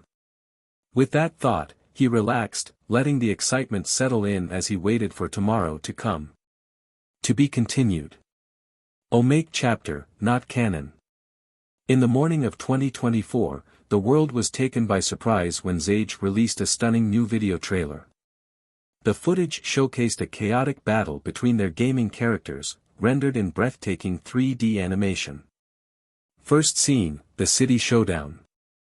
The camera zooms in on a bustling city where three legendary gaming icons, Mario, Pac-Man, and Donkey Kong, stand ready for battle. Their opponent? None other than Chibi Zaboman. Mario wastes no time and hurls a fireball straight at Zaboman, while Pac-Man launches himself forward, jaws wide open, attempting to chomp down on his foe. Meanwhile, Donkey Kong lifts a massive barrel and lobs it into the fray. But Zaboman is no pushover. With lightning-fast reflexes, he sidesteps Mario's attack, dodges Pac-Man's bite, and punches the yellow glutton mid-air, sending him tumbling backward. The barrel from Donkey Kong is still soaring toward him, but Zaboman swiftly catches it with one hand and, with a grin, hurls it back at the ape. Donkey Kong braces for impact, but before the barrel can hit, Mario incinerates it with another fireball, reducing it to ashes. Zaboman bursts into laughter. "You three are nothing. I am the true face of Zage." Suddenly, a portal rips open in the sky, and out steps Deadpool, twirling his katanas with a smirk. "Ha!" says the guy who doesn't even have his own solo game. Deadpool taunts. Zaboman's eyes narrow in rage. His art style begins to shift, morphing into a dramatic superhero aesthetic, complete with a muscular frame and dynamic shading. Deadpool gasps. "Whoa! He just changed his art style, guys." Bad news. The scene fades to black. Second scene, desert battle against the towering knight. The setting transitions to a vast, sun-scorched desert, where a monstrous tower knight from Demon Souls is wreaking havoc. The behemoth swings his colossal lance, demolishing ancient ruins as Alucard, the son of Dracula, stands defiantly in his path. Alucard dashes forward, slicing with his legendary sword, but each attack is met with an unyielding clang, the knight's towering shield renders him nearly invulnerable. "Damn this!" Alucard mutters in frustration. Just then, a mysterious figure strides into the battlefield. Clad in an NCR Ranger's armor with a Pip-Boy strapped to his wrist, he squints up at the gargantuan knight. "Huh. Welp, guess I must have eaten too much irradiated crap again." "Knew those Radroach steaks were bad news," the stranger mutters. Alucard raises an eyebrow. "Who are you, human?" The ranger pauses, taking in Alucard's gothic attire. "Whoa, what kind of outfit is that? You some kind of priest?" "Anyway, name's Courier 6. Did you see that giant tin can over there, or is it just another one of my post-apocalyptic hallucinations?" "I see it," Alucard replies. "In fact, I've been trying to take it down." Courier 6 shrugs. "Not the weirdest thing I've seen. Need a hand with it?" Alucard nods. "Very well. Cover me." Before they can charge in, a white-haired woman wearing a blindfold gracefully lands beside them, accompanied by a floating drone. She wields both a katana and a great sword, her aura exuding precision and lethality. Courier 6 lets out an impressed whistle. Alucard frowns. "Who are you?" The woman, Yoarha number 2 Type B, or simply 2B, calmly states, "I'm not your enemy. I'm here to help take down that monster." Alucard considers her for a moment, then nods. Any extra firepower would be welcome. With that, the three warriors charge forward. The tower knight roars and raises his massive shield, attempting to crush them with a devastating bash. 2B gracefully flips over the attack, Alucard dissolves into mist and phases through it, while Courier 6 remains at a distance, kneeling and steadying his rifle. He loads a highly specialized armor-piercing round, the same type designed to take down Liberty Prime, and takes aim at the Tower Knight's glowing eyes. With help of VATS and a precise pull of the trigger, the bullet pierces the knight's helmet, an electromagnetic spread to Knight body causing him to stagger. Seeing an opening, Alucard channels dark magic through his blade and delivers a devastating strike to the Tower Knight's exposed neck. At the same time, 2B slashes through its leg joints, while her drone fires a concentrated energy beam at its weakened armor. The mighty Colossus finally crumbles, shaking the ground as it falls. Third scene, Jungle Hunt, the Nightmare Beast. Deep in a misty, overgrown jungle, a hunter stalks his prey. Armed with a hunter's revolver and a flaming saw cleaver, he is none other than the Good Hunter from Bloodborne. By his side stands another legendary warrior, Doomguy, his shotgun primed and chainsaw revved, ready for carnage. Their target? Val Hazak, the elder dragon of death and decay. The two hunters move swiftly through the jungle, scanning their surroundings. Then, without warning, Val Hazak emerges from the shadows, exuding a putrid aura of toxic miasma and decay. The Good Hunter reacts instantly, activating the Old Hunter bone, allowing him to move at blinding speed. In a single, fluid motion, he dashes forward and slashes Val Hazak's eye with his flaming cleaver, causing the beast to screech in agony. Doomguy wastes no time. He sprints at inhuman speed, leaps into the air, and delivers a devastating punch to Val Hazak's skull, the sheer force sending cracks through its rotting flesh.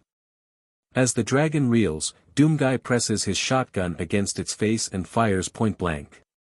Val Hazak thrashes wildly, but Doomguy is relentless.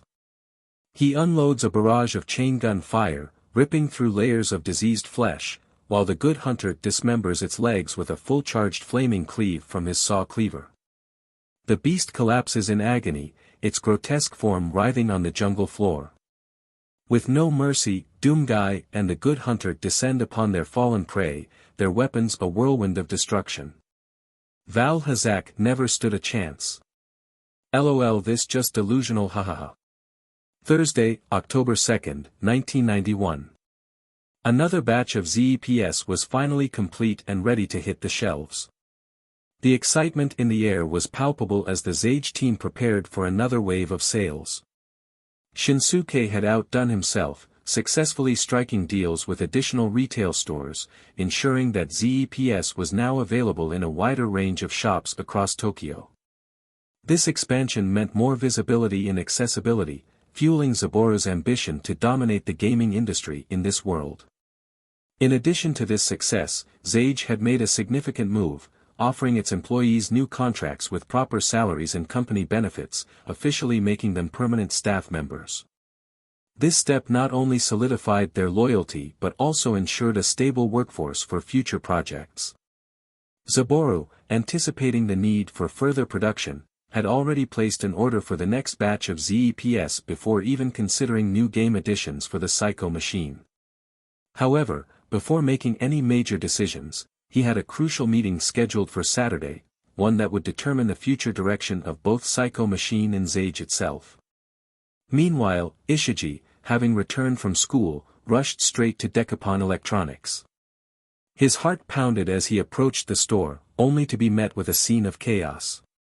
A crowd of eager customers had already gathered, all scrambling to get their hands on the latest batch of ZEPS. Ah! I hope it's not sold out. Ishiji panicked internally as he joined the long queue. He anxiously waited in line for 25 minutes, his patience wearing thin. Finally, when his turn came, he eagerly approached the counter. "Boss! One ZEPS with the full package," he exclaimed, barely containing his excitement. Daichi, the store owner, grinned, already anticipating this kind of enthusiasm. "That'll be 53,000 yen. Ishiji didn't hesitate. He quickly handed over the cash, took his prized purchase, and dashed out of the store like a kid on Christmas morning. His mind was already racing with anticipation. What game should he play first?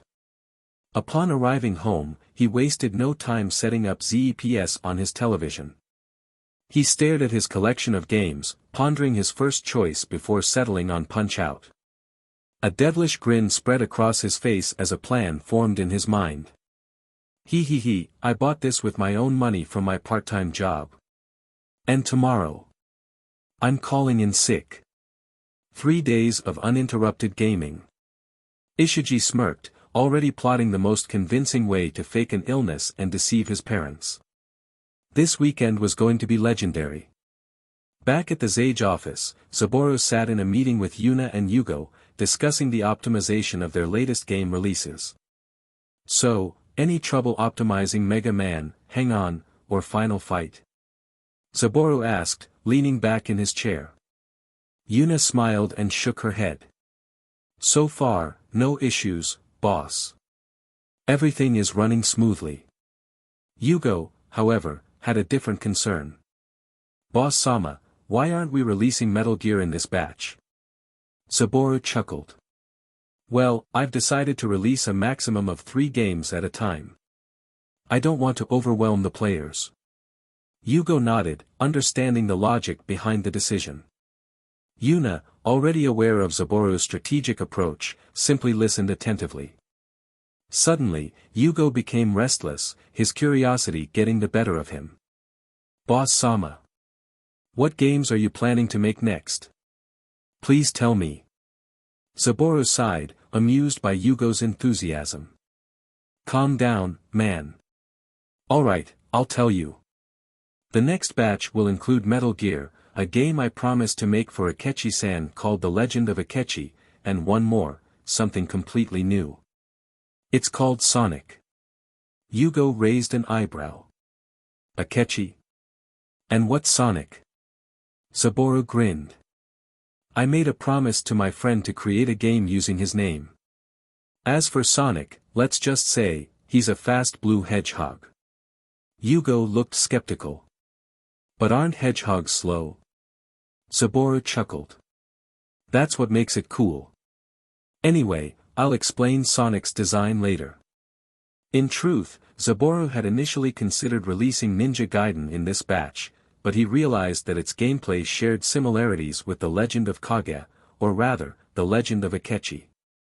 To ensure a more balanced release lineup, he decided to introduce Ninja Gaiden in the 4th batch instead.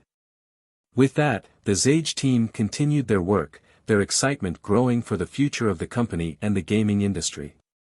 As they prepared for the next phase, one thing was certain, Zage was just getting started.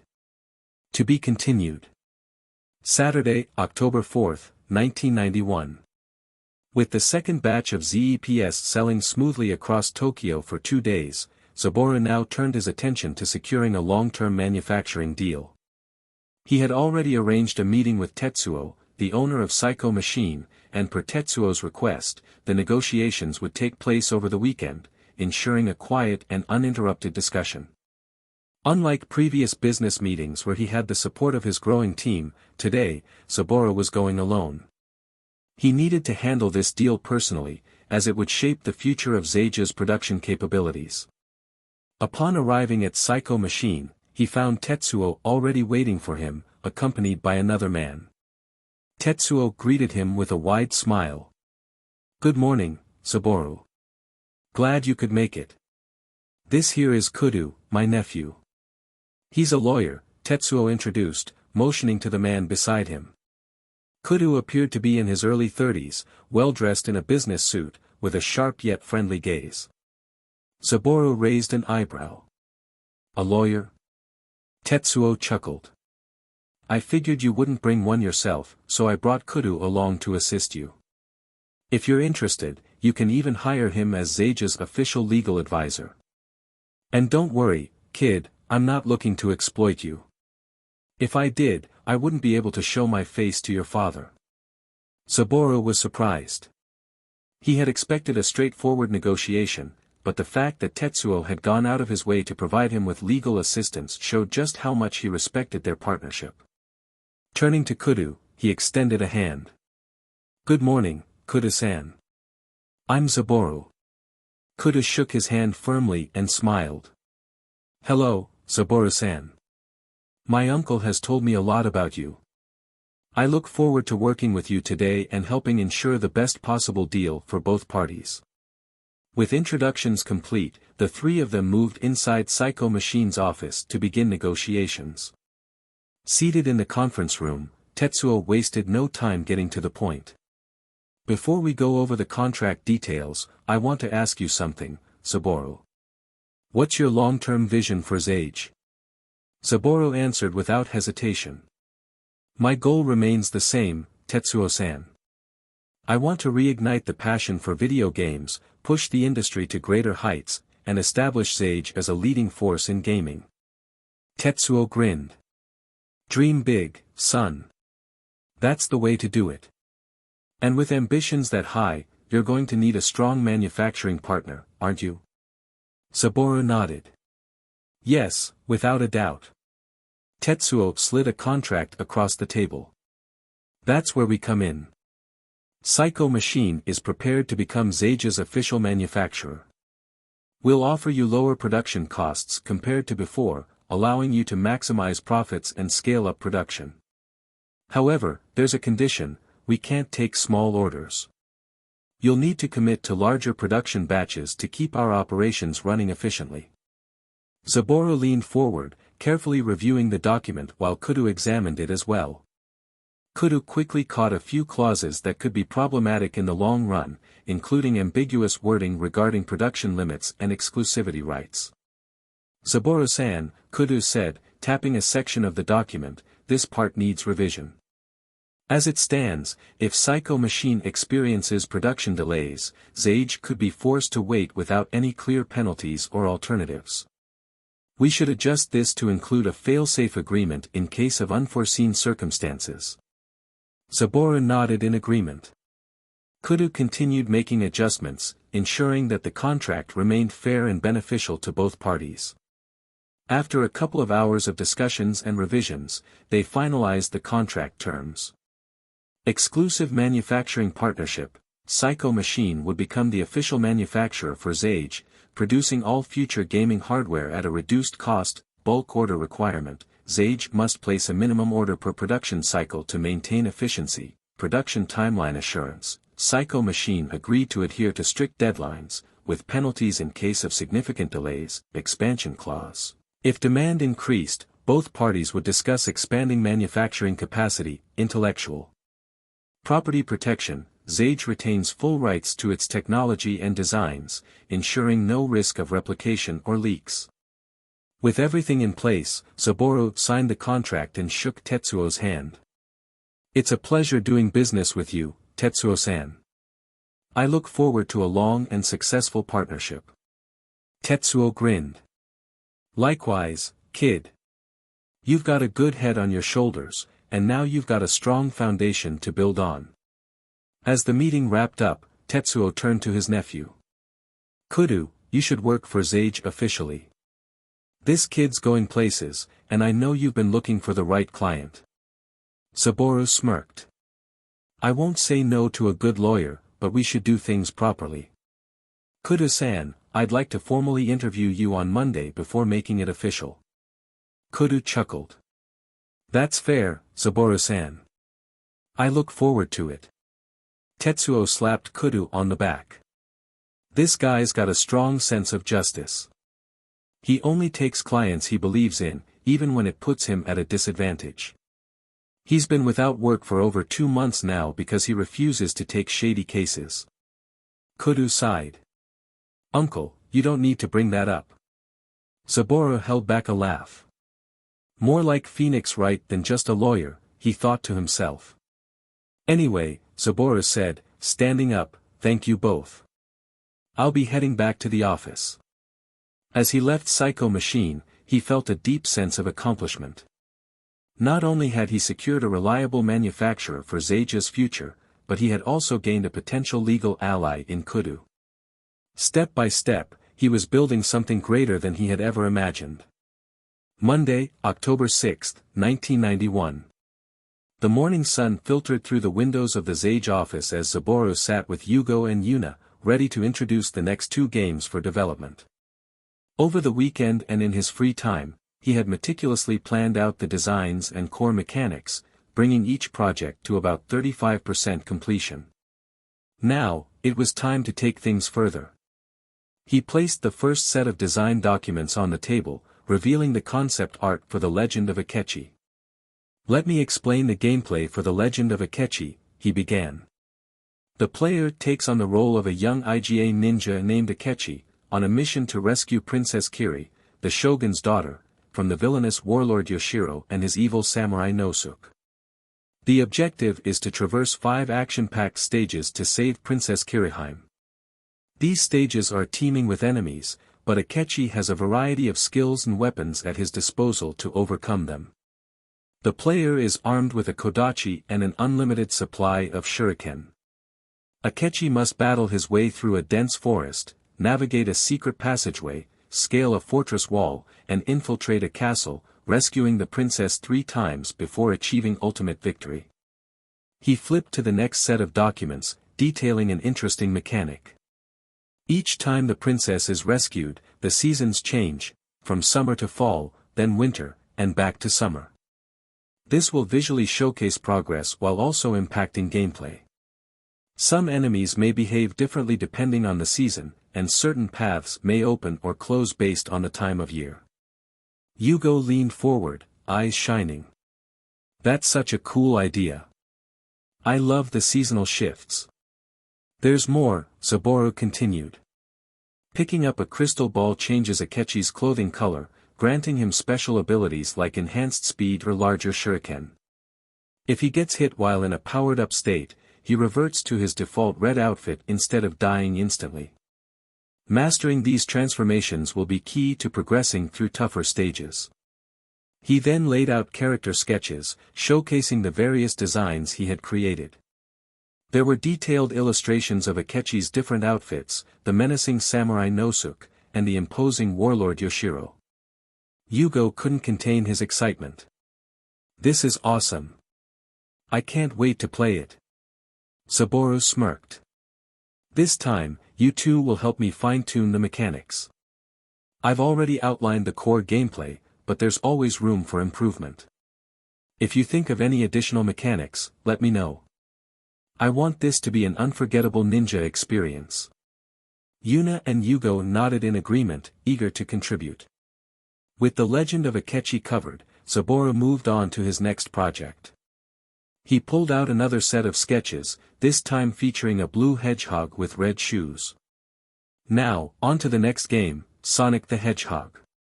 Yugo and Yuna both leaned in, intrigued by the unique character design. "The story is simple," Saburo explained.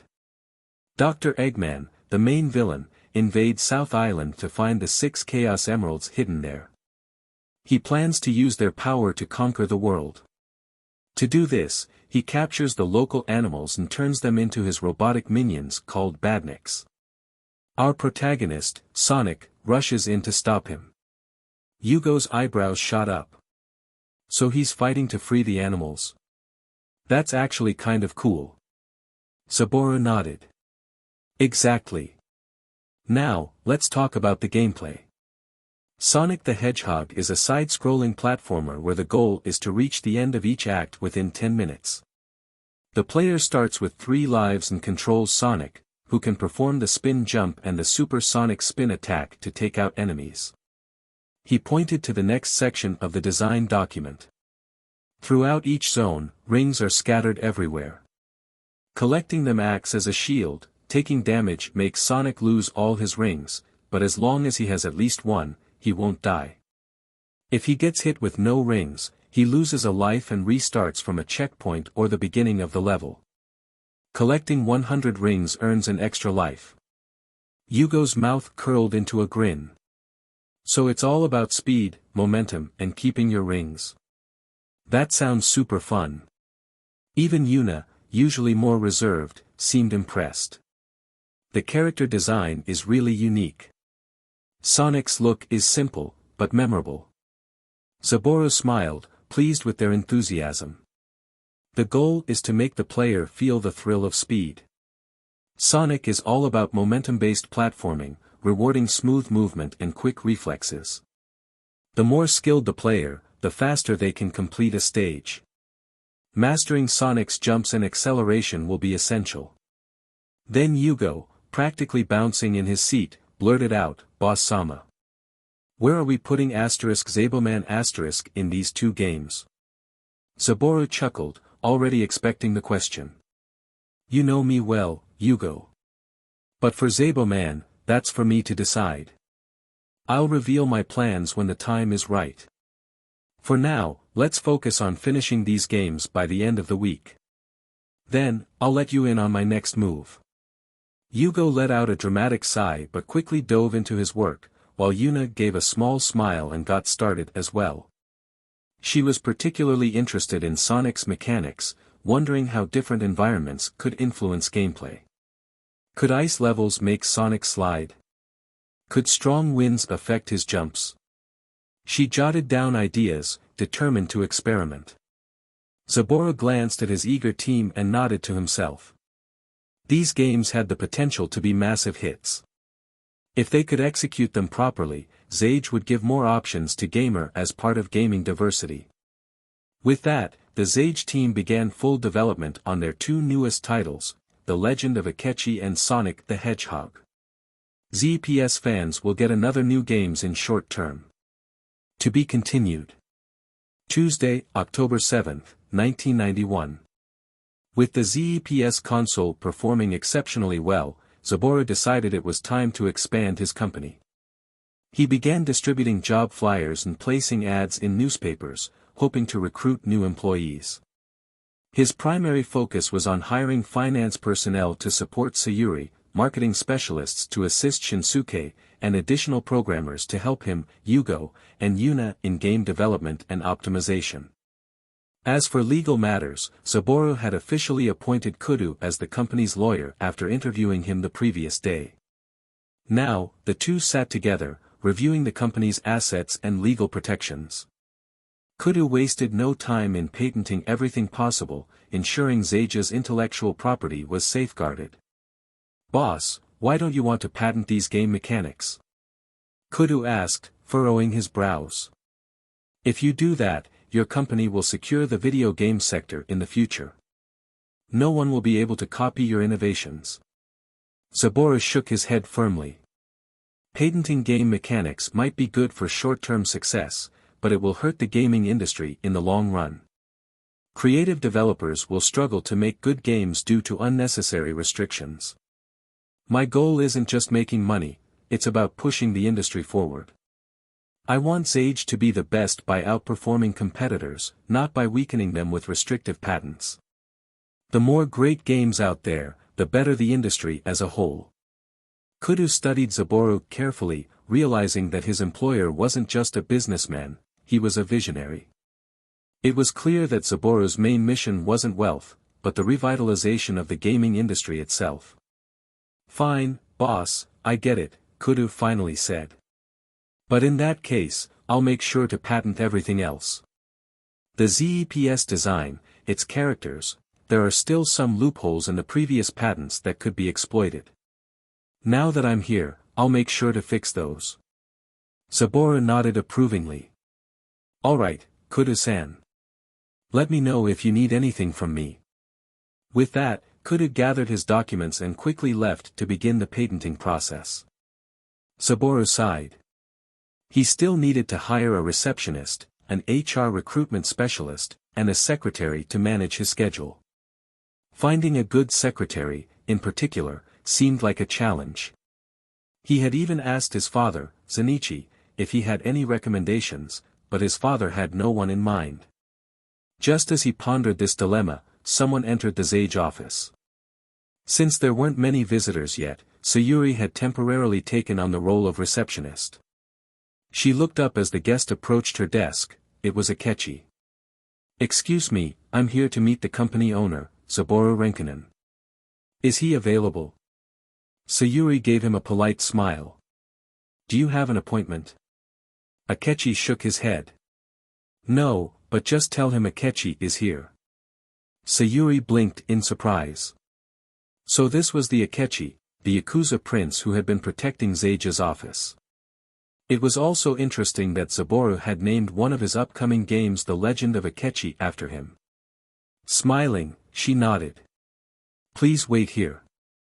I'll call the boss." A few moments later, Saburo emerged from his office to greet Akechi. "Oh, Akechi-san, how do you do?" Akechi returned the smile. "I'm doing well. Anyway, I have a proposal, not for you, but for Sage." Saburo's interest was piqued. "Alright, let's discuss it in my office." Once inside, they sat across from each other. Akechi glanced around briefly before turning his attention back to Saburo. "Sage seems to be doing well, and I appreciate the consoles and cartridges you sent me. They're great additions to my collection." Saburo nodded. As part of their agreement, he had promised to give Akechi one of each console and game cartridge for free in exchange for their early transaction. "You're welcome, Akechi-san. Now, what do you want to discuss?" Akechi leaned forward slightly. "Saburo, do you need an investment?" Saburo raised an eyebrow. So far, no. I took out a loan from the bank, and it's enough to cover the company's expenses." Akechi nodded. "Do you plan to keep your company private or open it to public investors?" Saburo's answer was immediate. "I'll keep it private, of course.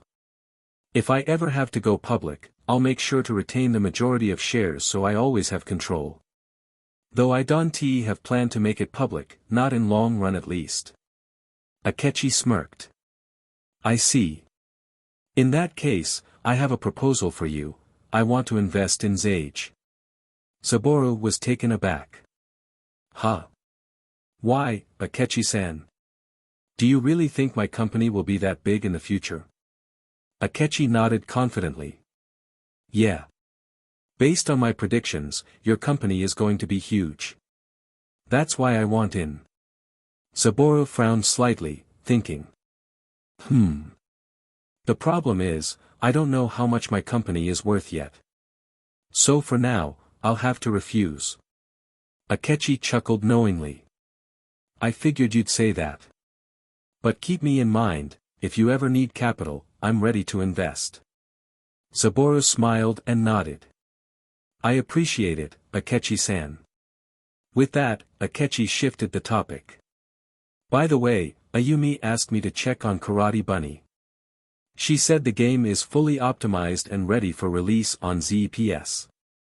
She wants to know how and when you plan to release it for her." About that, ZPS can act as her publisher," Saburo replied. "Sales will be split, with Sage taking 40% of total revenue. However, Sage will cover all production costs. Let Ayumi know about this, or better yet, have her visit me so we can negotiate directly." Akechi considered it for a moment. The deal seemed fair, especially since Ayumi wasn't making the game for money. She simply wanted to release it.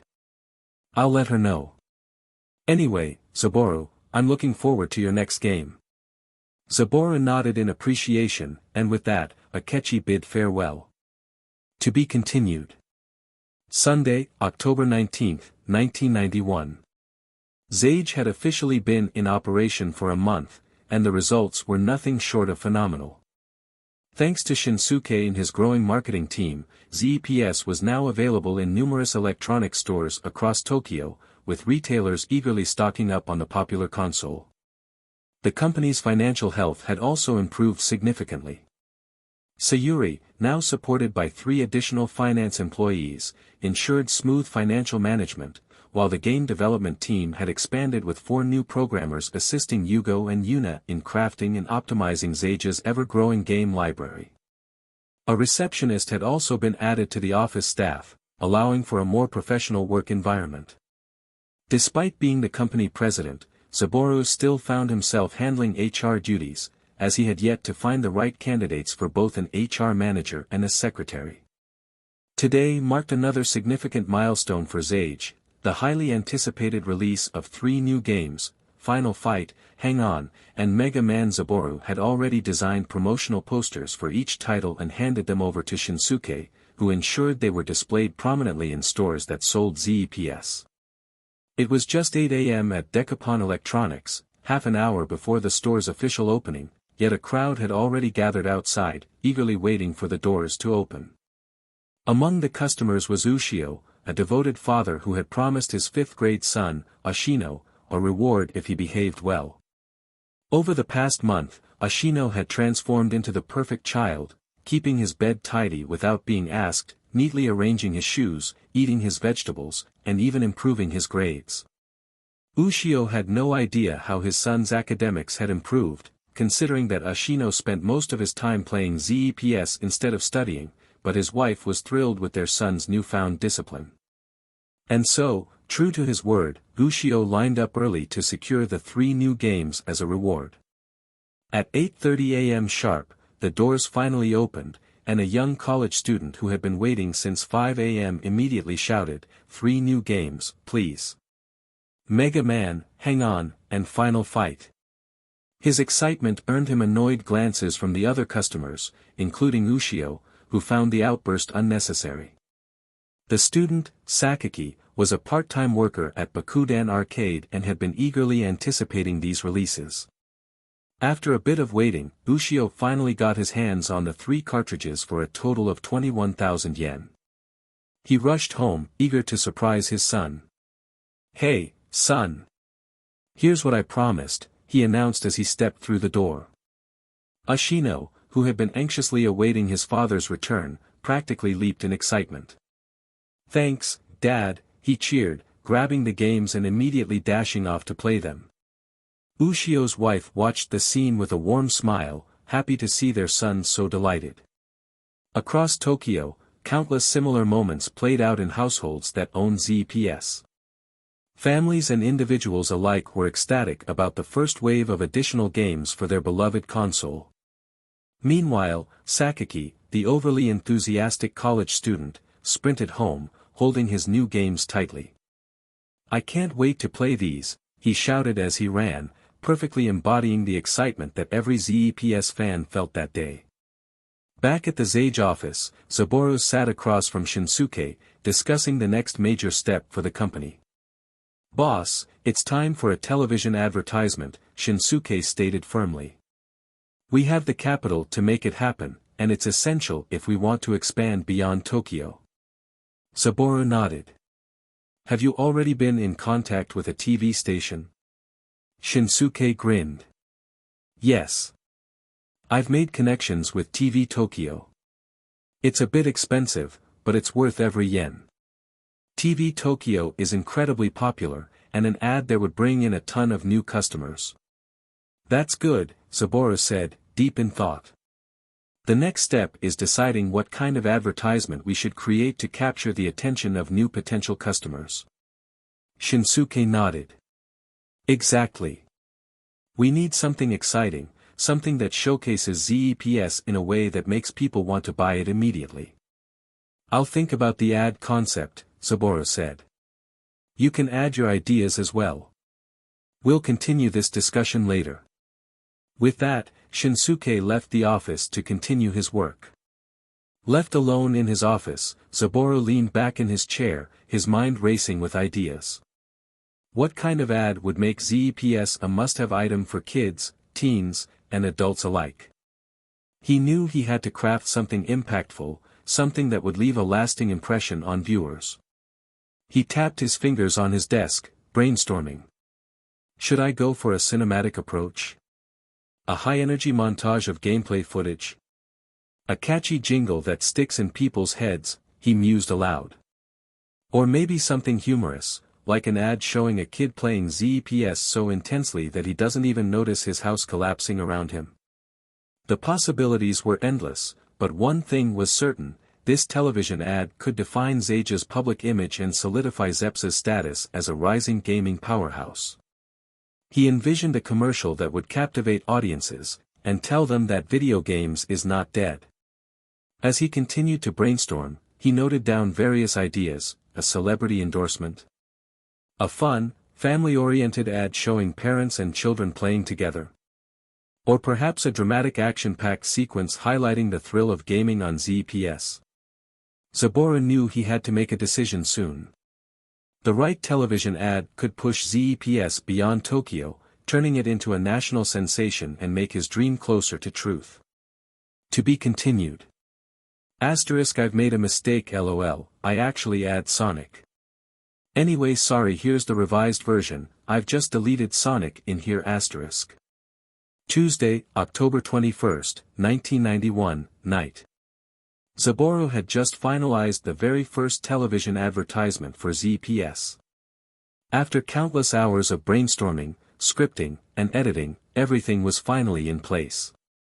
TV Tokyo had confirmed that the ad would air for the first time tomorrow at 1900 hours, marking a significant milestone for Sage. Now, all that was left to do was wait and see how the public would react. Komogi was an ordinary salaryman, working from 8 to 1800 hours every day. By the time he got home at 1835, he was utterly exhausted. Like most nights, he had a quick dinner, took a shower, and then settled into bed with the television on, his brief moment of relaxation before another repetitive and draining workday. Recently, some of his office colleagues had been talking about a new video game console called ZPS. He was mildly interested, but as a working adult, he couldn't imagine having the time to play games. Video games were something he had left behind in his childhood. Still, he let the TV run in the background, barely paying attention, until something caught his eye at exactly 1902. A loud metallic clang burst from the speakers, followed by the shining Sage logo flashing across the screen. The dramatic opening immediately grabbed Komogi's attention. The screen cut to a narrator's voice, deep and confident. Home video games, we thought they were dead. The market crashed, flooded with unfinished and uninspired titles. Arcades still thrive, but let's be honest, most of us adults are too busy or too tired to go there anymore. But what if you could bring the arcade experience home? A catchy, upbeat jingle kicked in as the camera cut to the narrator. However, instead of a regular person, the narrator was a mysterious figure wearing a sleek gray helmet with a large Z emblem on the forehead. His eyes were hidden behind a visor, giving him an enigmatic presence. Hey! My name is Saburo. And I'm here to show you just how amazing the ZPS is. As he spoke, colorful video game characters surrounded him, eye-catching figures that immediately grabbed the viewer's attention. A cheerful plumber in a red hat and mustache, a bright yellow creature with an infectious smile, and a blue robotic boy with a blaster. The screen transitioned smoothly between gameplay footage and animated interactions with these characters, making it feel dynamic and alive. ZPS brings the arcade home. Play thrilling, high-quality games made by Sage and experience fun like never before. You can play as Mario. On screen, Mario waved enthusiastically as Super Mario Bros. Gameplay footage played behind him, showing him leaping over obstacles. Or you can play Pac-Man. Pac-Man suddenly floated onto the screen, his mouth opening and closing in his signature chomping motion while classic Pac-Man gameplay ran in the background. Or you can be Mega Man. Mega Man grinned confidently before charging up his blaster and firing a powerful shot. The gameplay behind him showed his intense action-packed battles. And that's not all. There are plenty more games waiting for you. A montage of ZPS titles flashed on the screen, showcasing fast-paced clips of Donkey Kong, Mario Bros., Punch-Out, Excitebike, and Hang On. The sheer variety of gameplay styles and genres was captivating. The narrator reappeared, pointing straight at the viewer. Join us and make your gaming dreams come true. With that, he leaped dramatically into one of the game screens, disappearing into the world of ZPS. The screen then transitioned to a polished shot of the ZPS console alongside a lineup of available game cartridges.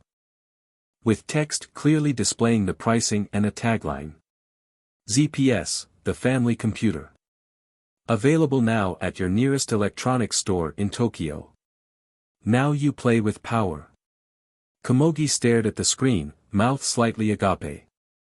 He had only been half paying attention to the TV before, but this advertisement had him completely hooked. It was vibrant, exciting, and most importantly, it made him want a ZPS. Damn! He muttered, still staring at the now finished ad. maybe I do need to get one. The excitement from the ad lingered in his mind. He hadn't thought about video games in years, but this looked genuinely fun. And if it really could replicate the arcade experience at home, maybe it was worth checking out. Komogi wasn't alone in his reaction. Across Tokyo, countless viewers had the same response. Whether they were children, teens, or adults, the ZEPS ad struck a chord, igniting curiosity and desire in a way that no gaming commercial had done before. Meanwhile, back at Zage headquarters, all the employees had gathered together to watch their first official TV advertisement air. The moment it ended, the room erupted into cheers and excited chatter. That was amazing. Yugo practically shouted, still buzzing with adrenaline. Did you see how cool that looked? Yuna nodded, eyes gleaming. It felt professional. And way better than usual ads. Sayuri, usually composed, even clapped her hands together. This will definitely boost our sales. Saburo simply grinned, satisfied. He had chosen not to reveal his real face to the public, opting instead for the helmeted persona, much like how Yoko Taro had done in his previous life. It added an air of mystery to the brand and kept the focus on ZEPS itself rather than on him personally. This was only the beginning. With the first ZEPS advertisement now aired on TV Tokyo, Zage had officially taken its next big step toward dominating and reviving the gaming industry. To be continued. Wednesday, October 23rd, morning. After the official premiere of ZEPS, sales surged dramatically. Shinsuke, now busier than ever, was negotiating to acquire a struggling distribution company and turn it into Zage's official distributor. This move would ensure that ZEPS and its cartridges could reach every corner of Japan. Fortunately, Psycho Machine's exclusive focus on Zage orders had boosted production several-fold, ensuring a steady supply. Meanwhile, Zaburo had an important appointment with TOEI, the intellectual property holder of Kamen Rider, Ultraman, and Super Sentai. His goal was to negotiate the rights to use the Super Sentai format so that Zage could create its own Sentai franchise. More than anything, Zaburo was determined to make a Chojin Sentai Jetman game, his dream project. Although it wasn't the first game he had ever played, it held a special place in his heart. In his previous life, it was the first game he had ever bought with his own money after working part-time just to afford it. He had loved the Jetman TV series and spent countless hours playing the game. Now, he had a chance not only to recreate it but to improve upon it. With that in mind, Saburo made his way to TOEI's office to meet with their representative. Meeting with TOEI's representative. Saburo entered the meeting room, where a middle-aged man was already seated across from him. "Please, have a seat," the man gestured. Saburo took his seat, and the man extended his hand. "My name is Kobasawa Onegai. I'm TOEI's intellectual property lawyer." Saburo shook his hand with a polite smile. "Hello, Onegai-san. I'm Zaburo Renkinen, owner of Zage Video Game Company." Kobasawa smirked slightly, a hint of condescension in his expression. He clearly didn't take Saburo seriously, perhaps unaware of Zage's rapid success or dismissive of the video game industry. But Saburo was used to such skepticism. He had learned negotiation tactics from both Shinsuke and his father, so he remained composed. Kobasawa leaned back in his chair. "So, Renkinen-san, I understand you want to use our Super Sentai rights to develop a video game?" Saburo nodded. "Yes.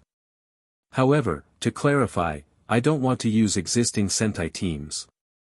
I want the rights to use Super Sentai trademarks, the transformation sequences, the colorful team format, teamwork-based combat, and the use of giant robots, but I want to create my own original Sentai franchise under Zage's name." Kobasawa raised an eyebrow. "Why create your own Sentai? Are our existing Sentai teams not appealing to you? Our current series, Sun Vulcan, is performing well in TV ratings. Wouldn't it be more profitable to use a well-established brand? And why are you only interested in Super Sentai?" Why not Ultraman or Kamen Rider as well? Saburo smiled. TOEI's Sentai series are amazing, but I have my own creative vision for how a Sentai game should be. It's not that I think TOEI's franchises are lacking, far from it, it's simply a matter of artistic direction. As for Ultraman and Kamen Rider, I love them too, but I don't have any immediate plans to develop games for those franchises. At least, not yet. Kubosawa leaned back, considering his words. So, you only want the right to create your own Sentai game while incorporating Super Sentai trademarks? Is this strictly for video games, or do you plan to expand it into a TV series as well? For now, I'm only interested in making video games and possibly some short animations for promotional purposes, Saburo explained. If I ever decide to produce a full TV series, I will approach TOEI for collaboration. Kubosawa nodded before stating TOEI's terms. Very well. In exchange for licensing these elements, TOEI will take a 10% royalty from every sale of your Sentai game. Additionally, all promotional material must clearly state that Zage is working in partnership with TOEI. Saburo recognized the value of the second condition, being officially affiliated with TOEI would boost credibility and improve sales. However, the 10% royalty was excessive. 10% is too steep, Onegai-san, Saburo countered. I propose 4% instead. Kubosawa smirked. 4%? That's practically nothing. Do you truly believe your game will be worth so little? Saburo frowned slightly but remained composed. On the contrary, Onegai-san, 4% of my game's sales will be a significant amount. You should be aware of how well my games are performing. Kubosawa chuckled. Confident, aren't you? Fine. Let's settle this, 6% with an additional clause. If your game fails to sell 200,000 copies in a year, the rate will increase to 15%. Saburo smiled. 5%, and we have a deal. Kubosawa sighed. Fine. But if you fail, the rate increases to 20%. Saburo grinned. Deal. Kubosawa was taken aback by Saburo's confidence. How could a mere video game sell 200,000 copies in a year? Most games he knew barely reached half that amount. After that, Kubosawa left the room to draft the official contract. While waiting, Saburo used TOEI's phone to call Kudo, Zage's official lawyer, and asked him to come to the office. Once Kudo arrived, the finalized contract was presented. Kudo carefully reviewed it and explained the details to Saburo. After one minor revision, Kudo gave his approval. With that, Saburo signed the contract and shook hands with Kubosawa. Thank you, Onegai-san, Saburo said. You too, Renkanen-san, Kubosawa replied. As Saburo and Kudo left the TOEI headquarters, Saburo couldn't hide his grin. He had finally secured the rights to create the Sentai game he had always dreamed of.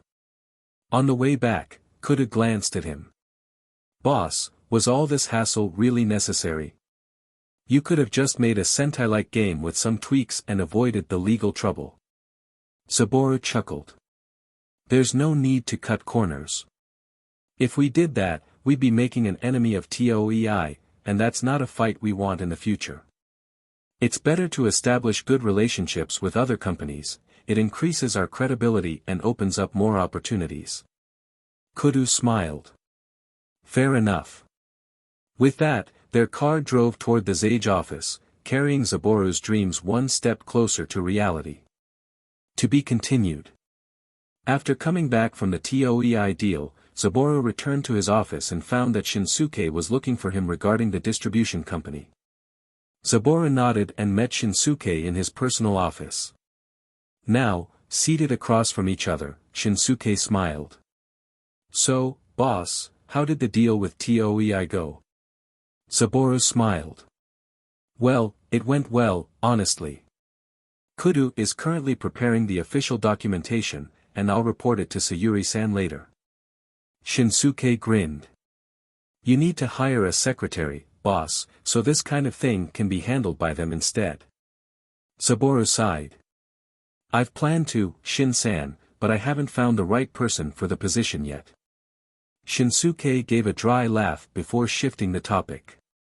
Anyway, I came to see you because I have an update regarding the distribution company. It used to distribute electronics before an accident nearly bankrupted them. Saburo leaned back in his chair. What's the company's name, and what exactly happened to them, Shin-san? Shinsuke nodded and explained. The company is called Sora Distribution. They specialized in distributing electronic goods all over Japan. They had a solid reputation and worked with many clients, from smaller companies to bigger names like Panasonic and Toshiba. Most of their clients were middle to low-tier electronic companies, but they were highly trusted. Then, an incident changed everything. From what I heard, Sora Distribution was handling 3 major clients at the time, delivering their products across Japan, specifically to Kobe, Hiroshima, and Fukuoka. They used trucks and ships for transport, but somewhere along the way, all of the shipments vanished. The trucks and ships arrived at their destinations, but the goods were missing. Rumors spread that the owner embezzled the electronics and tried to claim insurance, but his claim was rejected. After that, their reputation tanked. No one wanted to use their services anymore. They've gone 3 months without orders, laid off a significant portion of their employees, yet the owner still refuses to shut down the company. Intrigued, Saburo listened carefully. I wonder what really happened to those missing shipments. Shinsuke grinned. Me too, boss. But my real question is, do you trust them enough to negotiate? They'd probably be more than willing to become our official distribution company, but is it worth the risk? Saburo leaned forward. We can't take this lightly. Let's meet with the owner of Sora Distribution and judge for ourselves. Shinsuke nodded. That's what I thought as well. I've already scheduled a meeting with him for tomorrow. I'll accompany you. Saburo nodded in agreement and continued working, waiting for the meeting the next day. Thursday, October 24th, morning. Saburo and Shinsuke drove to Sora Distribution in Shinsuke's car. Upon their arrival, the company's owner, Tatsuya Fudo, was already waiting for them. He greeted them with a warm smile. Welcome. Yamaguchi-san. And you must be Renkanen-san. You're so young. My name is Tatsuya Fudo, but you can call me Tatsu. Shinsuke smiled. Tatsu-san. Saburo also smiled. Hello, Tatsu-san. Nice to meet you. With that, the 3 of them proceeded to the meeting room. Once they were seated, Saburo got straight to the point. Tatsu-san, do you want Sora Distribution to become Seige's official distribution company? And if so, why? Tatsuya smiled. My son loves playing ZPS, Renkanen-san. I have a strong feeling that Seige will grow into something huge. Honestly, I'm hoping that Sora Distribution can rise again by working with you. Saburo leaned back in his chair. I'm aware of your circumstances. May I ask for more details about the accident that caused your company's downfall? Tatsuya hesitated, a bead of sweat forming on his forehead. I'll be honest with you both, Yamaguchi-san, Renkanen-san. I looked deeply into the accident, and I know who was behind it. Saburo and Shinsuke raised their eyebrows and waited for him to continue. It was the work of a Yakuza group called Make an Alliance, Rengo. They're a collection of Yakuza organizations from Osaka and Fukuoka. They have a long-standing feud with the Hamazo family, who control a significant portion of Japan's criminal underworld. As it turns out, one of my clients at the time was affiliated with the Hamazo family. Maken Rengo targeted my shipments, but they didn't know which delivery contained Hamazo-affiliated goods, so they sabotaged everything. The client in question was Tepe Radio, a company that distributed radios. However, the majority shareholder of Tepe Radio was none other than Hamazo Rashomon Akechi, the prince of the Hamazo family. Saburo was shocked. This involves Akechi-san? Tatsuya continued, from what I gathered, after the incident, the Hamazo family immediately recognized Maken Rengo's provocation. This wasn't the only case. Maken had been instigating conflicts and sabotaging Hamazo operations for a while. I heard that, in response, the Hamazo family raided Maken Rengo's headquarters, igniting a full-scale turf war in Osaka. Maken Rengo severely underestimated Hamazo's strength and ended up suffering massive losses.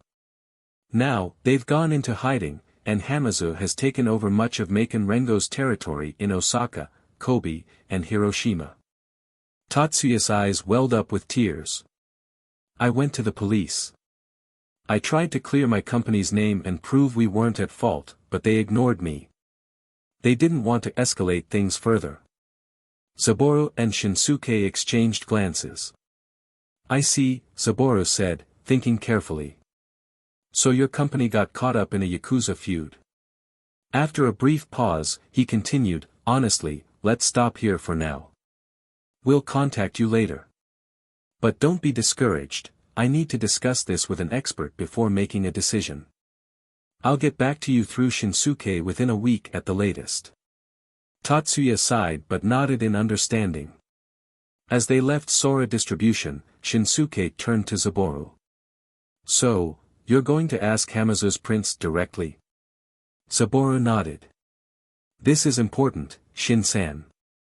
Even if we don't choose Sora Distribution, the fact that Yakuza are involved in distribution across Japan could be a problem.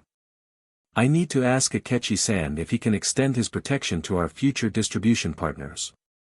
With that, they returned to Zeija's office, and Saburo used the office phone to call Akechi. To be continued. Author note, Welp, can I ask for your power stones? LOL, I can't believe I said this, hahaha. Anyway, enjoy the chapter. After arriving at his office, Saburo wasted no time and immediately picked up the phone to call Akechi.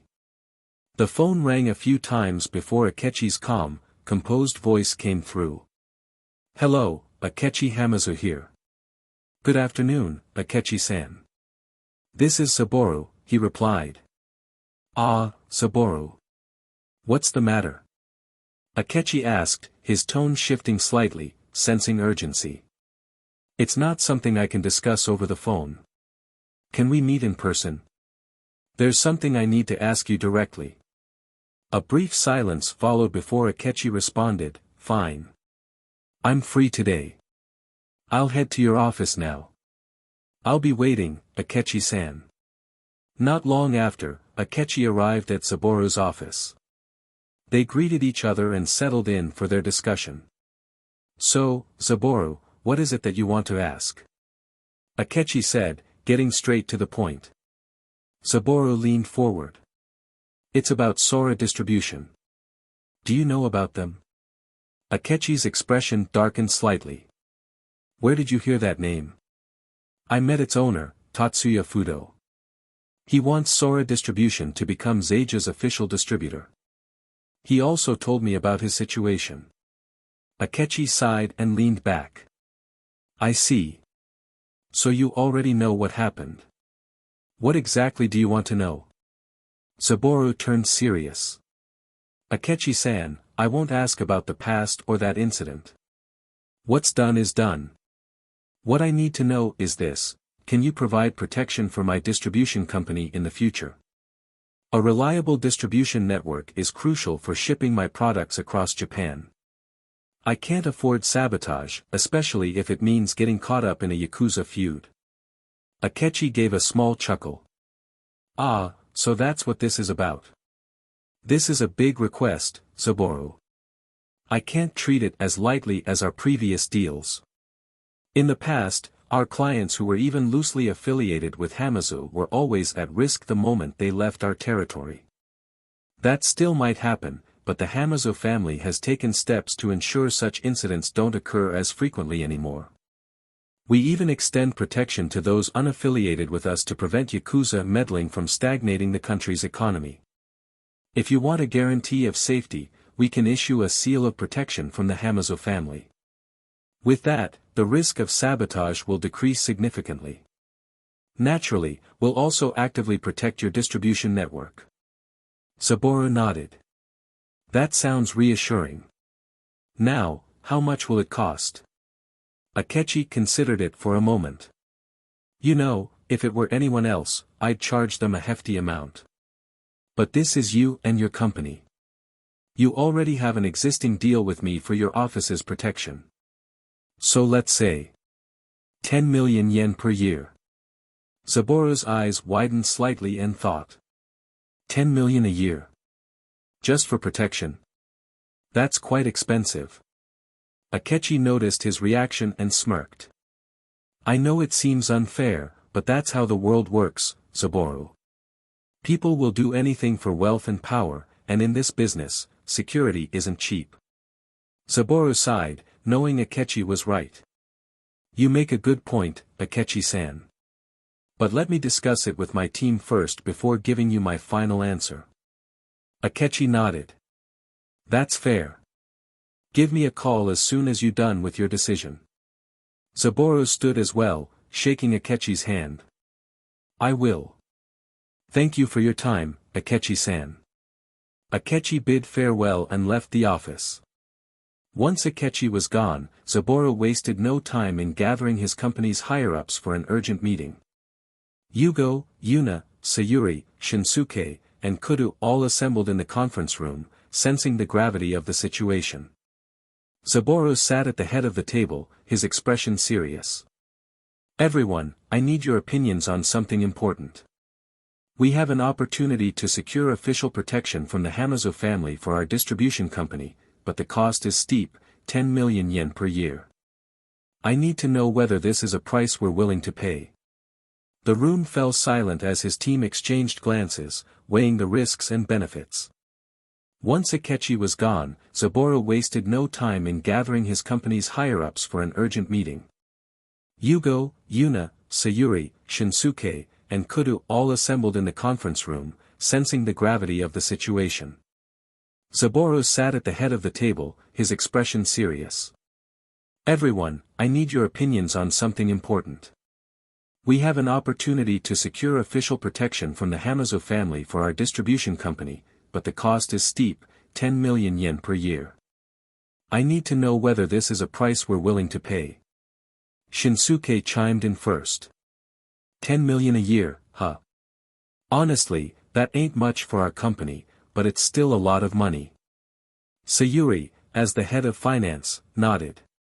Yeah, 10 million a year won't really hurt the company's finances, as long as we continue to operate healthily every month. Yuna looked at Yugo and shrugged. Me and Yugo don't know much about this kind of thing, but if Sayuri-san says it won't damage the company's interests, then why not? I mean, extra protection is always a good thing, right? Yugo nodded in agreement, and Kudo added, from my perspective, it's a solid deal. The Hamazo family has a reputation for always keeping their word. Actually securing their protection is a big advantage. Saburo took in their responses and nodded. So it's settled, then. I thought the same. Let's just hope this protection is worth it. He sighed, knowing he couldn't afford to take any risks when it came to potential sabotage. To be continued. Asterisk Power Stones, can this FIC top the Power Stones ranking one day? Please give you all honest opinion, I don't mind the harsh one, anyway thank you for a chapter in case you curious, this stuff really happen in Japan, that local Yakuzas sabotage some distribution, asterisk. Friday, October 25th, morning. Saburo picked up his office phone and dialed Akechi's number. The call connected quickly. Hello, Akechi Hamazo speaking, came Akechi's calm voice. Akechi-san, it's Saburo. We've discussed the offer internally, and we've decided to accept your terms. We will proceed with the protection deal, Saburo stated firmly. Akechi chuckled. Good choice. I assume you'll need some time to get everything in order. Yes. We'll make the first payment in 2 months, Saburo confirmed. That's fine, Akechi replied. I trust you'll keep your word. Once you're ready, I'll send my subordinates to formally mark Sora Distribution with the Hamazo badge. That way, everyone will know they're under our protection. Saburo nodded, despite being on the phone. Understood. I'll handle the final negotiations with Sora Distribution today and finalize everything. Good. Keep me updated, Akechi said before ending the call. With the protection deal secured, Saburo immediately turned to Kudu, his company's legal advisor. Kudu, I need you to draft a contract making Sora Distribution our official distribution partner. Include all necessary clauses to protect our interests while ensuring their stability. Kudu gave a confident nod. I'll have it ready within the hour. While Kudu worked, Saburo reached out to Shinsuke, who had already contacted Tatsuya Fudo, the owner of Sora Distribution, and arranged a meeting. By the time Kudu finished drafting the contract, everything was set. Meeting at Sora Distribution. At Sora Distribution's modest office, Tatsuya Fudo was taken aback when he received a call from Shinsuke Yamaguchi. The fact that Sage was moving forward so quickly caught him off guard, but he was eager to meet and discuss the deal. A short while later, a sleek black car pulled up outside his office, and both Saburo and Kudu stepped out. They entered the building, where Tatsuya greeted them warmly. Huh? Where is Yamaguchi-san? Tatsuya asked, noticing Shinsuke's absence. Saburo smiled. He had another appointment. But this here is my company's official legal representative, Kudu Marui.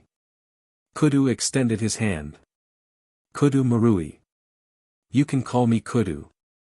Tatsuya shook his hand firmly, forcing a nervous smile. Tatsuya Fudo. Nice to meet you. Saburo got straight to business.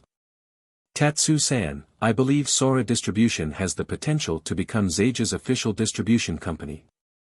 That is, if you're still interested. Tatsuya's eyes widened in disbelief. His heart pounded with excitement, this was the chance he had been waiting for. But before he could fully process it, Saburo continued. There's one thing you should know, Saburo said, his tone calm but firm.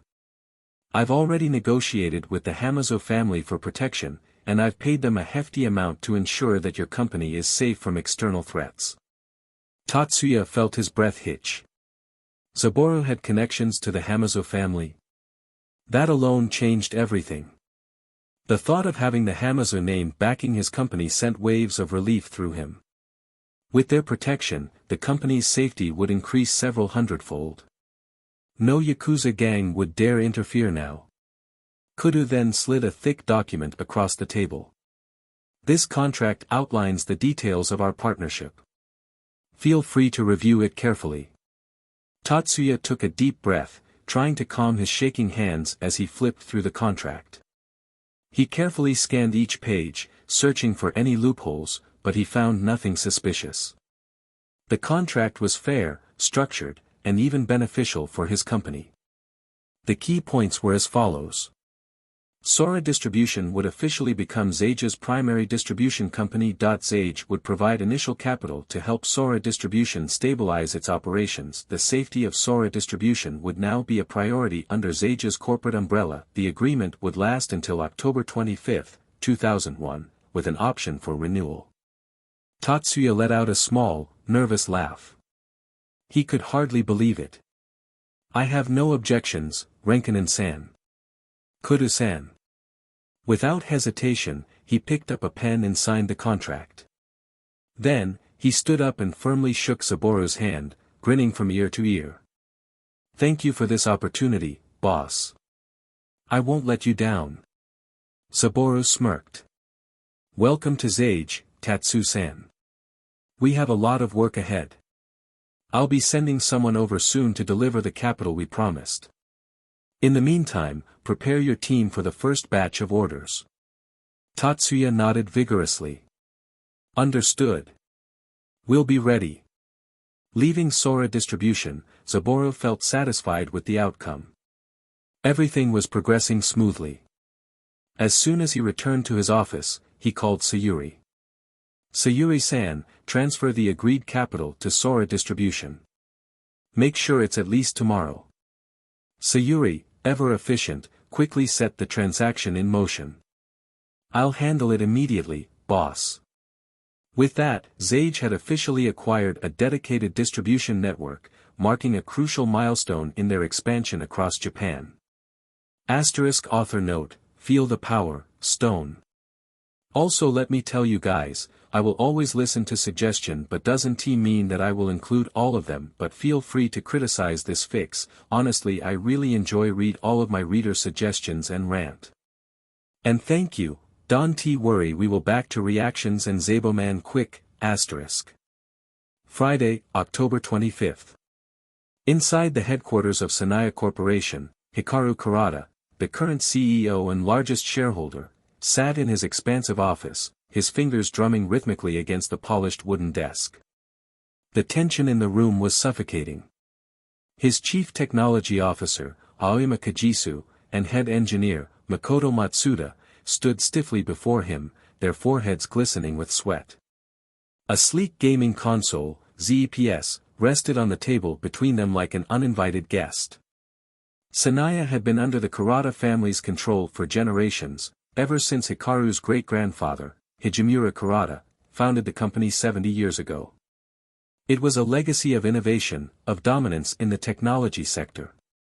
And now, that very legacy was being challenged by a teenager. Hikaru took a deep breath, his voice cold and calculated. So, do you know what this is? Aoyama swallowed hard.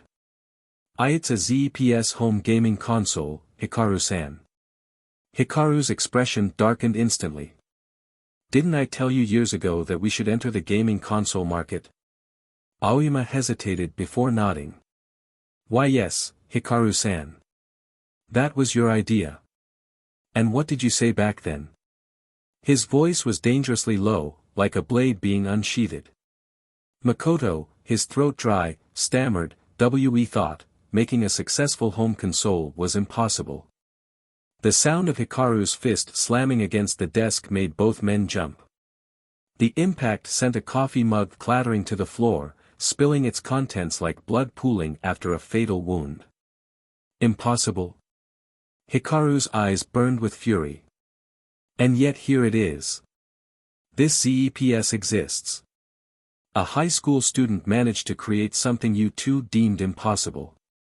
Tell me, is my company, the largest tech corporation in Japan, a company that competes on a global scale, so incompetent that a teenager has outperformed both my CTO and head engineer?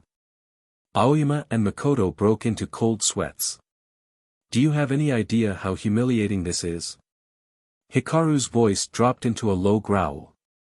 While I was waiting for my so-called experts to tell me when the video game market was ready, some high school brat was already reshaping the industry.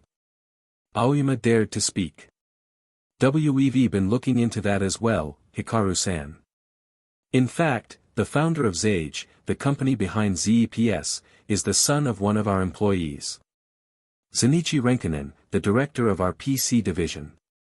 Hikaru's brow twitched. Is that so? He leaned back, exhaling sharply before his gaze turned razor-sharp again. I don't give a damn whose son he is, it doesn't change the fact that you two have utterly failed me. Aoyama and Makoto flinched as Hikaru continued. I pay you both millions every month, and you couldn't even dream of making this? Worse yet, I always believed home consoles could make a comeback, but you two blinded me with your incompetence. Makoto, desperate to salvage the situation, spoke hastily. We can develop our own version, Hikaru-san. We'll tweak the design, adjust the software to avoid copyright issues. We can do this. Hikaru's sharp eyes locked onto him. Then do it. He turned to Aoyama. Transfer Zenichi Renkinen to the video game division as the head director. I want him working on this immediately. Then, he pointed at Makoto. You, develop the console and games. Figure out what makes ZEPS tick, reverse engineer it, and create something even better.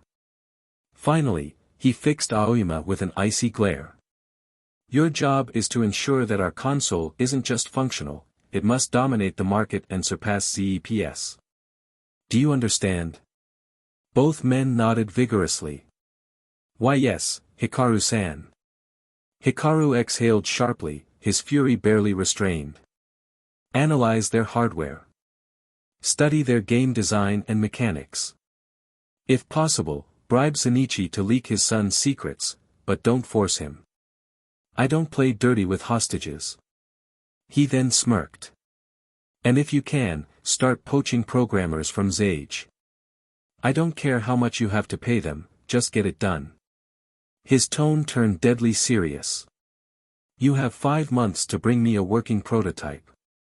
Budget is not an issue. Just don't fail me again. Now, get out.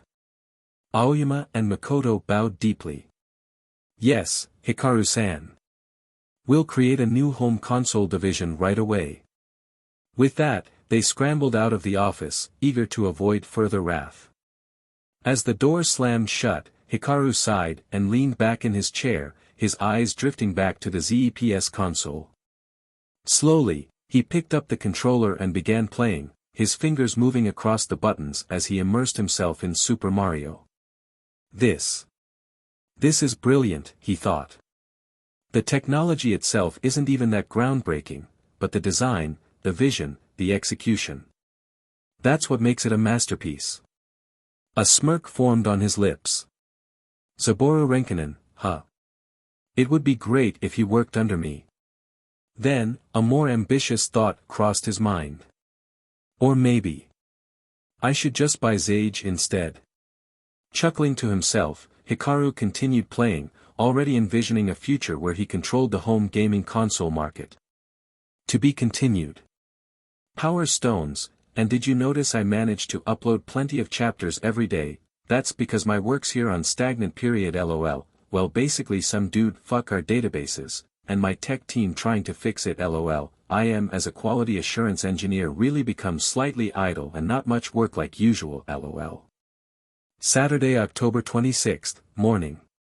As usual, Saburo arrived at his office on the weekend, continuing to tinker with his second wave of upcoming games. He planned to release them in December, following the launch of Metal Gear, Sonic, and Legend of Akechi in November. Metal Gear was already 100% complete, merely awaiting the final preparations before launch. Sonic was about 70% finished, while Legend of Akechi had reached 50% completion. His goal was to release them by November 23rd, entrusting his team with most of the remaining development while occasionally checking in and fine-tuning things himself. Now, it was time to think ahead. What would the next 3 games be? He had already decided on Ninja Gaiden, so that was locked in. As for the other 2, he pondered. Well, let's make a shoot 'em up game. Gun NAC is a good choice. He smirked, thinking about the final pick. Asterisk and the last one, let's make Asterisk Metroid. With that, he officially planned out 3 new projects. Ninja Gaiden was already blueprint, but Gun NAC was a shoot 'em up where players piloted a lone spaceship, battling against bizarre enemies in an intergalactic war. The lore was absurd yet engaging. Humanity had colonized distant parts of the galaxy, but exposure to solar radiation had mutated inanimate objects, bringing them to life as deadly foes. Players would fight against an army of sentient carrots, chopsticks, and other nonsensical enemies, leading to a wild and unpredictable battle for survival. The gameplay was solid. Gun NAC featured smooth and responsive controls, ensuring that every success or failure was based on skill rather than cheap game design. Enemies swarmed the screen in a mix of predictable formations and erratic movements, keeping players on their toes. Each level had a mini-boss at the midpoint and a full boss battle at the end. The first time players encountered the giant rabbit boss, they'd question their sanity, and love every second of it. A key feature was the game's extensive upgrade system. Players could enhance their ship with power-ups, boosting their main weapons and bombs. The numbered icons, 1 to 5, offered different attack types, such as homing boomerangs and flamethrowers, allowing for strategic customization. Bombs, marked with lettered icons, provided devastating effects, from concentrated explosions to ricocheting energy bolts. Additionally, defeated enemies dropped cash bags, which could be spent in an upgrade shop between stages. Players could purchase speed boosts, weapon enhancements, and other bonuses, making each playthrough dynamic and strategic. Zaboru grinned as he thought about it. Gun NAC was an excellent game, but it had suffered due to its name and an unappealing box art. Yeah, I'm definitely improving the box art, but should I change the name, too? He jotted down a note to brainstorm better titles before moving on to the next project. With Metroid, Zaboru was excited to introduce Sage's first female protagonist. The game's lore was gripping. In the year 20x5, the space pirates attacked a Galactic Federation research vessel, stealing samples of Metroids, deadly creatures capable of draining life energy. The pirates planned to replicate Metroids using beta rays, turning them into biological weapons capable of wiping out their enemies. After tracking them to their base on the planet Zebes, the Federation launched an all-out assault. However, the pirates' defenses proved too strong, forcing a retreat. As a last resort, the Federation hired the galaxy's greatest bounty hunter, Samus Aran, to infiltrate Zebes, eliminate the pirates, and destroy their leader, Mother Brain. Metroid was a fusion of action and adventure. Players controlled Samus in a vast, interconnected 2D world, exploring caverns, battling space pirates, and hunting for upgrades. At first, she started with only a basic power beam and her jumping ability. However, through exploration, she acquired new tools that expanded her capabilities. Key power-ups included: Morph Ball, allowed Samus to curl into a ball to access tight spaces. Bombs, explosive charges that could open hidden paths. Screw Attack, a devastating somersault attack that obliterated enemies. Ice Beam, essential for freezing Metroids and making them vulnerable. Samus's journey took her through dangerous environments filled with alien creatures, culminating in fierce battles against space pirate commanders like Kraid and Ridley. After eliminating them, she ventured deep into the fortress to face Mother Brain. Upon victory, a timed escape sequence added tension to the final moments. Zaboru smirked. Yeah, this is perfect. The combination of immersive lore, smooth gameplay, and rewarding exploration would make Metroid a hit. Zaboru also thought to introduce Zero Suit Samus in this version, with some hidden ending. If the player able to beat the game without dying even once, Samus will open her armor in ending, and show blonde hair and female body. With his idea solidified, he got to work, fully immersing himself in game development. To be continued. K. Konopawa. Stones. Last chapter for today, and this just info dump for next game. Zaboru will make asterisk. Saturday, October 26, 1991. Riki Kiwashi, a young corporate worker in his 20s, had recently become obsessed with ZEPS. The moment he got his hands on the console, he was hooked. He played it every chance he got, and just last week, he had splurged on 3 new games. Yet, despite owning multiple titles, he just play one of them. He found himself glued to one in particular, Final Fight. He had already beaten it several times, but the sheer thrill of the gameplay kept pulling him back. Lately, he had even started mastering the game, refining his skills to the point where he could defeat the first 3 bosses without taking a single hit. But what intrigued him the most was a mysterious hint on the black and gray Z card that came with the game. It read, "Defeat the kidnapper cyborg without a scratch, and you will meet me." Riki grinned. That must mean I need to beat Belger without taking damage, and something special will happen. His heart pounded in anticipation. Wasting no time, he powered on his ZEPS and booted up Final Fight. As usual, he chose Cody as his fighter. Cody was his go-to character, not too fast, not too slow, just the perfect balance. With a determined smirk, Riki dove into the game, his fingers instinctively navigating the controls with precision. He plowed through the levels, taking down each boss effortlessly. Thrasher, the wiry thug with glasses. Defeated. Katana, the relentless swordsman. Cut down once again. Abigail, the towering brute. No match for him. Finally, he reached the final stage, standing before the mechanical menace himself, Cyborg Belger. This is it, Ricky muttered, gripping his controller tightly. I have to do this perfectly. Belger launched his usual barrage of long-range attacks, but Ricky was already prepared. Instead of simply dodging, he countered every projectile by spamming Cody's attack, causing Belger's shots to deflect. Blow by blow, the battle intensified until, finally, Belger let out a mechanical screech and exploded into pieces. Yes. I did it. Ricky cheered, throwing his fists in the air. He had defeated Belger without taking damage. Ricky then thought, I wonder if my prediction is true. The usual victory screen did not appear. Instead, the stage remained dimly lit. Cody stood victorious, but something was different. A shadowy figure suddenly emerged from the darkness, a man clad in a black GI with a gray helmet. His visor gleamed menacingly as he tossed Guy and Hager aside with ease. Your two friends are pathetic. Let's hope you're not as weak as they are, the mysterious warrior said in a deep, commanding voice. Cody clenched his fists. Who the hell are you? What did you do to them? And, have you hurt Jessica?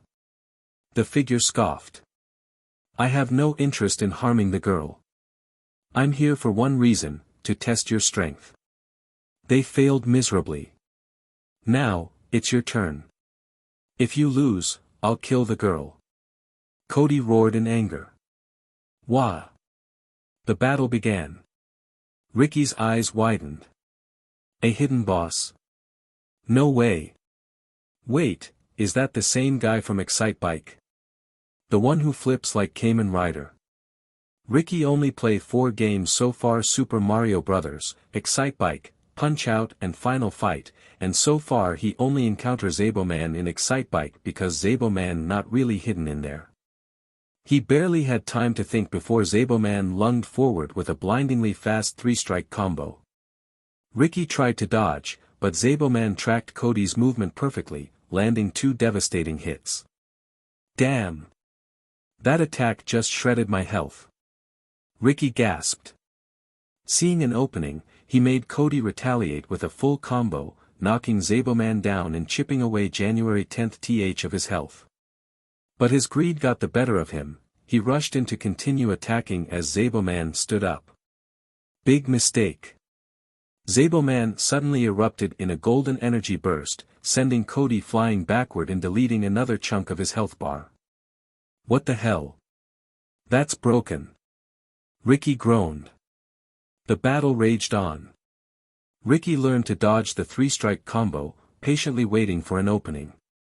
Then, out of nowhere, Zaboman charged his fist, and a glowing white circle appeared in his palm. What's he doing now? Ricky wondered aloud.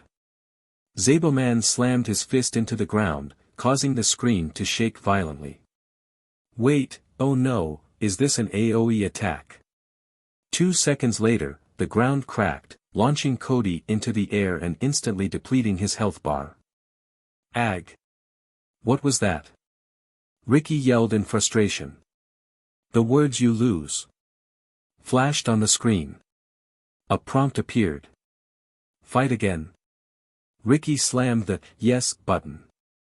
Alright, I get it now. I just need to time my jump. With newfound determination, he challenged Zaboman again. He dodged the earthquake attack this time, and the battle continued. When Zaboman's health dropped below 30%, his visor turned golden, and a blue lightning aura radiated from his body.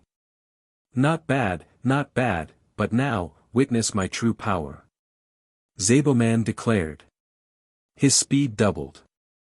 His 3-strike combo became a 4-strike combo. He leaped to the edge of the screen, executing a backflip kick that sent a crescent-shaped lightning energy blade hurtling toward Cody. It connected, taking out 7/10 ths of Cody's health. Oh, come on. Ricky shouted. That's not fair. Despite the overwhelming difficulty, he pressed on.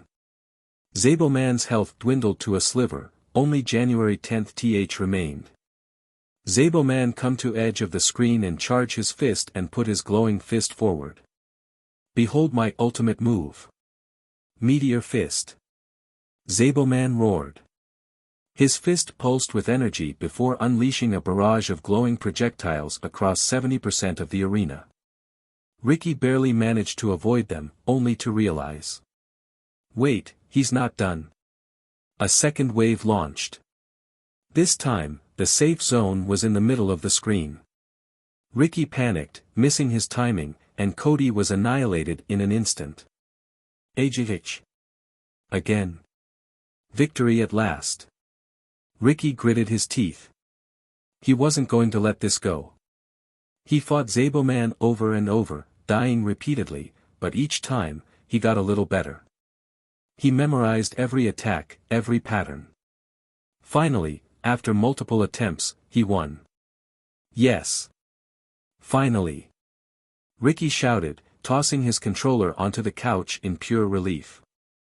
On screen, Zabelman nodded approvingly. I knew you could do it. You're cool.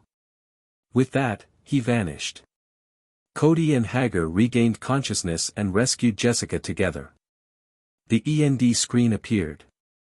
Ricky leaned back, grinning. That was insane, but man, what a cool hidden boss. With adrenaline still pumping, he decided to dive into another game. After all, it was still the weekend. To be continued. Pegasus Ryuseiken. Power Stone. Now Zabelman steals Saint Seiya iconic skills, what will happen to Seiya later lol, idgaf*. Saturday, October 26, 1991. After finishing Final Fight and defeating its hidden boss, Ricky decided to play another game, Hang On. Let's play this one. I always love motorcycle-related stuff, he said, switching out the cartridges.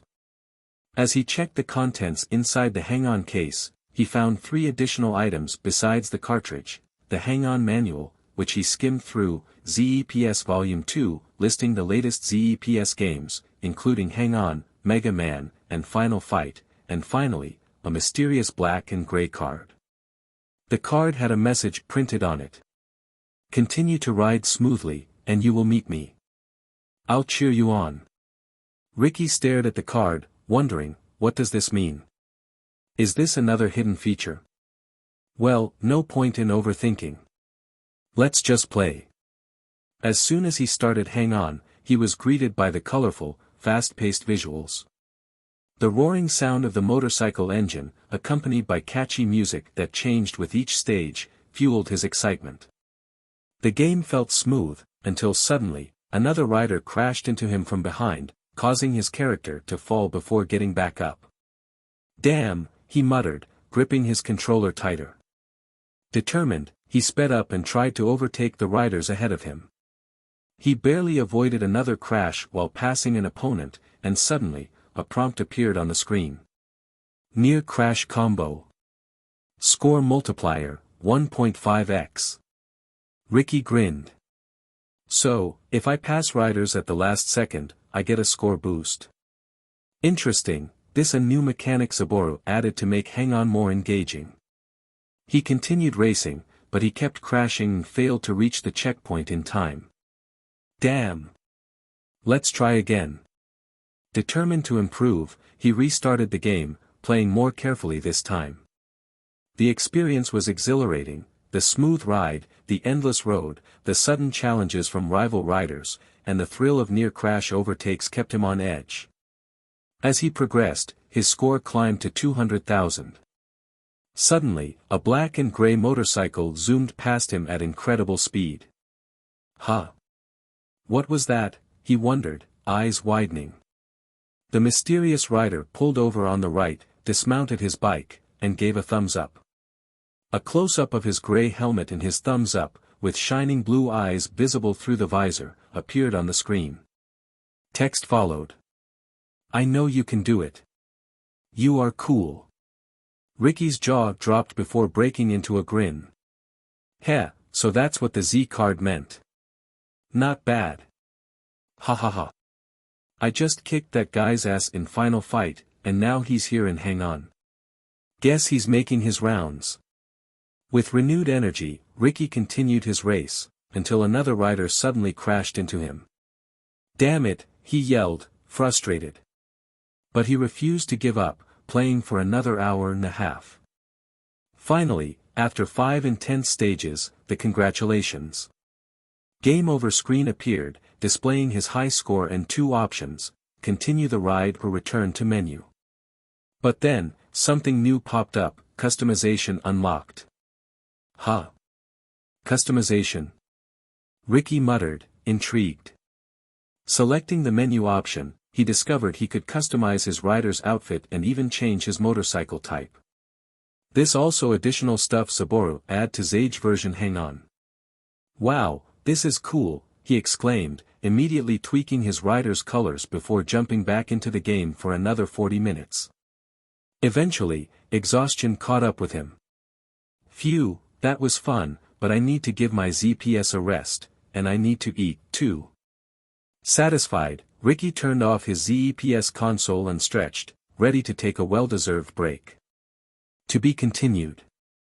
Short chapter, because there's really not much can be said for Hang On, it's just chill games really, anyway gimme power stones. Sunday, October 27, 1991, afternoon. Although it was the weekend, Saburo still went to his office. He continued developing his games, Ninja Gaiden, Gun NAC, and Metroid, not because he had to, but because he loved it. No one forced him to work, it was simply his passion. As he was deep in development, the office bell rang. Who would come here on a Sunday? Is it Mom? Saburo muttered. He checked the door, only to find Ayumi Hamazu, the Yakuza princess, standing there with a small bag in her hand. Oh, Ayumi. What are you doing here? He asked, slightly surprised. Ayumi smiled. I went to your house, but your mom said you were at the office, so I came here instead. Saburo raised an eyebrow. All right then, come in. She stepped inside while Saburo casually continued working on his game. Curious, Ayumi leaned over. What game are you making this time, Saburo? Saburo grinned. Company secret. Ha ha ha. Ayumi sighed, slightly annoyed but still smiling. Then, she got to the point. Actually, Saburo, I'm here to discuss the official release of my game, Karate Bunny, on ZPS. When can it be done? Saburo thought for a moment. Are you in a rush? Ayumi shook her head. Not really, but I just can't wait for my game to be released. Saburo nodded. You made this game yourself, right? Yeah, with your help, Ayumi confirmed. First, you need a cover for the box art, something eye-catching that will attract attention. Have you made one? Ayumi nodded enthusiastically. Yep, I already made one. I took inspiration from your official game covers. She handed him the artwork. It depicted a bunny with a comically menacing expression, wearing a white karate gi, performing a flying kick that shattered a wooden dummy. Saburo smiled. Not bad, really. Also, you need to add a developer moniker. Are you using your real name? Ayumi shook her head. I've already decided on a name, U-Bunny. Saburo raised an eyebrow. U-Bunny? What's the U stand for? Ayumi grinned. Ultimate. Saburo chuckled. You really love bunnies, don't you? Anyway, that's your choice. How about we release your game in January? I already have 3 games scheduled for December. Ayumi nodded. I don't mind. I'm not in a rush. Alright, then. Zage will distribute your game, and here's my proposal, we take 40% of the sales revenue, but we'll cover production and distribution costs. How does that sound? Ayumi considered it. So all I have to do is bring my game to you, and you sell it? I get 60%. Saburo nodded. Yeah, this is actually a special deal for you as a third-party developer choosing Zage as your publisher. Ayumi smiled. That sounds great. I accept. Saburo nodded. Alright, come again next week. We're not in a rush, so we'll finalize the contract then. I'll have my official lawyer present. Ayumi agreed and then started asking Saburo various questions about game development. He answered casually, enjoying the conversation. After a while, Ayumi suggested, Saburo, why don't you come with me for lunch? Saburo shook his head. Go ahead, Ayumi. I plan to eat my mom's food after this. Ayumi sighed. Is he really not interested in me? She smiled nonetheless. Alright, then. I'm leaving now. Thanks, Saburo. Still focused on his work, Saburo simply nodded. Yeah, see you next week. Later, Saburo arrived home and found that his family had already finished lunch. He sat down to eat alone when his mother, Keiko, joined him. So, my son, how's everything with you and Ayumi? Don't tell me you're neglecting her because you're too busy working. Keiko asked. Saburo sighed. Mom, like I said, I'm not dating her. Honestly, I'm too occupied to think about romance right now. I want to focus on my dream first. Keiko sighed. You know, you can do both, my son. Saburo shrugged. That's true, but I don't want to. At least, not for now. Keiko frowned. Ayumi is a good girl, you know. Saburo sighed again. His mother had no idea that Ayumi was a Yakuza princess. His father knew, though. She might be, or she might not be, Mom. But that's not my concern right now. Keiko sighed again, then smiled. Fine, then. But please take care of yourself, okay?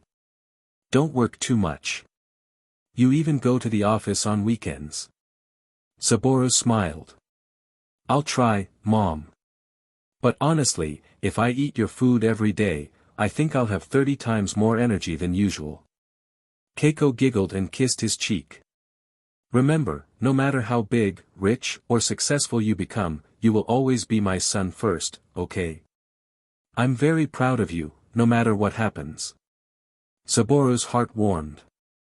He hugged his mother tightly. I know, Mom. I know. I love you. That's why you need to stay healthy, okay? You need to live until I'm old, you need to see your grandchildren grow up. Keiko was surprised but smiled warmly. I'm trying my best, son. But unexpected things may happen. Just remember, I'll always be proud of you. Saburo's eyes teared up. He remembered how devastated he had been when his mother died in his previous life. Even after his own death, he had never fully recovered from that pain. But now, she was still alive. Saburo silently made a promise to himself, I will make her happy. To be continued. Monday, October 28, 1991, afternoon lunch break. Nobuo, the fifth grader who first tried Super Mario in the park back then, had become one of Zepsa's biggest fanatics. He had played every available game on the console and loved them all. Though Mega Man was a bit too difficult for him, he was determined to keep playing it. He couldn't wait to get home and try again. But for now, it was lunchtime, and he was deep in discussion with his three friends who also owned ZEPS, Ashino, Genta, and Yuko. The four of them were inseparable, unlike their other classmates who still hadn't convinced their parents to buy a ZEPS. As they sat together, Nobuo eagerly asked, Hey, have you guys beaten Punch-Out yet? Super Macho Man is insanely hard. Ashino nodded. Yeah. I finally took him down. But I'm still wondering what the Z-card clue means for Punch-Out. Listen to what Doc says, and you will meet me. What's that supposed to mean? Genta chimed in. It's probably another hint about Zaboman, right? I've met him in Hang On, Donkey Kong, Pac-Man, and Excite Bike. Nobuo and Ashino nodded in agreement. They had encountered Zaboman in those games, too. But then, Yuko smirked smugly. Humph. You boys only found him in those 4 games. That's nothing. Those were the easiest ones. Let me guess, you haven't played Mega Man enough yet, have you? The 3 boys turned red. Why yeah, but Mega Man is hard. We can't even clear the first stage. Yuko leaned back, looking completely unimpressed. TSK. Do you know that I've played all the Zage games?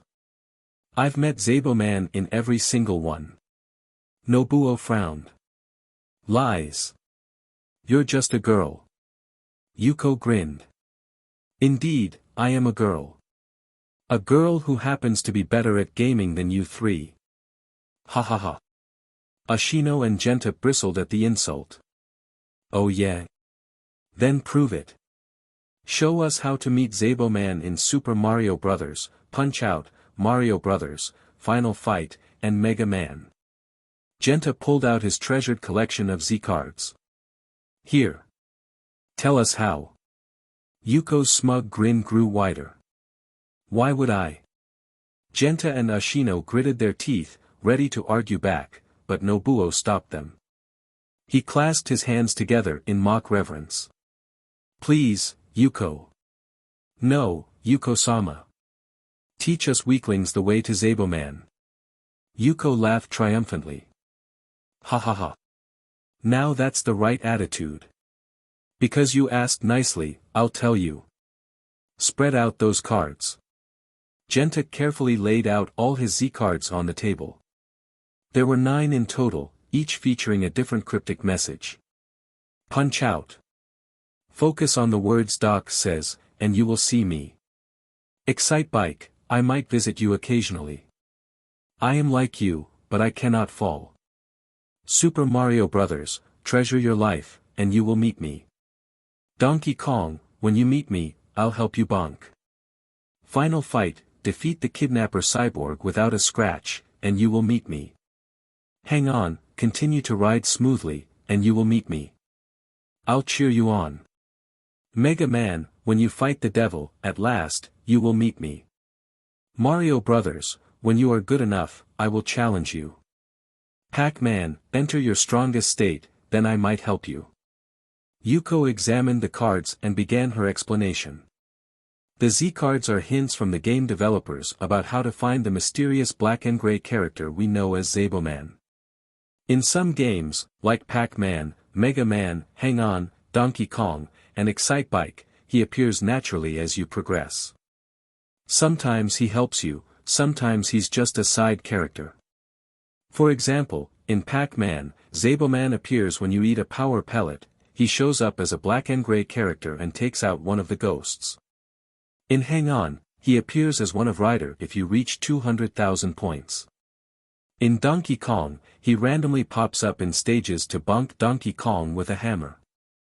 And in Excite Bike, he's one of the racers, except he never crashes. As for Mega Man, well, none of you have made it far enough to know, so I'll keep that a secret. The 3 boys were speechless. That was how it worked. They had no idea. Nobuo quickly asked, Yuko-sama. What about the others? Yuko smirked. In Punch-Out!, if you pay attention to Doc's advice before the fights in some fights, you'll notice some of his word he said can be entered on the additional screen. Additional menu appear after you beat the game. If you put correct code from Doc you unlock a new circuit where you play as Zaboman himself. The boys' jaws dropped. What? That's what the additional screen is for. Genta shouted. Ashino added, wait, doesn't it ask for a 5-word password? What is it? Yuko folded her arms. Figure it out yourselves. The 3 boys groaned in frustration, but they were already planning to dig for clues later.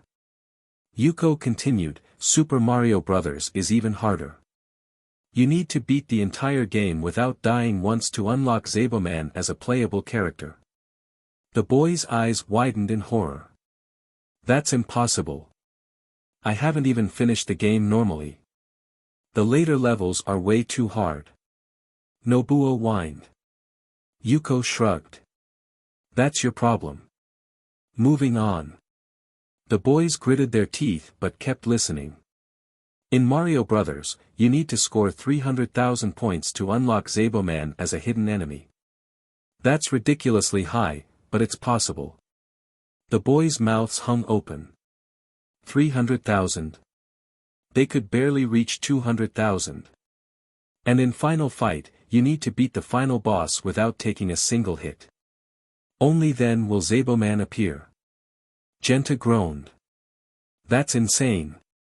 The projectile attacks are impossible to dodge. Yuko smirked. That just means you three need to get good. Then Ashino asked, wait, what is Zaboman? Is Final Fight, is he ally, or enemy? Yuko grins and shrugs, who knows?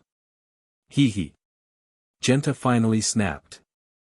How can I believe you? Have you actually done all of this? I don't believe you. Yuko snorted. Believe whatever you want.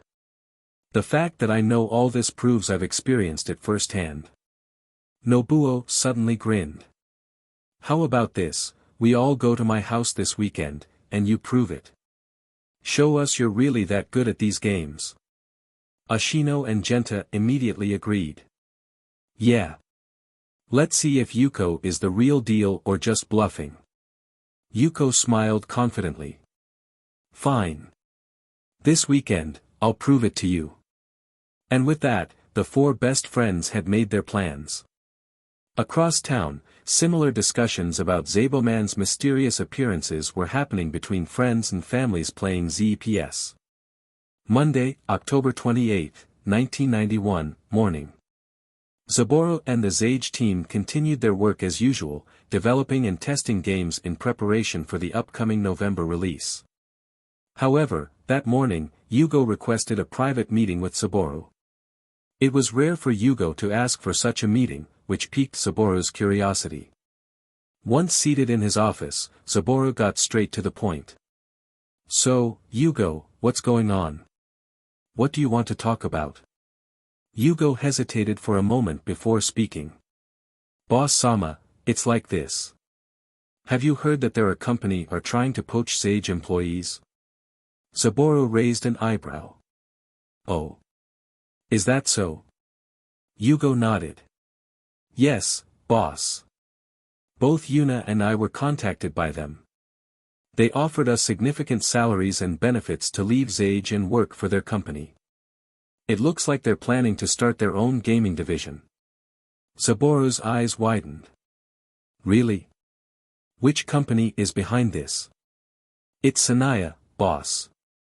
They're planning to launch their gaming division in 5 months. Their offer is huge. Saburo leaned forward. How big are we talking? For me, they offered 3 times my current salary, plus a bunch of bonuses. For the others employee I know, they're offering double what they make here. Plenty of them have accepted the offer, though they've promised to remain professional at Zage until they leave. Thankfully, our contracts prohibit them from leaking company secrets. Saburo let out a long sigh. Damn. I can't believe Sanaya is pulling something like this. I can't stop them, but I just hope our employees remain professional until their departure. He then looked directly at Yugo. So, did you accept their offer? Yugo shook his head firmly. No way, boss-sama. I don't care much about money. My gut tells me that staying with you has the biggest future. Besides, I want to make my own game one day, and I need your guidance. Saburo smiled, genuinely touched. I appreciate that, Yugo. But then Yugo's expression darkened. My sister, though. Yuna. She's seriously considering accepting the offer. She sees it as a chance to increase her salary. Saburo sighed. He expected this much. Yugo and Yuna worked exceptionally well together, good individually, but when combined, their efficiency skyrocketed. Yuna always the opposite of Yugo, while Yugo often trust his gut, Yuna always calculative type, even though they twins. Sigh. I'll discuss this with Koidu, Sayuri-san and Shinsuke-san. I need their perspective as industry veterans. I value Yuna highly, Yugo, but I don't own her. If she truly wants to leave after I do my best to convince her otherwise, then I can't stop her. That's just how the professional world works. Yugo nodded. Boss Sama, I know my sister very well. She's an idealist. If she were confident in Seija's future, she wouldn't hesitate to stay. But Sanaya's offer is on another level. Saburo leaned back. I understand, Yugo. I'll look into it, alright? Don't worry, I'll do my best to keep her here. Yugo nodded and excused himself, returning to work. Afternoon, crisis meeting. After lunch, the emergency meeting took place. Sayuri, Shinsuke, Kudu, and Saburo gathered in the conference room. Saburo spoke first. Everyone, we have a serious issue. It seems Sanaya is entering the console market. Yugo informed me that they're actively trying to poach our employees. Shinsuke sighed. Honestly, I expected this. Hikaru Kurata, Sanaya's CEO and majority shareholder, is a huge fan of video games. He actually tried launching a home console a few years ago, but it failed, so the idea was scrapped. Now, with Zepsa's massive success, they're determined to jump into the market. Saburo nodded. I don't care if they join the industry, competition is healthy. What concerns me is how they're stealing our talent. Yugo mentioned that a significant number of our employees have already decided to leave in 5 months because of the better salaries. Worse, Yuna is considering leaving too. Sayuri was visibly shocked. She was very close to Yuna, almost like a sister. Yuna is... I think I can talk to her, boss. I understand how she thinks, she's an idealist. I'll see if I can make her reconsider. Saburo's eyes lit up. I'll leave that to you, Sayuri-san. Thank you very much. Meanwhile, Kudu crossed his arms. Employees need to stay professional. If they start slacking off, just tell me, I'll remind them that breaching their contract could get them sued. Saburo shook his head. That's a bad move, Kudu-san. We need to convince them that Sage has the potential to become even bigger than Sanaya. Those who can see that will stay. The narrow-minded ones will leave. Shinsuke nodded in agreement. I completely agree, boss. I worked at Sanaya before, and while they're a massive company, they have their flaws. To be honest, I prefer working here. Sayuri Nod agreed with her husband, she is also former Sanaya employee. Saburo sighed. I might need to consult my father about this later. He's work at Sanaya after all. Shinsuke then added, boss, you need to start looking for HR staff immediately. If we lose a significant number of employees in 5 months, Sage will be in trouble. Saburo sighed and nodded. You're right. I need to take this issue seriously. With that, Saburo dismissed the meeting. His next priority, finding an HR manager and a secretary to help stabilize Sage's workforce before it was too late. To be continued. Author note, bit of drama here, and I need Power Stone. Also I want to hear your opinion guys, should I add more Saburo mystical abilities like the one he have right now deep memory dive in future? I mean perk of reincarnation. But I would never add systems so, what do you guys think? After the meeting ended, Kudu remained seated in Saburo's office, sighing. This is exactly why we should have included a non-compete clause in Sage's employee contracts, boss. Saburo smiled. It's fine. Even if we had included one, Sanaya could have found a way around it. Technically, they aren't our competitors yet since their video game division isn't even up and running. Kudo frowned, letting out another sigh. That might be true for now, but once their division launches, we could still sue them for poaching our employees. He shook his head. Boss, you're too kind.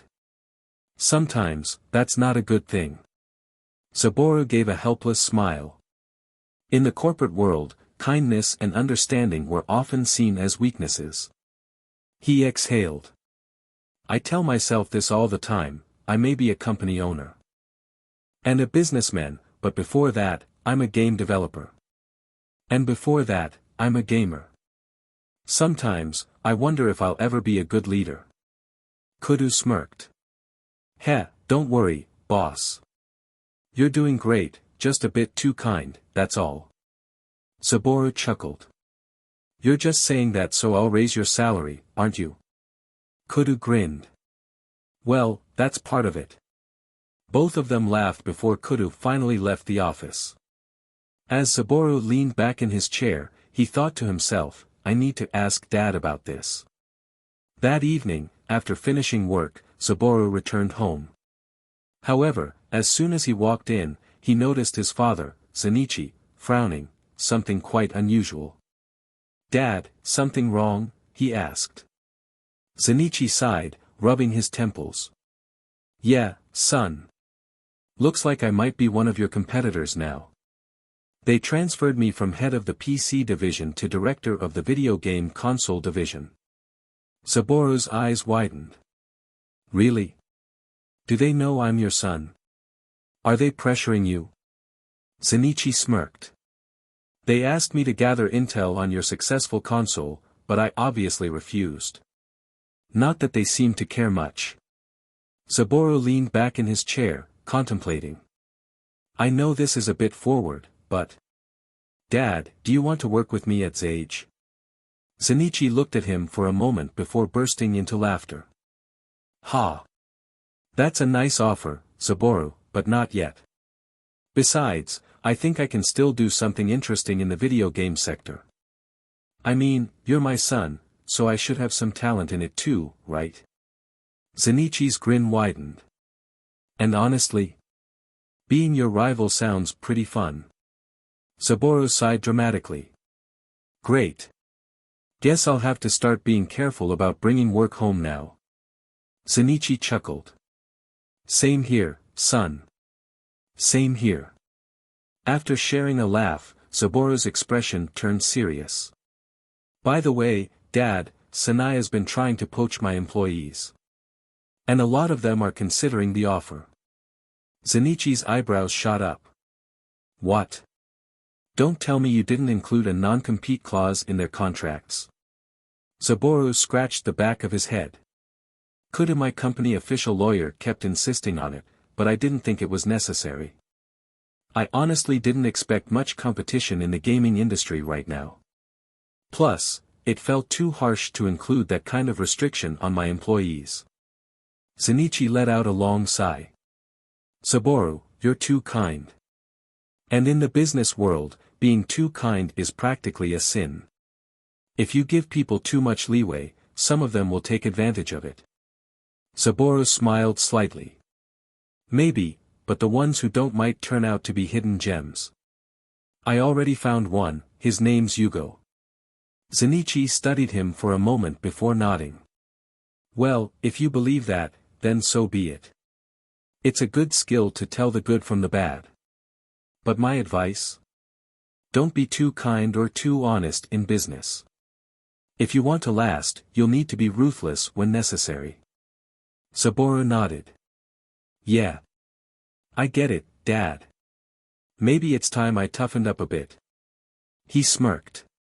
Might even be more cruel than usual. Zenichi smirked back. Good. Now, how about you teach your old man a thing or two about making video games? Saburo chuckled. I could, but what's in it for me? Zenichi grinned. 2 extra servings of your mom's cooking whenever you request it. Saburo's eyes lit up. Deal. Both of them laughed, sealing the agreement in the way only a father and son could. To be continued. Author note, another one boom, gimme gimme, Power Stone. Tuesday, October 29, 1991, morning. Early in the morning, Zaboru was already in his office. Instead of diving straight into work, he sat alone, sipping his coffee and contemplating. I'm a visitor in this world. In my previous life, I was casual and easygoing, never caring much about other people's business. But now that I've been reincarnated into a younger and better version of myself, I can't afford to keep that mentality. He took another sip of his coffee, then continued his thoughts. I'm a leader now, a company owner. I need to assess the balance between kindness and cruelty. I must be stricter, focus on my advantages, or I'll be devoured by the competition. Zaboru realized how lucky he had been since his reincarnation. Everything had gone his way so far. I can't afford to be lenient. Life doesn't always go smoothly. I know that from experience. I need to change for the better. Let's start by being strict with my employees. I didn't include a non-compete clause in their contracts before, but next time, I might, just as Kudo suggested. As for my current employee who choose to leave, I'll show them who's in charge. If they leave now, they won't be welcomed back. I need to make specific contract for these, I have to be ruthless, or I might fail. I can't let my dream collapse.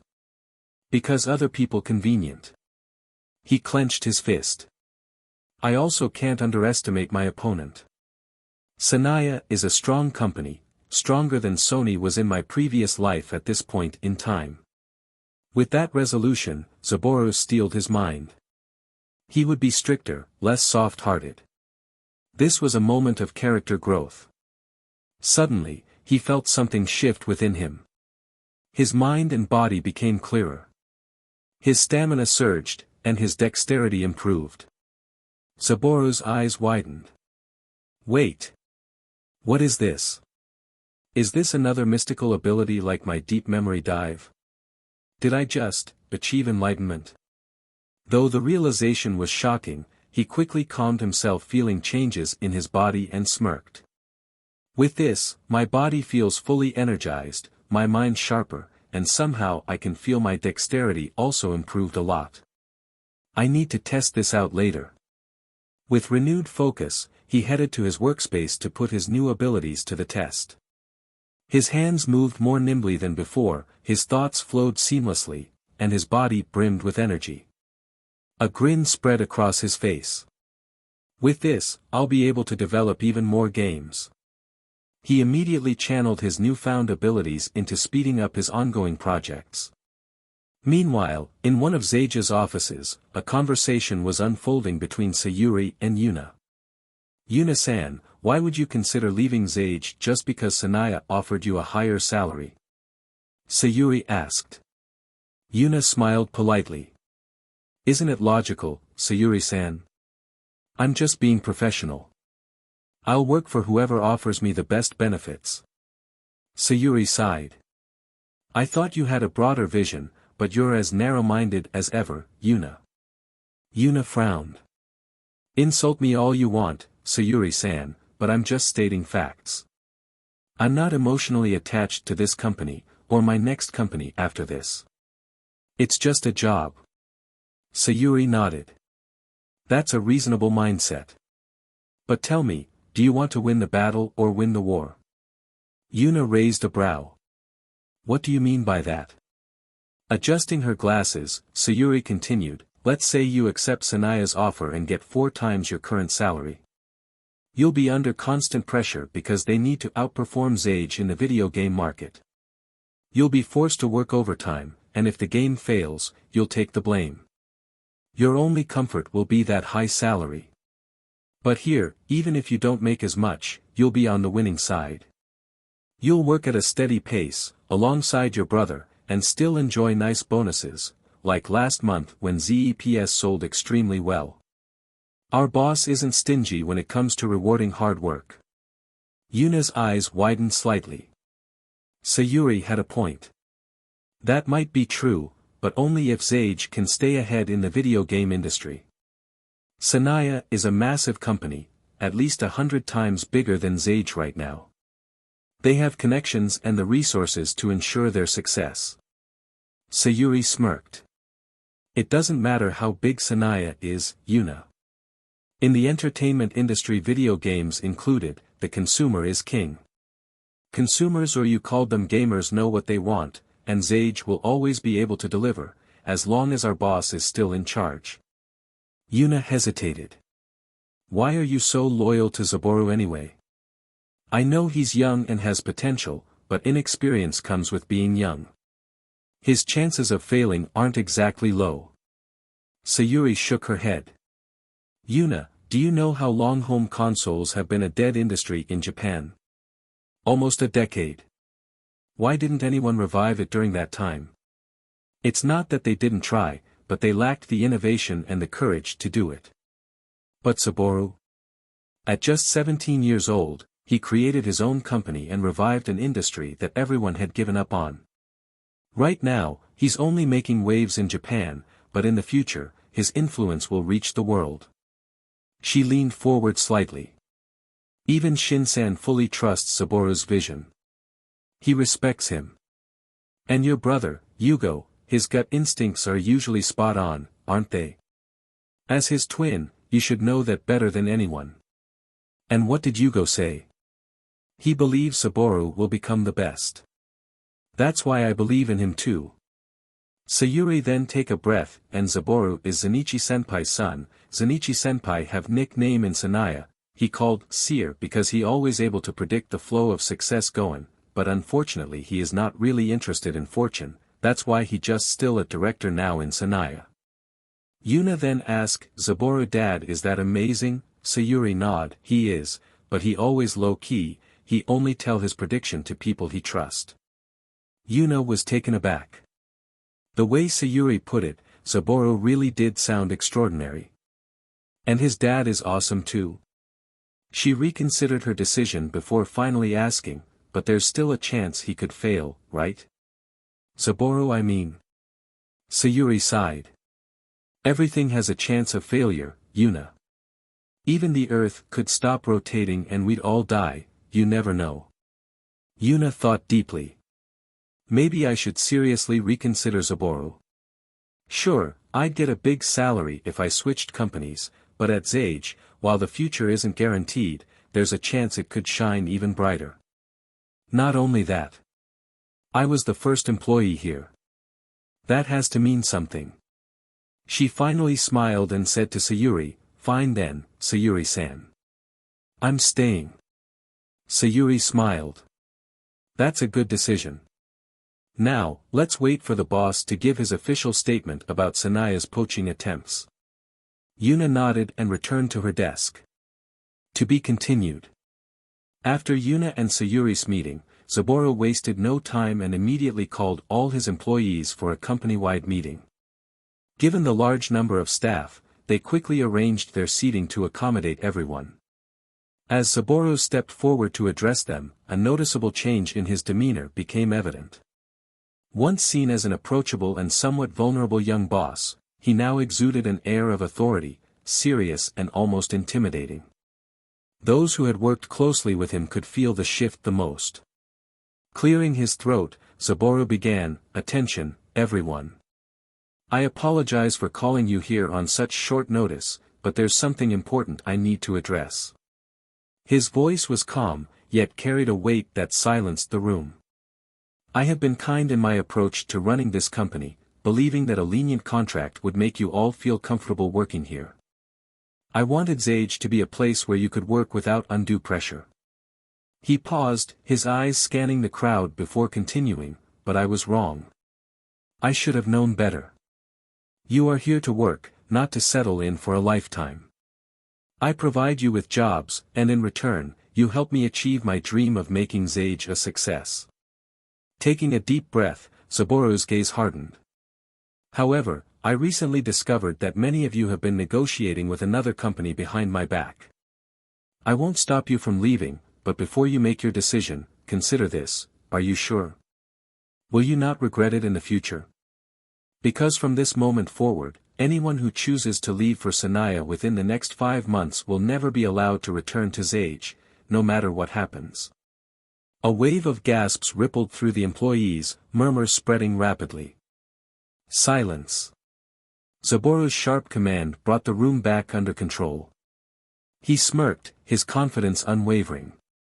I know what some of you might be thinking, if I can't come back, so be it. It's not like this company will succeed anyway. But let me make this clear, Zage will become bigger and more successful than Sanaya. This is not a promise, this is a fact.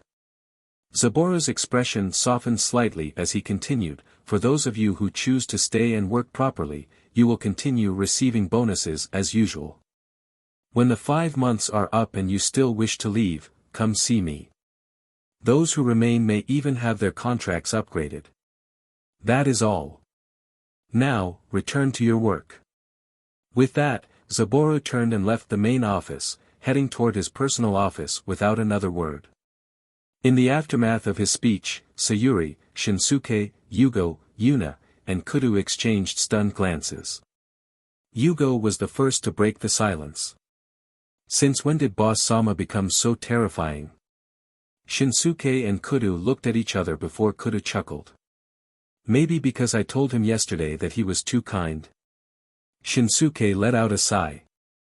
Regardless, this is a good thing. Now our employees will understand that our young boss isn't someone to take lightly. Sayuri nodded in agreement, but the most shocked among them was Yuna. Is that really Zaboru? Why is he acting like this? What changed, she thought, her mind racing. Don't tell me, he actually grew this much in such a short time. She couldn't believe it. And neither could the employees who had secretly planned to leave for Sanaya in 5 months. After the poaching incident speech, Zage returned to its usual operations. Employees continued their work, but now, a lingering fear of their boss loomed over them. It remained unclear how many had truly decided to stay after Zaboru's speech and his noticeable shift in demeanor. Regardless, they still worked diligently. Now, it was Friday, November 22, 1991, almost a month since the speech incident.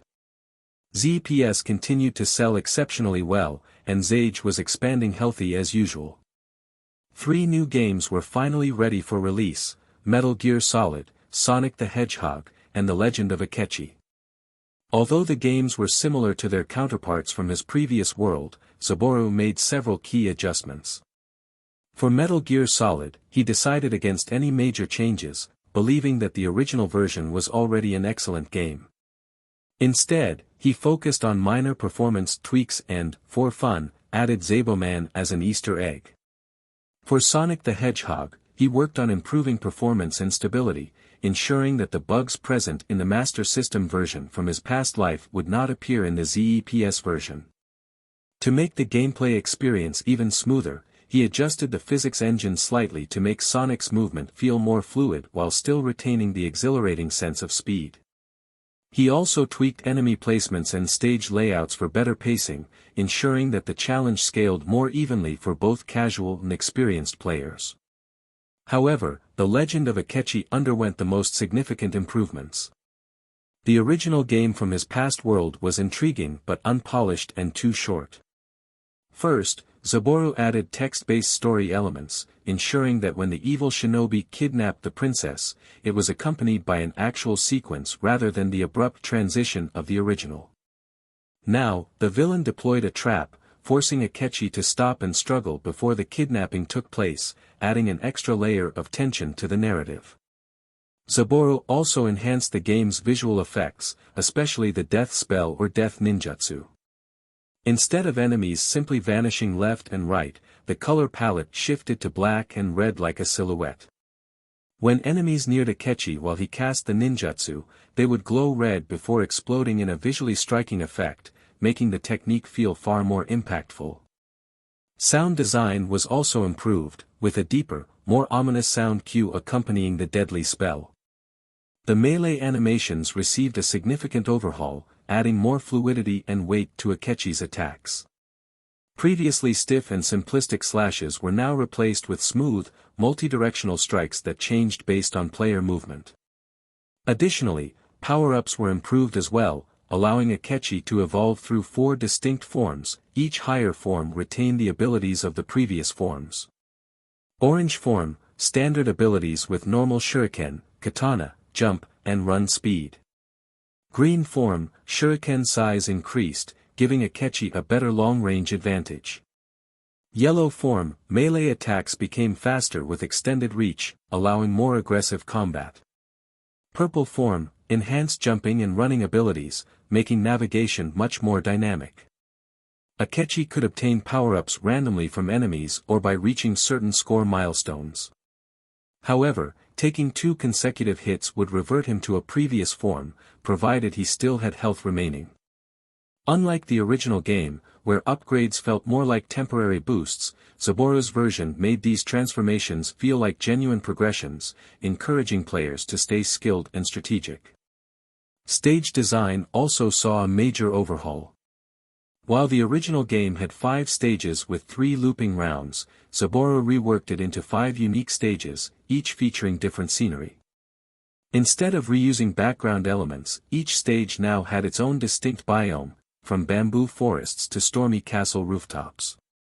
Enemies also scaled in difficulty with each progressing round, ensuring that later levels felt genuinely challenging rather than just repeating previous ones with minor variations.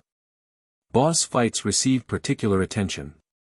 Instead of being defeated in a single hit, bosses now required 10 strikes to be taken down, making battles feel more intense and rewarding. He also introduced a third boss alongside the 2 originals. Evil Ninja Yukino's Kiri, a swift and unpredictable foe, capable of vanishing and striking from the shadows. He can teleport from each side of the arena then strike swiftly. He also throws shurikens. Evil Samurai Yoshiro Yujikusa, a disciplined warrior who countered range attacks with brutal precision. He can deflect Akechi's shuriken attack, and when he in IAI stance and attacked he will counter-attack instead. Final boss battle round, a fight against both Yukino's Kiri and Yoshiro Yujikusa simultaneously. Additionally, Zaboru added a hidden boss that could only be unlocked by defeating the final boss while in purple form without taking any damage. And no, it wasn't Zaboman. This time, Zaboman had only a minor role in the game, ensuring that players wouldn't expect him to be an overpowered secret character or boss. Grinning, Zaboru stared at the final versions of The Legend of Akechi, Metal Gear Solid, and Sonic the Hedgehog, all prepped for release the next day. The culmination of himself and his company employee efforts had resulted in 3 polished and well-balanced games that he felt confident would leave a lasting impact on the industry. I wonder if Akechi-san will be impressed that I made a game using his name.